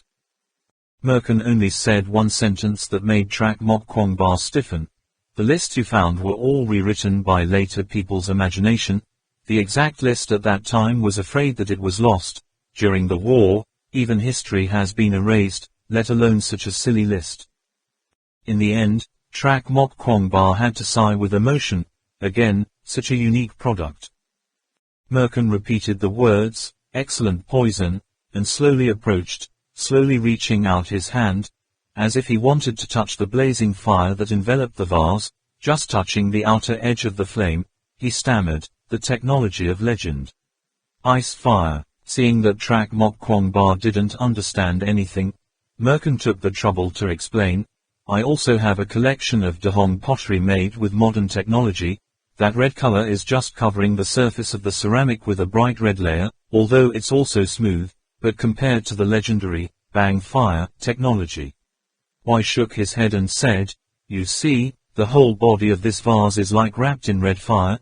You can also see it from afar, saw the light of the fire rising.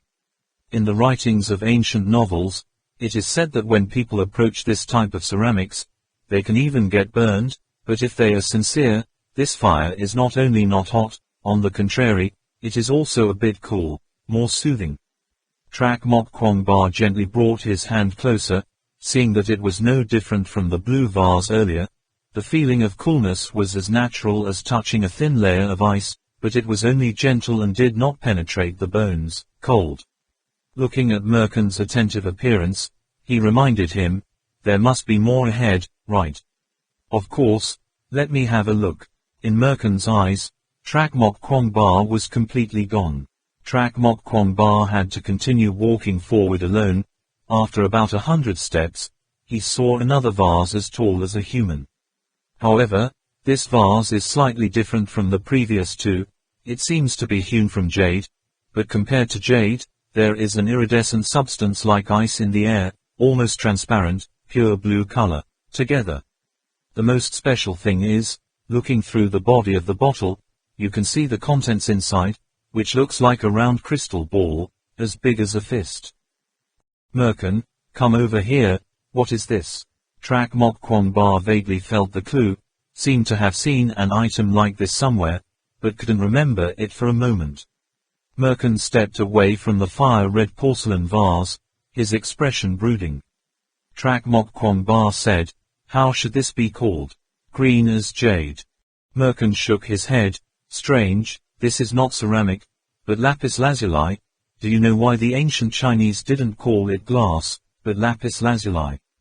That's because most of them are colorful handicrafts, not utilitarian colorless glassware in the Mesopotamia.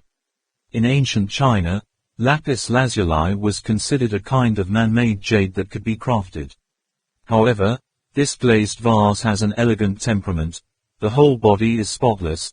The color is not inferior to the witch hazel. The color is as blue as if it wants to flow. I dare say, the lapis lazuli items in the world out there, absolutely nothing can compare to it." Trak Mok Kwong Ba didn't want to hear these things. He just asked, "Do you see what's inside the jar? Do you see anything special?" Merkin took a deep breath, let out a hissing sound, still unable to tell what it was after all. It seems that his understanding of lapis lazuli is not as deep as that of ancient ceramics. Trak Mok Kwong Ba was about to try to take out the object inside, but did not expect that the diameter of the crystal ball-like thing was larger than the diameter of the mouth of the vase, could not be sloped out, had to reach in and find out. It was quite like a crystal ball, but it doesn't feel like touching a crystal. Maybe it's more like a stone ball, but holding it in the hand feels light. Duo Mok Kwong Ba said, "Does those jars also contain these things?" He couldn't help but be surprised. Just when he lifted the jar up, it was already light. If there were really these stone balls in the jar, then the weight of the jar itself is not as light as a feather, pink or what. "You'll know when you see it." Merkin ran forward again, the next vase appearing before their eyes, obviously, whiter than snow. Legendary technology. Lu Yunfei, 12. Before he could even get close to the white porcelain vase, Merkin gave a sudden cry. The whole porcelain vase seemed to be sculpted from monolithic white jade, whiter than snow, surrounded by a dazzling white halo. That color is like the color of a giant glacier that has never been set in Antarctica before. In the pure white color, there is a hint of extremely light blue, extremely light. Merkin didn't know how to express his feelings anymore, kept muttering about that legendary technology. Lu Van Phi Phi, a 9-story waterfall. This kind of porcelain looks like a white cloud from afar, overflowing into the ravine, billowing and boiling. The meteorology is immeasurable. If you look closely at close range, you will find that, as if the weather is already cold, you can see the petals falling on the vase body, and then countless snowflakes spread across the sky. Taking the scene from nature, returning to nature, this is the realm that ancient potters pursued all their lives.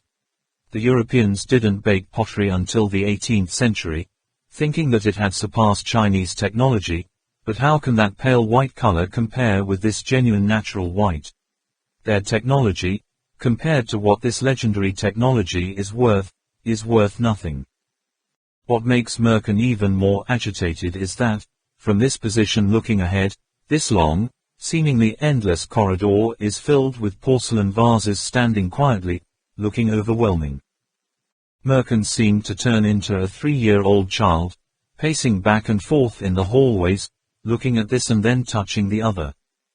Legendary technology, legendary technology, legendary technology. He was so excited that 2 hot tears welled up in the corners of his eyes.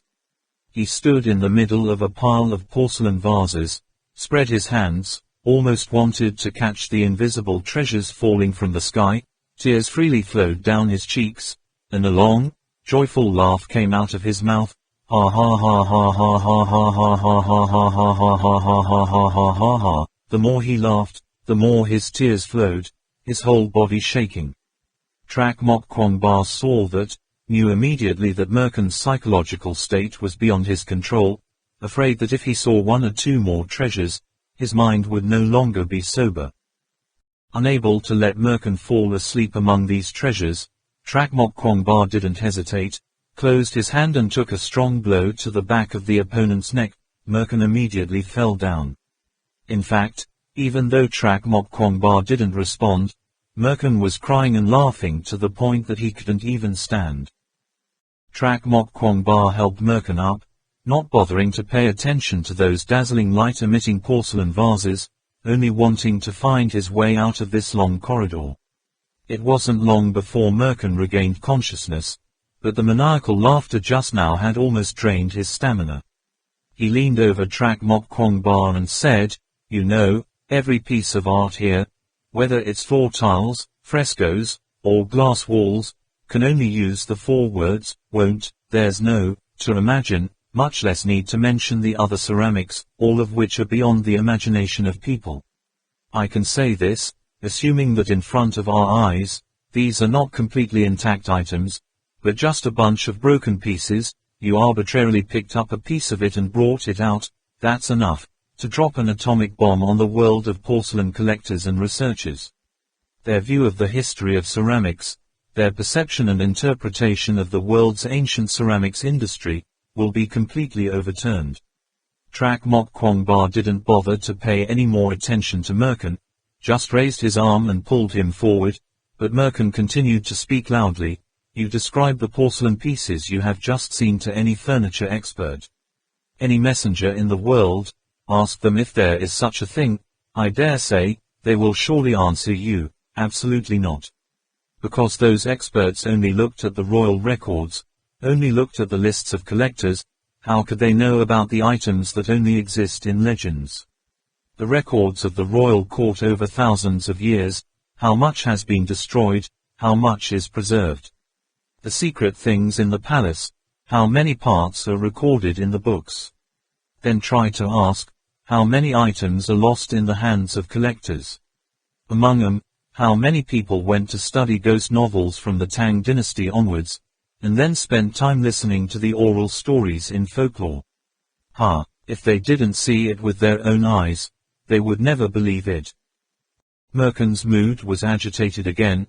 Trak Mok Kwong Ba could clearly feel his body shaking slightly.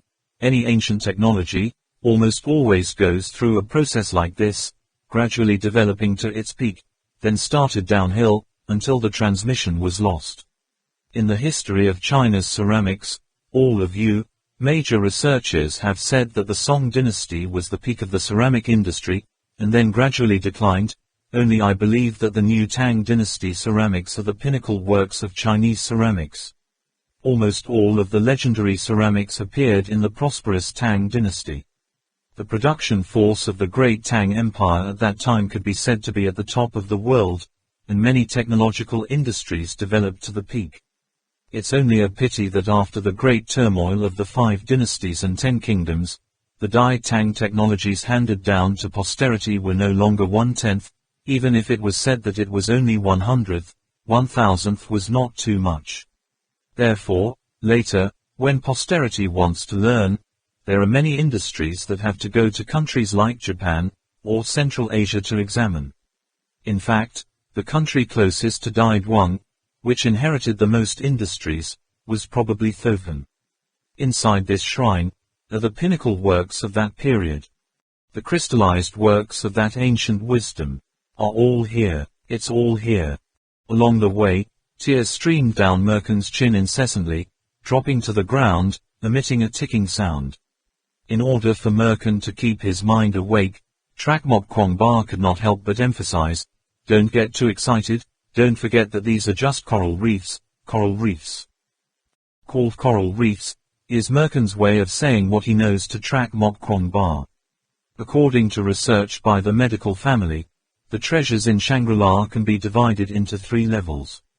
The things scattered outside Shangri-La, the value was probably equal to the treasures that Morgan Stanley discovered, so they also used Morgan Stanley's words, calling them grains of sand on the beach, and the roadside items in Back Bala Temple, called the coral reefs under the sea, are worth 1 level higher than the treasures found by Morgan Stanley, but what is hidden in the center of Back Bala Temple, you must use the key brought out by the messenger to open it, which is the miracle that the sea conceives. Pearl, however, considering what is in front of them, just coral reefs, are already like this. Pearls don't understand what will be like. Trak Mok Kwong Ba can't really imagine. Sure enough, listening to Trak Mok Kwong Ba's reminders, Merkin laughed to himself. Can only see these coral reefs. He was already satisfied, not expecting anything, pearls, anymore. Helping Merkin go a long way, Trak Mok Kwong Ba almost understood a bit about the temple. Silver Bala Temple, the structure looks like a pyramid. The bottom is big and the top is small. From the glass windows you can see the fortress-like architecture below. Of course, it is also impossible to confirm that the fortress architecture at the bottom of the lake is the bottom of the temple. This temple is so big that by no standards, their position is probably at the top of the temple. From the curvature of the corridor, it can be seen that the top of the temple has a sharp pyramid shape.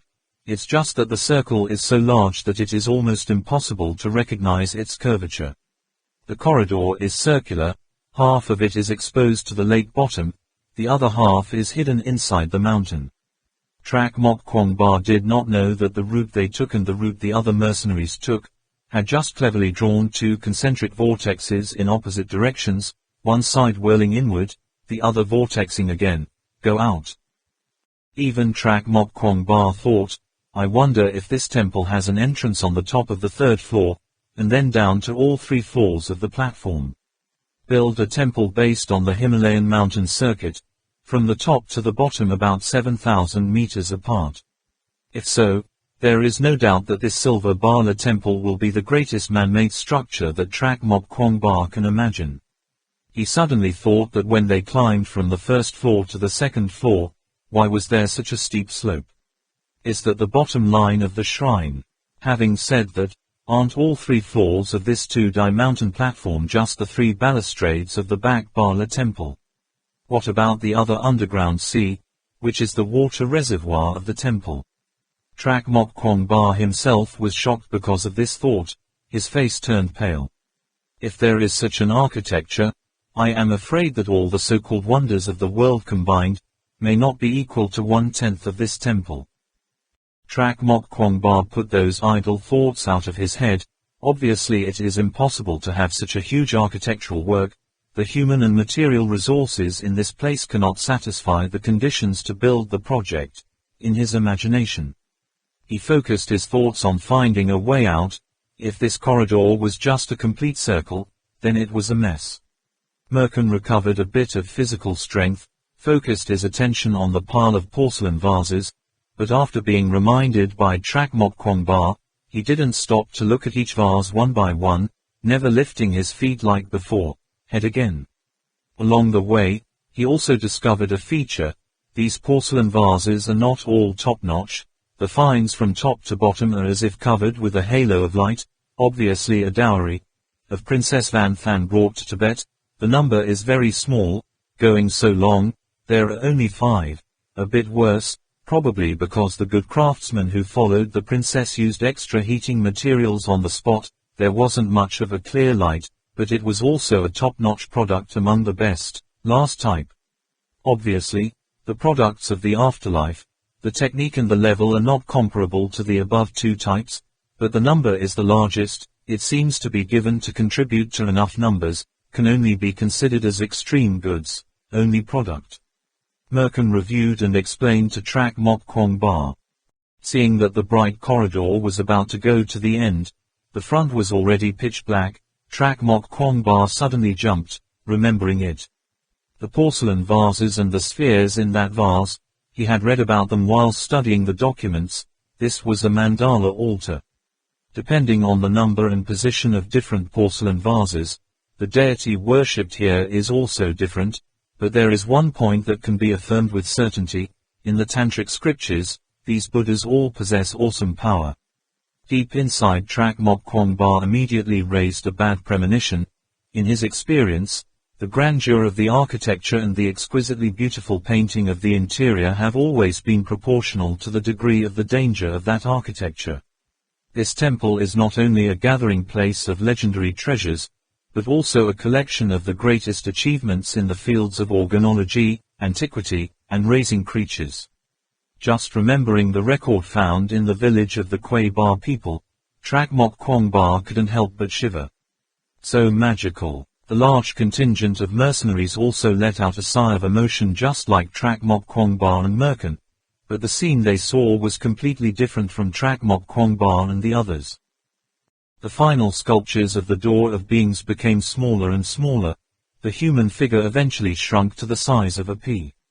Stepping through this door is a long corridor filled with light. Compared to the inside of the already narrow door, the space is suddenly wide open. The light shining throughout the room makes everyone's spirits up. In front of the mercenaries was a tunnel cut into the mountain bed, looking like a drain pipe had been enlarged. This tunnel is very round. In the middle there is a small stream of water gurgling, making it look more like an underground sewer. The reason no one thinks this is an underground sewer is because of the bright light everywhere. Above the underground tunnel hang 2 rows of large bronze mirrors. I don't know where the ancients led the light. The bright sunlight is spread by the transitional copper mirrors everywhere. A group of reflectors, a group of mirrors, refracted, light rays shine on the surface of the river and then bounce back up, intersecting each other, forming a network of light covering the inside of the tunnel. Looking at that net of light, everyone felt an indescribable magical feeling, as if standing in front of the road leading to heaven. The young man alone was a little disappointed.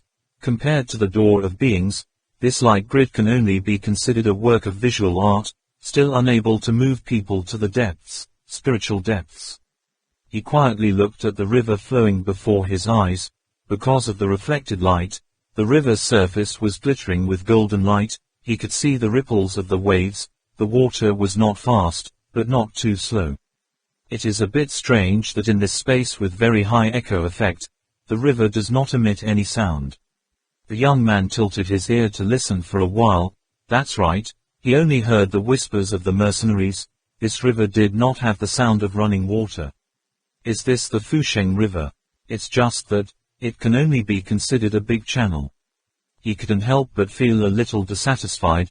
Wait, what is that? He stooped slightly, his eyes almost wanted to see through the water, but this river was unexpectedly deeper than he thought. At the bottom of the river there seemed to be something, thanks to the reflected light, that could be seen, some vague colors. Pictures. Did the ancients carve the riverbed into carvings, sculpting the bottom of the river for anyone to see? The young man wondered, so he squatted down completely, jutting out to the river to have a look. Sure enough, on the bottom of the river there are convex and concave carvings. Besides, it is not known if the ancients took advantage of the natural color of volcanic rocks or used any other special method, but the carvings were all colored. The river bed is not flat, the surface of the river is constantly floating, the distance is too far, plus the waves are bobbing, it is impossible to see clearly what is engraved on the bottom of the river.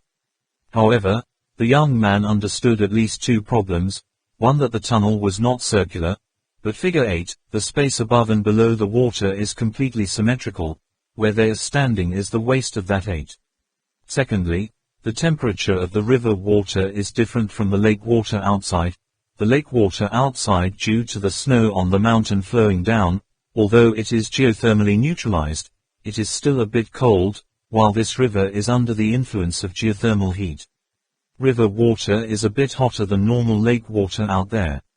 As soon as he stepped into this tunnel, he felt damp, obviously due to the water vapor rising from the river, and also because the tunnel was filled with steam, so the columns of light left behind like a clear trace in the air, woven into a web of light appeared in front of them all.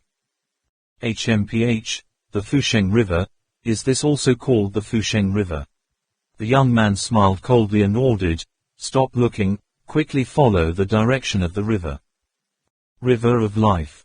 Not far into the light-filled tunnel, he heard the mercenaries behind him shouting, "Look!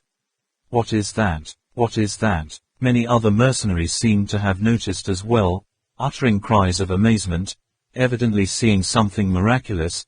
Even some of them were still in a daze, with blank expressions on their faces. Foolishness. Hearing the screams resounding more and more, the shaman Allah who went first couldn't help but look back, and heard the person behind him shouting, "Changed, changed again." Only on the wall of the tunnel, full of interlocking columns of light, as if illuminated by a condenser lamp, appeared a much brighter halo, about 2 meters in diameter. The halo moved with the flow of water, moving slowly on the wall. When that halo inched closer, the shaman Allah was surprised to find that the halo was like a movie projector projecting an image on the wall. The character in the picture reflected brilliant clothes, God. The movements are all extremely magical.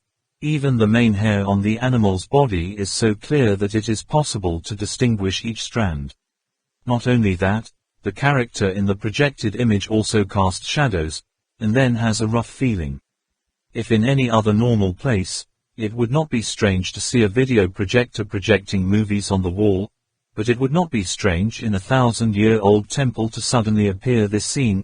It was no different from reality, supernatural statue. That halo is not a physical object, but seems to become something connecting the two realms of yin and yang. The other images are no longer like the composite light emitted from the projector, but as a reality. Then on the image, there were constantly distorted lines like rippling water, as if the signal between the spirit world and the world was not very well communicated. Seeing that, the mercenaries became even more confident in their own thoughts. Since ancient times, the surface of the water has been considered as the great door to the other world. For a long time, the vast majority of nations and religions believe it to be the truth. Now, among the mercenaries, there were quite a few affected, and some even wanted to kneel down to worship.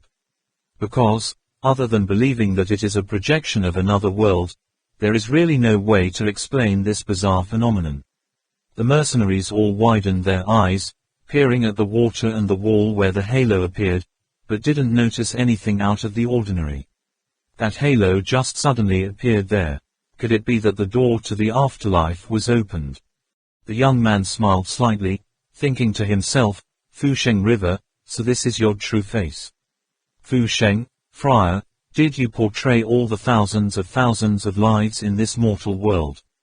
he soon noticed that in the center of the river there was a colorless transparent scum of oil, about the width of the mouth of a bowl, which would be absolutely impossible to detect without a keen eye. Oil is lighter than water, floats on the surface of water, naturally forming a convex lens. Those light rays do not know how to reflect and refract, and finally are magnified by the oil scum lens and reflected on the wall, forming a halo. The image on the light spot is just the carvings on the riverbed. If the projected images are in the right direction, it means that the sculptures in the riverbed are all inverted shadows. For a frontal sculpture to be made to the point of life, it only needs a skilled craftsman, but if you want the shadow to be reversed, and at the same time, it is also lifelike, not just one or two paintings, but the entire bottom of the riverbed is filled with pictures like that, just ask how much effort it takes. The paintings that appear in front of people's eyes by this method of flash photography, in the end, what philosophical thoughts of the ancients are included? The corner of the young man's mouth curled up slightly, revealing a rather pleasing smile. There is another person who also discovered this mystery, that is the magician Allah. Just follow the position of the halo and the focal point of the light column, you can detect the difference between the river surface. Continue to follow that clue, you will see the sculptures below the river bed. What caught the attention of the Allah shaman was not the unique creations of the ancients, but the paintings themselves projected onto the walls.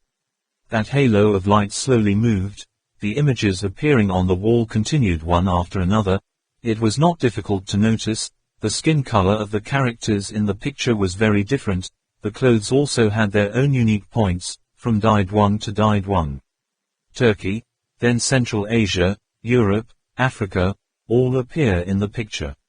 Looking more closely, we even found that each painting tells a story: Aesop's fable, 1001 Nights, Egyptian mythology, Mayan mythology. In addition, there are not rare incidents in Taoism, Buddhism and Confucianism. This Fushine River was unexpectedly the convergence of ancient civilizations. Those exquisite and wonderful paintings exposed all the intellectual quintessence of the civilizations before the themed one period before their eyes. Images he had seen, never seen before, were slowly opening before his eyes, whispering to the story of lost civilizations. That's right, this is the Bakbala Temple, the most perfect preserved land of lost civilizations, the shaman Allah thought to himself. Pump, an hour, I don't know which mercenary was so absorbed in looking at me that he almost fell into the river. Fortunately someone was able to hold him in time, but the mercenary's hands were on the river's surface, making water dirty splashes. Just heard a click sound, the halo on the wall faded and then disappeared. The mercenaries suddenly froze, not knowing if they had angered the gods or not. The young man shook his head, the water splashed up, causing the oil scum lens to shatter, and naturally a complete halo could not be formed. As soon as that thought popped into his mind, there were new whispers in his ears. I only saw that the halo of light faded away, but did not completely disappear, but seemed to quickly adapt, briefly gathering into many small light spots. In each of those light spots, an image appeared, just shrunk a lot. These images, like the lights on a stage, constantly swinging back and forth between the interlaced rays of light, bring new surprises to people. The little flecks of light are like naughty cubs of the original great halo, and as soon as they gain their freedom, they run everywhere. It's just that, after they spread out to a certain area, it seems to have heard some kind of summoning again, starting to gather in one direction. Gradually, one image overlapped another, one light on top of another, eventually merging into a halo as big as the original. The whole process, the mercenaries kept their eyes wide open. They continued to follow the riverbank, down the water, going through the network of lights. From time to time, thrilling images appeared. If it is said that the narrow tunnel gives people a feeling of inhibition to the point of mental collapse, this corridor of light makes the mercenaries feel like they have been baptized once, washing away the strong smell of blood, became much more peaceful. Trak Mok Kwong Ba and Merkin also became more peaceful. Merkin didn't need Trak Mok Kwong Ba to carry him, because there were no more porcelain items that excited him. After leaving the bright surface exposed at the bottom of the lake, moving into the tunnel in the dark mountain heart, there was no longer any porcelain, going on and on, even the mural on the wall was nowhere to be found. Continuing to move forward, the ground had no traces of chiseling, not to mention the floor stone or something. After walking for a while, they were already from the corridor outside the sanctuary of the works of art into some primitive cave, the walls of which looked as if they had been dug up by some wild beast, looking downright crude. Merkin couldn't accept such a sudden change, so he kept asking Trak Mok Kwong Ba to see if he had gone the wrong way. Trak Mok Kwong Ba emphasized that it was absolutely impossible. There was only one way, go on and on. It would turn out like that. Merkin frowned and said, could it be, Bak Ba La God? The temple is not finished yet. Trak Mok Kwong Ba shook his head. It's not like it hasn't been built yet. I feel like they intentionally built it like this. Merkin looked at Trak Mok Kwong Ba questioningly. Trak Mok Kwong Ba continued. He only saw the value of the porcelain items themselves, but did not pay attention to why they were arranged like that. As far as I know from the shaman Ayla, they have a very special kind of mandala altar, which requires vases full of spheres like the one we just saw. These vessels must be placed in a position facing the sun, representing the power of the sun god transmitted, can change the position of the spheres and containers to change the lord of the god that an altar of mandala is worshipping. Different numbers of vases and beads represent different lords. According to the documents in our hands, among the gods that the ancient Kwai Ba people worshipped, there is a huge part that is a wild animal that possesses extremely terrifying power, and does exist. In reality. Merkin's eyes widened, staring into the dark cave, his face pale as well. Trak Mok Kwong Ba still kept his tough face, continued, I think the reason the cave was dug like this is because this is a suitable environment for the deity to be worshipped by the mandala altar. You said if it was it the 1,000-year-old monster, Kukububu, or something that the sacrificial text was referring to? Merkin reminded Trak Mok Kwong Ba. Trak Mok Kwong Ba gently nodded and said, the sacrifice lake and the sacrifice well are supposed to rely on each other to coexist, and in terms of solidarity, the owner of the sacrifice lake is considered the god of the mandala altar. La is also easy to explain, it is very possible. While talking, they noticed that some holes in the wall began to appear. The wall also became wet, some aquatic algae or moss-like plants grew on it. This is clearly a bad omen. Trak Mok Kwong Ba immediately thought of the Kwai Ba people's achievements in the field of raising creatures. And this murky and humid environment is extremely suitable for cultivating certain types of insect. Trak Mok Kwong Ba shines his headlights on an alcove in the wall, seeing that the interior is empty, but no one dares to guarantee that each niche here is empty. The more you move forward, the smaller gaps and niches on the wall will be more and more. Merkin made a new discovery before Trak Mok Kwong Ba. He found a large vines at the intersection of the wall on the other side and the ground beneath him. At first, Merkin thought it was a log, at least 30 centimeters in diameter, but as he stepped closer, he realized he was wrong. The tail of that thing pierced into the lava cleft, and the exposed part was at least 30 meters. If it was a branch about 30 centimeters in diameter, it would very rarely grow to a length of 30 meters, and certainly the part submerged in the crevice was not short, so Merkin could only assume it was a tree, only the rope. Calling it a vine-like plant is because the outer bark of this thing looks like the bark of a tree, both dry and cracked and black, and uneven. Merkin kicked a few times with his foot. It felt very hard, still more like a branch, but when he kicked it hard, it also felt elastic, like a solid rubber. This thing was originally located in the corner, unremarkable. What attracted Merkin's attention was a small flower that lived on its body. This flower is about 10 centimeters high, the petals are as wide as a coin. The problem is that it has a bright red color of raw meat, like a lip has just applied lipstick. In the dark it seems to still emit a faint halo of light. Merkin called Trak Mok Kwong Ba to come closer to observe, only to discover that on the epidermis of the dry, curved black log that looked like a branch, it was still full of thorns, the kind of thorns that are often found on the stems of plants, thorny. Merkin asked, "What kind of plant is this? A vine or a horizontal tree? You look at those flowers, they seem to grow very well, where do they get nutrients from?" Trak Mok Kwong Ba stepped on the black log, put all his strength to try. If this black branch belongs to the root of a female tree, its roots can pass through the openings directly sucking nutrients in the lake, so that small flower is probably a parasitic plant. They suck nutrients from the black wood to grow and develop. Logs like this must have acted as a kind of nutrient conduit. In addition, the petals of those flowers look quite thick at first glance, but this place is very suitable for nurturing insect-type creatures. Approximatingly, this flower is the food of those insects. Listening to Trak Mok Kwong Ba's analysis quite reasonably, Merkin nodded, squatted down to look closely at the flowers, and at the same time said, "Speaking of which, this can still be considered a plant, because it seems to be very rare, when encountering any kind of vines with thorns.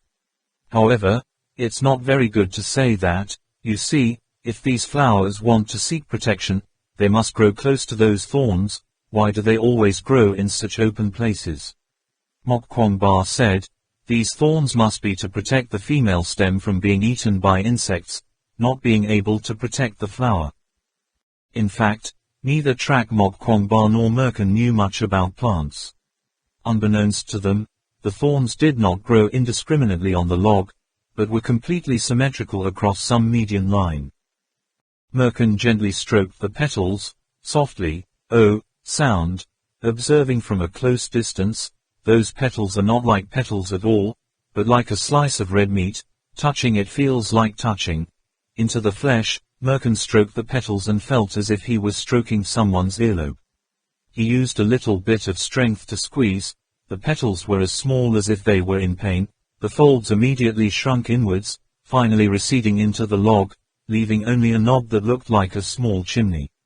Trak Mok Kwong Ba obviously also noticed that scene. Suspiciously, raised a voice. Merkin said, "What is it after all? Did you say it was an animal or a plant?" Trak Mok Kwong Ba looked at Merkin and asked, "What do you feel more like?"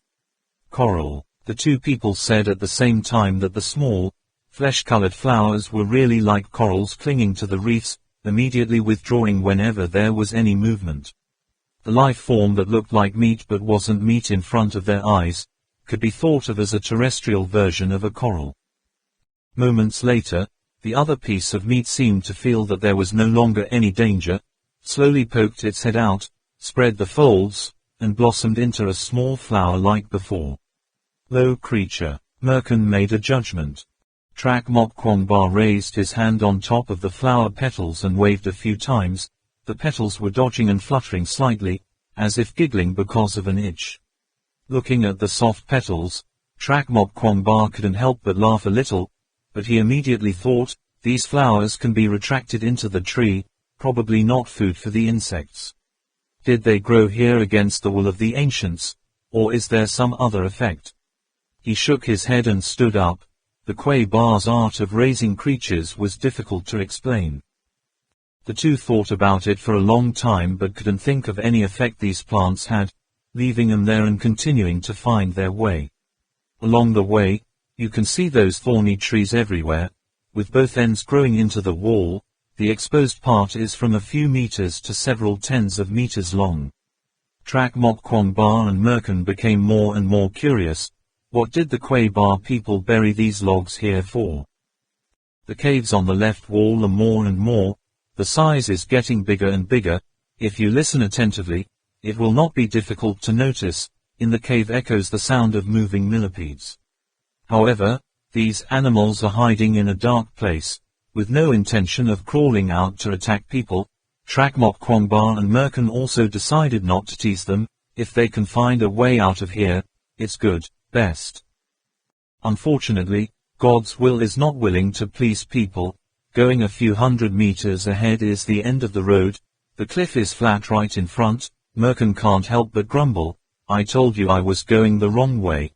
And again, now that it's good, I have to go back.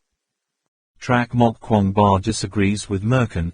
It can't be wrong. The passage built by the Kwai Ba people must be going counterclockwise. Besides, you look at this tunnel.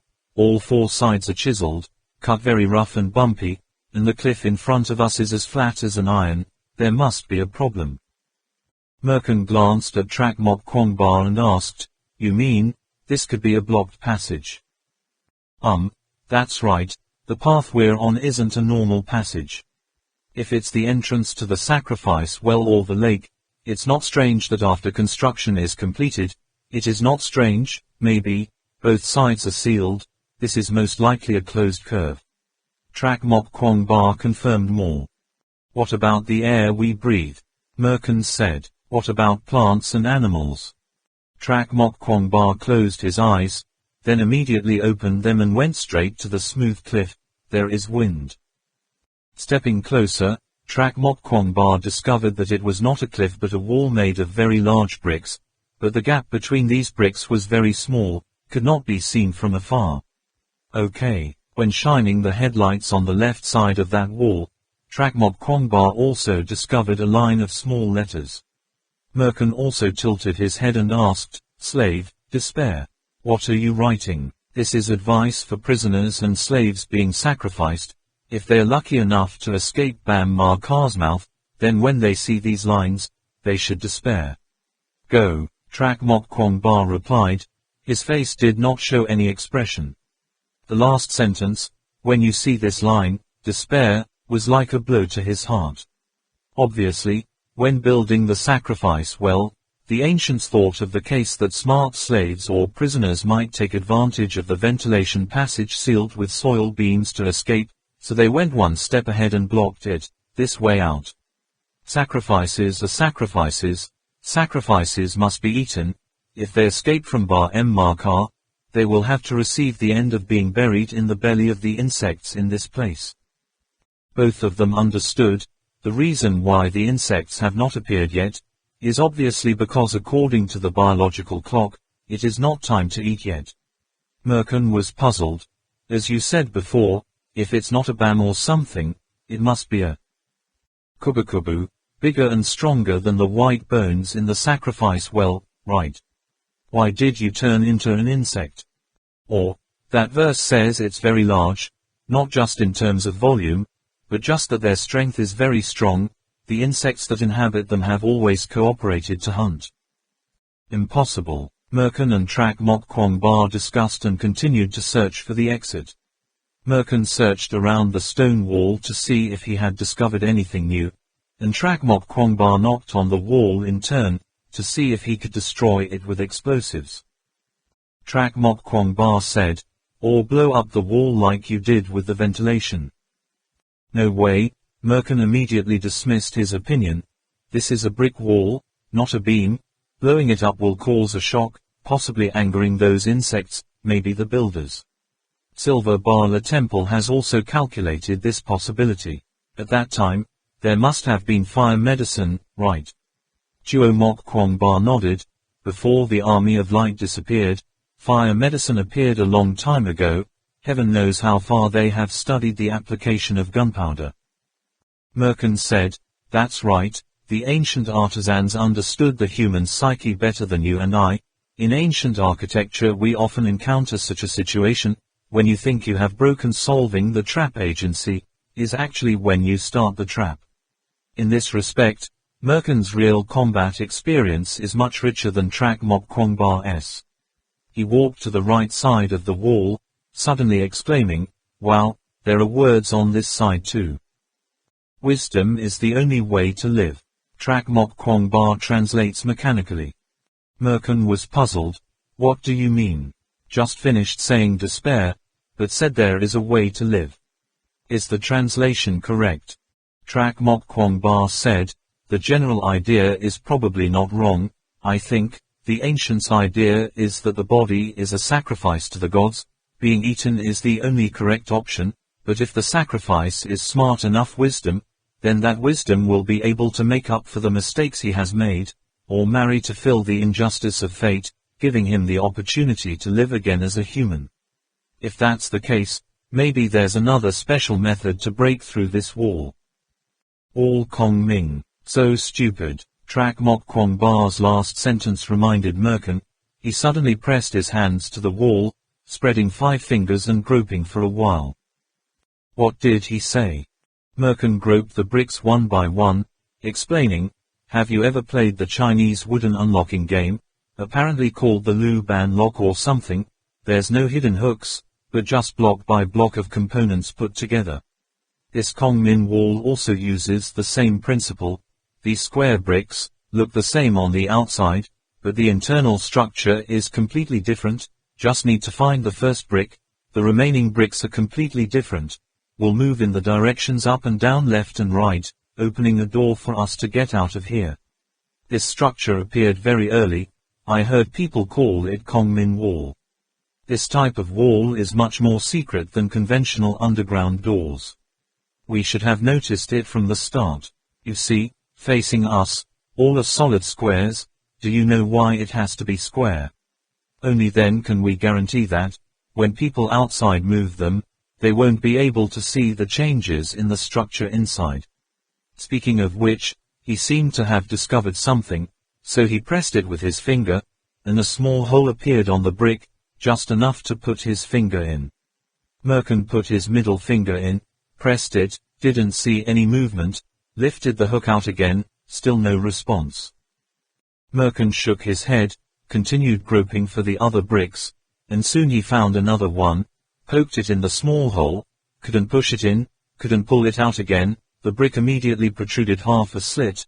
Then, Merkin continued to press the surrounding bricks, but there was no movement. He thought for a moment, then pressed his face close to the place where the raised brick was adjacent to the surrounding bricks, blew away the dust in the gap. Suddenly his eyes lit up, as if he understood something, licked his lips, grasped the bulge, and twisted it with force. Unexpectedly the brick turned 90 degrees. Merkin tried to push it slightly. The brick immediately slid back to its original position. The wall surface was smooth. He pushed a little more. The brick was recessed about half a finger.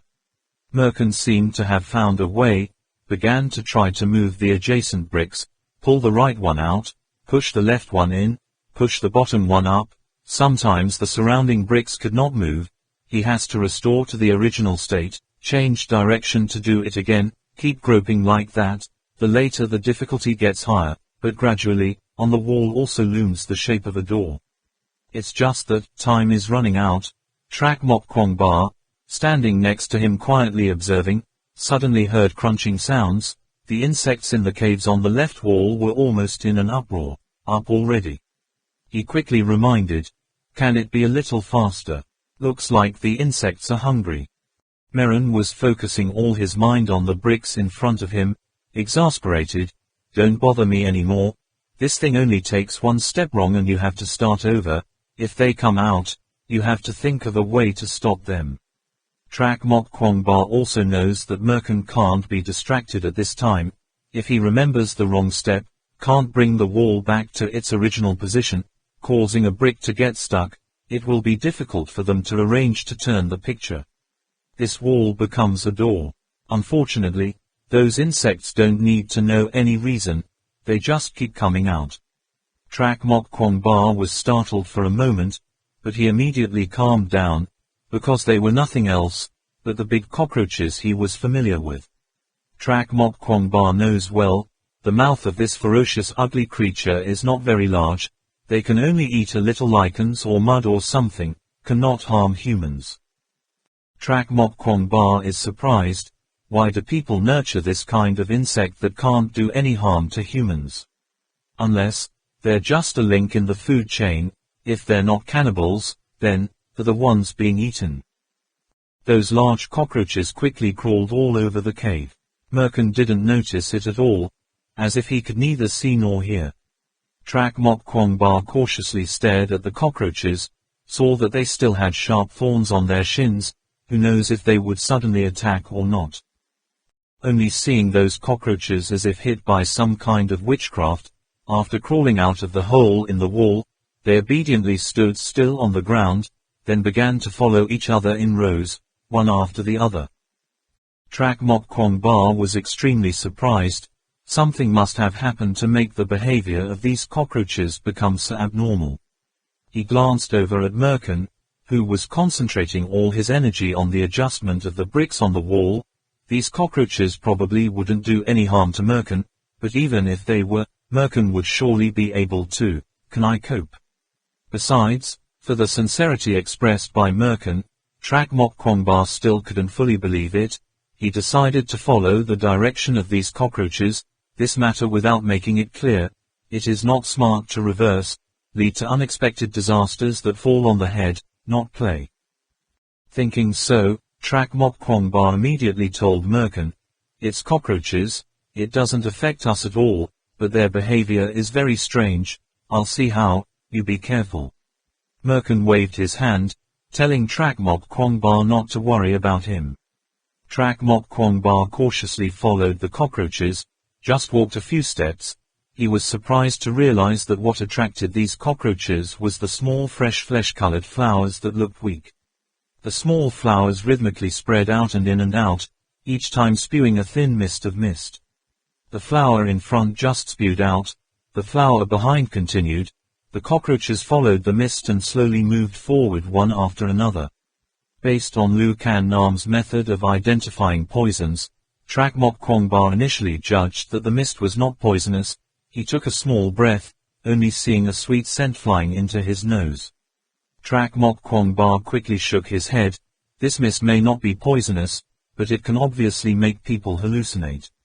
Trak Mok Kwong Ba also noticed that when the flowers spread out and close, the petals are constantly shaking, probably emitting a sound that the human ear cannot hear. After knowing the reason why the cockroaches followed each other to one side, Trak Mok Kwong Ba became more and more afraid of the tree-shaped creature. If these cockroaches were not predators but enemies, hunted, their behavior is so strange. Could it be that the log and the small flowers are the predators? Another carnivorous plant, or is there a symbiotic relationship between them? Trak Mok Kwong Ba didn't bother to pay attention to the flowers at his feet anymore. He just walked quickly. After going through 2 turns, past the cockroaches to him and Merkin discovered the first tree. Trak Mok Kwong Ba immediately saw a horrifying sight. In his life, Trak Mok Kwong Ba has met many monsters. Now there are not many things that can scare him. Even if a giant lizard suddenly appears in front of him, he can still cope with it. But this creature in front of her eyes really makes Trak Mok Kwong Ba can't imagine, really don't understand why there are such monstrous creatures in this world. The new tree was still lying dormant on the ground, now slowly moving, 2 rows of symmetrical spikes on either side, like oars on either side of a dragon boat, steadily pushed back. The cuticle was dry to the touch, like a tree bark, now coiled with waves of peristalsis. One end of the log had pulled away from the cliff, revealing a sharp, diamond-shaped tip. The cuticle of that sharp tip has twisted stripes, at first glance like a drill. After pulling it out of the cliff, it rises up like a snake. How can this be considered a plant? This is clearly an animal pattern of behavior.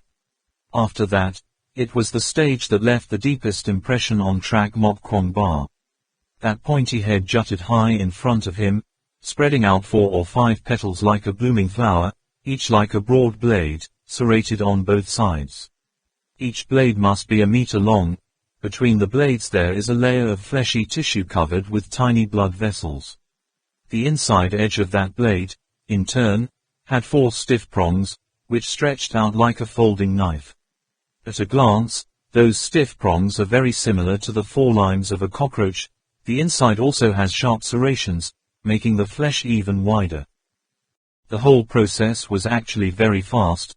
The thing that looked like a dry log spread out in front of Trak Mok Kwong Ba, turning into a meat cage with a radius of nearly 2 meters, 4 stiff prongs. Closed and closed, it looks so weird.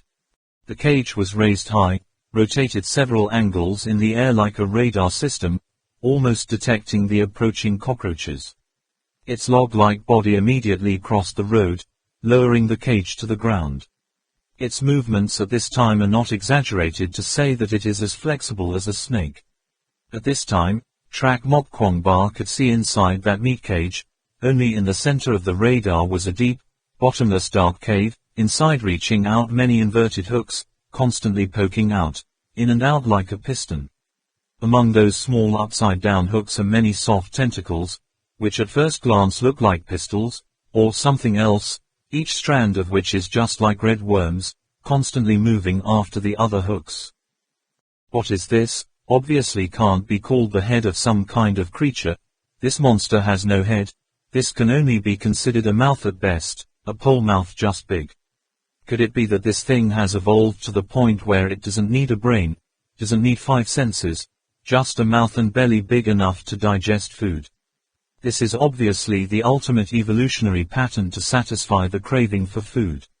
A stream of cold air ran from his heels to the top of his head, spreading throughout Trak Mok Kwong Ba's body, instinctively telling him that it was best not to touch this monster.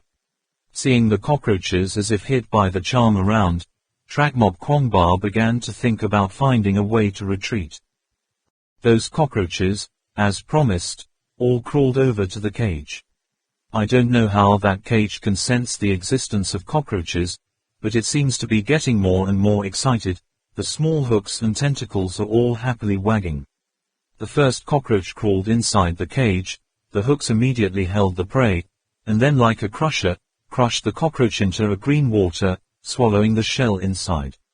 The tree-like body vibrated again, creating waves of peristalsis. With such a long body, how many cockroaches do I have to put in to fill it? One cockroach after another crawled into the huge cage. The mouth of the other monster was like a bottomless cave. No matter how many cockroaches stuffed into it, there was no change. At the same time, the fog caused by the small flowers that radiated out also faded and disappeared. The cockroaches seemed to be about to regain their sanity. Occasionally encounter a cockroach that refuses to obediently put its head into the basket. The other 4 claws do not miss. Within the scope of the cage, they only need to slightly stretch one, just like 4 robotic arms specializing in picking up things, animals, constantly catching cockroaches stuffed into their mouths. It seems that the meat-covered cage also knows its time to eat and drink is about to end, so it becomes more and more hysterical, no longer waiting for the cockroaches to crawl into its place. The 4 hard jaws inside begin to accelerate, protruding in and out, and at the same time, the small tentacles in the middle of its pistol also work. They shoot out like a gecko's tongue. Dozens of tentacles wrap around a cockroach and then immediately retract back. In the blink of an eye, the cockroach was gone. Each time the tentacles shot out like that, it caught 4 or 5 large cockroaches, plus the stiff jaws that kept reaching out and grabbing. The monster continuously stuffed more food into its mouth. Trak Mok Kwong Ba noticed that the cockroaches in the back had already started to run away. He also understood, didn't even hurry to run, lest he be late, but as soon as he lifted his foot a step back, the 2 hard jaws on the upper edge of the monster's mouth immediately became like 2 probes, locking him up. At the same time, the entire cage turned towards the man standing. Thoughts kept spinning in Trak Mok Kwong Ba's head. How did it detect me? This monster has no eyes. It doesn't even know if it shines its headlights, but it can sense those cockroaches. Yes, movement. It can sense very small movements. Trak Mok Kwong Ba guessed correctly. At this moment, in the perception of the cage with the membrane, he was a huge cockroach. Based on the body and the weight it can feel, it makes the judgment that this cockroach, Trak Mok Kwong Ba, belongs to the fatty meat. So, it immediately aimed at this giant cockroach, and chased after it like a year-round hungry wolf that only eats vegetarian food, suddenly smelling the meat. Trak Mok Kwong Ba saw that the monster had a plan for him, immediately turned around and ran away. Although he had guns and other weapons in his hand, just by glancing at the length and shape of that log, he really had no interest in fighting it at all. Trak Mok Kwong Ba ran first. Immediately, the weird monster also rolled up its body like a giant python chasing after, 4 hard jaws rubbing against each other. emitting a squiggly sound like knife sharpening, sounds goosebumps. Track Mok Kwong Ba's running speed lost again to that big body. It seems that he is about to be caught up by it. The four internal stiffeners spread to their fullest extent, snapping straight down to Track Mok Kwong Ba's head like a giant statue's intestines. Right at the moment when the 1,000 pounds hung on that hair, Track Mok Kwong Ba suddenly leaned to the side, then rolled around on the ground in a rolling motion. 13. The monster's attack immediately caught space. One hit didn't hit, and the cage was spread wide. Track Mok Kwong Ba got up and continued to run. About 5 or 6 meters, the meat-wrapped cage finally stopped about 4 meters away from him. Track Mok Kwong Ba tilted his head to observe, and immediately discovered that the monster's log-like body was stuck in the cliff, unable to move anymore. Only then did he let out a sigh of relief. But the shooting cage didn't seem to give up. It folded its 4 jaws tightly, closed its 4 petals like 4 blades, reverted to its original drill bit-like tip, then retracted in displeasure. However, the 2 rows of prosthetic legs that look like thorns on its body still bend and stretch, almost wanting to squeeze out of the cliff. Track Mok Kwong Ba's eyes suddenly turned to another log. Of course, that log also stretched to a certain rhythm, in coordination with the cage at the top. Thinking of the flowers in succession spewing out that mist, Track Mok Kwong Ba was startled. Clearly, the logs that were half buried in the cliffs and half exposed outside this passage all belong to this passage. This monster is hundreds of meters long. Obviously, this disgusting monster's forward speed is very fast, but it is not used to slithering backwards, only to see that all of its spikes are trying to cling to the ground. The huge body inched forward, a little later. Considering the situation, it wants to completely retreat from the cliff. Perhaps it will take some time as well. Track Mok Kwong Ba immediately abandoned the drill-like head and ran straight to Merkin by the wall of Kong Min. Merkin certainly did not say the wrong thing, just saw him move this brick up, press the other brick down.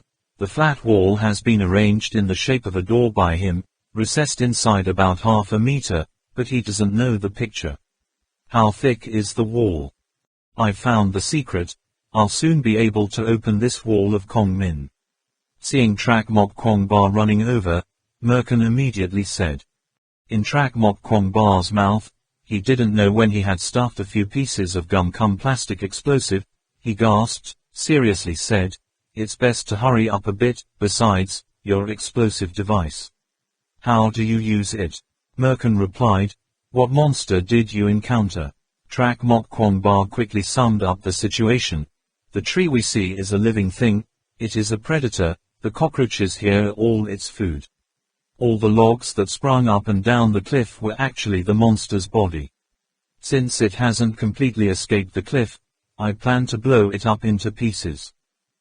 Merkin shook his head and replied, "This explosion control device is a bit special. For a few short minutes I have a hard time explaining it. You just use foil to wrap the gum. It only takes about 10 kilograms of pressure to cause it to explode. This kind of elongated creature, most of them have a ring-shaped nervous system, like that earthworm. You have to be careful. If you don't, one of them turns into 2, damn it." Merkin had more or less heard Saws talk about some monstrous creature properties. Track Mok Kwong Ba's jaw muscles that were chewing gum were immediately stiff. If, as Merkin said, this monster's body was like a lizard's tail, rotten. That was obviously the situation he least expected to encounter. A thought flashed through his mind. He continued, "Is this wall still thick? Or destroy it with dynamite? It will be noticed by the monster anyway." Merkin shook his head in protest. "It's best not to. I've looked carefully. Above this wall is a 1,000-pound stone. If the wall is blown, that stone will fall. Then there is no way to escape, Chief. Don't rush it. If the monster really comes, then think of a way to stop it for a while." Compartment. Track Mok Kwong Ba secretly laughed bitterly. How to stop it now? Look at the long body that is twice the size of that giant South American python, if it gets entangled. The young man walked and looked at the 2 red dots on the PDA screen. feeling strange. What's wrong? It's been so long and still no movement. Resting or something in the way. Wasn't it eaten? Having given them enough weapons already, with their abilities, there should be no problem, right? At that moment, Kafu, who was going to the front to escort the three of them, suddenly said, "Lord Thomas, we're out." The mercenaries cried out in surprise again. "What is that? Why is this?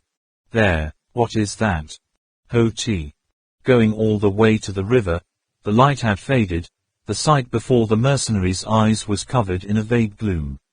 The first thing that caught my eye was a lake. The temple is in the middle of the lake, and there is a lake in the temple. No wonder the mercenaries are so surprised. However, what surprised them even more was the architecture around the lake and the strange scene in the middle of the lake.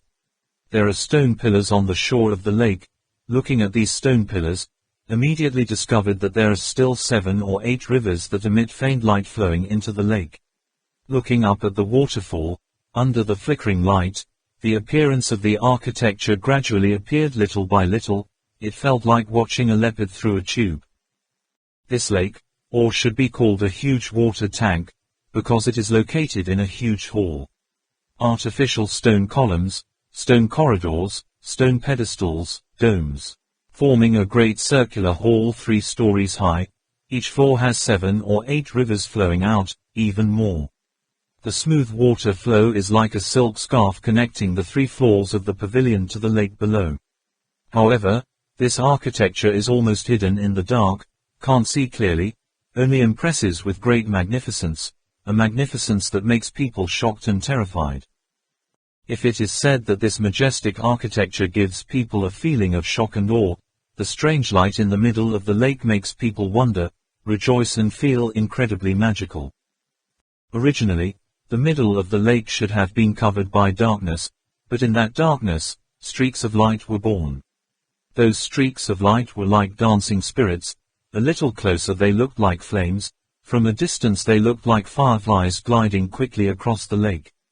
Bao is a fish. It is not very similar, because the light streaks hovering above the surface of the lake, suddenly extinguished, then out of nowhere, suddenly gave birth to a new light streak. In the dim light of the moving light trails, it was possible to see many columns in the middle of the lake. Looking at the regular convex and concave shadows, it can be guessed that the pillars in the middle of the lake must have been carved. The young man calmly ordered, looking at the lakeside to see if there must be any boats, "We need to go to the middle of the lake." Next, he warned the mercenaries who were admiring endlessly, slowly, "Don't blame me for not reminding you. The owner of this lake doesn't like noise, even though it's been 1,000 years, but I can't tell if it's alive or dead. If the records in the ancient books are correct, this monster can rely on sonic shocks to capture prey." As expected, the mercenaries who had survived from the jungle were very sensitive to words like monster, beast, and as soon as they heard that, no one dared to raise their voice. Kafu whispered, "What kind of monster is the owner of this lake?" The young man also replied in a low voice, "The most powerful Ma-Long San comes from the north. In legends, not even the king of Sagittarius could completely annihilate it." After saying that, he stopped and turned to ask the shaman Ala, "Is that how you read it?" Like the foreign name, pronounced in Sanskrit, I can't read it correctly either. The magician Ala was stunned for a moment. The full name of Ma-Long Tan in that legend is very long. It has many different names, extremely complicated pronunciation. However, the name this Thomas guy just read seems to be very similar to the name of Ma-Long God in Tantra, a powerful but extremely brutal god. The young man continued to explain to the mercenaries. The ancient Tibetans worshipped dragons from a very early age, but dragons at that time and dragons in our modern minds are not very similar. Green frogs, fish, snakes, are considered to be incarnations of dragons. Later, influenced by the descriptions of dragons transmitted from India and Middle Earth, dragons in the minds of Tibetans became gods residing underwater, capable of clouds create rain. As for Tan, who was the god of the ancient Bantao, the ancient Thofon king was called Tan Fa, for that reason. long than and tan than combined, giving birth to a posterity, called Long Tan, of which the most powerful is Ma Long Tan. In the sacred scriptures of the original religion, the Thousand Dragons Sutra, it is explained that they possess the combined power of the dragon god and the Tan god, and also produce their own magic power. The book also has a description of the northern Ma Long San, saying that it has boundless magic power, can swallow the whole world, its appearance is extremely fierce, its head has 9 horns, its face has 9 eyes, and its body grows out 9 arms. On this point, I remember a scholar specializing in the study of the 1,000 dragons once pointed out, the number 9 here, due to the influence of the lineage from Trung Nguyen, probably means the largest number, that is, only many, countless. That is to say, on Ma Long Kanan's body, countless horns, countless eyes, and countless arms sprouted. If Ma Long Tan is indeed the owner of the sacrifice lake, then that aquatic creature must be something with many tentacles or soft legs like jellyfish or octopus, am I right, Major Allah? At this point, it seemed that a mercenary had found a tool to cross the lake, but did not dare to confirm, so he asked Thomas to come check it out. After walking a few steps, there appeared a circular object floating around, with no head or tail, no side, no rudder, a bit like a large sedge mattress, perhaps thinner. There are also people who feel it is like a large duckweed leaf floating on the water. The material is very strange, like stone. If Trak Mok Kwong Ba and Merkin were here, they would definitely find this artificial material floating on the water, almost identical to the material of the stone balls they saw in the porcelain vases. The first mercenary to discover this thing thought it was a stone platform jutting out by the lake. In their minds, rocks cannot float on water. Later, someone pushed one, we all discovered that the thing could move, floating on the water. That one stone was about enough room for 7 or 8 people to stand on it. The young man sent a mercenary to climb up to try. The stone duck wings did not sway, but were very stable. Then the young man nodded and said, "That's right. There are so many around." Another mercenary reported. The young man said, "Very well, 6 people in a group, just able to sit in 2 rows, I will lead the way, you just follow me." Y and the 3 of the Allah shamans went up on the same rock, the tip of their foot pushed lightly on the shore of the lake, the duck's wing immediately floated towards the middle of the lake. The young man warned Lu Kan Nam, "You shouldn't have any intentions, the temperature of this lake's water is over 80 degrees, falling will definitely burn you, even if you survive, it will be destroyed." Enon, after listening to Lu Kan Nam, he was still indifferent, his face was slightly disdainful, and Man's face was pale. The rest of the mercenaries weren't idle either. Some followed the young man's footsteps and used his feet to step on the shore, others used guns as oars, but the stone duckweed kept spinning, and there were even a few who almost came close, almost fell into the water. It was very difficult to grasp how to control this round thing to move forward. The ripples rippled on the hot lake surface. The steaming water also followed the wave that sometimes gathered and melted. Because of the young man's warning earlier, that vast, dark space has now fallen into silence. The closer to the middle of the lake, the quieter it becomes, countless duckweed wings floating on the surface of the lake in the huge hall. Closer to the lights, the mercenaries were surprised to realize that the lights were from the bottom of the lake. Bubbles of water occasionally bubble up from the bottom of the lake, billowing to the surface, and then bursting. At that moment, it was as if a new life was born, turning into a yellow light like a firework fire burning on New Year's Eve, not emitting faint light rays, but continuously shooting small sparks around. Tiny sparks like the legs of a light, propel it back and forth, hovering like spirits on the surface of a lake. The yellow spirit fluttered into the distance. Suddenly behind him appeared a pale blue spirit, paused briefly on the edge of a rock duck wing, traced a figure 8 light in the air, and then glided, go away. The closer you get to the center of the lake, the more colorful spirits there are, at most red, golden, blue. There are also purple light spots, rare rose colors. They are not stops flickering, splashes small sparks around, so it looks much better than normal colored spots. Sometimes they're like curious naughty boys gathering around the duckweed wings, other times they're like a shy little girl running around, but most of them turn around and dance in the air, marking countless numbers. Beautiful light streaks, making this shadow-covered lake more vivid. It was not until the small sparks were no longer scattered, the light dimmed, the spots of light died out, disappearing into the air, but only moments later, the water bubbles at the bottom of the lake surfaced again, starting a show, new acting. The mercenaries saw a magical scene, temporarily forgot where they were, and their eyes were absorbed in the silhouettes of those light spirits, watching them arise, dance, and then disappear, in their hearts as well. That gives rise to hope, excitement, in the end only sadness remains. For some reason, these unblinking murderers feel bitter in their hearts, with tears in their eyes.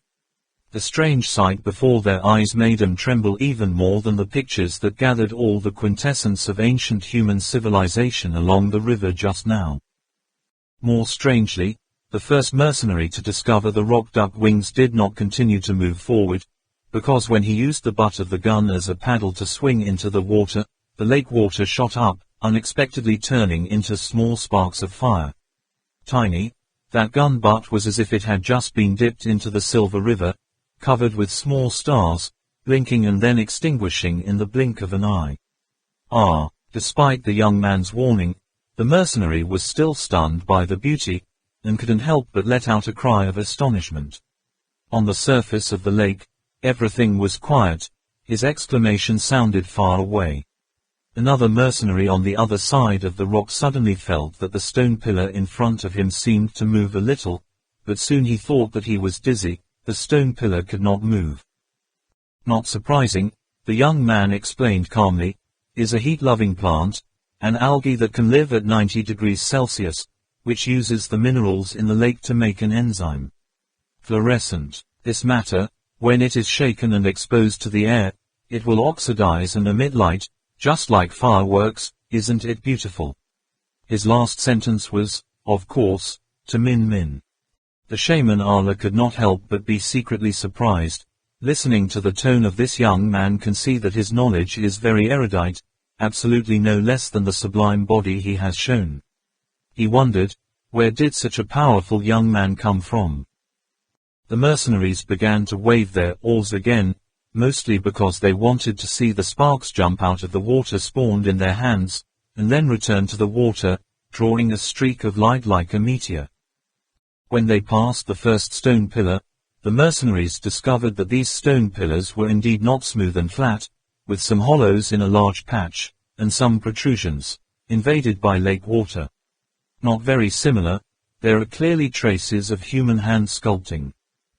Continuing to move forward, someone discovered that there were not only stone pillars below the water surface, but also a lot of stone piles, and when you got closer, you could clearly see those stone piles turned out to be Buddha's heads, and even statues. Buddha busts, big and small, tall and short, around the Buddha statues are wrapped with something, like vines. About 10 minutes later, the young man's duckweed had reached the center of the lake. Standing in front of them was the largest stone pillar in the shape of a quadrangle, each side about 100 meters long. Perhaps it shouldn't be called a pillar, stone, but rather a building built in the middle of a lake. It's a strange kind of interlocking. The whole temple is built under the lake. In the temple there is a lake, in the lake there is a different architecture. All four sides of this pillar are flat walls. The young man clings to the wall with both hands to let the duckweed wings under his feet move around the giant pillar, muttering, strange, there should be a fireplace, shouldn't there be a fire? Kafu, pay close attention to see if there's something different on the wall, something like a candle or grease or something. Lord Thomas, is this what you mean? Kafu pointed his finger upwards. The young man raised his head, and immediately saw on the wall there was a pile of grease-like grease, about 5 or 6 meters from the duck's wings. Is it that high? The young man mumbled a sentence, then called out again, Kafu. Kafu immediately understood, fell to his knees, clasped his hands together as if he were lifting a gun, The young man lightly shrugs his toe and stepped on Kafu's knee, then stepped on his arm again, throwing himself up high. All are standard movements, just like what Lu Kan Nam once taught Trakmok Kwangba. It's just that when the body is in the air, the young man's arms are spread like a bird's wings, his toes are in a row, stepped on the wall 5 or 6 times, pushing his body to a height that ordinary special goers couldn't reach. Seeing that scene, Lu Kan Nam couldn't help but feel sad in his heart. She knew that she herself, after stepping on the wall for 5 steps, by the 6th step, she couldn't put her strength down anymore. At first glance it looked like only 1 step apart, but in reality it was a huge breakthrough period. Swiss, in the darkness flashed a light. The flame flickered on the inner wall surface thanks. Briefly the space was lit up. The fire followed the oil stain on the wall to spread around, like domino cards. Looking at the young man's natural upside-down movement in the air, Lu Kan Nam glanced heavily at the Ala shaman. The Ala shaman just nodded very softly. It was difficult to notice if he didn't notice. I could do it myself, but when I saw that young man come down and even the duck's wings didn't shake at all, the magician couldn't help but frown. Unlike the shaman Ala, the rest of the people looked up at the fire trail on the wall. The trail of fire followed the wall, circling upwards like a giant snake. In different directions, people could see completely different scenes. The fiery snake began to diffuse, like a tree of life sprouting new branches, 1 split into 2, 2 divided into 4, more and more each time. The 4 sides of the giant stone column looked like a spinning screen full of smoke and fire that had been buried with fire wires before. The fiery snakes sometimes intertwined and rose up, sometimes split like a river, gradually forming a giant net of fire. The only thing is, the layer of burning material clinging to the wall is very thin. Briefly it has burned out, so the trail of fire looks more like countless snakes that are constantly slithering forward. Finally, on all 4 sides of the stone column, countless golden dragons can be seen soaring upwards, extremely fast, gradually reaching a height that is hard to see with the naked eye. The lake in the huge hall fell back into the darkness of the night. Just when they thought the fire had died out, suddenly a blinding light flared up on the top of the giant stone pillar. The fire broke out with a loud boom, causing everyone around to look up, heart suffocating. It seemed that all the air in space was sucked towards the top of the stone column in the moment the explosion sounded. That fiery flame almost burned up to the top of the dome above. On the ceiling immediately spawned countless fiery snakes, spreading in all directions like rays of sunlight, finally falling to the edge of the great hall, ignite countless pots of fire, or run around and under other pillars, burning up one pillar after another. There were even small flames that fell like drops of water, igniting the stone pillars that weren't high enough to make contact with the top of the dome. The whole process is like in a giant shopping center, first lighting the crystal ceiling lamp in the middle, then the smaller decorative lights also light up one after another. The reflective mirrors in the commercial area also contribute to making the space even more brilliant. The decorative lights of different shapes are constantly lit up, making people's eyes flutter. The mercenaries on the lake at this time all had the same feeling. Each place was lit up, making people amazed. As it turned out, this hall has not only 3 floors, but 4 floors. The waterfalls are unevenly high and low, but flat like a mirror turning into a curtain of water around the hall. The places where the stone pillars are separated, which are not corridors but Buddhist mosaics. Buddha paintings are painted on the wall. Between the 2 pillars there is a picture. It's just that the age is too long. Many of the pictures have been peeled off and no longer have any color. On the surface of the lake, only the central stone pillar where they were standing had 4 smooth sides, and the other pillars were all sculpted into Buddha statues with various shapes. Many paintings cling to the stone pillars in many postures, but mainly are still statues standing tall in the lake, a little high, revealing the head and shoulders, a little lower, only the top of the hat is visible. Those Buddha statues and the surrounding mosaics are covered with a strange type of vines, white roots, both thin and long, like the layer of white hair growing on Buddha statues and stone pillars. In addition, There is a plant species, at first glance black and big like a log, the diameter of a bucket of water. It seems that on the bark there are also many sharp thorns and small red flowers. Those black plants obviously love to grow in holes. They have pierced quite a few Buddha statues, some of them are even wrapped tightly with marks. The only person who felt that the black thing didn't look like a plant was Min Min. For some reason, her first feeling when she saw that thing was that it wasn't a plant. If you removed the small red flowers, it looked like a starfish's trunk, only twice as big, thousands of times only. However, she did not reveal her feelings to anyone. "Ha, look at us," another mercenary pointed to the Buddha and cried out, and with that cry, they all noticed statues that were partially raised above the sinking water. Not only one or two statues, but all Buddha's statues were sinking, but immediately the mercenaries discovered, not the Buddha was sinking, but the lake level was rising. The amount of water in the Fushan River did not increase. Why did the lake suddenly rise like this? What agency is this? So magical. The mercenaries began to whisper. Chapter 74. Welcome to the Baba Material Temple. Hoti's owner, 1. It's strange to see them infrequently, said the young man, who seemed very displeased with the mercenaries' qualities. This lake connects to the big lake outside. You can imagine like this, take a large bowl upside down into the puddle, the bottom of the bowl facing up still has some air left. Now we are in that part of space, the fire burns up and consumes all the oxygen, the water at the bottom of the lake will naturally overflow. Can't you see those fire pits only burn to the second floor? The bottom floor has no fire, obviously will be completely engulfed. Until the amount of oxygen consumed by those flames reaches a balance with the amount of oxygen being sucked into this space, the natural water level will not rise again. This is not an organ, just the simplest application of the principle of nature. Where is the oxygen drawn in?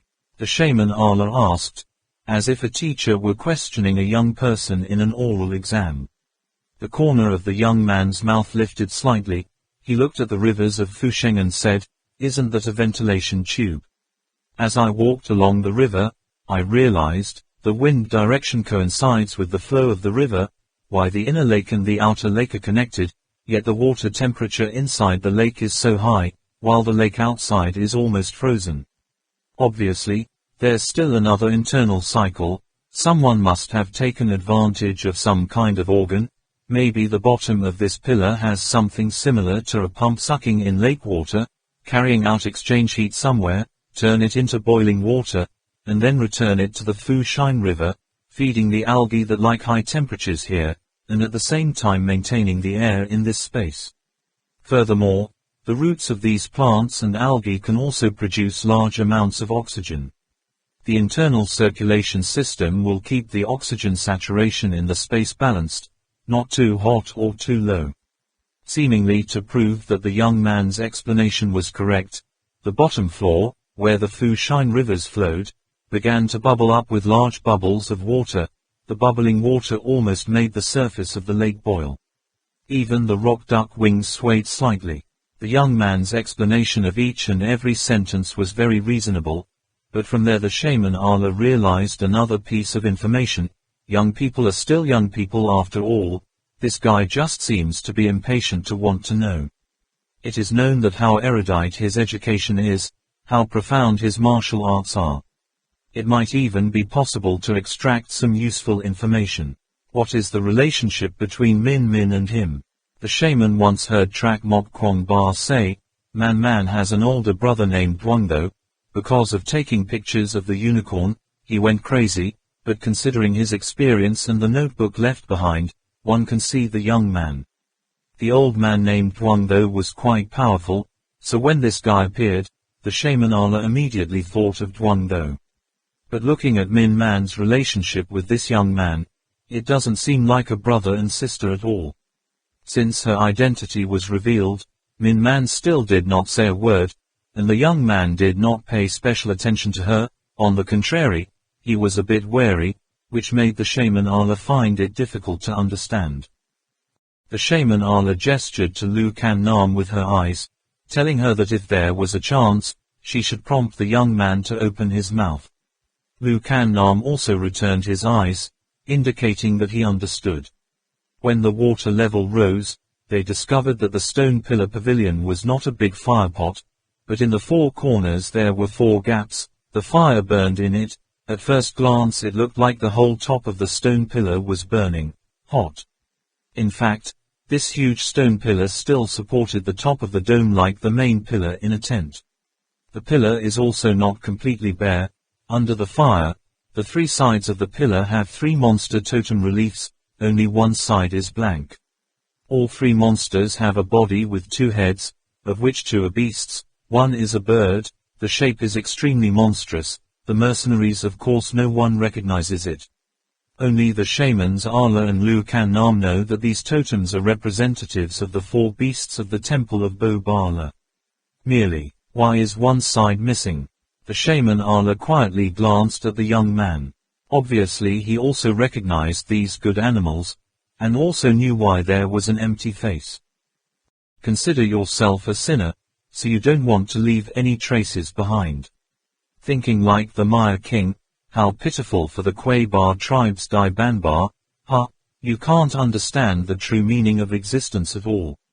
The young man sneered inwardly, then focused his attention on the 4 gaps closest to them. Beneath the 4 giant reliefs, only about 10 meters away from the rock formations, there are 4 other gaps on the 4 sides of the stone pillars. From such a close distance, they could clearly see that the 4 gaps were the 4 doors. Since the fire broke out, the young man has been constantly controlling the rock duck wings to rotate around the giant stone pillar, obviously thinking about which wing is the most suitable. For the first time, the shaman Arla noticed that he showed a hesitant expression. Apparently, he had never been to Bo Bala temple, but only knew some clues that they didn't know, and at the same time, seemed to know a part of the route inside this temple. The young man stopped at the right side of the face with a relief of a 2-headed bird, where there was a black vine that pierced the cliff, clinging to the surface of the pillar. Just heard him say, "I'll go up there and see, we'll wait here." After saying that, he immediately clung to the edge of the column and climbed up. In a flash the young man had already reached the other door. The shaman Arla rolled his eyes slightly. Lu Kan Nam stood up. Kafu immediately tensed up, doing something. "Sit down." Lu Kan Nam just stood up and immediately shook her body to the side. Kafu's muzzle shifted, unexpectedly also keeping up with Lu Kan Nam's speed. The gun was still blocked in front of her. She reached out to brush, but Kafu deftly pushed it. The barrel of the gun rotated around Lu Kan Nam's wrist, then still blocked in front of her. In an instant, the 2 of them changed 5 or 6 moves. Lu Kan Nam couldn't charge, but Kafu couldn't force her to back down. Before the mercenaries could react, a thin hand was placed on the barrel of Kafu's gun. Kafu immediately felt that the gun in his hand was as heavy as a 1,000-pound stone. He glanced at the magician Arla in horror, almost unable to believe that the thin old man in front of his eyes, after being injured like that, still had strength to come this way. Taking that opportunity, Lu Kan Nam evaded the barrel of Kafu's gun, quickly clung to the black rope, climbed up, about 2 meters. She turned her face down and said to Kafu, "If I'm afraid I will run away, just explode, gun." Kafu raised his head to look at Lu Kan Nam, then looked at the magician Arla, finally looked up at the young man standing in the gap above, snorted loudly, then stared blankly at Lu Kan Nam climbing up to the young man, using. The young man didn't seem to mind that Lu Kan Nam could climb up, as if he was asking an old friend, "What do you think of these totems and doors?" Lu Kan Nam also calmly replied, "They are the guardian gods of Tan Nhu."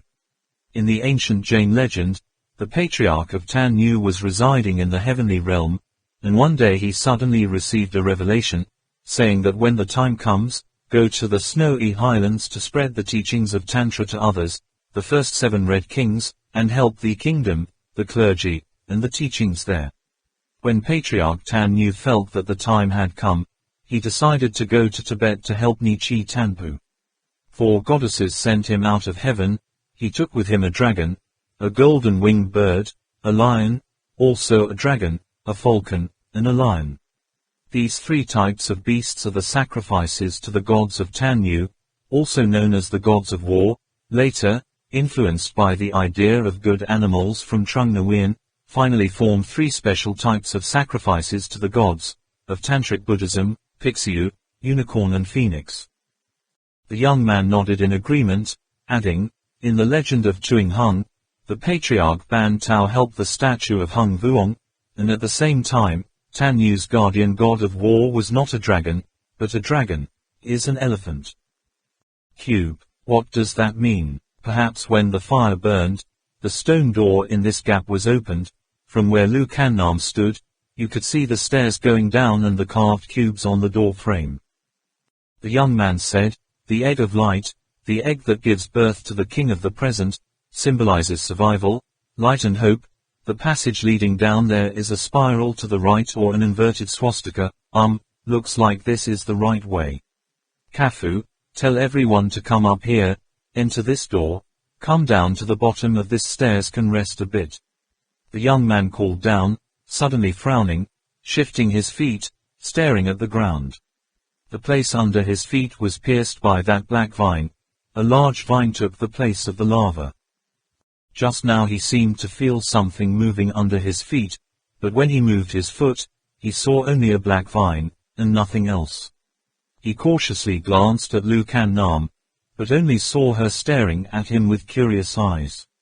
Unbeknownst to the young man, although he has grasped the organs laid out in front of him, he still underestimates the wisdom of the ancient Kuei Ba, all the entangled organs connected in such a way. Tightly, removing this termite will definitely shock the next link. At the bottom of the lake, where everything could not be seen, the owner of the lake was quietly lying still. Originally, it was still immersed in a 1,000-year dream at the bottom of a warm lake. The great shock when the door to being opened made it uncomfortable. Now the fire was burning, and the cold water of the lake flooded in, making the owner shiver even more. The owner of the lake was furious. However, sleep lasts for thousands of years and the nervous system is so primitive that it takes a relatively long time to fully restore physiological function. Just that time, probably not too long. In this regard, Trak Mok Kwong Ba and Merkin had a profound experience. Merkin still worked carefully, clearly and slowly, like an old watchmaker, while Trak Mok Kwong Ba watched with extreme tension as the black vines were slowly receding from the crevices of the rock, piece by piece, piece by piece. Each time a piece is drawn, its range of action is a little larger. The distance from where it reaches the farthest to Trak Mok Kwong Ba and Merkin is a little shorter. After hearing Merkin's announcement, Trak Mok Kwong Ba didn't dare to attack anymore, and couldn't escape. He could only stare blankly at the monstrosity that was getting closer and closer, feeling the tension in his heart. My heart rises step by step. Hey, isn't it done yet? Trak Mok Kwong Ba did not know how many times he had reminded Merkin, but Merkin's answer was the same every time, just a little more. I don't know how long that little bit of him will last. It's arrived, Trak Mok Kwong Ba said. Merkin didn't bother to look back, just curtly replied, stop it. Trak Mok Kwong Ba looked at the gun in his hand, estimated the length. No, it's still not as big as that mouth, can't get it out. What should I get to stop it? The monster's mouth, shaped like a giant black vine, reached out to Trak Mok Kwong Ba. It seemed to also realize this, so it didn't pull out anymore, but twisted its long body and stretched out, pointed tip like a probe. When it was still a few meters away from Trak Mok Kwong Ba, it immediately stood up like a snake, banging, with a sound, its huge mouth spread wide like an umbrella, its four claws inside swinging wildly, small hooks and small hooks. The tip of the tongue is like a tentacle, trying to move, as if to scare Trak Mok Kwong Ba to death. Trak Mok Kwong Ba had prepared psychologically in advance. Seeing his mouth opened, he immediately raised his gun and put a series of bullets in it. Even if that mouth was a metal crusher, he was also shot by his bullets, turned into a pile of scrap iron and steel, Even the membrane of flesh stretched by the other 4 pincers was also shot through. The mouth-watering dish was inedible and had to eat an entire magazine in the middle of the snout. The monster was furious, bent over, turned to the side, unusually flexible movements. The next series of bullets of Trak Mok Kwong Ba were all discharged into its body, although the body was like a vine's with a few more holes, but with the body of the statue, those bullets were like needle marks, no damage, some. Trak Mok Kwong Ba hastily adjusted the muzzle of the gun, but the monster was even faster. The meat film was shot out and reached his side.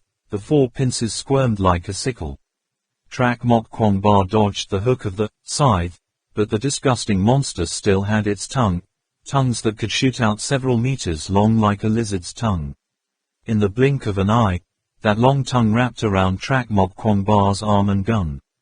Trak Mok Kwong Ba could not resist the strength of dozens of tentacles, quickly let go of the gun. His unwrapped arm quickly pulled the knife and slashed down. Unexpectedly, these tentacles are extremely strong. Cutting without breaking, can only be cut gradually. Trak Mok Kwong Ba quickly moved the blade back and forth a few times, finally cutting 3 tentacles, in time to escape from the meat cage before the 4 claws closed, but his arm was still hit by 1 small hook slit for a long streak. He had no idea that even the hooks could stretch that long. Trak Mok Kwong Ba turned around to dodge. The monsters did not win the chase. On the contrary, they closed their feathers, as if they were smacking their mouths, carefully tasting the taste of fresh blood. Well, much better than those cockroaches. The monster was so excited that its whole body trembled slightly. Trak Mok Kwong Ba was miserable, obviously hit countless times in the middle of the monster's mouth. Countless hooks and tentacles were shot, but it didn't seem to feel anything. Apparently, the nervous system of this creature is really undeveloped. A monster that doesn't know what pain is obviously much more terrifying than he expected. Trak Mok Kwong Ba's face became extremely unsightly. He shouted, "Isn't it done yet?" Merkin joyfully exclaimed, "See the light, see the light." There was light from the other side of the wall of Kong Min shining through. Trak Mok Kwong Ba again asked loudly, "Can I knock it over? I won't be able to stop it." Only to see the other monster spread its big mouth wide, click, a sound, vomit Trak Mok Kwong Ba's gun. "This dish it can't chew," clenching its teeth. Trak Mok Kwong Ba pulled out another gun, his eyes constantly looking back and forth. Where is the fatal place of this monster? The bullets just now hit both its mouth and body, but the monster is completely unharmed. Doesn't this bastard have any fatal flaws? At this moment, Merkin's mood was very comfortable. With just a little bit more to open the wall of Kong Min, he turned his head and said a sentence, "That can't be." Then suddenly fell silent. It turned out that he had just caught a glimpse of the monster spreading its mouth wide and spitting out the gun.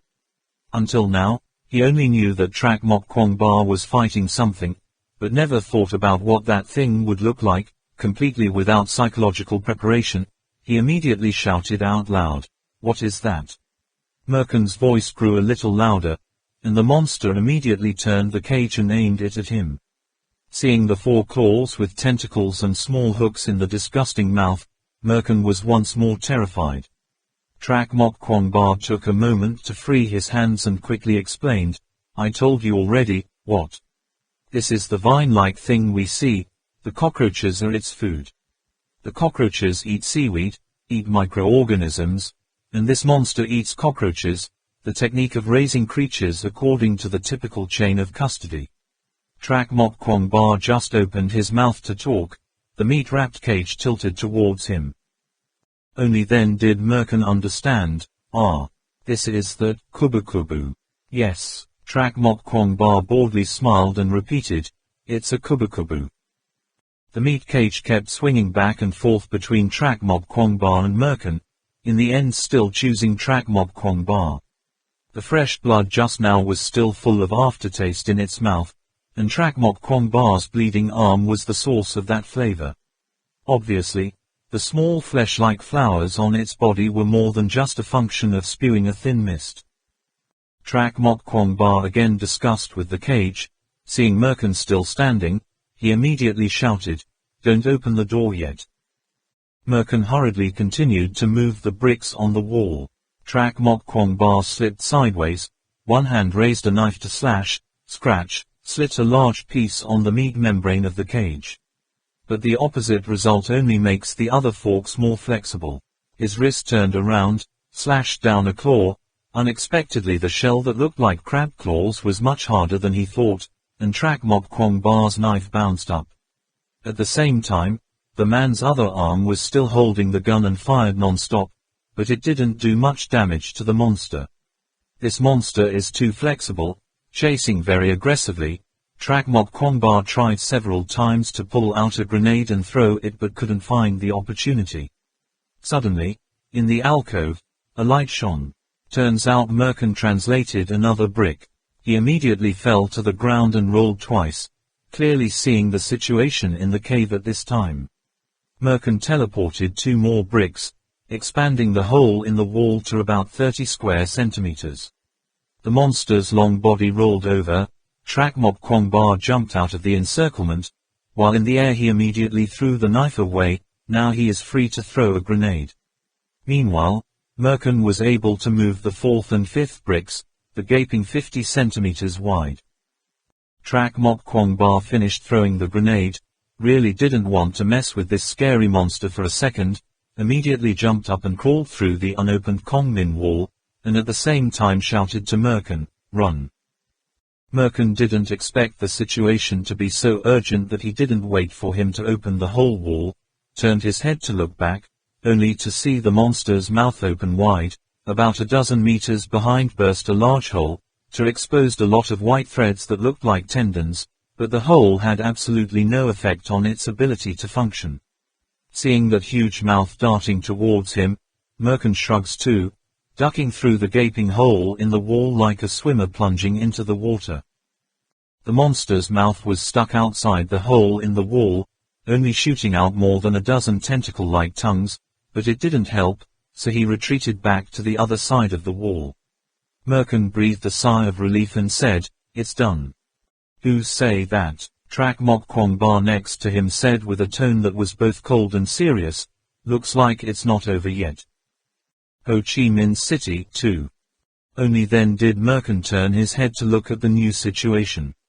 Before him was a huge oval hall, like an Olympic stadium, but larger than any other Olympic stadium Merkin had seen countless times. In the middle of this huge hall, unexpectedly there was a lake.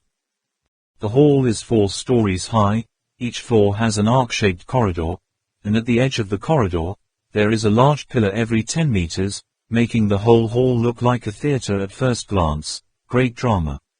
The dome of the hall was built in the position of the sun shining, supported by a pillar in the middle, estimated to be about 30 to 70 meters high. The water had reached the bottom floor. In the lake, there are many Buddha statues with different shapes standing tall, on the surface of the water floating a layer of algae, most of which have merged into one with the other Buddha statues.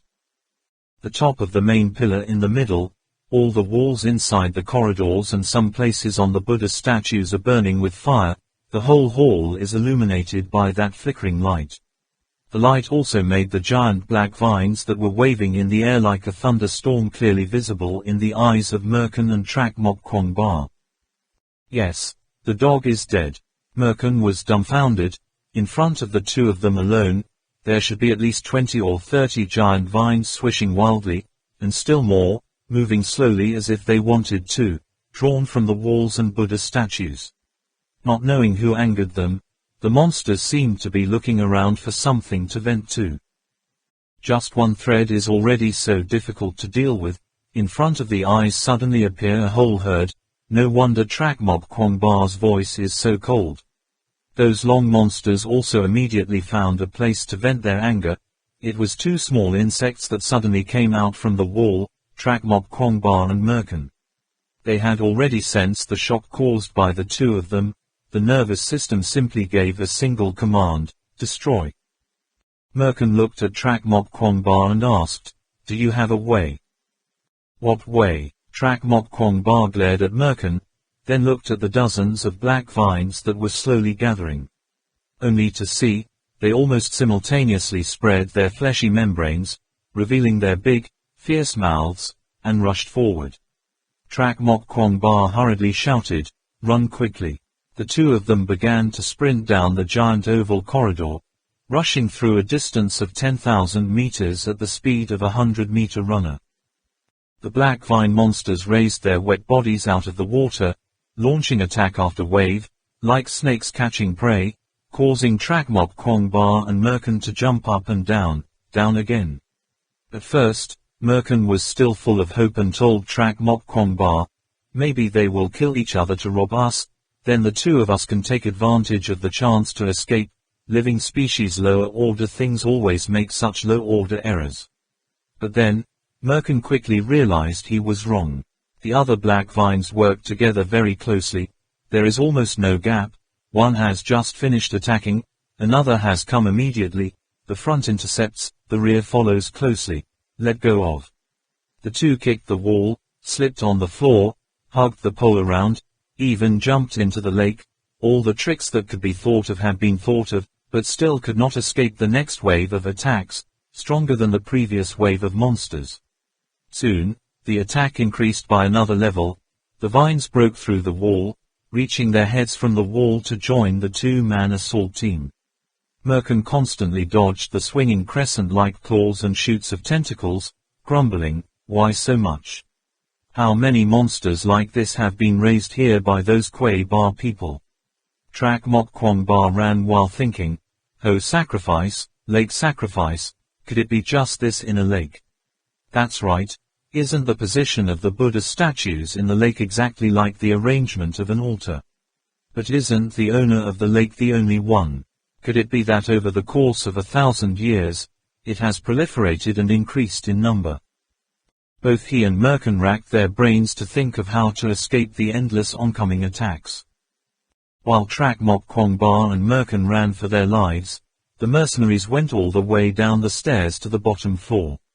The stairs going down are very long.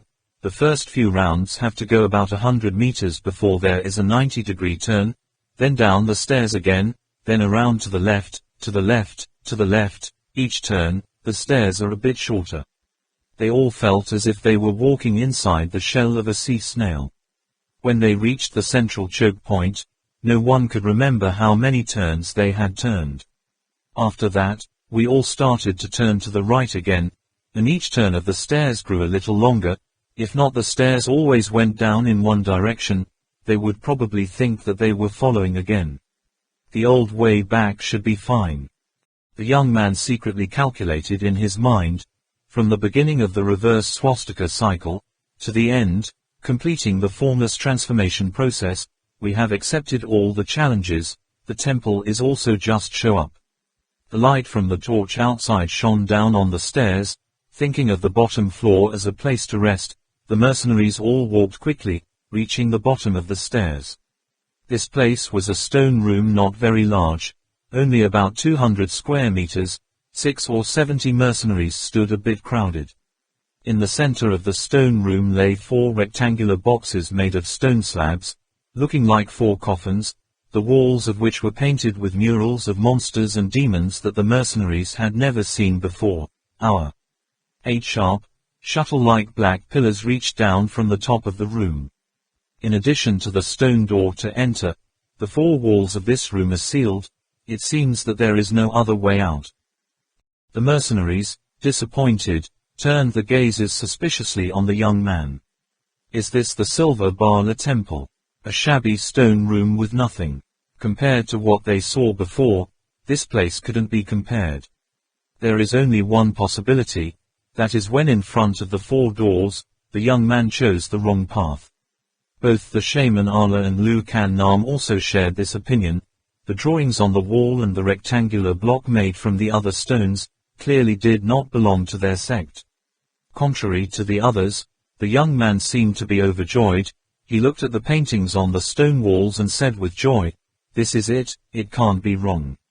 Saying that, he began to explain to the mercenaries, "This is the form of the tomb of the Hun kings." He pointed to the 4 rectangular blocks and continued, In the ancient land of Tibet and the Hun kings, they always used the way of deifying the dead souls, burying powerful figures when they were born into divine architectures, to protect and bless the next generation. Obviously, when the ancient Bar people built the Bakbala temple, they also applied this method. At this point, he pointed to the frescoes on the four walls. These are the gods of the ancient Ban Tao and the Hung statues. Roughly, the number of experts who have seen them around the world is as high as the number of experts who have seen them. Just count on your fingers. These paintings in turn represent loyalty, courage, wisdom. All of them are protective deities, helping people in this stone room to safely reach the other shore. The mercenary pointed to 8 black pillars on the ceiling and asked, "What is this?" "Totem." The young man shook his head and replied, "How can it be a totem? I see a lot like the black vines out there. See those little red flowers? Probably the ends of some vines. These vines obviously love to grow in crevices, unexpectedly poking holes everywhere." "But what the hell are you doing here?" Another mercenary groaned quietly. This was the issue they were most concerned about. The young man sneered, "This whole room is an office." "Where's the office?" Lu Kan Nam and the shaman Allah were not as easily fooled as the other mercenaries. The mysterious young man pointed to the stone coffins in front of him and let out a voice, Seeing that Lu Kan Nam seemed to want to immediately break that rectangular block, he hurriedly continued, "Stay there. This is the type of agency that chooses one of the four. If you choose the wrong one, you have no choice, you can only turn around. Go back out and enter another door." The shaman Allah frowned. All 4 coffins were sealed tightly. Listening to the young people's words, obviously, each stone has the ability to destroy the entire organ. How to find the coffin? Is the finance correct? 4-1. Luck accounts for only 25%. The young man again leisurely said, "Fortunately we have modern technology to help us, we never fight without preparation."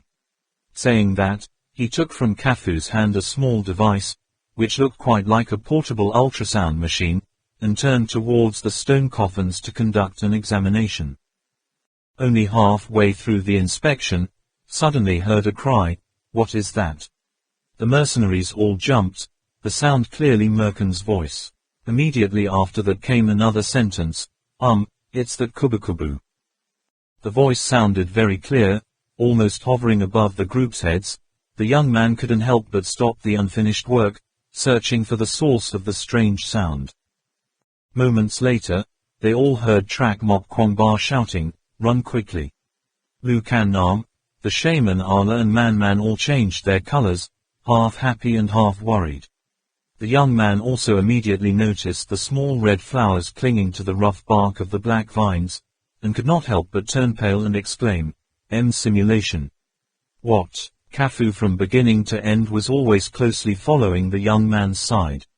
Similar to camouflage color. Camouflage color is the way some animals or plants blend into the surrounding space to avoid natural enemies, while simulated sound is a trick of some species of plants and animals to lure predators, bait. They capture and register the most powerful vibrations in the air, then vibrate themselves to simulate that air tremor, like an acoustic copier. This is a form of unconscious behavior. The predatory animals themselves are not high class, but they can make sounds like this clearly. I'm afraid they are carnivores. The young man suddenly understood, and quickly reminded the crowded mercenaries, be careful, those vines can move. However, that reminder seems to be a bit late.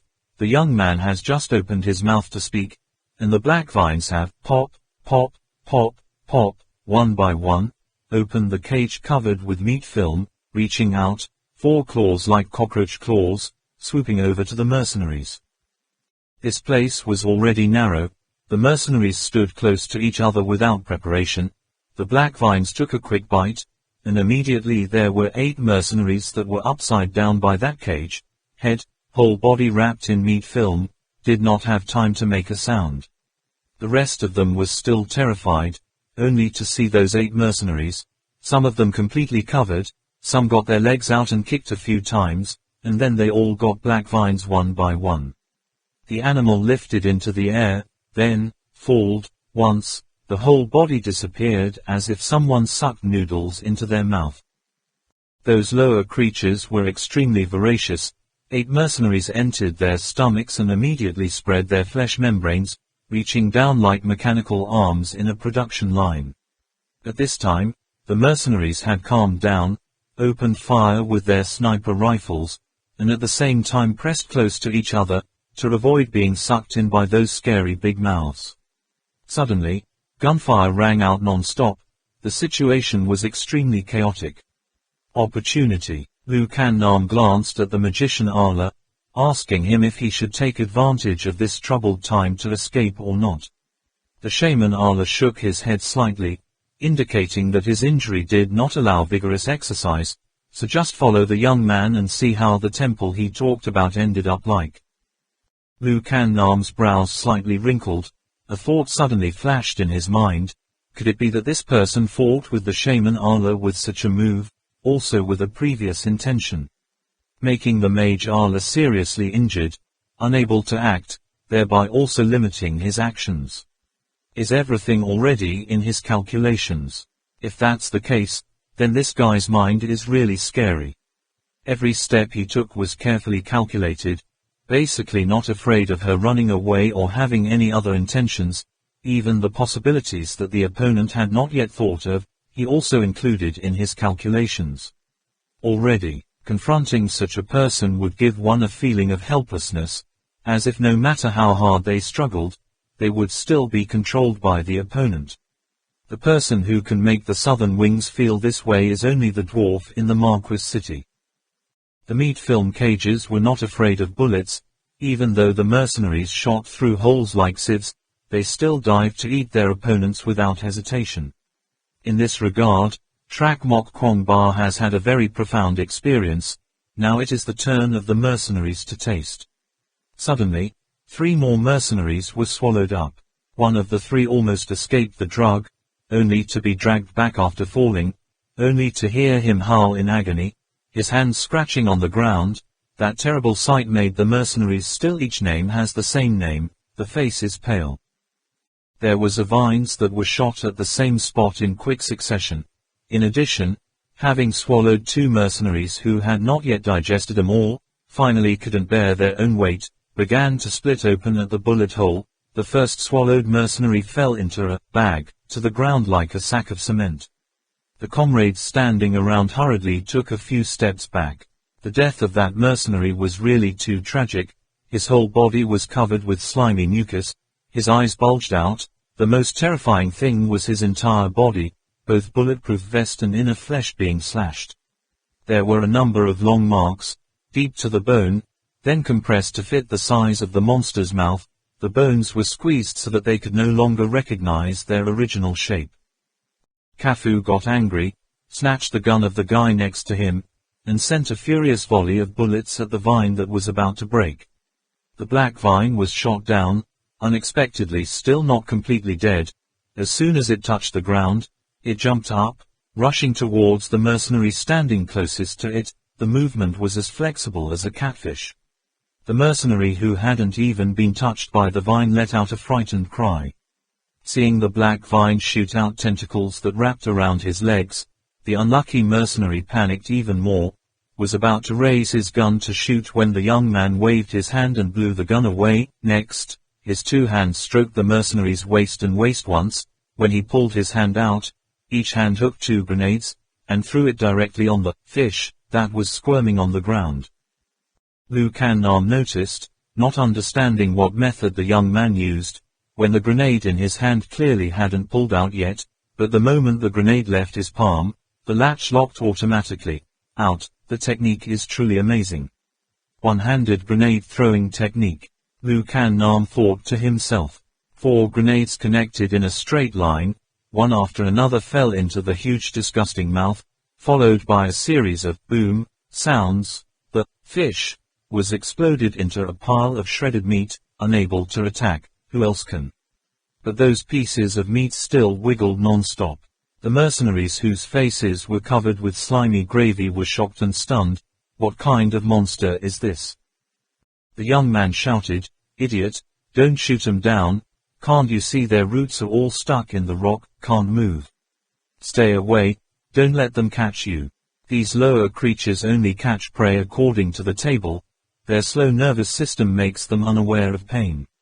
Besides, you only need to look at its long form to know that this is a creature with a ring-shaped nervous system. You shoot it down, otherwise you even release it. Depending on your instinctive nerve response, the broken vine can still eat you as usual. Kafu was puzzled and asked, "Why is that?" The young man said, "The lower living beings do not need a brain, each part of the body can move thanks to its own nervous system, like the tail of a gecko, it can still be broken even if it is broken. Wiggles, the legs of some spiders that are severed from the body can still stretch, the snake's head cut down can still jump up and bite people. What amazes me is the sound just now, why do all these vines make the same sound?" Speaking of this, he suddenly understood, couldn't help but take a breath of cold air.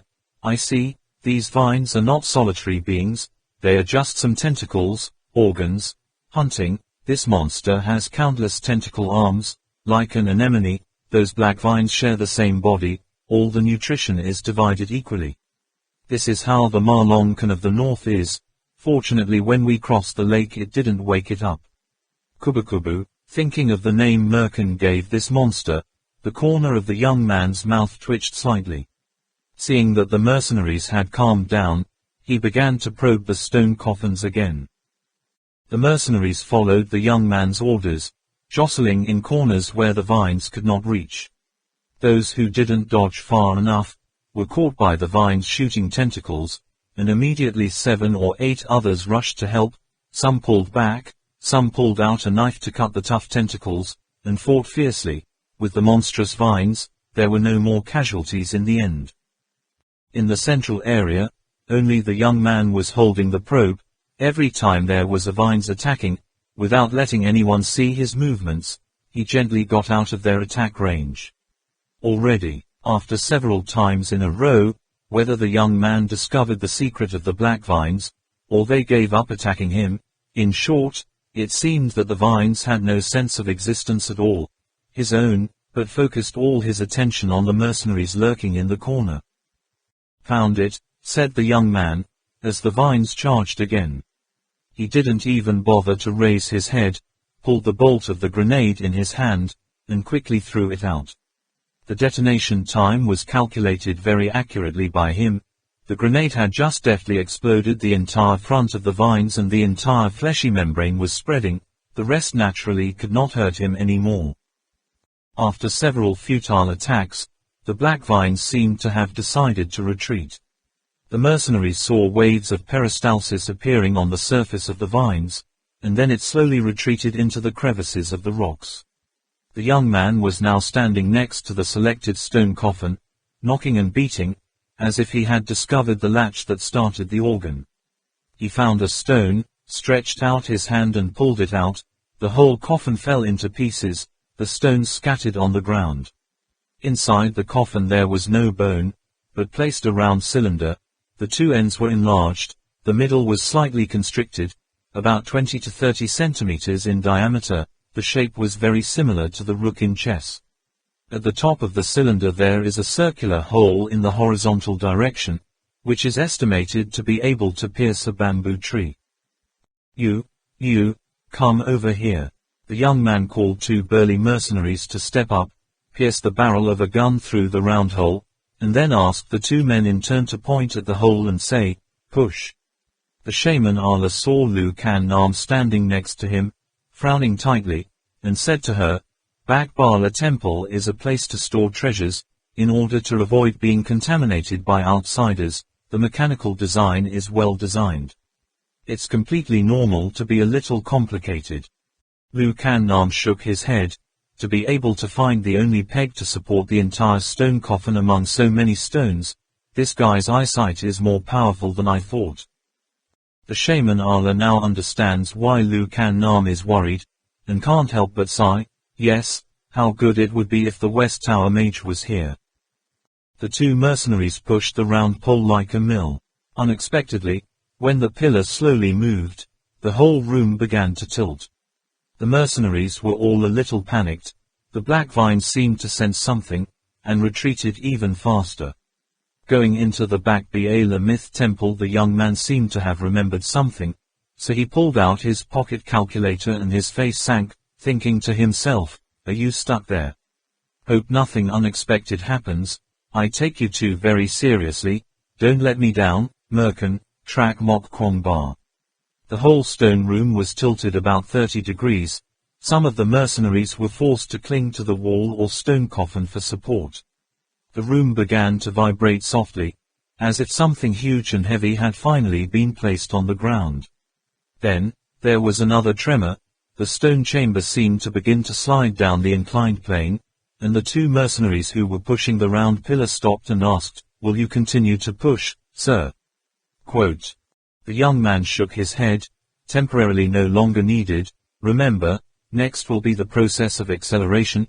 You feel that no matter how fast the speed is, you absolutely must not let go. 3 stone coffins are still left. It must be used to track the movement of this stone room. If it is discovered that they are broken because of the shock caused by the acceleration, you must immediately think of a way to push the stone pillar in the opposite direction. Understood?" "Not yet." The two mercenaries nodded to show their understanding. The stone room moved very slowly.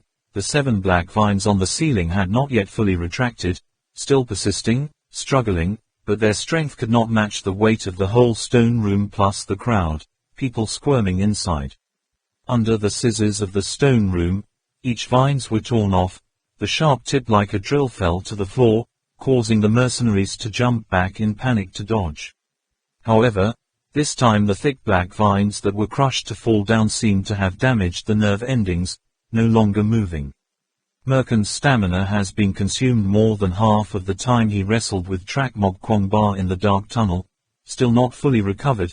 This chase makes him feel that even the last bit of potential is about to be used up. Already, thinking about it, he glanced again at Trak Mok Kwong Ba's appearance, knowing that Trak Mok Kwong Ba must have endured to the limit. They had run around this circular corridor not knowing the 3rd or 4th round, basically not knowing how far they had run in the end, and the strength of those devilish black vines seemed to endlessly. Trak Mok Kwong Ba just gritted his teeth and tried to think about how to get out of danger. The attack direction of these damn vines has no dead angle. They can be wrapped on pillars, can come out from the wall, extremely strong, flexible body. The only downside is the body too big. That gave him and Merkin the chance again and again to narrowly escape. Fitness is too big. Hold on. Trak Mok Kwong Ba seems to have seen something from the opponent's huge body.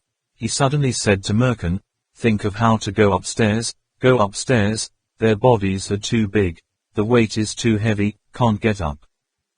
Merkin immediately understood. This kind of giant vines are too bulky and heavy, can only rise from the ground to a certain height. In the lake, thanks to the push of the water, they can stretch flexibly, so, on the ground, they can't help but wrap themselves in some kind of stone pillar, or follow the holes in the wall to borrow the force of crawling up. He gritted his teeth and said, "No wonder we like to hide in the wall like that." Talking is one thing, doing it again is another. Huge vines have surrounded the outside of the corridor. It is almost impossible for a drop of water to get through. In order to get to the upper floor, the two of them will almost have to gliding close to the floor in front of countless giant mouths open wide. Just need to be hooked by any hook to be able to say bye-bye to Bak Baala, the Temple of Medicine. Trak Mok Kwong Ba was worried. If they continued to run like this, their physical strength would not be enough to run upstairs. Hurriedly shouted, "Up," then rushed towards a corridor pillar, and Merkin also turned around, who rushed towards another pillar. The movements of the two people are almost identical, both with one foot strongly stepping on the pole, using the strength to bounce up, reaching out and hooking the edge of the corridor upstairs, then turning upside down to be able to climb up. Trak Mok Kwong Ba was relatively lucky. When he flipped over, he was not caught by the vines, but Merkin was not so lucky. In the middle of the air, a black vine swung his huge body, slams Merkin, sending him bouncing back. Merkin only had time to feel a huge surge of power coming. His body was lifted into the air. Seeing that he was about to be thrown towards another vine with its mouth wide open, he hastily pulled out his knife and inserted it straight.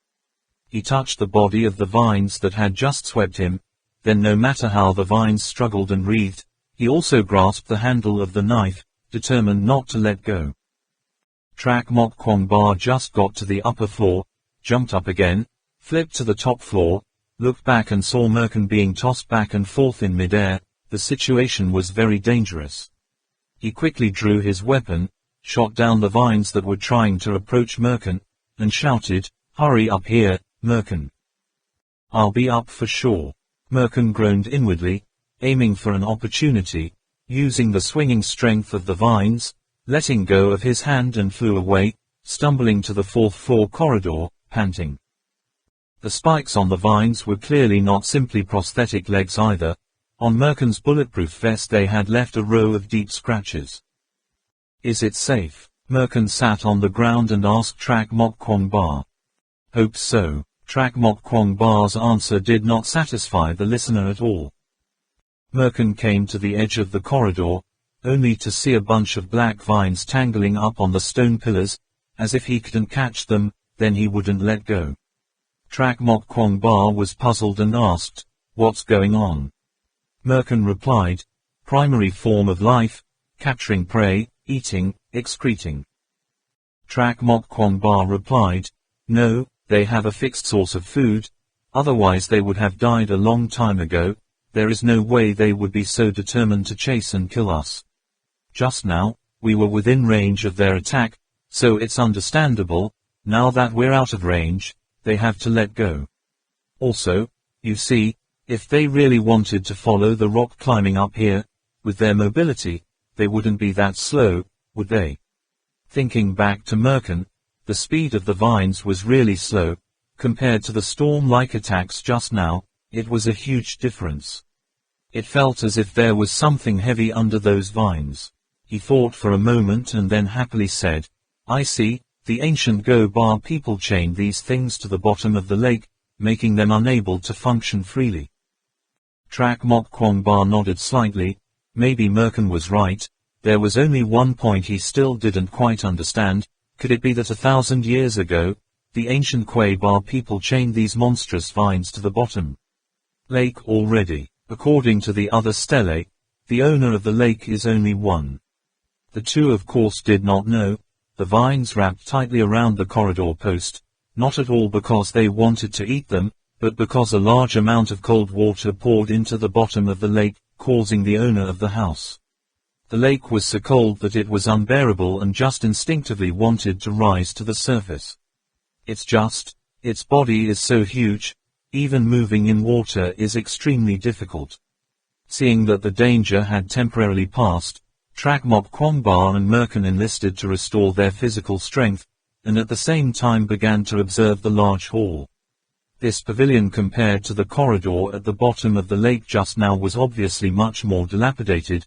The walls and dome were washed away by the lake water, revealing the traces of workers chiseling the original cave. However, it is very big, very majestic. Whether it is the hall itself or the large Buddha statues close to the lake, all exude a powerful metal that makes people stunned. Thinking of the scene in the past when this hall was just completed, the Buddha paintings on the wall were still intact, the Buddha image was gilded with gold, the torchlights were shining brightly reflected in the lake water, if not for the writhing monsters. That struggling crow, try to ask how great the atmosphere must be. What's more, there's even a pillar in the middle of the lake.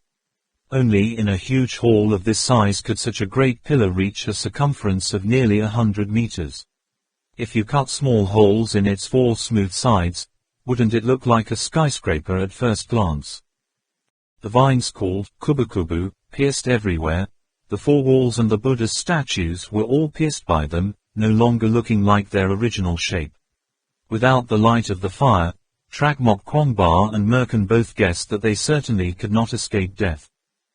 Merkin curiously stepped closer to a bowl of fire, to see what burning matter was inside.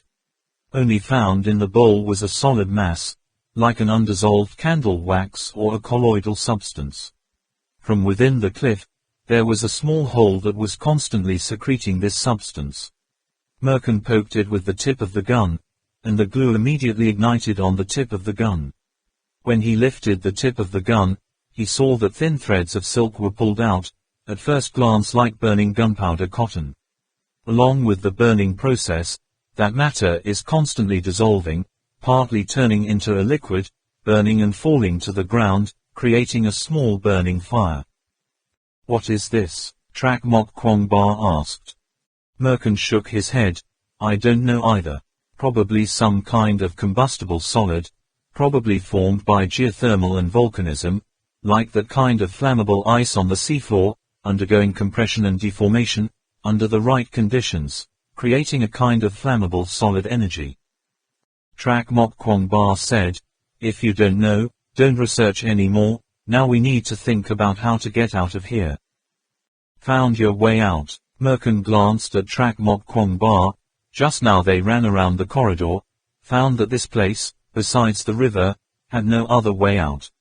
The reason why they didn't leave this hall from beginning to end was because the other rivers flowed in here.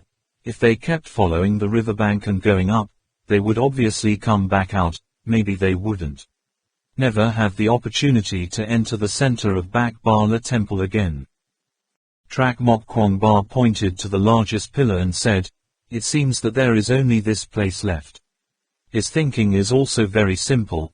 Why did the ancients have to build such a big pillar? Obviously, there was a tunnel inside that pillar. In this hall, except through that pillar, there is only one way to dive to the bottom of the lake to find the exit, and the bottom of this lake is. Trak Mok Kwong Ba didn't even want to think about it. That thought flashed in his mind. Trak Mok Kwong Ba raised his electronic binoculars to observe. The results were exactly as he expected, just that there were 3 more doors above. Merkin also thought of this possibility. He took the binoculars in Trak Mok Kwong Ba's hand, wondering, but how can we get there?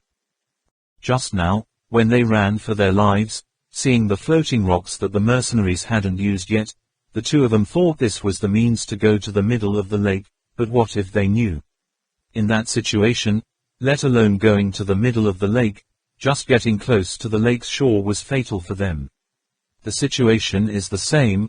Although there are many vines that have been wrapped up on the corridor poles, there are still countless other vines under the water. At first glance it looks like countless black stakes faintly pierced through. Again, every now and then a stake suddenly opened its huge mouth wide. The scene was extremely monstrous. Trak Mok Kwong Ba raised his head and looked up at the lines radiating like sunlight on the ceiling, asking Merkin's opinion, "Can I go upstairs?" Merkin was shocked, exclaiming, "You mean, climbing over there by hanging from the ceiling?" This is the most extreme method, the most dangerous of the cliff climbing techniques.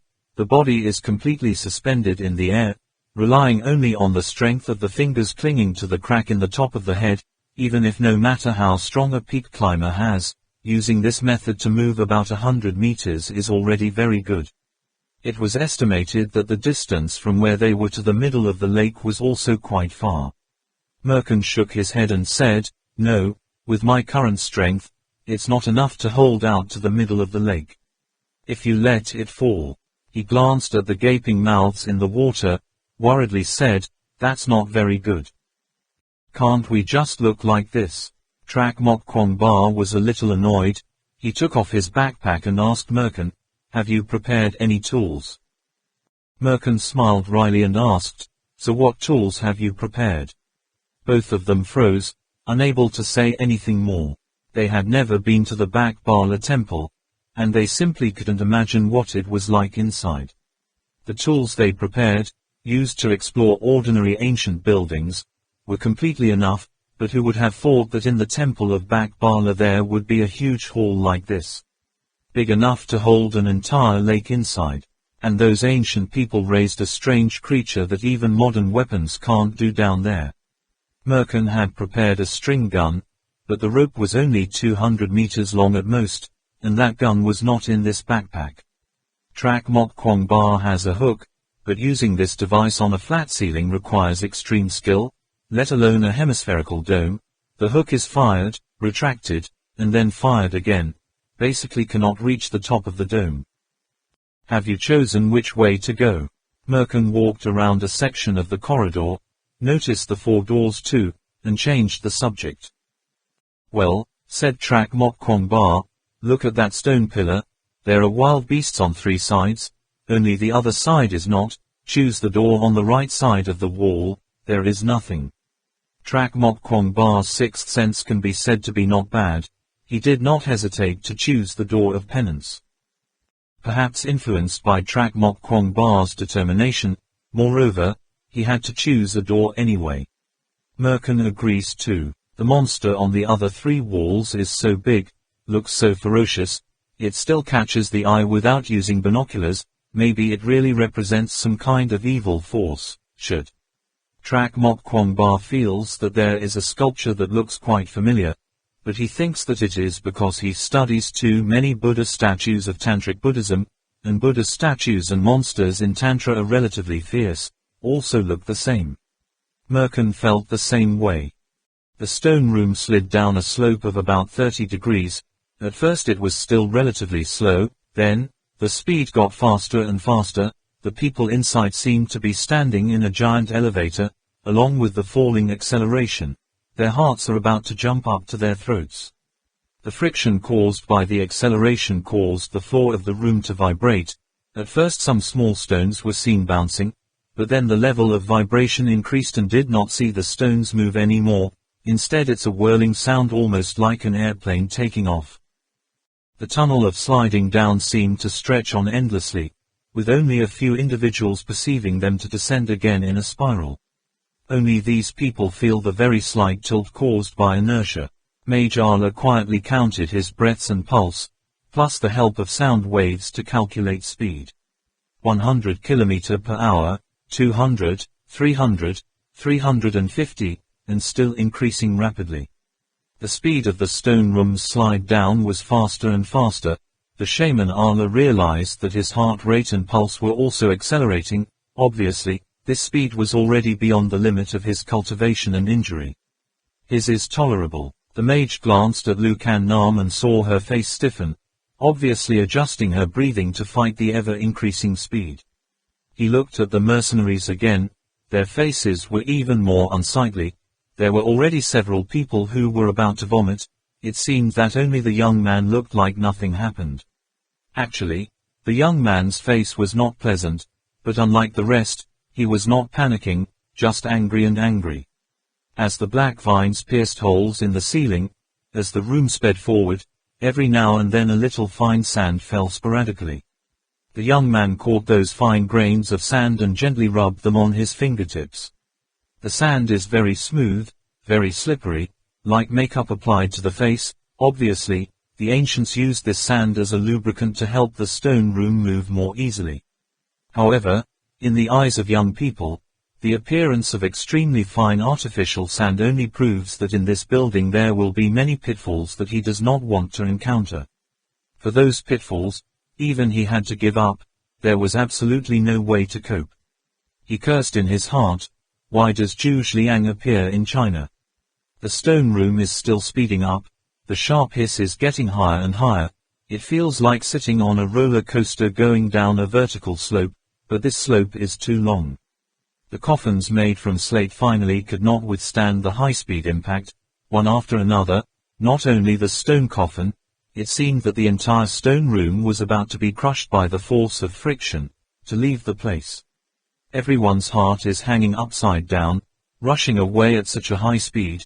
If the room bursts, I'm afraid that all the people here will not be able to escape death. The 2 mercenaries holding the 2 ends of the gun were shaken, causing numbness in both hands and feet. Looking at the 3 stone coffins that could fall to pieces at any moment, they were afraid and said, "Yes, it has been turned." "Is this okay, Sir Thomas?" The young man looked at the remaining 3 coffins without blinking, and said in a low voice, "Wait a little longer, wait." At the same time, his ears were raised, listening attentively to the harsh hiss. They were lucky after all. When the stone coffin was almost broken, the hiss began to weaken again, and the plane sloped 3. The 10 degrees also gradually changed. and soon the slope was reduced to 0 degrees. All of them breathed a sigh of relief, suddenly heard a click sound. All 3 stone coffins broke at the same time, presumably reminding them that although they had reached the flat road, this stone room was still there, rushed away with the speed of a bullet. The young man reminded the mercenaries ahead, "Stand back a little in case there is a strong collision." As soon as the mercenaries heard that, they hurriedly backed back, only to hear the sound of bang bang. A few fell backwards, but because of standing for too long, their legs were affected by the shock, loss of sensation. The shaman Allah closed his eyes and listened.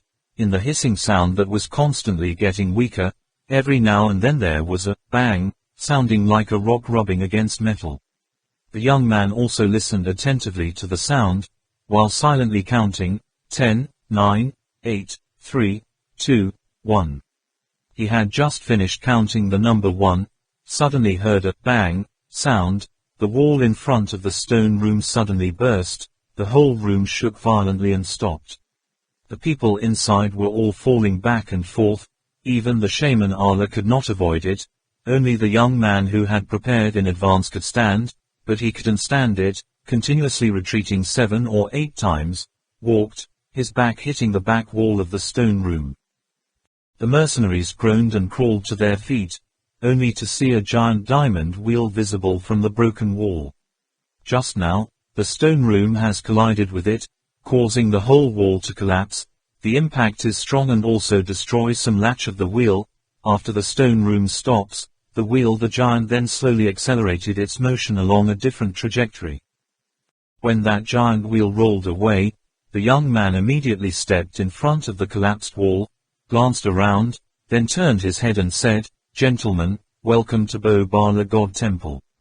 Next, he also moved in the direction of the wheel's movement, giving way. Door of Atonement. The scene in front of them suddenly changed. A majestic palace made of stone appeared in front of them. The first feeling it gave them was big, as if they had just crawled out of a cave into the vast steppe. The immense visual effect of heaven and earth stretching endlessly made the heart just now. Everyone else's hangings immediately sank, as if they had fallen into a very comfortable place. Giant pillars, giant Buddha statues, giant floor slabs. When each person sees the true appearance of this underground shrine, the first feeling is that they are small. They were like a bunch of ants inside a matchbox being transported to a real living room. Flames were burning everywhere, probably lit when they were on the side of the lake, or lit when the stone room collided with the wheel, but this was no longer important, just that the smooth mirror-like stone floor under the chan was enough to attract their eyes. Not only that, around them, there are countless dignified and majestic Buddha statues standing tall. While the mercenaries were still basking in that overwhelming sense of jubilation, the young man was quick to detect the collision of the wheel just now after it shifted to a different trajectory. Immediately afterwards, from behind them, strong tremors resounded. He quickly shouted to the mercenaries who were still standing in the stone room, "Quickly get out, this exit is about to be sealed." When all the mercenaries had just come out of the stone room, there was a strong collision again. The top of the slope slid down countless blocks of stone with the same volume as the room, crushing the stone room into a pile of rubble, and at the same time blocked the path they used to enter this place. The vast majority of the mercenaries were immersed in the suffocating shock. Only a small fraction began to panic. The young man said, "Don't worry, there will be another way out. The ancients did it just to make petty thieves craving treasures to give birth to despair. Now all can rest in place. If you see something that pleases your eyes, feel free to take it, no one will stop you, but I also have to remind you, the deeper we go inside, what you see will be much better. When you can't find anything to store it, don't blame me for not telling you before." The mercenaries happily accepted the order, each one more excited than taking the stimulant. All the tired and sullen looks had disappeared. Lu Kan Nam scornfully glanced at the unruly soldiers, then walked to the side of the shaman Allah, and the shaman looked up and looked at the shrine left by the ancestors with reverent eyes. The young man stood not far from them, his eyes also looking in the same direction as the shaman Allah, on a tall table, engraved with a few lines of words. Those who indulge in greed will fall into the endless abyss. The young man read it out in Chinese, sneered. At the same time as the wheel started, the office and the stone room was crushed. There were also some incidents above the lake. At first, a violent tremor spread. Not only Trak Mok Kwong Ba and Merkin felt unwell, but even the master at the bottom of the lake did not feel well. It waved more wildly to quickly leave the bottom, cold glacial lake. But its volume seems to be too large. Doing so only causes some giant stone statues emerging from the water to be pushed down, toppling towards the circular corridor around the lake, plus the tremor at the bottom of the lake, making the huge hall vibrated, feeling as if the earth was falling. Trak Mok Kwong Ba and Merkin carefully held their hands against the wall, not understanding what had happened. When the tremors subsided, Merkin and Trak Mok Kwong Ba looked out into the middle of the observation lake. "Oh my God, did you see that?" Merkin exclaimed in horror. Trak Mok Kwong Ba said, "It's so big, who can't see it?" At this time, a huge object loomed in the middle of the lake. Its volume was about a quarter of the lake.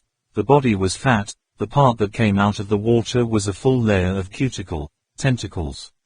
Its body was so big that it got stuck in a lot of places between the stone Buddhas, but because it was so strong, the stone statues were all stuffed up so that it fell sideways. That thing, saying it's starfish, sea urchin, sea cucumber, sea anemone or coral, squidfish, octopus, is not wrong. After all, Trak Mok Kwong Ba and Merkin have only seen a part of its body. Stop.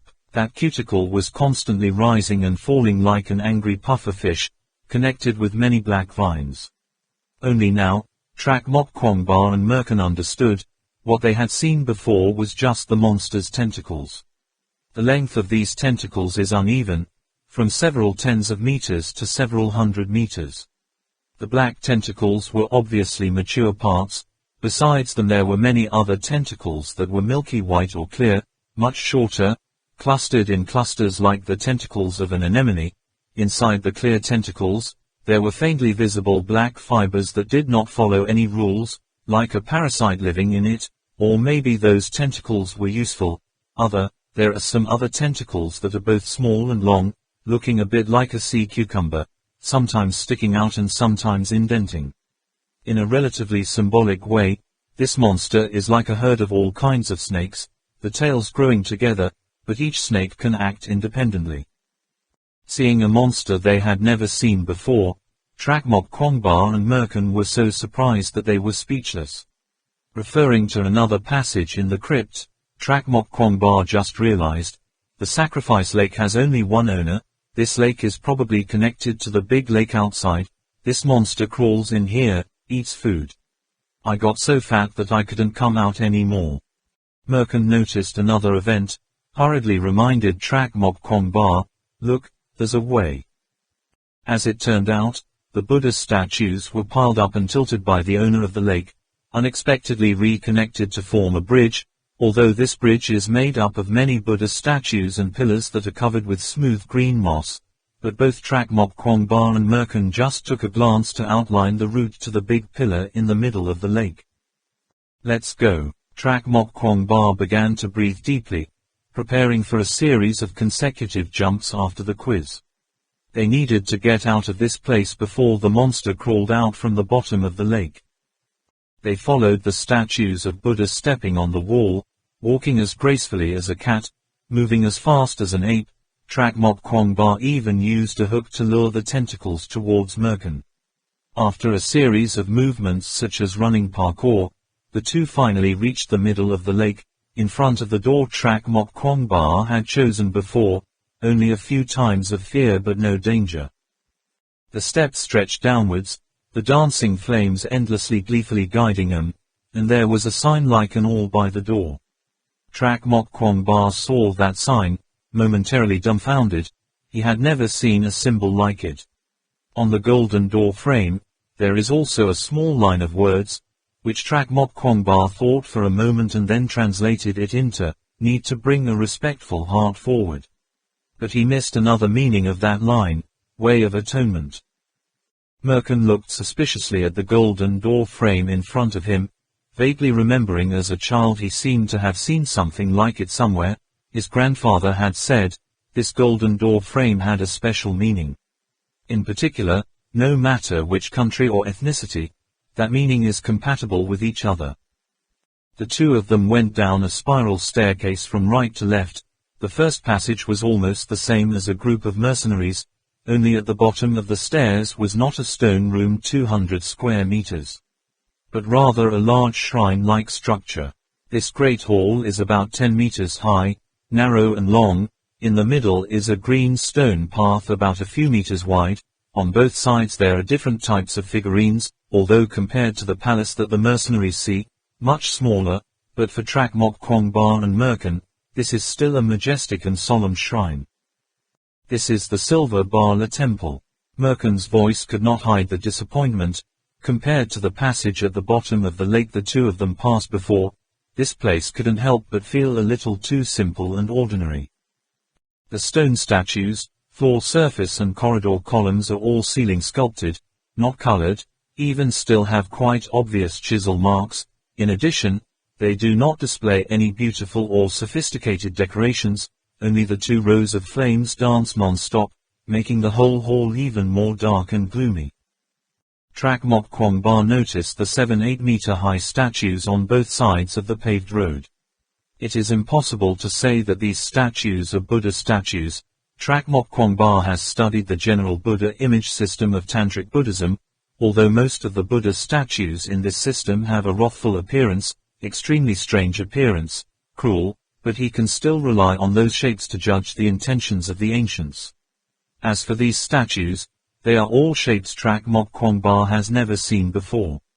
All the statues in this hall have a big belly, a hot face, a bit like the smiling Maitreya Buddha, but obviously not the Maitreya Buddha statue. The costumes of the statues are very monstrous. Most of them have hair, some even wear strange hats, or grow horns, or have a pig's nose with a snake mouth, simple but crude and clumsy lines. What made the hall somber was the belly of those statues. The bulging belly looks like a 10-month pregnant woman's belly, on top of which the ancients are also sculpted with horrible images. There were stomachs sprouting a mouth that was gaping and smiling, some stretched out 3 or 4 childish arms, some were full of eyes, others were broken, revealing a half-human, half-animal inside. Trak Mok Kwong Ba took out Professor Fung Tan's computer, took pictures of some statues and compared them with the images stored on the computer, unexpectedly found a similar photo. It is a photograph of a sculpture unearthed in the alley area, which, according to the evidence, probably belongs to the period of the Han King's civilization. However, this statue was much smaller than the ones in front of them now, less than 60 centimeters in height, but the features were just as rough and monstrous. Pig head, bloated belly, looks like a pig monster. In the caption of the photo, it reads, suspected to be a god of the ancient period, or related to the ancient Jainism. No similar sculptures have been discovered yet. And in the rows of symbolic meanings and worshipping meanings, only the words, waiting for evidence. Trak Mok Kwong Ba said to Merkin, these are probably ancient gods, half human and half beast in the period of Tuing Hung civilization. Maybe just a road leading to Bak Bala Temple, cannot be considered as the temple can. Merkin thinks so too. The two of them followed the paved road in the middle and noticed that this hall had a total of 20 idols. The feeling of being stared at by monstrous gods on both sides of the road was not pleasant at all. Fortunately the two had also reached the end of the hall. Deep inside the great hall, there was only a small locked door, flanked by tall walls. Trak Mok Kwong Ba looked at the large letters on the wall, further affirming that the path he chose was the right one. The other words on this wall are exactly the same as the one on the outside of the shrine. A man of pure bloodline, a man of great wisdom, a man without fear, with a great body.